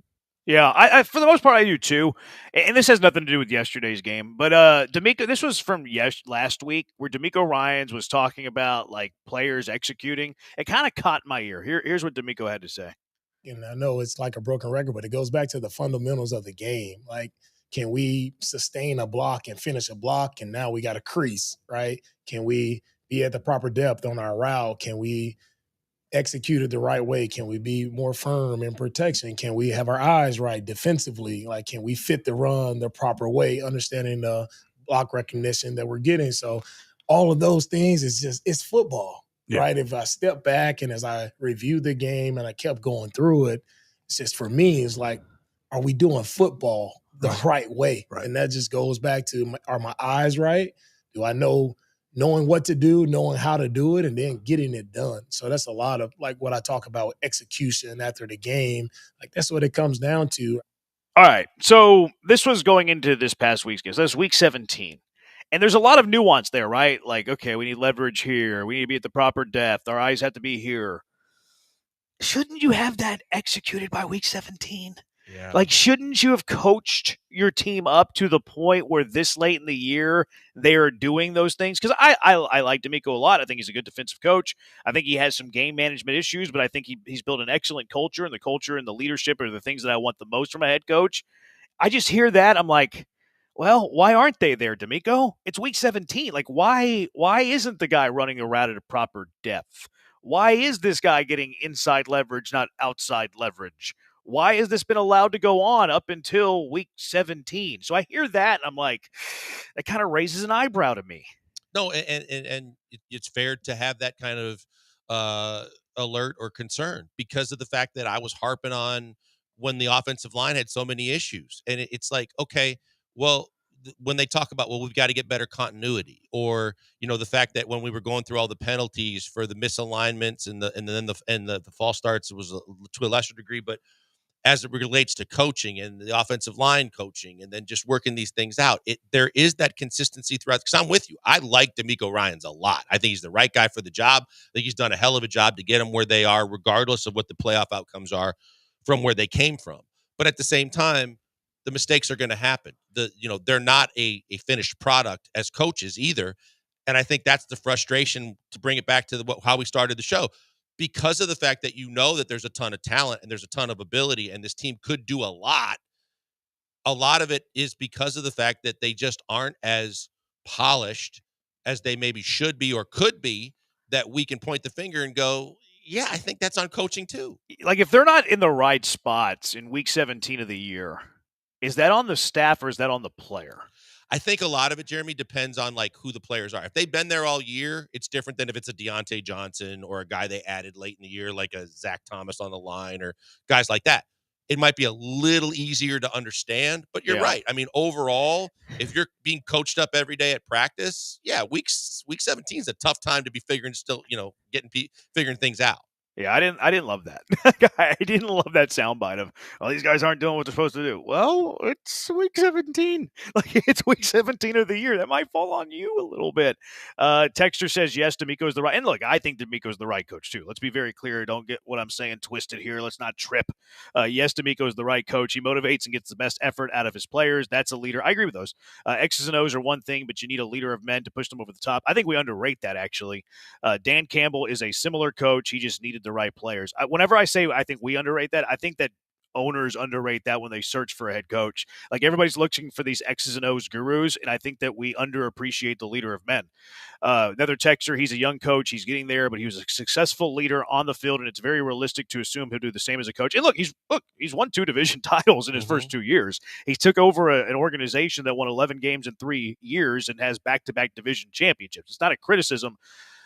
I mean, I guess it is criticism on D'Amico, but it's kind of like a part criticism. Like, I like what he's doing. It's just like, D'Amico, maybe it's a little bit more coaching than this execution that you're talking about whenever these guys aren't doing these little things in week 17 that they can be coached to do. Yeah, it's a little thing as opposed to like a bigger thing. Like in Indianapolis, you've got a locker room running amok. You got, players and issues with, being late to meetings, all that stuff. I don't think I think that's the biggest, larger scale version of this. This is, hey, you've done a great job. You've probably overachieved and exceeded expectations to this point 2 years in, but there's still work to be done, and there's ways that you can clean it up more and polish it more. Yep. All right, 713-780-ESPN. Another texture, if D'Amico's a leader of men, then why have there been multiple player-only meetings? I think it's a fair thing to point out. Yeah. I think that player-only meetings happen like everywhere, though. They do, and I think that sometimes the only way to solve certain problems, especially when it's kind of like either personality driven or think that sometimes there's things and times when the coaches can't solve everything. And sometimes the player can be the voice of reality to another player to do what a coach either can't, or won't do to try and fix a problem. All right, 713-780-ESPN, HRP listener line. NFL Black Monday. What has happened today? What do you need to know? Do any of these fired coaches interest you in Houston? 713-780-3776. It's the Bees on ESPN 97.5 and ESPN 92.5.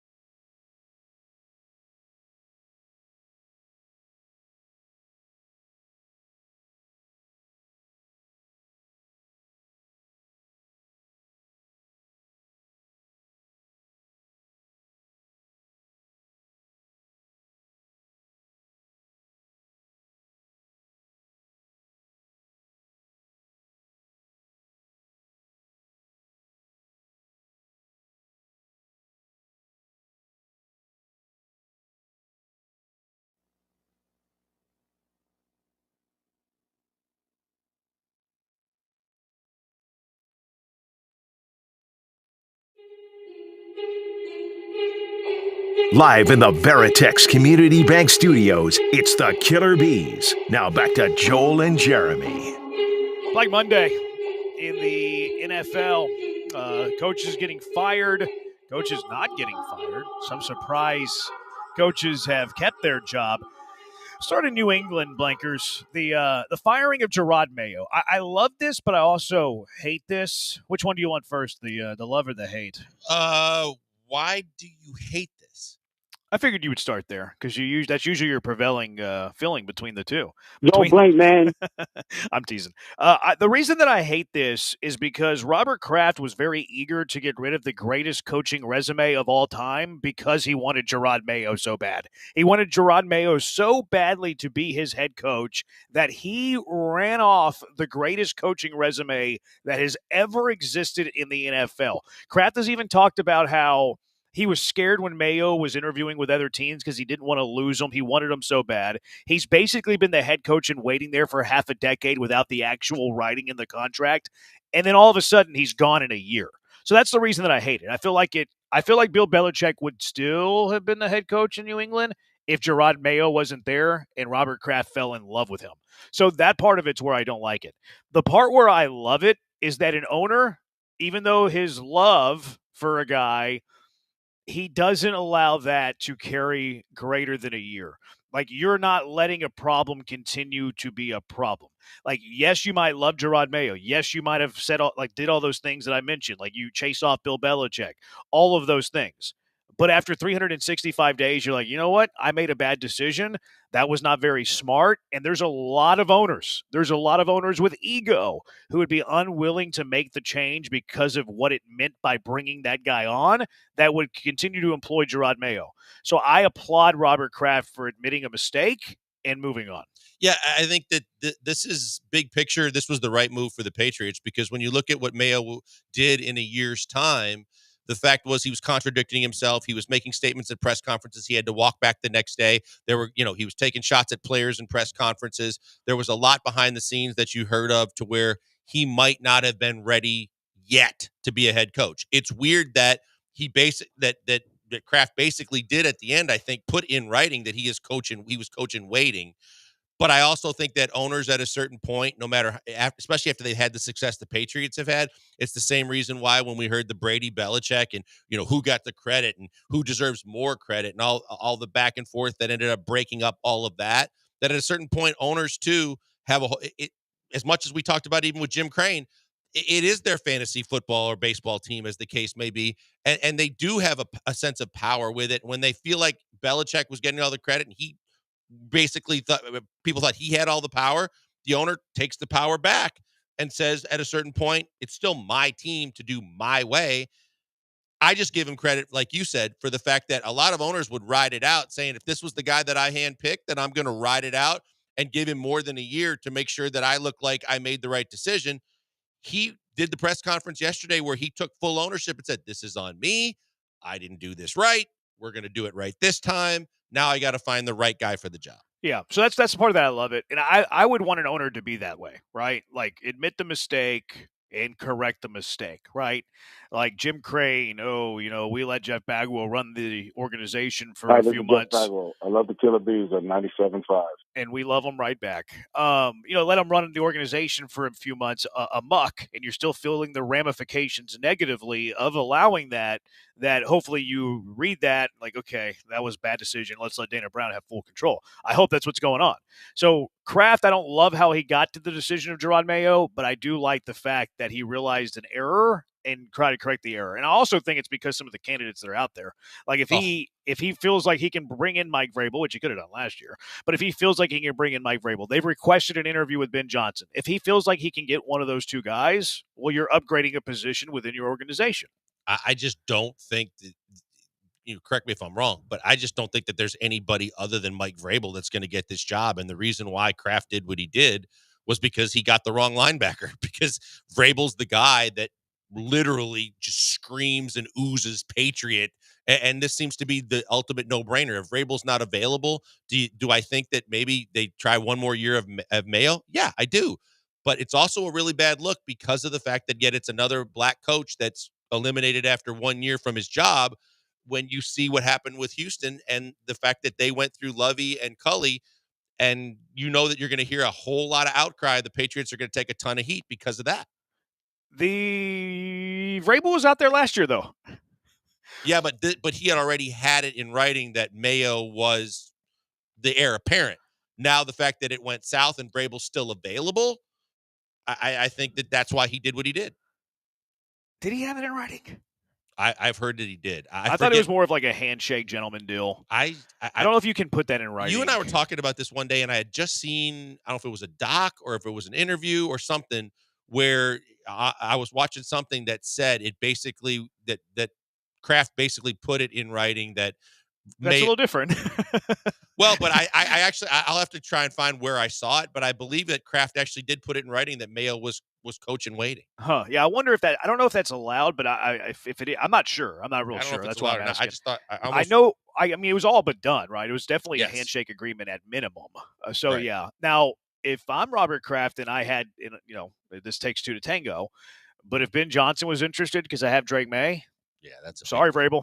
I'm sorry. I know that you mean a lot to New England. I know you caught a lot of touchdown passes as a defensive player here and won a lot of Lombardis, but I'm going to go with Ben Johnson over Vrabel. Now, how much will Ben Johnson be interested in that job? I don't know. Ben Johnson's interesting in this whole deal, though, because he wants ties to ownership, or to the general manager. So there was thoughts that he was going to go to Jacksonville, but then they keep Trent Baalke, which, what are you doing, Con? So where do you think Johnson goes? I think this is what's more interesting is the way he's handled it in the past is now what I'm hearing today, what I've heard and read is that he's handling it differently, that he likes the fact that his name has been connected to two places where the quarterback is already in place that he can do something with in Chicago with Caleb Williams, in New England with Drake May, to where that's more, and also maybe because of the fact that he knows after turning jobs down for the last 2 years that teams are a little less overwhelmingly in favor of going after him the way they were in the past because they're a little leery of the fact that he might leave them on the altar. So that I think it's interesting that maybe he's changed his ways a little bit, and teams know that, hey, if Ben Johnson's going to be interested in me, I got to have a quarterback. Yeah, it's going to be interesting to see what they do there. Doug Peterson sacked, which we thought this was coming in week 6. So no surprise there. The big surprise is they kept Trent Baalke. But then Khan today saying that the new coach is not going to answer to the general manager. He's going to answer to the owner, which doesn't seem like a great dynamic at all. I think Jacksonville would be pretty interesting for a coaching candidate. I would have intrigue if I were a top candidate in Jacksonville. If they got rid of Trent Baalke. If I got to handpick my general manager, I get Trevor Lawrence, who is a talented quarterback. I have $40 million in cap space. They have some good pieces. I would be super interested in Jacksonville, but not if you're keeping Trent Baalke. That's the thing. He's had this reputation in what was it, San Francisco before this, to where there was he rubbed a lot of people the wrong way. If you're going to do this, especially because you've already signed Lawrence to the monster deal that he is going to be your franchise quarterback, then go out and clean slate everything. If you want to go and bring in a duo of guys that have worked together, like we're talking about, if there's a connection to a Ben Johnson type that feels comfortable with a general manager that he's worked with in the past or whatever, then go do that. But if you're going to go out and get rid of a Peterson who was known as an offensive guy, then go out and find a combo platter of new GM, new coach, fresh start, and give everybody kind of a cleansing that says, okay, that's all behind us. Let's try and do this whole thing the right way. Yeah. Yeah, I would move on from Baalke. That one to me makes no sense whatsoever. And then the Giants are keeping Dable and Shane. I thought they would get rid of at least one. I would have gotten rid of both. I find it hard to believe they're keeping both of them there. Yeah, I think that based on Hard Knocks alone, I thought that they were going to make a change at GM. But the writing on the wall on this one is that they got a lot of good draft picks that they thought they got right. So the GM lives to see another day. From a Dable perspective, I think he's a good offensive coach. I think he's a good coach, and he got the accolades for being a good coach by overachieving the year prior. I thought he was going to survive all of this because of the Daniel Jones mess and the fact that the organization let Saquon get away. But I also could have seen, with as bad as the Giants are, just like I said about Jacksonville, if you're going to make a change, then clean house, get rid of both, start fresh, because Mara has already said that, he's out of being, forgiving owner with, a bigger picture. He wants it now. Then start with getting both guys if you're going to clear house. But if you're not, I was surprised the GM survived. I thought Dable would get a chance with a different quarterback. Here's the super weird thing about the Giants, because you mentioned it right there, Joel.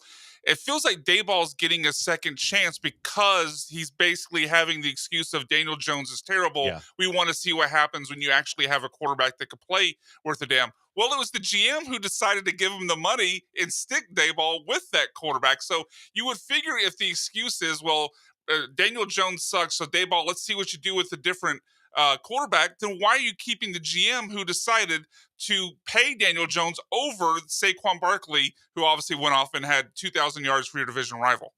I think that's twofold. It makes I think no sense. If one, you decided to give Jones the contract, two, you decided to walk away from Saquon, both those guys, were, that's Joe those Schoen, are that's the two GM. huge misses. Yeah. Yeah, Makes it's no pretty sense. weird. Yeah, it does. It doesn't Hey, make any sense. Jeremy, They need a quarterback. I Googled it, and it says Kraft felt strongly enough about Mayo's skills as a leader to sign him to a contract as head coach in waiting prior to Belichick's departure. Yeah, he handled it wrong then. They sure did. He should have kept Belichick. Should have just kept Belichick there. And then what is Jerry Jones doing?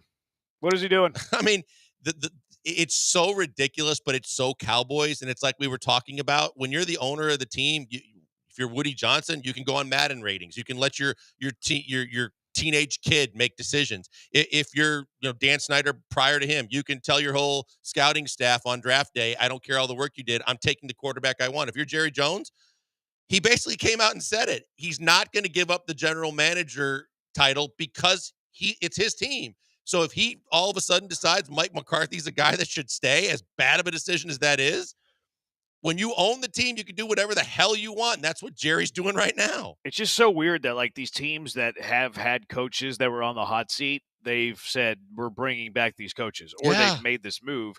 But Jerry Jones hasn't said anything. And Mike McCarthy is on the final year of his deal, right? Like his contract's up. He can walk away. The Bears, just before we came on the air, requested permission to interview Mike McCarthy for their head coaching job. Like, go ahead, do that, Chicago, because that would be a fantastic move as a Packer fan. Yeah, So his contract expires. No, his contract expires on the 14th. Yep.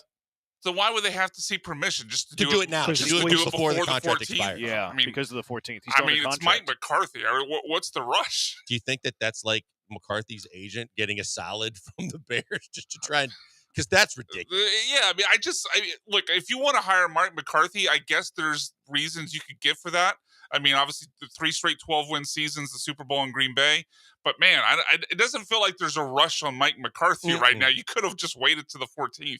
Yeah, and Schefter was saying, unlike in seasons past, he doesn't think that there's going to be – he said maybe one, but he doesn't think that there'll be a head coach hired before the divisional round games are over in the playoffs. Weird stuff. So, yeah, there why from Jerry rush? Jones.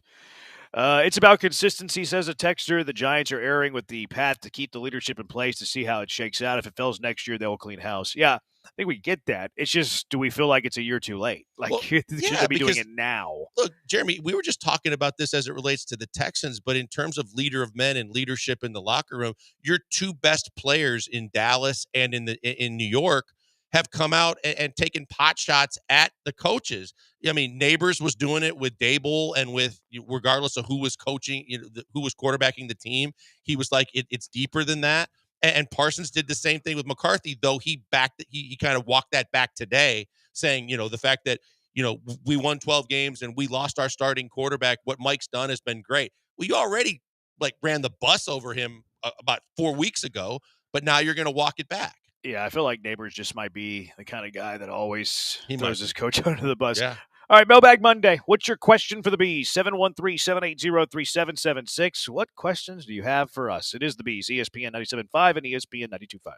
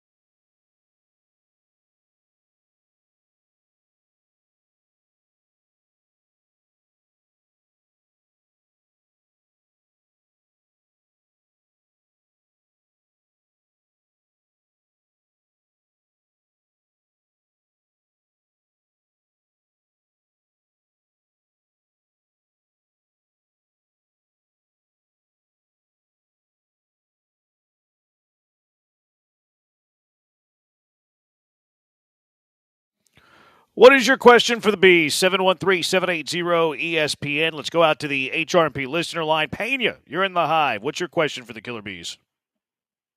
Yeah, what's up, guys? So my question for y'all is, I'm going to name y'all 9 players. Give me y'all starting 5. Kobe, KD, LeBron, Michael Jordan, Curry, Bird, Magic, Hakeem, and Shaq. Say those y'all. Have a again. great day. Say them again, Pena. Kobe, Okay. KD. There's Kobe, KD, LeBron, Bird, Magic, Jordan, Curry, Hakeem, and Shaq. Okay. Appreciate it. You can hang up now. I hate this because you got to have them all in front of you because my buddies. I didn't keep track of the 9. Yeah, you my told buddies me. I did this checked whole out. chat thing this weekend with the pyramid of tiers and who belongs on what tiers of all the Hall of Famers too. To me, I think Jordan's the greatest player to ever play the game. I don't care about position. I'm gonna go positionless. But if I start Kobe and Jordan in the backcourt, to me, the fact is his dream is going to be either my center or my power forward. Those 3 are locked in stone in terms of just positionless. I need a small forward and I need a center. If I take the most dominant center ever, I think in terms of size and physicality, and Shaq, I'm going to take Shaq as my center. Dream is my power forward. Kobe, MJ, and Bird or LeBron as my small forward, and I'm fine. I'll take Bird. No love for the new age, huh? I think LeBron is kind of like one of look, the stats alone unbelievable, but do I think that Bird was a more gifted overall player? I do. I'm going to go LeBron, Jordan, Bird, Hakeem, Shaq. So pretty similar. The only difference we have is LeBron and you left Kobe out, right? Kobe. I did, yeah. I don't think that I need Kobe because I have Jordan. Man, I'm talking about both ends of the floor and with ball handling and killer instinct skills. If those 2 guys are in my backcourt, I'm great. Yeah, but I don't really need 2 guys with that killer instinct late in the game. There's I'm going to Jordan. You can never have enough of that because and you then have Kobe's going to be unhappy. He's going to be unhappy with Michael, and you're going to lead to team dissent. They're not going to be happy with each other. Bad chemistry on your team, Blankers. Or there's just no way to defend him. And if you try to double, I think I can defend him right there. Why can't my team can defend him very nicely? Okay, we'll see. I'm going LeBron. LeBron's just going to run point for me and create all sorts of mismatch problems. Okay, and I'm going to press you in the backcourt and see. LeBron if has trouble with the press. Yes, he does. No, LeBron ain't going to have any issues. Ball handling? Oh, come on. LeBron at 6'8" is going to have trouble, beating off your little guards. Whoa. I don't know what he's doing. But, phrasing. But I'm gonna have Kobe and Jordan hounding him 3/4 court and telling me he's going to handle the ball well. I don't think so. Well, I have 4 other guys that he can see over them and pass the ball ahead. Yeah, what they're gonna do is they're gonna pressure him. He's gonna pick up the basketball and hold it up high above his head, above the other 2, and pass the ball up front. And now I have a 4-on-3 fast break. Good luck. Yeah, my team's winning. Okay, LeBron, Jordan, Bird, Hakeem, Shaq's gonna beat Kobe, Jordan, Bird, Hakeem, Shaq. 4/5 of our team is the exact same. Mm-hmm. I think LeBron's better than Kobe. You don't think so? I do not.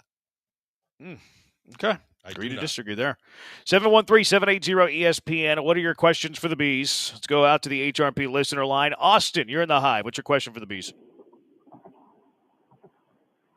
Yeah, what should the Saints do with Darren Rizzi? Keep him or move on?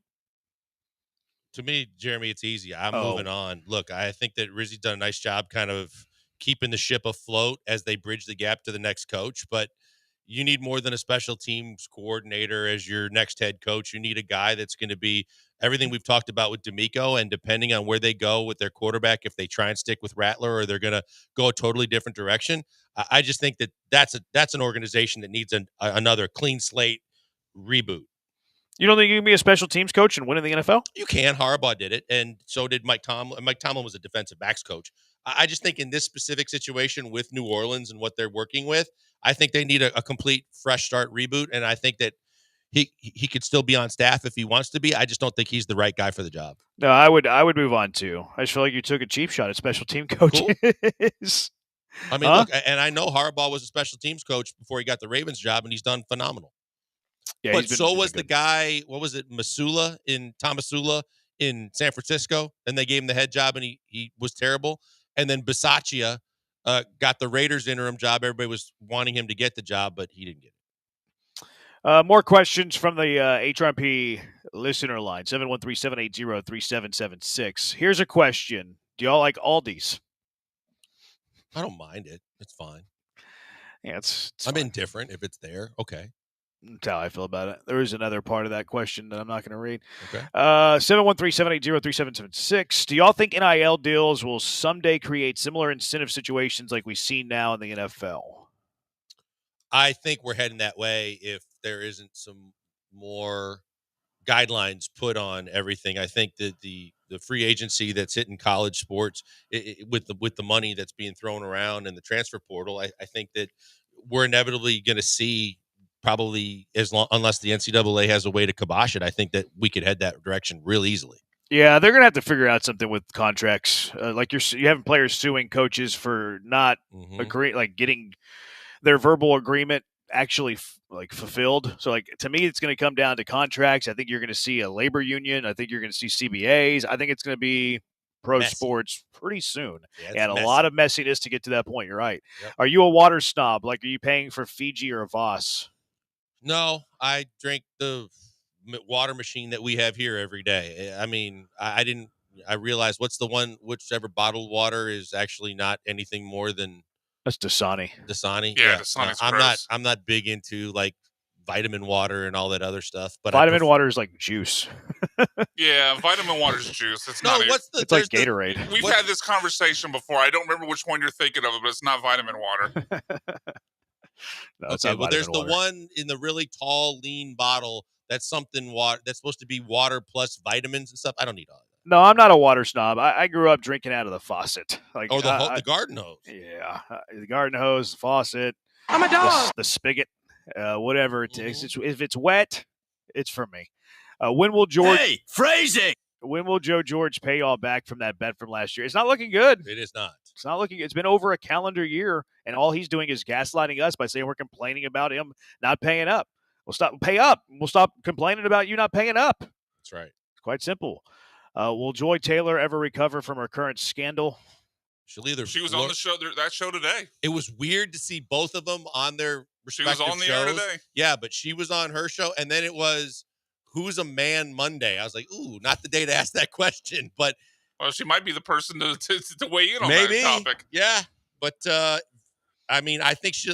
Oh, by the way, it's smart water, not vitamin water. There you go. I think that she's either going to get a ton of attention and like Carissa Thompson and others that can turn this into an uptick for their career, or she's going to have to fade away. I think she'll probably survive it. I have an issue with this whole deal. Okay. Why are we acting like an allegation's already gospel? Well, I mean, it's fair to ask the question. Right. I mean, sometimes we always say the truth comes out somewhere in the middle from the allegation, but it's because it's court documents and it's so many different people being. It's an allegation. Yeah. I'm going to get my popcorn, sit back, enjoy the watching story, and withhold my judgment until I have all of the information. Like, we go back to the Duke lacrosse thing. Like, they canceled a season and labeled those Duke guys rapists, and it turned out the whole thing was a complete myth. Like, let's see the whole story. Like, sure, the allegations are juicy and they're scandalous and everybody loves the drama. I'm going to hold back and reserve judgment until I get all of the information. Until I hear the other side of the story as well. I think that's fair. I'm just enjoying it all unfold because there's the Skip Bayless aspect of it. There's the Sam Macho and the Joy Taylor and now they're saying that Shannon Sharp was directly related to your head. Was part of the reason why all this came to light. It's fun to watch. It is fun to watch. But I'll listen to the other views, too. Keith from LA, who wins the Super Bowl first? Raiders, Niners, Cowboys, all three fan bases still glory in the old days. I'll take Niners. Yeah, it seems like the easy answer, doesn't it? Yeah, one of them has Kyle Shanahan as their coach. Exactly. I'll take that. And they still have plenty of talent on the roster. Yeah, I wonder what they do this offseason. It's going to be interesting. But if you still have Christian McCaffrey and Bosa, and regardless of Purdy's done a pretty damn good job, depending on what they do with him, but there's still so much Fred Warner. There's so much talent on that team. Would you pay Purdy $50 million a year? I mean, that's probably what he's going to get. I know it with minimum. I was thinking they're going to probably come at him with 40 on a short deal. He's not going to do that. Yeah, is he going to get more elsewhere? Yeah. Okay. But do you think that that Kyle Shanahan could easily replace him with somebody else? I do. Easily's tough to say. Like, he also drafted Trey Lance. So, like, Yeah. Was I that don't him know and if it's Lynch? easily. Was that him? Kirk Cousins got 62 from the Falcons. That's insane. Yeah, I think that Darnold's going to get paid too, and he's had 1 year to one breakout year. 57 cap number, but I think the cuts or whatever going to give it a 62. I could see Shanahan and his ego and his belief in his system and his coaching say that I could get someone else to do what Brock Purdy does. What if it's Aaron Rodgers? Yeah, it's either Aaron Rodgers or Sam Darnold, who was just there. I mean, is he wrong though? Because he got Jimmy Garoppolo and Brock Purdy both to like a few plays from winning a Super Bowl each. That's why I think it's going to be so interesting with just those two guys that no matter doesn't matter that their contracts are up, but Purdy and Darnold, I think, are going to be the one where teams draw their line in the sand and say that they're not going to pay top dollar for those two guys. How about your best all-time Euro NBA players? That's tough without sitting down and doing this. Dirk, Luka, Sabonis in his prime, but Sabonis was really good in the NBA without being in his prime. I mean, Giannis obviously in the conversation. Yeah, Giannis is in that conversation. I wish you would have said international, not European. That's true. That's a Lance and John debate for the ages that never ends about like European versus like, is Dirk white or is he European? Oh, okay. God, they get into that. That's a little bit different though, because like I wanted to use Olajuwon, but Olajuwon's not European; he'd be international. Right. There's little literal definitions for that one. So that one's a little different. Okay. Not reading that text. What are the allegations and about who? Just Google Fox Sports or Joy Taylor. Or Barstool, Awful Announcing. They all have it. They all have it. Yeah, your 5 was good. Best hot dog combination. Best hot dog topping combo. A New York dog, a Chicago dog, or a Texas chili cheese dog. Texas chili cheese dog. I don't like all the peppers and stuff on the Chicago dog. What's the difference on a New York dog? I don't know what's on a New York dog. Yeah, they had those defined for me. But I know one of them has like a tomato slice on there, right? I don't. That's the Chicago dog. Yeah, and hard pass on that. Hard pass on that. The New York dog has an all beef hot dog topped with sauerkraut and spicy brown mustard on a soft bun. I don't like brown mustard. I don't like sauerkraut. I should be for that. That sounds pretty good. I like sauerkraut a lot. I don't like spicy brown mustard though. Brown mustard's gross. I didn't think I was gonna like a Chicago dog at all because like a lot of the toppings like don't really excite me. Like you're looking at the poppy seed bun, sweet pickle relish, tomato slices, dill pickle spear, pickled sport peppers, celery salt. I actually really liked it. I didn't think I was gonna, and I really liked it. Yeah, the peppers I'm a big fan of, and the tomato I'm not. If you just give me chili and cheese on a hot dog, I'd love some onions on it, but it's great. Yeah, I mean, I can't say no to a Texas chili dog, but Chicago dog is actually underrated, and I did not think I was going to like it, but I did. All the flavors pair well with each other. Traditional or boneless wing? I know we're used to traditional. Yeah, I go boneless. It's not boneless even a wing. Isn't a wing. Boneless I know is a it's chicken not. nugget. I knew this is exactly what was going to happen, but I don't care. Well, it sounds like you care a little. No, I care about what if I get more enjoyment eating like a boneless wing, I'll take it. Do you eat for enjoyment or taste? I will. The taste and the enjoyment are better for me in a boneless wing. I'm not insulted by you. I'm insulted by the question. Traditional or boneless wing? That's an insulting question. A boneless wing is not a wing. It's a piece of chicken that's flavored like a wing. Drum or flat? Drum. Jeremy and I have had this debate because he's a flat guy. I'm a drum guy. And I'm a drummy as well. Yeah, flat's the only way to go. That's how I know you guys are casuals when it comes to wings. And I am, and I admit that, and I don't care. Sounds like you care a little bit. No, I don't. Sounds like you care a little bit. Because I don't go to wings. It sounds like you care about not caring. Fireworks or drone show? I feel like we need to step away from technology a little bit. I go drone show. Drone Give show's me really fireworks. cool, like to get all that coordinated and synced up and stuff. Show. It feels like, I mean, I know some people can do it bigger and better than others, especially when it's a large city or whatever putting on the fireworks display. But for the most part, it feels like if you've seen one fireworks display, you've seen them all, at least in my opinion. So at least with the drone, it feels like the options are a little more unlimited. I'd go with the drone show. Did you see that one drone show that like messed up? They had the drones like chasing the audience. No. Yeah, it's. I feel like we're going a little too far with technology. a little bit too far. Was that the one in New Jersey? I don't remember. I don't even think it was in the country. No, I'm saying because the drones have been such a big deal. There's a whole lot of conspiracy behind that deal. Oh yeah, ask Aaron Rodgers. It's not who I'm talking about. I know, but there's a ton of drone. Everything about what's flying in the skies with drones in New Jersey. Right, but I'm talking about that dude that was in Vegas that blew up the Tesla truck. There's like an email that he wrote and stuff. Oh yeah. Yeah. Out of the three of y'all, who don't you see owning a Tesla? I don't see any of us owning a Tesla. Jeremy wants one. I do. I would. you I would. do? It Yeah. doesn't like. I feel like Okay, yeah, not See, me. I listen. I feel like of people who listen to the show, they would probably pick me not to own a Tesla. But I would really enjoy a Tesla. I think I would. Really? I think I would like a Tesla a lot. The truck or like just a regular Tesla? The Tesla truck's not bad. I don't Oh, mind the Tesla It truck. looks so stupid. It looks like a Lego. Ugh. Yeah, it's awful looking. Okay, you guys don't have very good taste in Tesla trucks. So I think it's pretty clear BMAC and I are. Yeah, gonna no, be I'm Tesla out. I'm drivers. 100% out. I like the idea so I don't have to get gas, and it's not because I think it's like better energy because I don't think it's better energy. I think it's alternative energy, but I like it for the laziness aspect. Like I don't have to stop to get gas. That sounds awesome. Well, you got to recharge it. Well, I can recharge it at home. I'm not driving this thing long distance. I'm just driving it to and from work. That's it. That's all I'm doing. I would do the Tahoe, the eco-friendly electric Tahoe before I would do the Tesla truck. You do you, boo. From one ketchup man to another, how many ketchup packets do you have in your car for emergencies? None. Zero. Because what happens if you misguided something gets on it or hits Yeah, it and it goes all, every time wherever you're stopping to get the food, you can get the ketchup. Especially if you have kids. That's waiting. Yeah. That's an accident waiting to happen. chance. I think it's fine. I don't have any ketchup packets in my car. This guy said he had 15. I do have backup plasticware though. Like I usually have a few forks, a few spoons in there in case like the place I go doesn't put it in the bag. I have napkins in there. I do have napkins. Napkins. I've got a must with glove kids. compartment full of napkins. Yes. But And then yeah. sometimes I have some salt in there too. Sometimes I have some salt. Nope. Yeah. You, Sometimes a you little salt. pouring salt on your food while Yeah. driving down the road? Oh, he's also. Well, you don't have to be driving at all times in your vehicle. You could put the salt before you leave the parking lot of Yeah, I wherever you guess. picked up food. And if the weather gets Come on, bad, don't you act can brand new, improve your Brian. footing. Throw some salt down. Oh, great, the joke. I don't have any. I don't even have the To utensils. 9. Napkins. It's gone downhill. Well, I got, of course, and I have what you guys wouldn't have, which is dog poop bags too. No.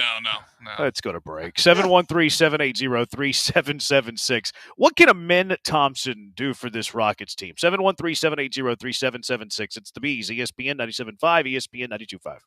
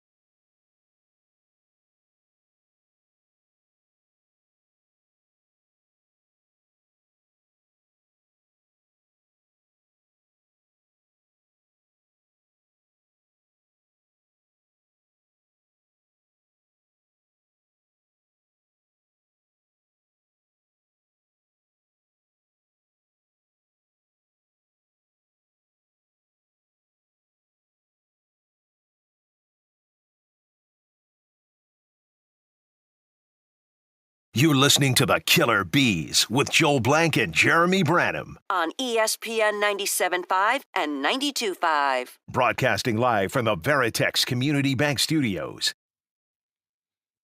It is the Bees, ESPN 97.5, ESPN 92.5. There was a trade in baseball. Gavin Lux going to the Reds. Dodgers trading him away. That's a little surprising to me. Maybe they're making a move at Bregman.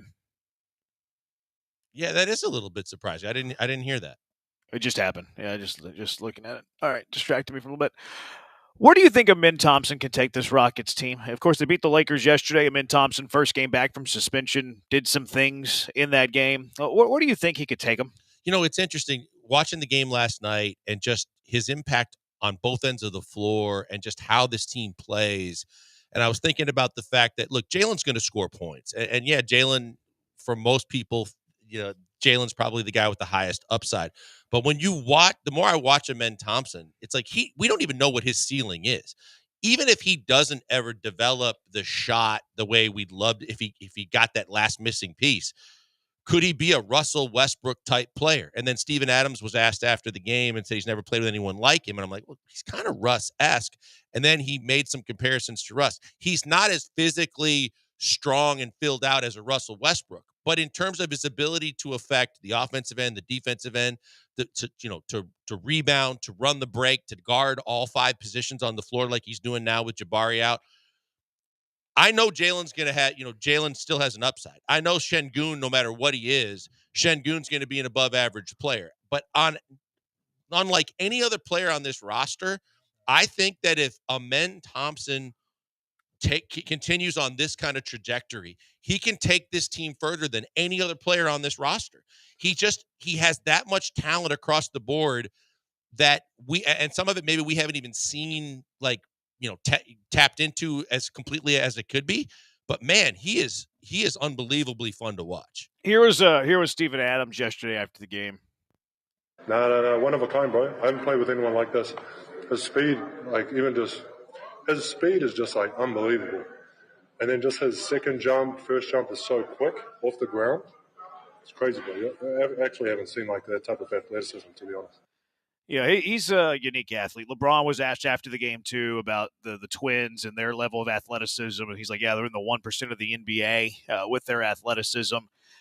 I don't know if I love the Russ comp. It's hard to comp Amin. Because, this is a guy whose middle name is excellence. It's tough to compare somebody whose middle name is excellence to anything else that we've seen in the NBA. I take it that legitimately his middle name is excellence. It is. That is his middle name. Amin's middle name is excellence. You know who he reminds me of? A smaller version of Giannis, more than anything else. Because to me, it's their games.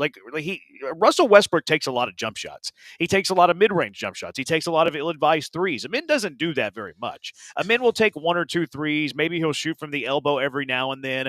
But almost all of his shots are at or near the rim. It's kind of like Giannis. Yes, Giannis will take the few threes here. And he shoots more now than he did a few years ago. He'll take a few jumpers here and there. And he's not as big as Giannis. Giannis, 6'10", 240, 6'11", 240. Amin's, 6'7", 6'8", 210, somewhere around there. But his game is similar in my mind, where he's going to overpower you with his athleticism and then his strength combined with that athleticism. He can defend you 1 through 5. That, to me, is more of a comp to him than anything else, really. I would disagree in the fact that Giannis has so much of his game is post moves and on the low block and, in and around posting up and getting into the lane. Whereas Amin is more offensive rebounds and running the floor and finishing. And Giannis does that to that point. But Amin doesn't spend a lot of time posting up or in the lane. I think he doesn't spend a whole lot of time taking a lot of mid-range 3-point shots like Russ does either. But that's Russ now. I think Russ prime. People forget real quickly about how good Russ was in his prime. No one says bad. But Russell Westbrook always took long jumpers, though. I don't know that he always did. A lot of it too is from both guys, both Giannis and Russ. It was like we were trying to prove a point that they could shoot those shots, and that's why teams dared them to do it because they just never were able to develop it. And maybe that's what happens to Amin. I don't know, but I think Amin has gotten better and better in terms of hitting the mid-range. He can hit shots facing the basket. It's just the 3-point shot is not his shot. And there's plenty of guys like that in the league. Jimmy Butler, Dwayne Wade, they're not 3-point shooters per se, but they can hit face-up shots. But Amen is more like he looks like his trajectory towards when Russ was in vintage Russ form. He can fill up a box score. He can give you a triple double every night. It might not be the most traditional way that he gets the points aspect, depending on how his shot develops. But because he's constantly around the ball on both ends of the floor and with putbacks and finishes on the break, he's going to get double digits and get a good amount of points. But the rebounds, the steals, the block shots, the other ways that he affects the game is just on a different level to what a lot of players are headed for these days in the NBA. Russ was such a volume guy, though. Like, the ball was always in his hands. The Was he with usage was KD? through the roof. Yeah. I thought Absolutely. he was Wasn't that the reason KD left? but he was more of a distributor facilitator than he was. I mean, KD was always the first option. Depends on who you ask, I guess. Like, there's a lot of people that think KD left because Russ didn't give him the ball enough, that he didn't, like, concede to Kevin Durant enough. You just look at their field goal attempts. Russell Westbrook, rookie year, 13.5, 14 in year 2, 17 in year 3, 19 in year 4, nearly 19 in year 5, 17, 22, 18, 24. Amin Thompson this year is averaging 8.5 shots a game. And he also doesn't have the ball in his hand a ton. Like, he's not a high usage guy where they're going to just give him the ball, let everybody else get out of the way. He either attacks the rim, or if he does attack the rim and shoot, or he's going to pass it out. Like, Russ always had the ball in his hand. Amin doesn't have the ball in his hands that much. In fact, he plays off the ball a good amount of times. They could put him in the dunk spot. Sometimes they'll put him in the corner, or his three-point shooting has actually gotten worse as the year has went on. But Russ was a heavy volume guy. That's why I don't like the comparison between him and Amin. I don't think Min's a high usage player, or at least not right now. Maybe you want him to That's be what I was gonna someday. say. Yeah, he could develop into that. But again, I think that because he's limited by the fact that there are so many shot takers around him right now, that and that even from a coaching staff, they haven't really given him the opportunity to show what he fully can do yet. Not that might not be coming somewhere down the road.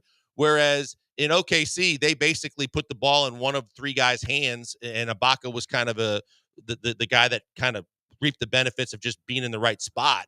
But between Harden coming off the bench, it was KD and Russ from the get-go that they just threw the ball out and said, one of you two guys is always going to have the ball in your hands. And I think at a certain point, like anything else, I thought KD left because he got tired of the fact that they couldn't get over the hump, and that, and they had the massive meltdown against the Warriors.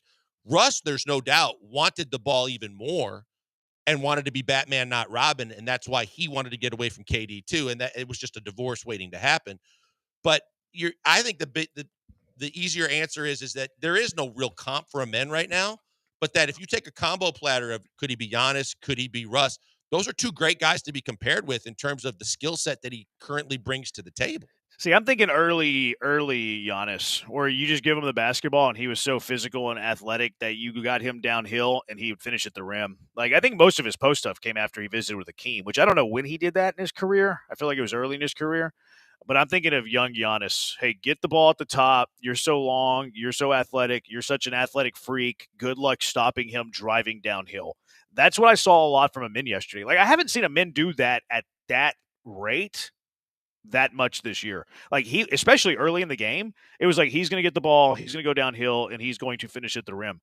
I want to see more of that. Like, I want to see Amin do that 10 times a game. I think that's one of the things that you and I've talked about what, the positionless player, but he has to get better at ball handling. But then all of a sudden he was putting it on the floor and going end to end. And whether he was finishing or giving it to somebody else, like he took their offense to a different level with the way the aggressiveness that he was playing with on both ends. And you should want to see that. That's where I think that he's limited sometimes because of Şengün, because of Jalen, because of guys that are supposed to have the ball or supposed to do this or that. If he just throws caution to the wind and plays with that kind of aggression on both ends, this team has another level it can get to. Yeah, I want to see that aggression because I agree with you. Like he's a freak. He like is a you freak. and I've been talking about this since he came when he was just getting spot minutes. His ability to rebound the ball, and especially on the offensive end, is just next level that people don't appreciate enough. Like he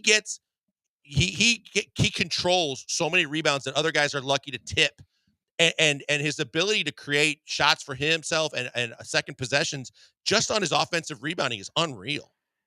Yeah. It's funny because we talk about a position with him a lot, and he really is positionless. And he's starting Mhm. for Jabari. Yesterday Jabari's out for 4 to 6 weeks, 4 to 8 weeks, whatever it is, and I'm coming off the suspension. Like he's a unicorn that he could start at either spot. Which how many players can you say that about? I wonder if the 4 spot is the best spot for a team. Like not necessarily him, although maybe it is him, but for the team. Because like you mentioned Giannis like adding that post element. Maybe Amin does that. Like maybe Amin goes to Camp Olajuwon and learns some of those post moves. Because he's not as big as Giannis, but I think he's so like fast and athletic that it would be a major mismatch advantage. And plus, because he'd be playing the 4 and not a guard position, you can live with him not being a guy who knocks down a lot of threes. Yeah, and I think that obviously in today's game, the stretch 4, quote unquote, is always talked about because it's such an advantage of a 4 can shoot the 3. But right now he's positionless, playing a position of need because they don't have a guy. He guarded LeBron last night. He guarded AD occasionally. He can guard all 5 positions. The question that I had to follow that up to ask you is, because I thought about this. I think he can develop the post moves, and with Dream right there, he should tap into that resource every single opportunity he gets because it doesn't mean any kind of change. The strength question is one that intrigues me because Giannis went on this massive weightlifting kick because he came in rail thin, and then all of a sudden he filled out and really got super strong, and that allowed him to control the paint even more. Whereas I don't think you want to do that to a guy like Amin. No, just naturally. Like I'm not trying to pack on pounds Right. for him. I agree with you. Like if he gets a little bit, if he adds 10 to 15 pounds over the next 5 years because he's becoming a man, okay, that's natural. Mhm.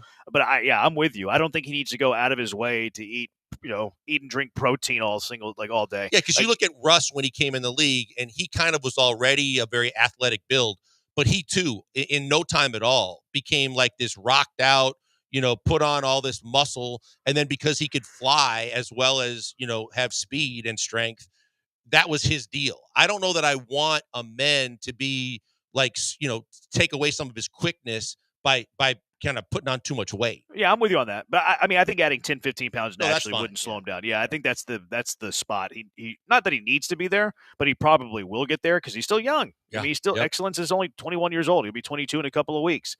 So he'll put that on naturally. But I think it's more likely for him to to develop a really good post game than for him to be a really good 3-point shooter. Because I think he does have the touch 10, 15 feet to where, okay, add the post element, become a good low post scorer. I think that's way more likely than him ever being a good 3-point Yeah, shooter. I think it's more so like the unicorns are the Gary Paytons and the Jason Kidds that developed a 3-point shot after they got to the NBA. Yeah. More times than not, that is the most difficult skill to kind of develop after you get to the NBA level, to where you're right. I think that if he develops a post game and gets a little stronger, he doesn't take away from all the elements he already brings to the table that are so special, to where that's his niche, right? Like he doesn't have to be a 3-point shooter, but as long as he can face up and also get you some buckets in the post, he's doing more than enough offensively that he will get his points. Yeah, he's fun. Like I'm ready for him to be part of the starting 5 every game. And I'm ready for him to he got 41 minutes last night. He'd been getting 25, 30 whenever you've had the full complement of the Rockets being healthy. I don't know how you keep him under 35 you look at minutes that a line game. score and say, what, more minutes didn't hurt him. It helped you immensely. Like to give you that many rebounds and that many points, and all we did was just increase his minutes. That's why we talked about it previously, like who would come out of the starting lineup. It was a Jimmy Butler scenario.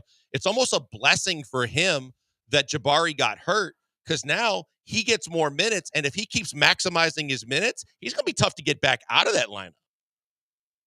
I probably want him in playing more minutes than anybody on the team. Agreed. Like, I like Alpe's offensive game.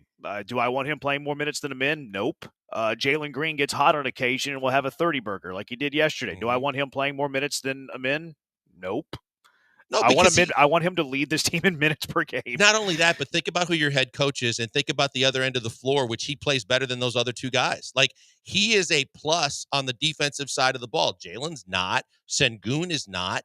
That he brings both ends of the floor to the table, to where Udoka every night goes, not only is he putting up numbers and still getting me points, which I need offensively, but all the stuff he does like in transition and on the defensive end, from rebounding and block shots and steals and like guarding whoever one of their best players is, that's a massive advantage. Yeah, I do think he's their best player. 713 all around. Yep, I do player. too. 713-780-3776. So, since the last time we were on the air, Rockets played 2 games. They played the Celtics on Friday, then they played the Lakers yesterday. Both games told us who this Rockets team is. 713-780-3776. It's the Bees, ESPN 97.5 and ESPN 92.5.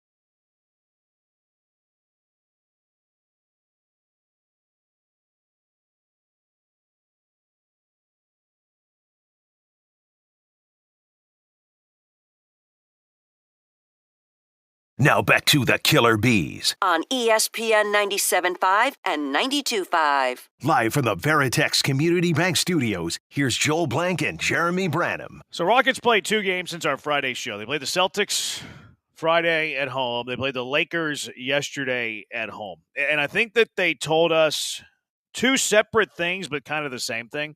I think the Celtics game, even though they were without 2 starters in that game, let's keep that in mind, because I do consider Amin Thompson a starter, and they did not have Jabari for the first time.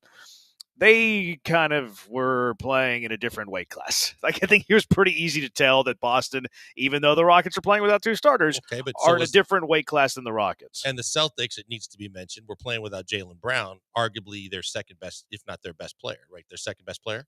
Yeah, I would say second best. Yeah. Although they have dude after dude after dude. Like Pritchard's coming. Like, God, they're loaded. Okay, hot take. I'd rather have Peyton Pritchard than Fred VanVleet. Oh, I'm with you 100%. I love that guy's game.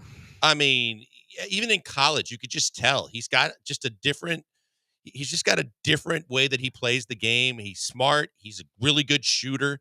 He's tough. I think, especially on the price tag, but he's a victim of being on a team that has that much talent, because anywhere else he's a starting point guard and he's flourishing. Yeah, he's fun. I like him more than Fred VanVleet. But anyway, so they play Boston without a couple starters. You mentioned Jaylen Brown did not play for Boston, playing in a different weight class. The Rockets are not a team that's going to win a championship this year. Not to say that's like a negative thing. Like, this is a slow climb for the Rockets with these young players trying to build what Boston ultimately became. They're hoping they're following the Boston path. They're like 3 to 4 years away. But then they play the Lakers, who we talk about as a team that could be one that jumps the Rockets in the Western Conference standings. And then they beat them. Like, I know it was close late, but they really led throughout that game. Lakers didn't have, I don't know if the Lakers led. If they did, it was like in the first quarter. And they closed the gap. They made it close, certainly late. And I don't think the Rockets necessarily finished that game all that well. But you also didn't trail either at all or very much in that game. So the Rockets, while not in the same weight class as the Celtics, I think prove that they're considerably better than the Lakers. Yeah, I think the big key to me was just the fact that their veterans were the reason why they were able to make a push. Like AD and LeBron are just so experienced and savvy that they were able to do some things. But I think in thinking about this and also watching the two games and comparing, like, against the young best teams in the league, the OKCs, the Minnesotas, you're in that game. You're in every game with them. You compete with those teams. The Celtics are just literally on a different level. They have so much talent. They are so deep. They have so many different guys that can be game changers that you just aren't there yet, but you've proven you can compete with, other than maybe one or two teams in this league, you can compete with just about anybody in terms of young talent, offensive ability, defensive skill set, to where you need to realize this team has already started taking that phase 2 step. Now, I don't know if the championship level is phase 3 and how they do their phasing, but from a Tillman and Ime and Rafael perspective, this team has proven to you to this point in the season that they've already, regardless of how many more wins they get than last year, or from that perspective, they've taken the next step in terms of competitiveness against the better teams in this league. Yeah, I think they proved that they're in a different weight class than Boston, but also in a different weight class than the Lakers. And Lakers' largest lead in that game yesterday was 2, and that came in the first quarter. Mm-hmm. So the Rockets led for 12, 24, 36 the last 40 minutes of that game.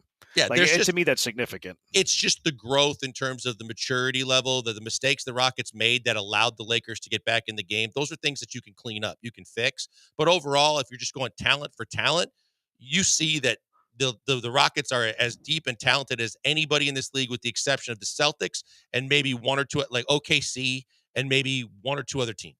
Yeah, even though they have a win over OKC, I do think OKC's in a different weight class too. Yeah, they just I think have the Thunder head and shoulders better than the Rockets. When you look at like how, and it's because Presti, the way he did it with all the draft picks to get all the young players, not only do they have the same name, but the two Jalen Williamses, the depth that they have, and they're doing all this without one of their best pieces too, in Chet Holmgren, to where you look at it and go, OKC, just from a talent and depth perspective, they're like a kind of like a young, developing version of the Celtics, with how many like really true dominantly good players they could have. But the Rockets are right there. Yeah, it's fun to watch this growth for sure. I think they're a really good player, or one really good move away from taking that next step. And I was going to ask you, is it fair to say that the difference between giving the Rockets the nod over Minnesota or OKC is just when the Rockets find out who their Shai Gilgeous-Alexander or Anthony Edwards is? Yeah, I'm hoping Anthony Edwards hates Minnesota and demands a trade. I love Anthony Edwards. He's really good. Yeah, so is Shai. Yeah, Shai is too, but he's not. He's not requesting a trade. Anthony Edwards probably isn't either. But I think if of the two to request a trade within the next year and a half, I think it's more likely Anthony Edwards than SGA. Both are probably very unlikely. This is like kind of pie in the sky, hoping. But we talk a lot about De'Aaron Fox. Mm-hmm. Hey, Anthony Edwards, you're unhappy with ownership there. Hey, Houston, they're Houston's warmer in the winters. Maybe you want to be a Houston Rocket. It's the problem is the jury has already come back with a verdict, and Anthony Edwards is it. So the price tag is going to be a lot higher than it is for a De'Aaron Fox. I'd be okay with that, though. But you're getting a better player. And I also think the one thing the Rockets have to take note of and be careful of is the biggest detriment to Minnesota's situation right now is the fact that you overpaid Rudy Gobert, you overpaid Cat, and then got rid of Cat for another overpaid player in Julius Randle, and they don't fit. Yeah. Demand a trade, Anthony Edwards. Everybody would love that. Texture, do you think Amin could average a triple-double for the year? Like a year, not this year. In his career, absolutely.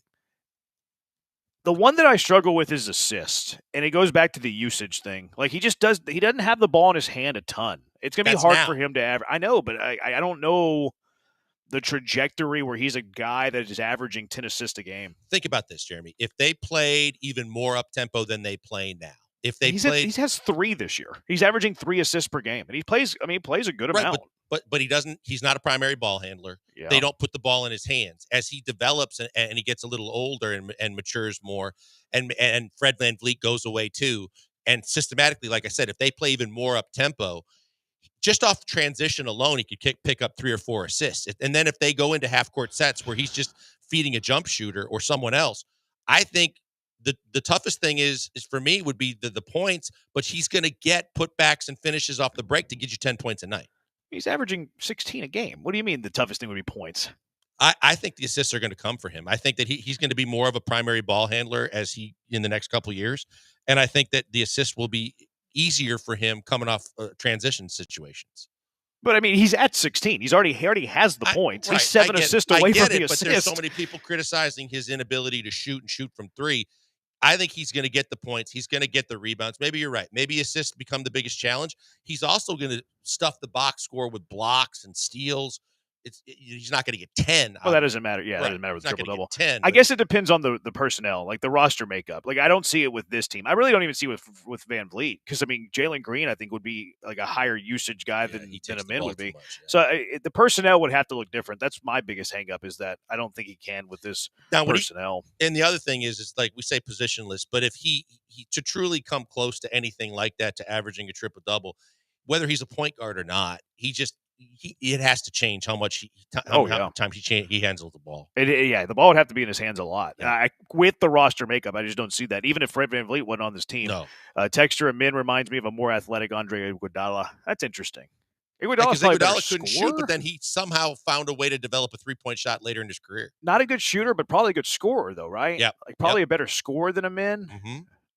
Was a good defender. In Philly, more so than even in Golden State, he was more of a scorer. He didn't have to score in Golden State. Yeah, I would never call him a shooter, but definitely a scorer. Yep. Good two-way guy, too. Oh, great defender. I wouldn't call him a better athlete than Amin, though. And Amin probably sees the floor a little bit better. Accurate? Yeah, from an offensive standpoint, for sure. I think that Iguodala was athletically very gifted, especially as it relates to defense and transition. I just think that Amin, with his length and his body style and his height, I think Amin is probably more athletic. Yeah, I would say so too. Maybe that's being recency bias, but I mean, Amin's pretty freaking.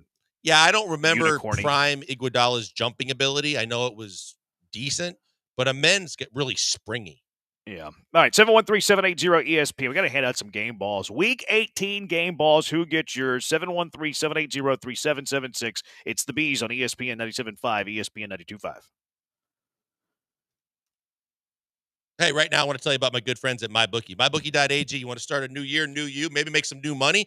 How about getting to MyBookie.ag right now where you've got the chance to do that, and the fact that they've got a sign-up bonus going on right now of 50%, which means if you put $100 in, they'll match it with 50% more, up to $1,000. They're going to take care of you. You put 100 in, they'll put 50 on top of it. Instantly, you got 150 in your account.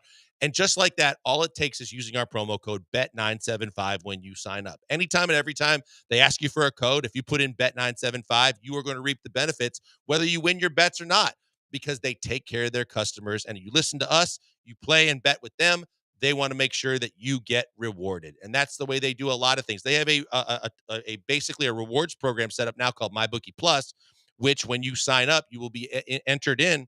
And the more you bet, the more you can gain higher tiers within the rewards program, getting better deals and better odds on certain different things that they offer.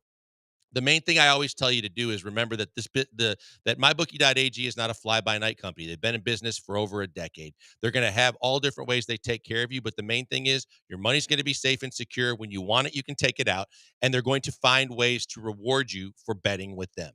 Check them out today. Go to mybookie.ag and use our promo code BET975 to start reaping the benefit and the bonuses before you even place a wager. As I always tell you to do, bet anything, anytime, anywhere with the only place I tell you to do it. It's mybookie.ag and the promo code is BET975.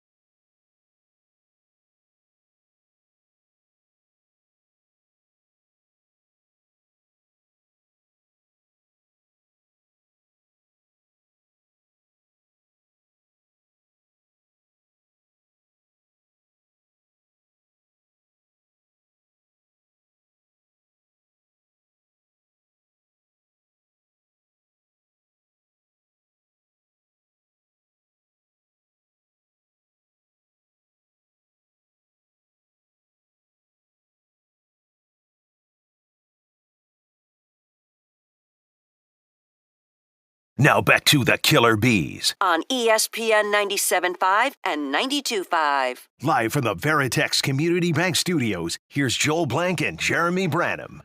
Time for our Week 18 game balls. Who are you giving your game balls to? 713-780-3776. Might be more difficult to do in the playoffs, but we'll probably figure out a way. All right, who are you giving your first game ball to, Blankers? First one for me goes to Baker Mayfield. Baker Mayfield, in a game that mattered, put up some pretty big numbers, and boy, he did it with his legs even more so than he did with his arm. The fact that he was able to get, I think, 68 rushing yards, threw for like 2.25, a couple of touchdowns. But, I mean, on third down conversions, I think there were 3 that I can think of of runs of over 10 yards that got first downs, moved the chains, and kept the ball rolling for the Buccaneers who needed a win. I give my first one to Baker Mayfield. He had 6 more passing yards than he should have. I'll tell you that. Okay. He did. Should have been putting it on a knee. Said they were chasing records. Jerry Rice, unbelievable. Jerry Rice, I'm Great sure, rushing ticked yards. off. What's that? He had great rushing yards. Baker? Yeah. Yeah. Baker had a really good year. I think Baker, not that I surprised me. care about Pro Bowl snubs. He's probably a Pro Bowl snub. I think Baker's solid, man. Baker's solid. I don't want to say really good. 68 rush yards, 221 pass yards, minus the 6 you talk about, 2 touchdowns. I just think the way he impacted a game, like getting those key first downs that were massive for them to get that win, and all season long he made a throw to Mike Evans, splitting, threaded a needle between defenders coming from each direction, hit Mike Evans in both hands. He dropped it in the end zone, but all season long he didn't get enough credit for how well he's played. You're right, he resurrected his career in Tampa, and he's been fantastic. Can't remember who it was against earlier this year, but he had that one where he was like stiff arming a defender who was trying to bring him down. It was on a and he fourth still down. got his One pass Kansas City, off. I think. It's Yeah. that was like the play of his life. Yeah. Yep. I'm going to give my first game ball to Derrick Henry, capping off a fantastic regular season. A lot of people thought he was washed. A lot of people thought he wasn't going to fit into this offense. He goes for 138 yards on the ground, 2 touchdowns, capping off a 1,900-yard rushing season. 16 touchdowns, too, by the way. What a year. Yeah, for the aside from King. BMAC, I mean, if you're Jerry Jones, you got to be kicking yourself over and over again because that's where he said he wanted to go first, and Jerry Jones didn't want him, and Jerry Jones thought he wouldn't be a good fit. I don't know that there's many places where Derrick Henry wouldn't be a good fit. I really wasn't even throwing shade to BMAC. It came across that way, and it was kind of accidental. Come on. No, I really wasn't. But like a lot of people had this take, like other than you. Like this was a pretty popular offseason take. I wouldn't sign a guy on the wrong side of 30. Like it wasn't just you. Well, the Titans certainly didn't think he had anything left. No, he's had a heck of a year. All right, Brian, who's your first game ball? I will intentionally throw shade with my first one and stick with the Ravens. I'll give my game ball to Mark Andrews, 4 for 54 and a touchdown, and officially won my bet against one Jeremy Branham on the Mark Andrews, Isaiah Likely better receiving yards from weeks 2 through 18. That's because Todd Monken's a hack and doesn't know what he's doing. No, I'm just kidding. I was looking at close. Actually, I didn't even need this week. I wasn't close. I think he like doubled them up. No, Yeah. I'm teasing. I was looking at final touchdown receiving touchdown numbers. You know, Mark Andrews finished top 10 in receiving touchdowns this year. He did. He had like 11. I think he had like 11. Wow. He Especially finished in after the way 10. he got off to the slow start and Likely was so good. It was really just week one. It really was just week one. Likely fell off after week one. Yeah, it was Likely really did. just week one. It took he Andrews a barely had while. over 300 yards after that. Yeah, the rest because it of the year. did take Andrews a while to come off and come back from the injury and be himself again. But boy, did he take off. Yeah, it took Andrews a little while to like get going, but then he finished really strong. He had a touchdown. Let's pull it up. He's had a touchdown in the last 6 games. 6, 7, 8, 10. He's had 10 touchdowns in the last 12 games. Mark Andrews. I didn't realize it was that great much. run. Yeah, he finished really, really well. All right, next game ball. Well, speaking of that list, the guy who leads it, that finished it with a bang last night in a game that mattered, Jahmyr Gibbs was unbelievable. 139 yards on the ground, 31 receiving yards, 3 touchdowns receiving, 1 touchdown. 3 touchdowns rushing, 1 touchdown receiving, and he walked away with the touchdown title in the NFL. He's been fantastic all year, and with Montgomery out, he was huge last night. Yeah, the acquaintances and I were talking about who's going to be RB1 next year, like going into the fantasy football season. They were mentioning Gibbs. I can't imagine a world where Saquon Barkley's right? not RB1 though. Problem is Montgomery. Like if we knew Montgomery wasn't a Lion, then I would actually agree You with take it Gibbs being over Gibbs. Saquon? I would if we knew Montgomery wasn't going to be there, but because Montgomery he got an extension, I would then go Saquon. How much does the Benny Johnson factor impact you? He's a special talent. I don't think it affects Benny Johnson. a lot. I know. I was going to say Ben Johnson. Okay, special they're both talent special too. talents. I mean, we talk about Gerard Johnson as a back learning from Slowick and what would he be. I hope they got a quarterback. Who's their quarterback coach? Because if Ben Johnson gets a job, that offense could be really different if you don't get the right OC. I trust the talent there. I mean, we look. Ben Johnson's so innovative. Sure, but Ben Johnson he deserves a ton of credit. But it's not like he's dealing with an offense that he's completely lifted from nothing. I mean, between Amon-Ra St. Brown, you drafted a tight end early. Sam Laporte, you got 2 good running backs. You got a great offensive line. Obviously, first round pick with Sine Puel there. I mean, it's not like he's elevating. This is not like what happened with the Buccaneers a year ago, where it was Baker Mayfield and a reclamation project. This is a team filled with first round picks. Tommy Norris is the Lions quarterback coach. Tommy Norris. No idea. Wouldn't it be fun to have Gibbs in Houston? Wouldn't it be kind of cool if Jahmyr Gibbs was the Texans running back? And and a tight end like Laporta, right? Yeah. Wouldn't it? Would it be cool? Yeah, it would.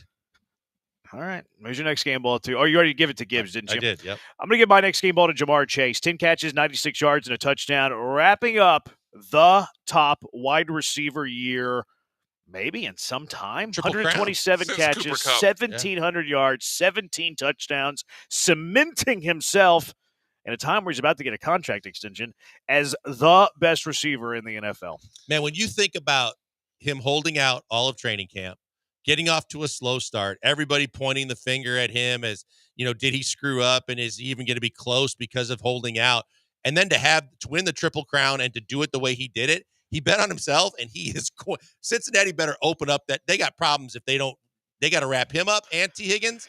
But man, Chase was unreal. Yeah, I don't think they can keep both. I don't think they can either. No, there's no chance. I can see a world, though, where Cincinnati screws it up with Chase. Like, Cincinnati's not been known to be great with Don't free you just give agents. them a blank check?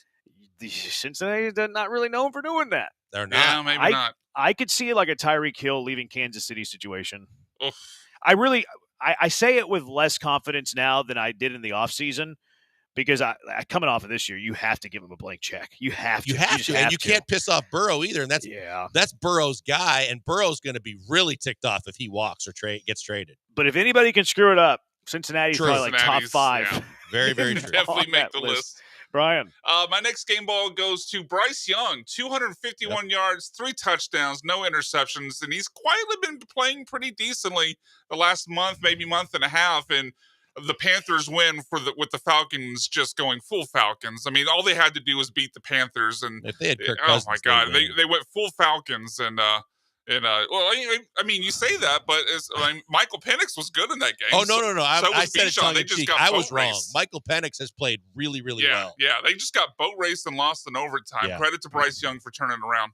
Yeah, no, and if you saw some of the throws Bryce Young made, yeah, he's played well. He made some really good throws in tight coverage. Canales said after the game that they have their franchise quarterback. Carolina thinks that they have hope with Bryce Young. I saw some side-by-side stat comparisons between Bryce Young and C.J. Stroud like in the last 10 weeks. And It's one not is good. far better than the other. One is far better than the other. And it's the short guy, too. Oh, no. By the way. Yeah, it's not good. Let's go one more time around the horn. Well, the guy that you're going to see up close and personal on Saturday, Justin Herbert, 346 yards and 2 touchdowns. Guy is flourishing under Harbaugh, and he's scary. Yeah, he's good. He's good talent. He's a good talent. I like Lad McConkey a lot. He's really, really good. And the That fact guy's that fun.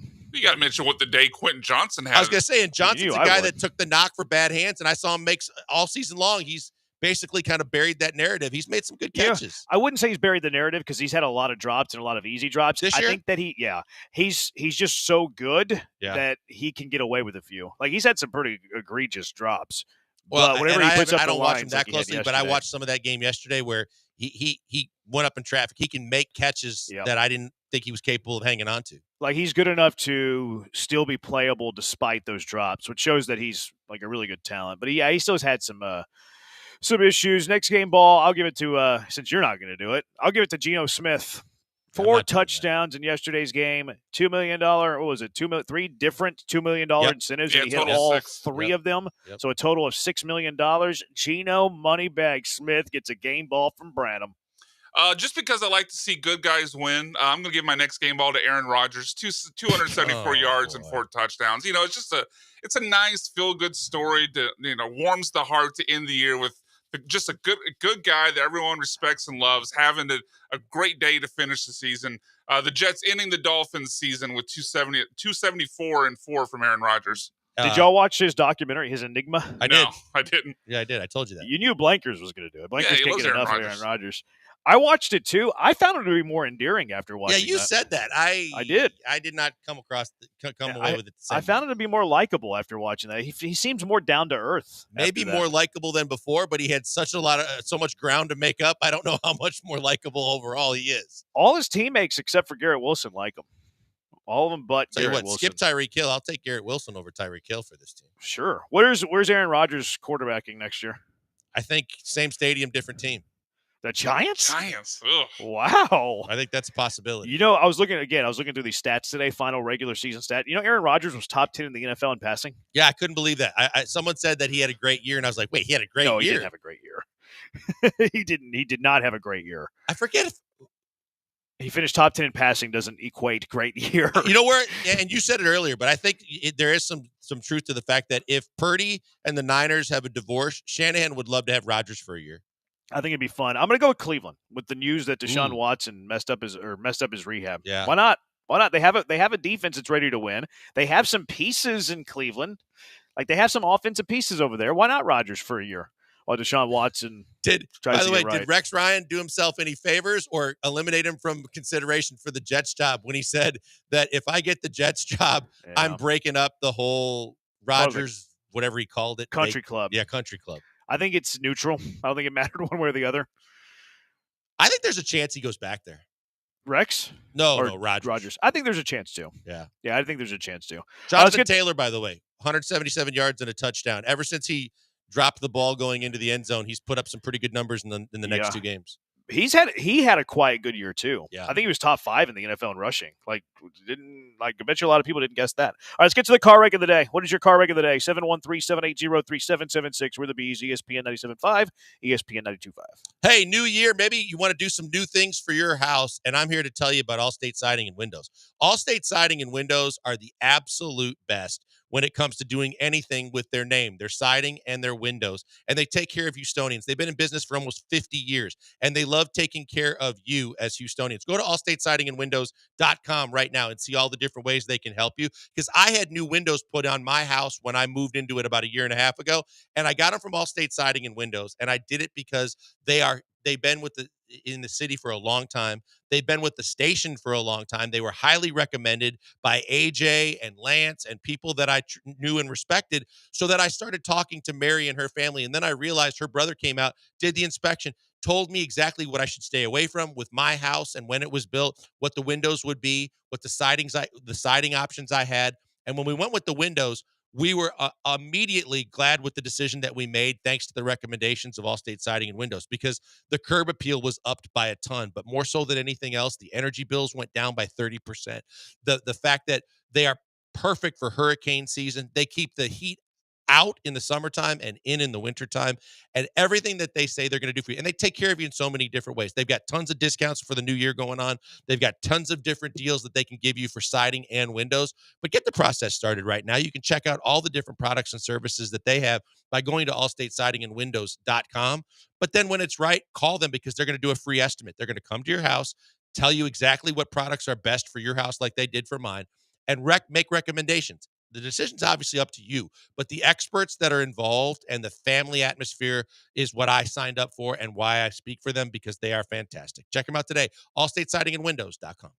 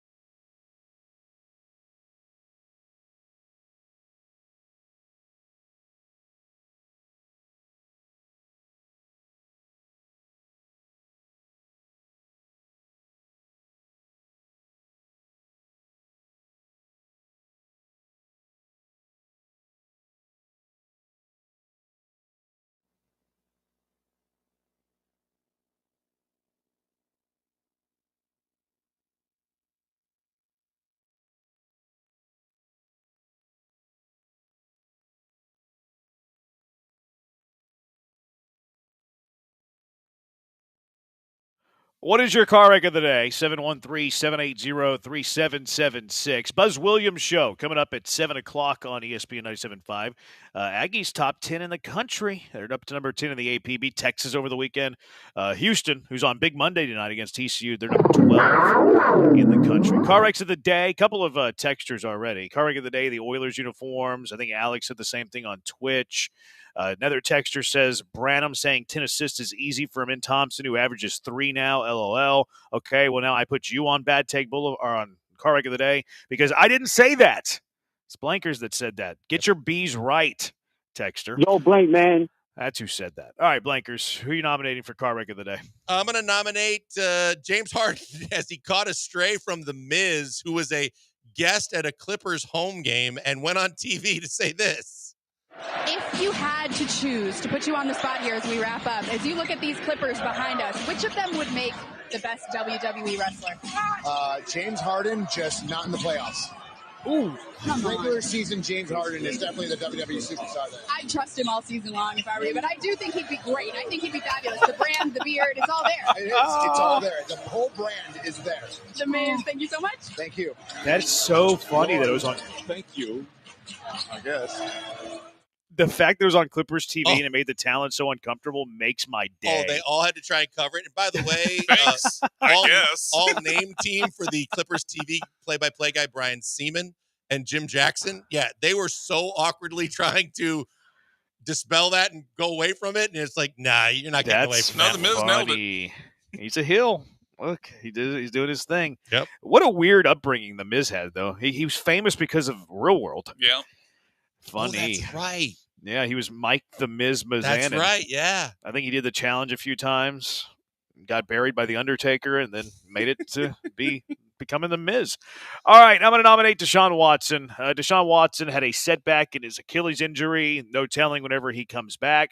But he was on social media dancing outside his car with his beloved ex, or not ex, I guess his beloved girlfriend or fiance, whatever they are these days. So he has a messed up Achilles. He's on vacation, and he's dancing behind his vehicle on social media. What a loser. He really is, man.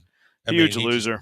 The worst trade in NFL history made him rich beyond belief, and he just right now has a whole lot of I don't care. Yeah. I mean, are the Browns even mad right now, though? I think if I'm the Browns, I'm kind of relieved that he might not play this season. Well, they're actually You're going to pay him either way, but at least he won't be on the field. And they're hoping, I think, probably to get maybe get insurance to pick it up. Yeah, maybe so. I don't think the Browns are mad at all right now. They did the restructure that's probably going to get them out a year earlier than they were going to get out of it. Yep. So, yeah, you're probably right. It's just a bad look, Deshaun. Oh, you're right. He was a pervert at best. At best, he was a pervert. Demands a trade, gets traded, and mails it in. Gets paid, and then mails it just in. Completely mails it in again. All right, what's your car wreck of the day, I'll Brian? mention two quickly here. I mean, I feel like we have to mention FS1. We don't know exactly who's to blame and what is going on yet, but just the circus that has become these allegations with Joy Taylor and Skip Bayless and everyone at FS1, and then the Dolphins for falling apart, losing to the Jets, who are having a miserable season of their own, and then, of course, Tyreek Hill seemingly requesting the trade out of Miami. Yeah, the Tyreek Hill thing was weird too because they quit on the team. Yeah, they were reporting that it was an injury, and then Mike McDaniel went out after the game and said, "No, I got word that he wasn't going to be available anymore, and it wasn't injury related." And then after the game, he basically says, "I want out." Yeah, really weird deal. Really weird deal. That might cost him some money though, if they can void that contract or get a void in the contract. Because I was looking at his contract, it's gonna be kind of tough to. It's impossible to cut him. And then to trade him really doesn't even make a whole lot of sense either, based on the way the contract's currently drawn up. He's just that dude. It's always one thing or another, right? I mean, punching his pregnant girlfriend in college, allegedly. I don't even think it's alleged. I think he took a plea deal or something, or did probation. Didn't he break up with one chick, or the one chick that he had was that just had one of his kids? Found out that he was breaking up with her from another chick, and I don't know. He pushed that guy on the pier, something like that. Broke his kid's arm allegedly. Allegedly, always a legend. All right, what's winning? I think honestly, I think Deshaun. I either Deshaun or the FS1 situation. FS1, I want to hear more. All right, then we'll give it to Deshaun. Deshaun, congratulations. He wins something. That does it for us. Thanks to Brian for the hard work. He's Blank on Branham. Talk to you tomorrow, Houston. Buzz Williams Show coming up at 7. Good night.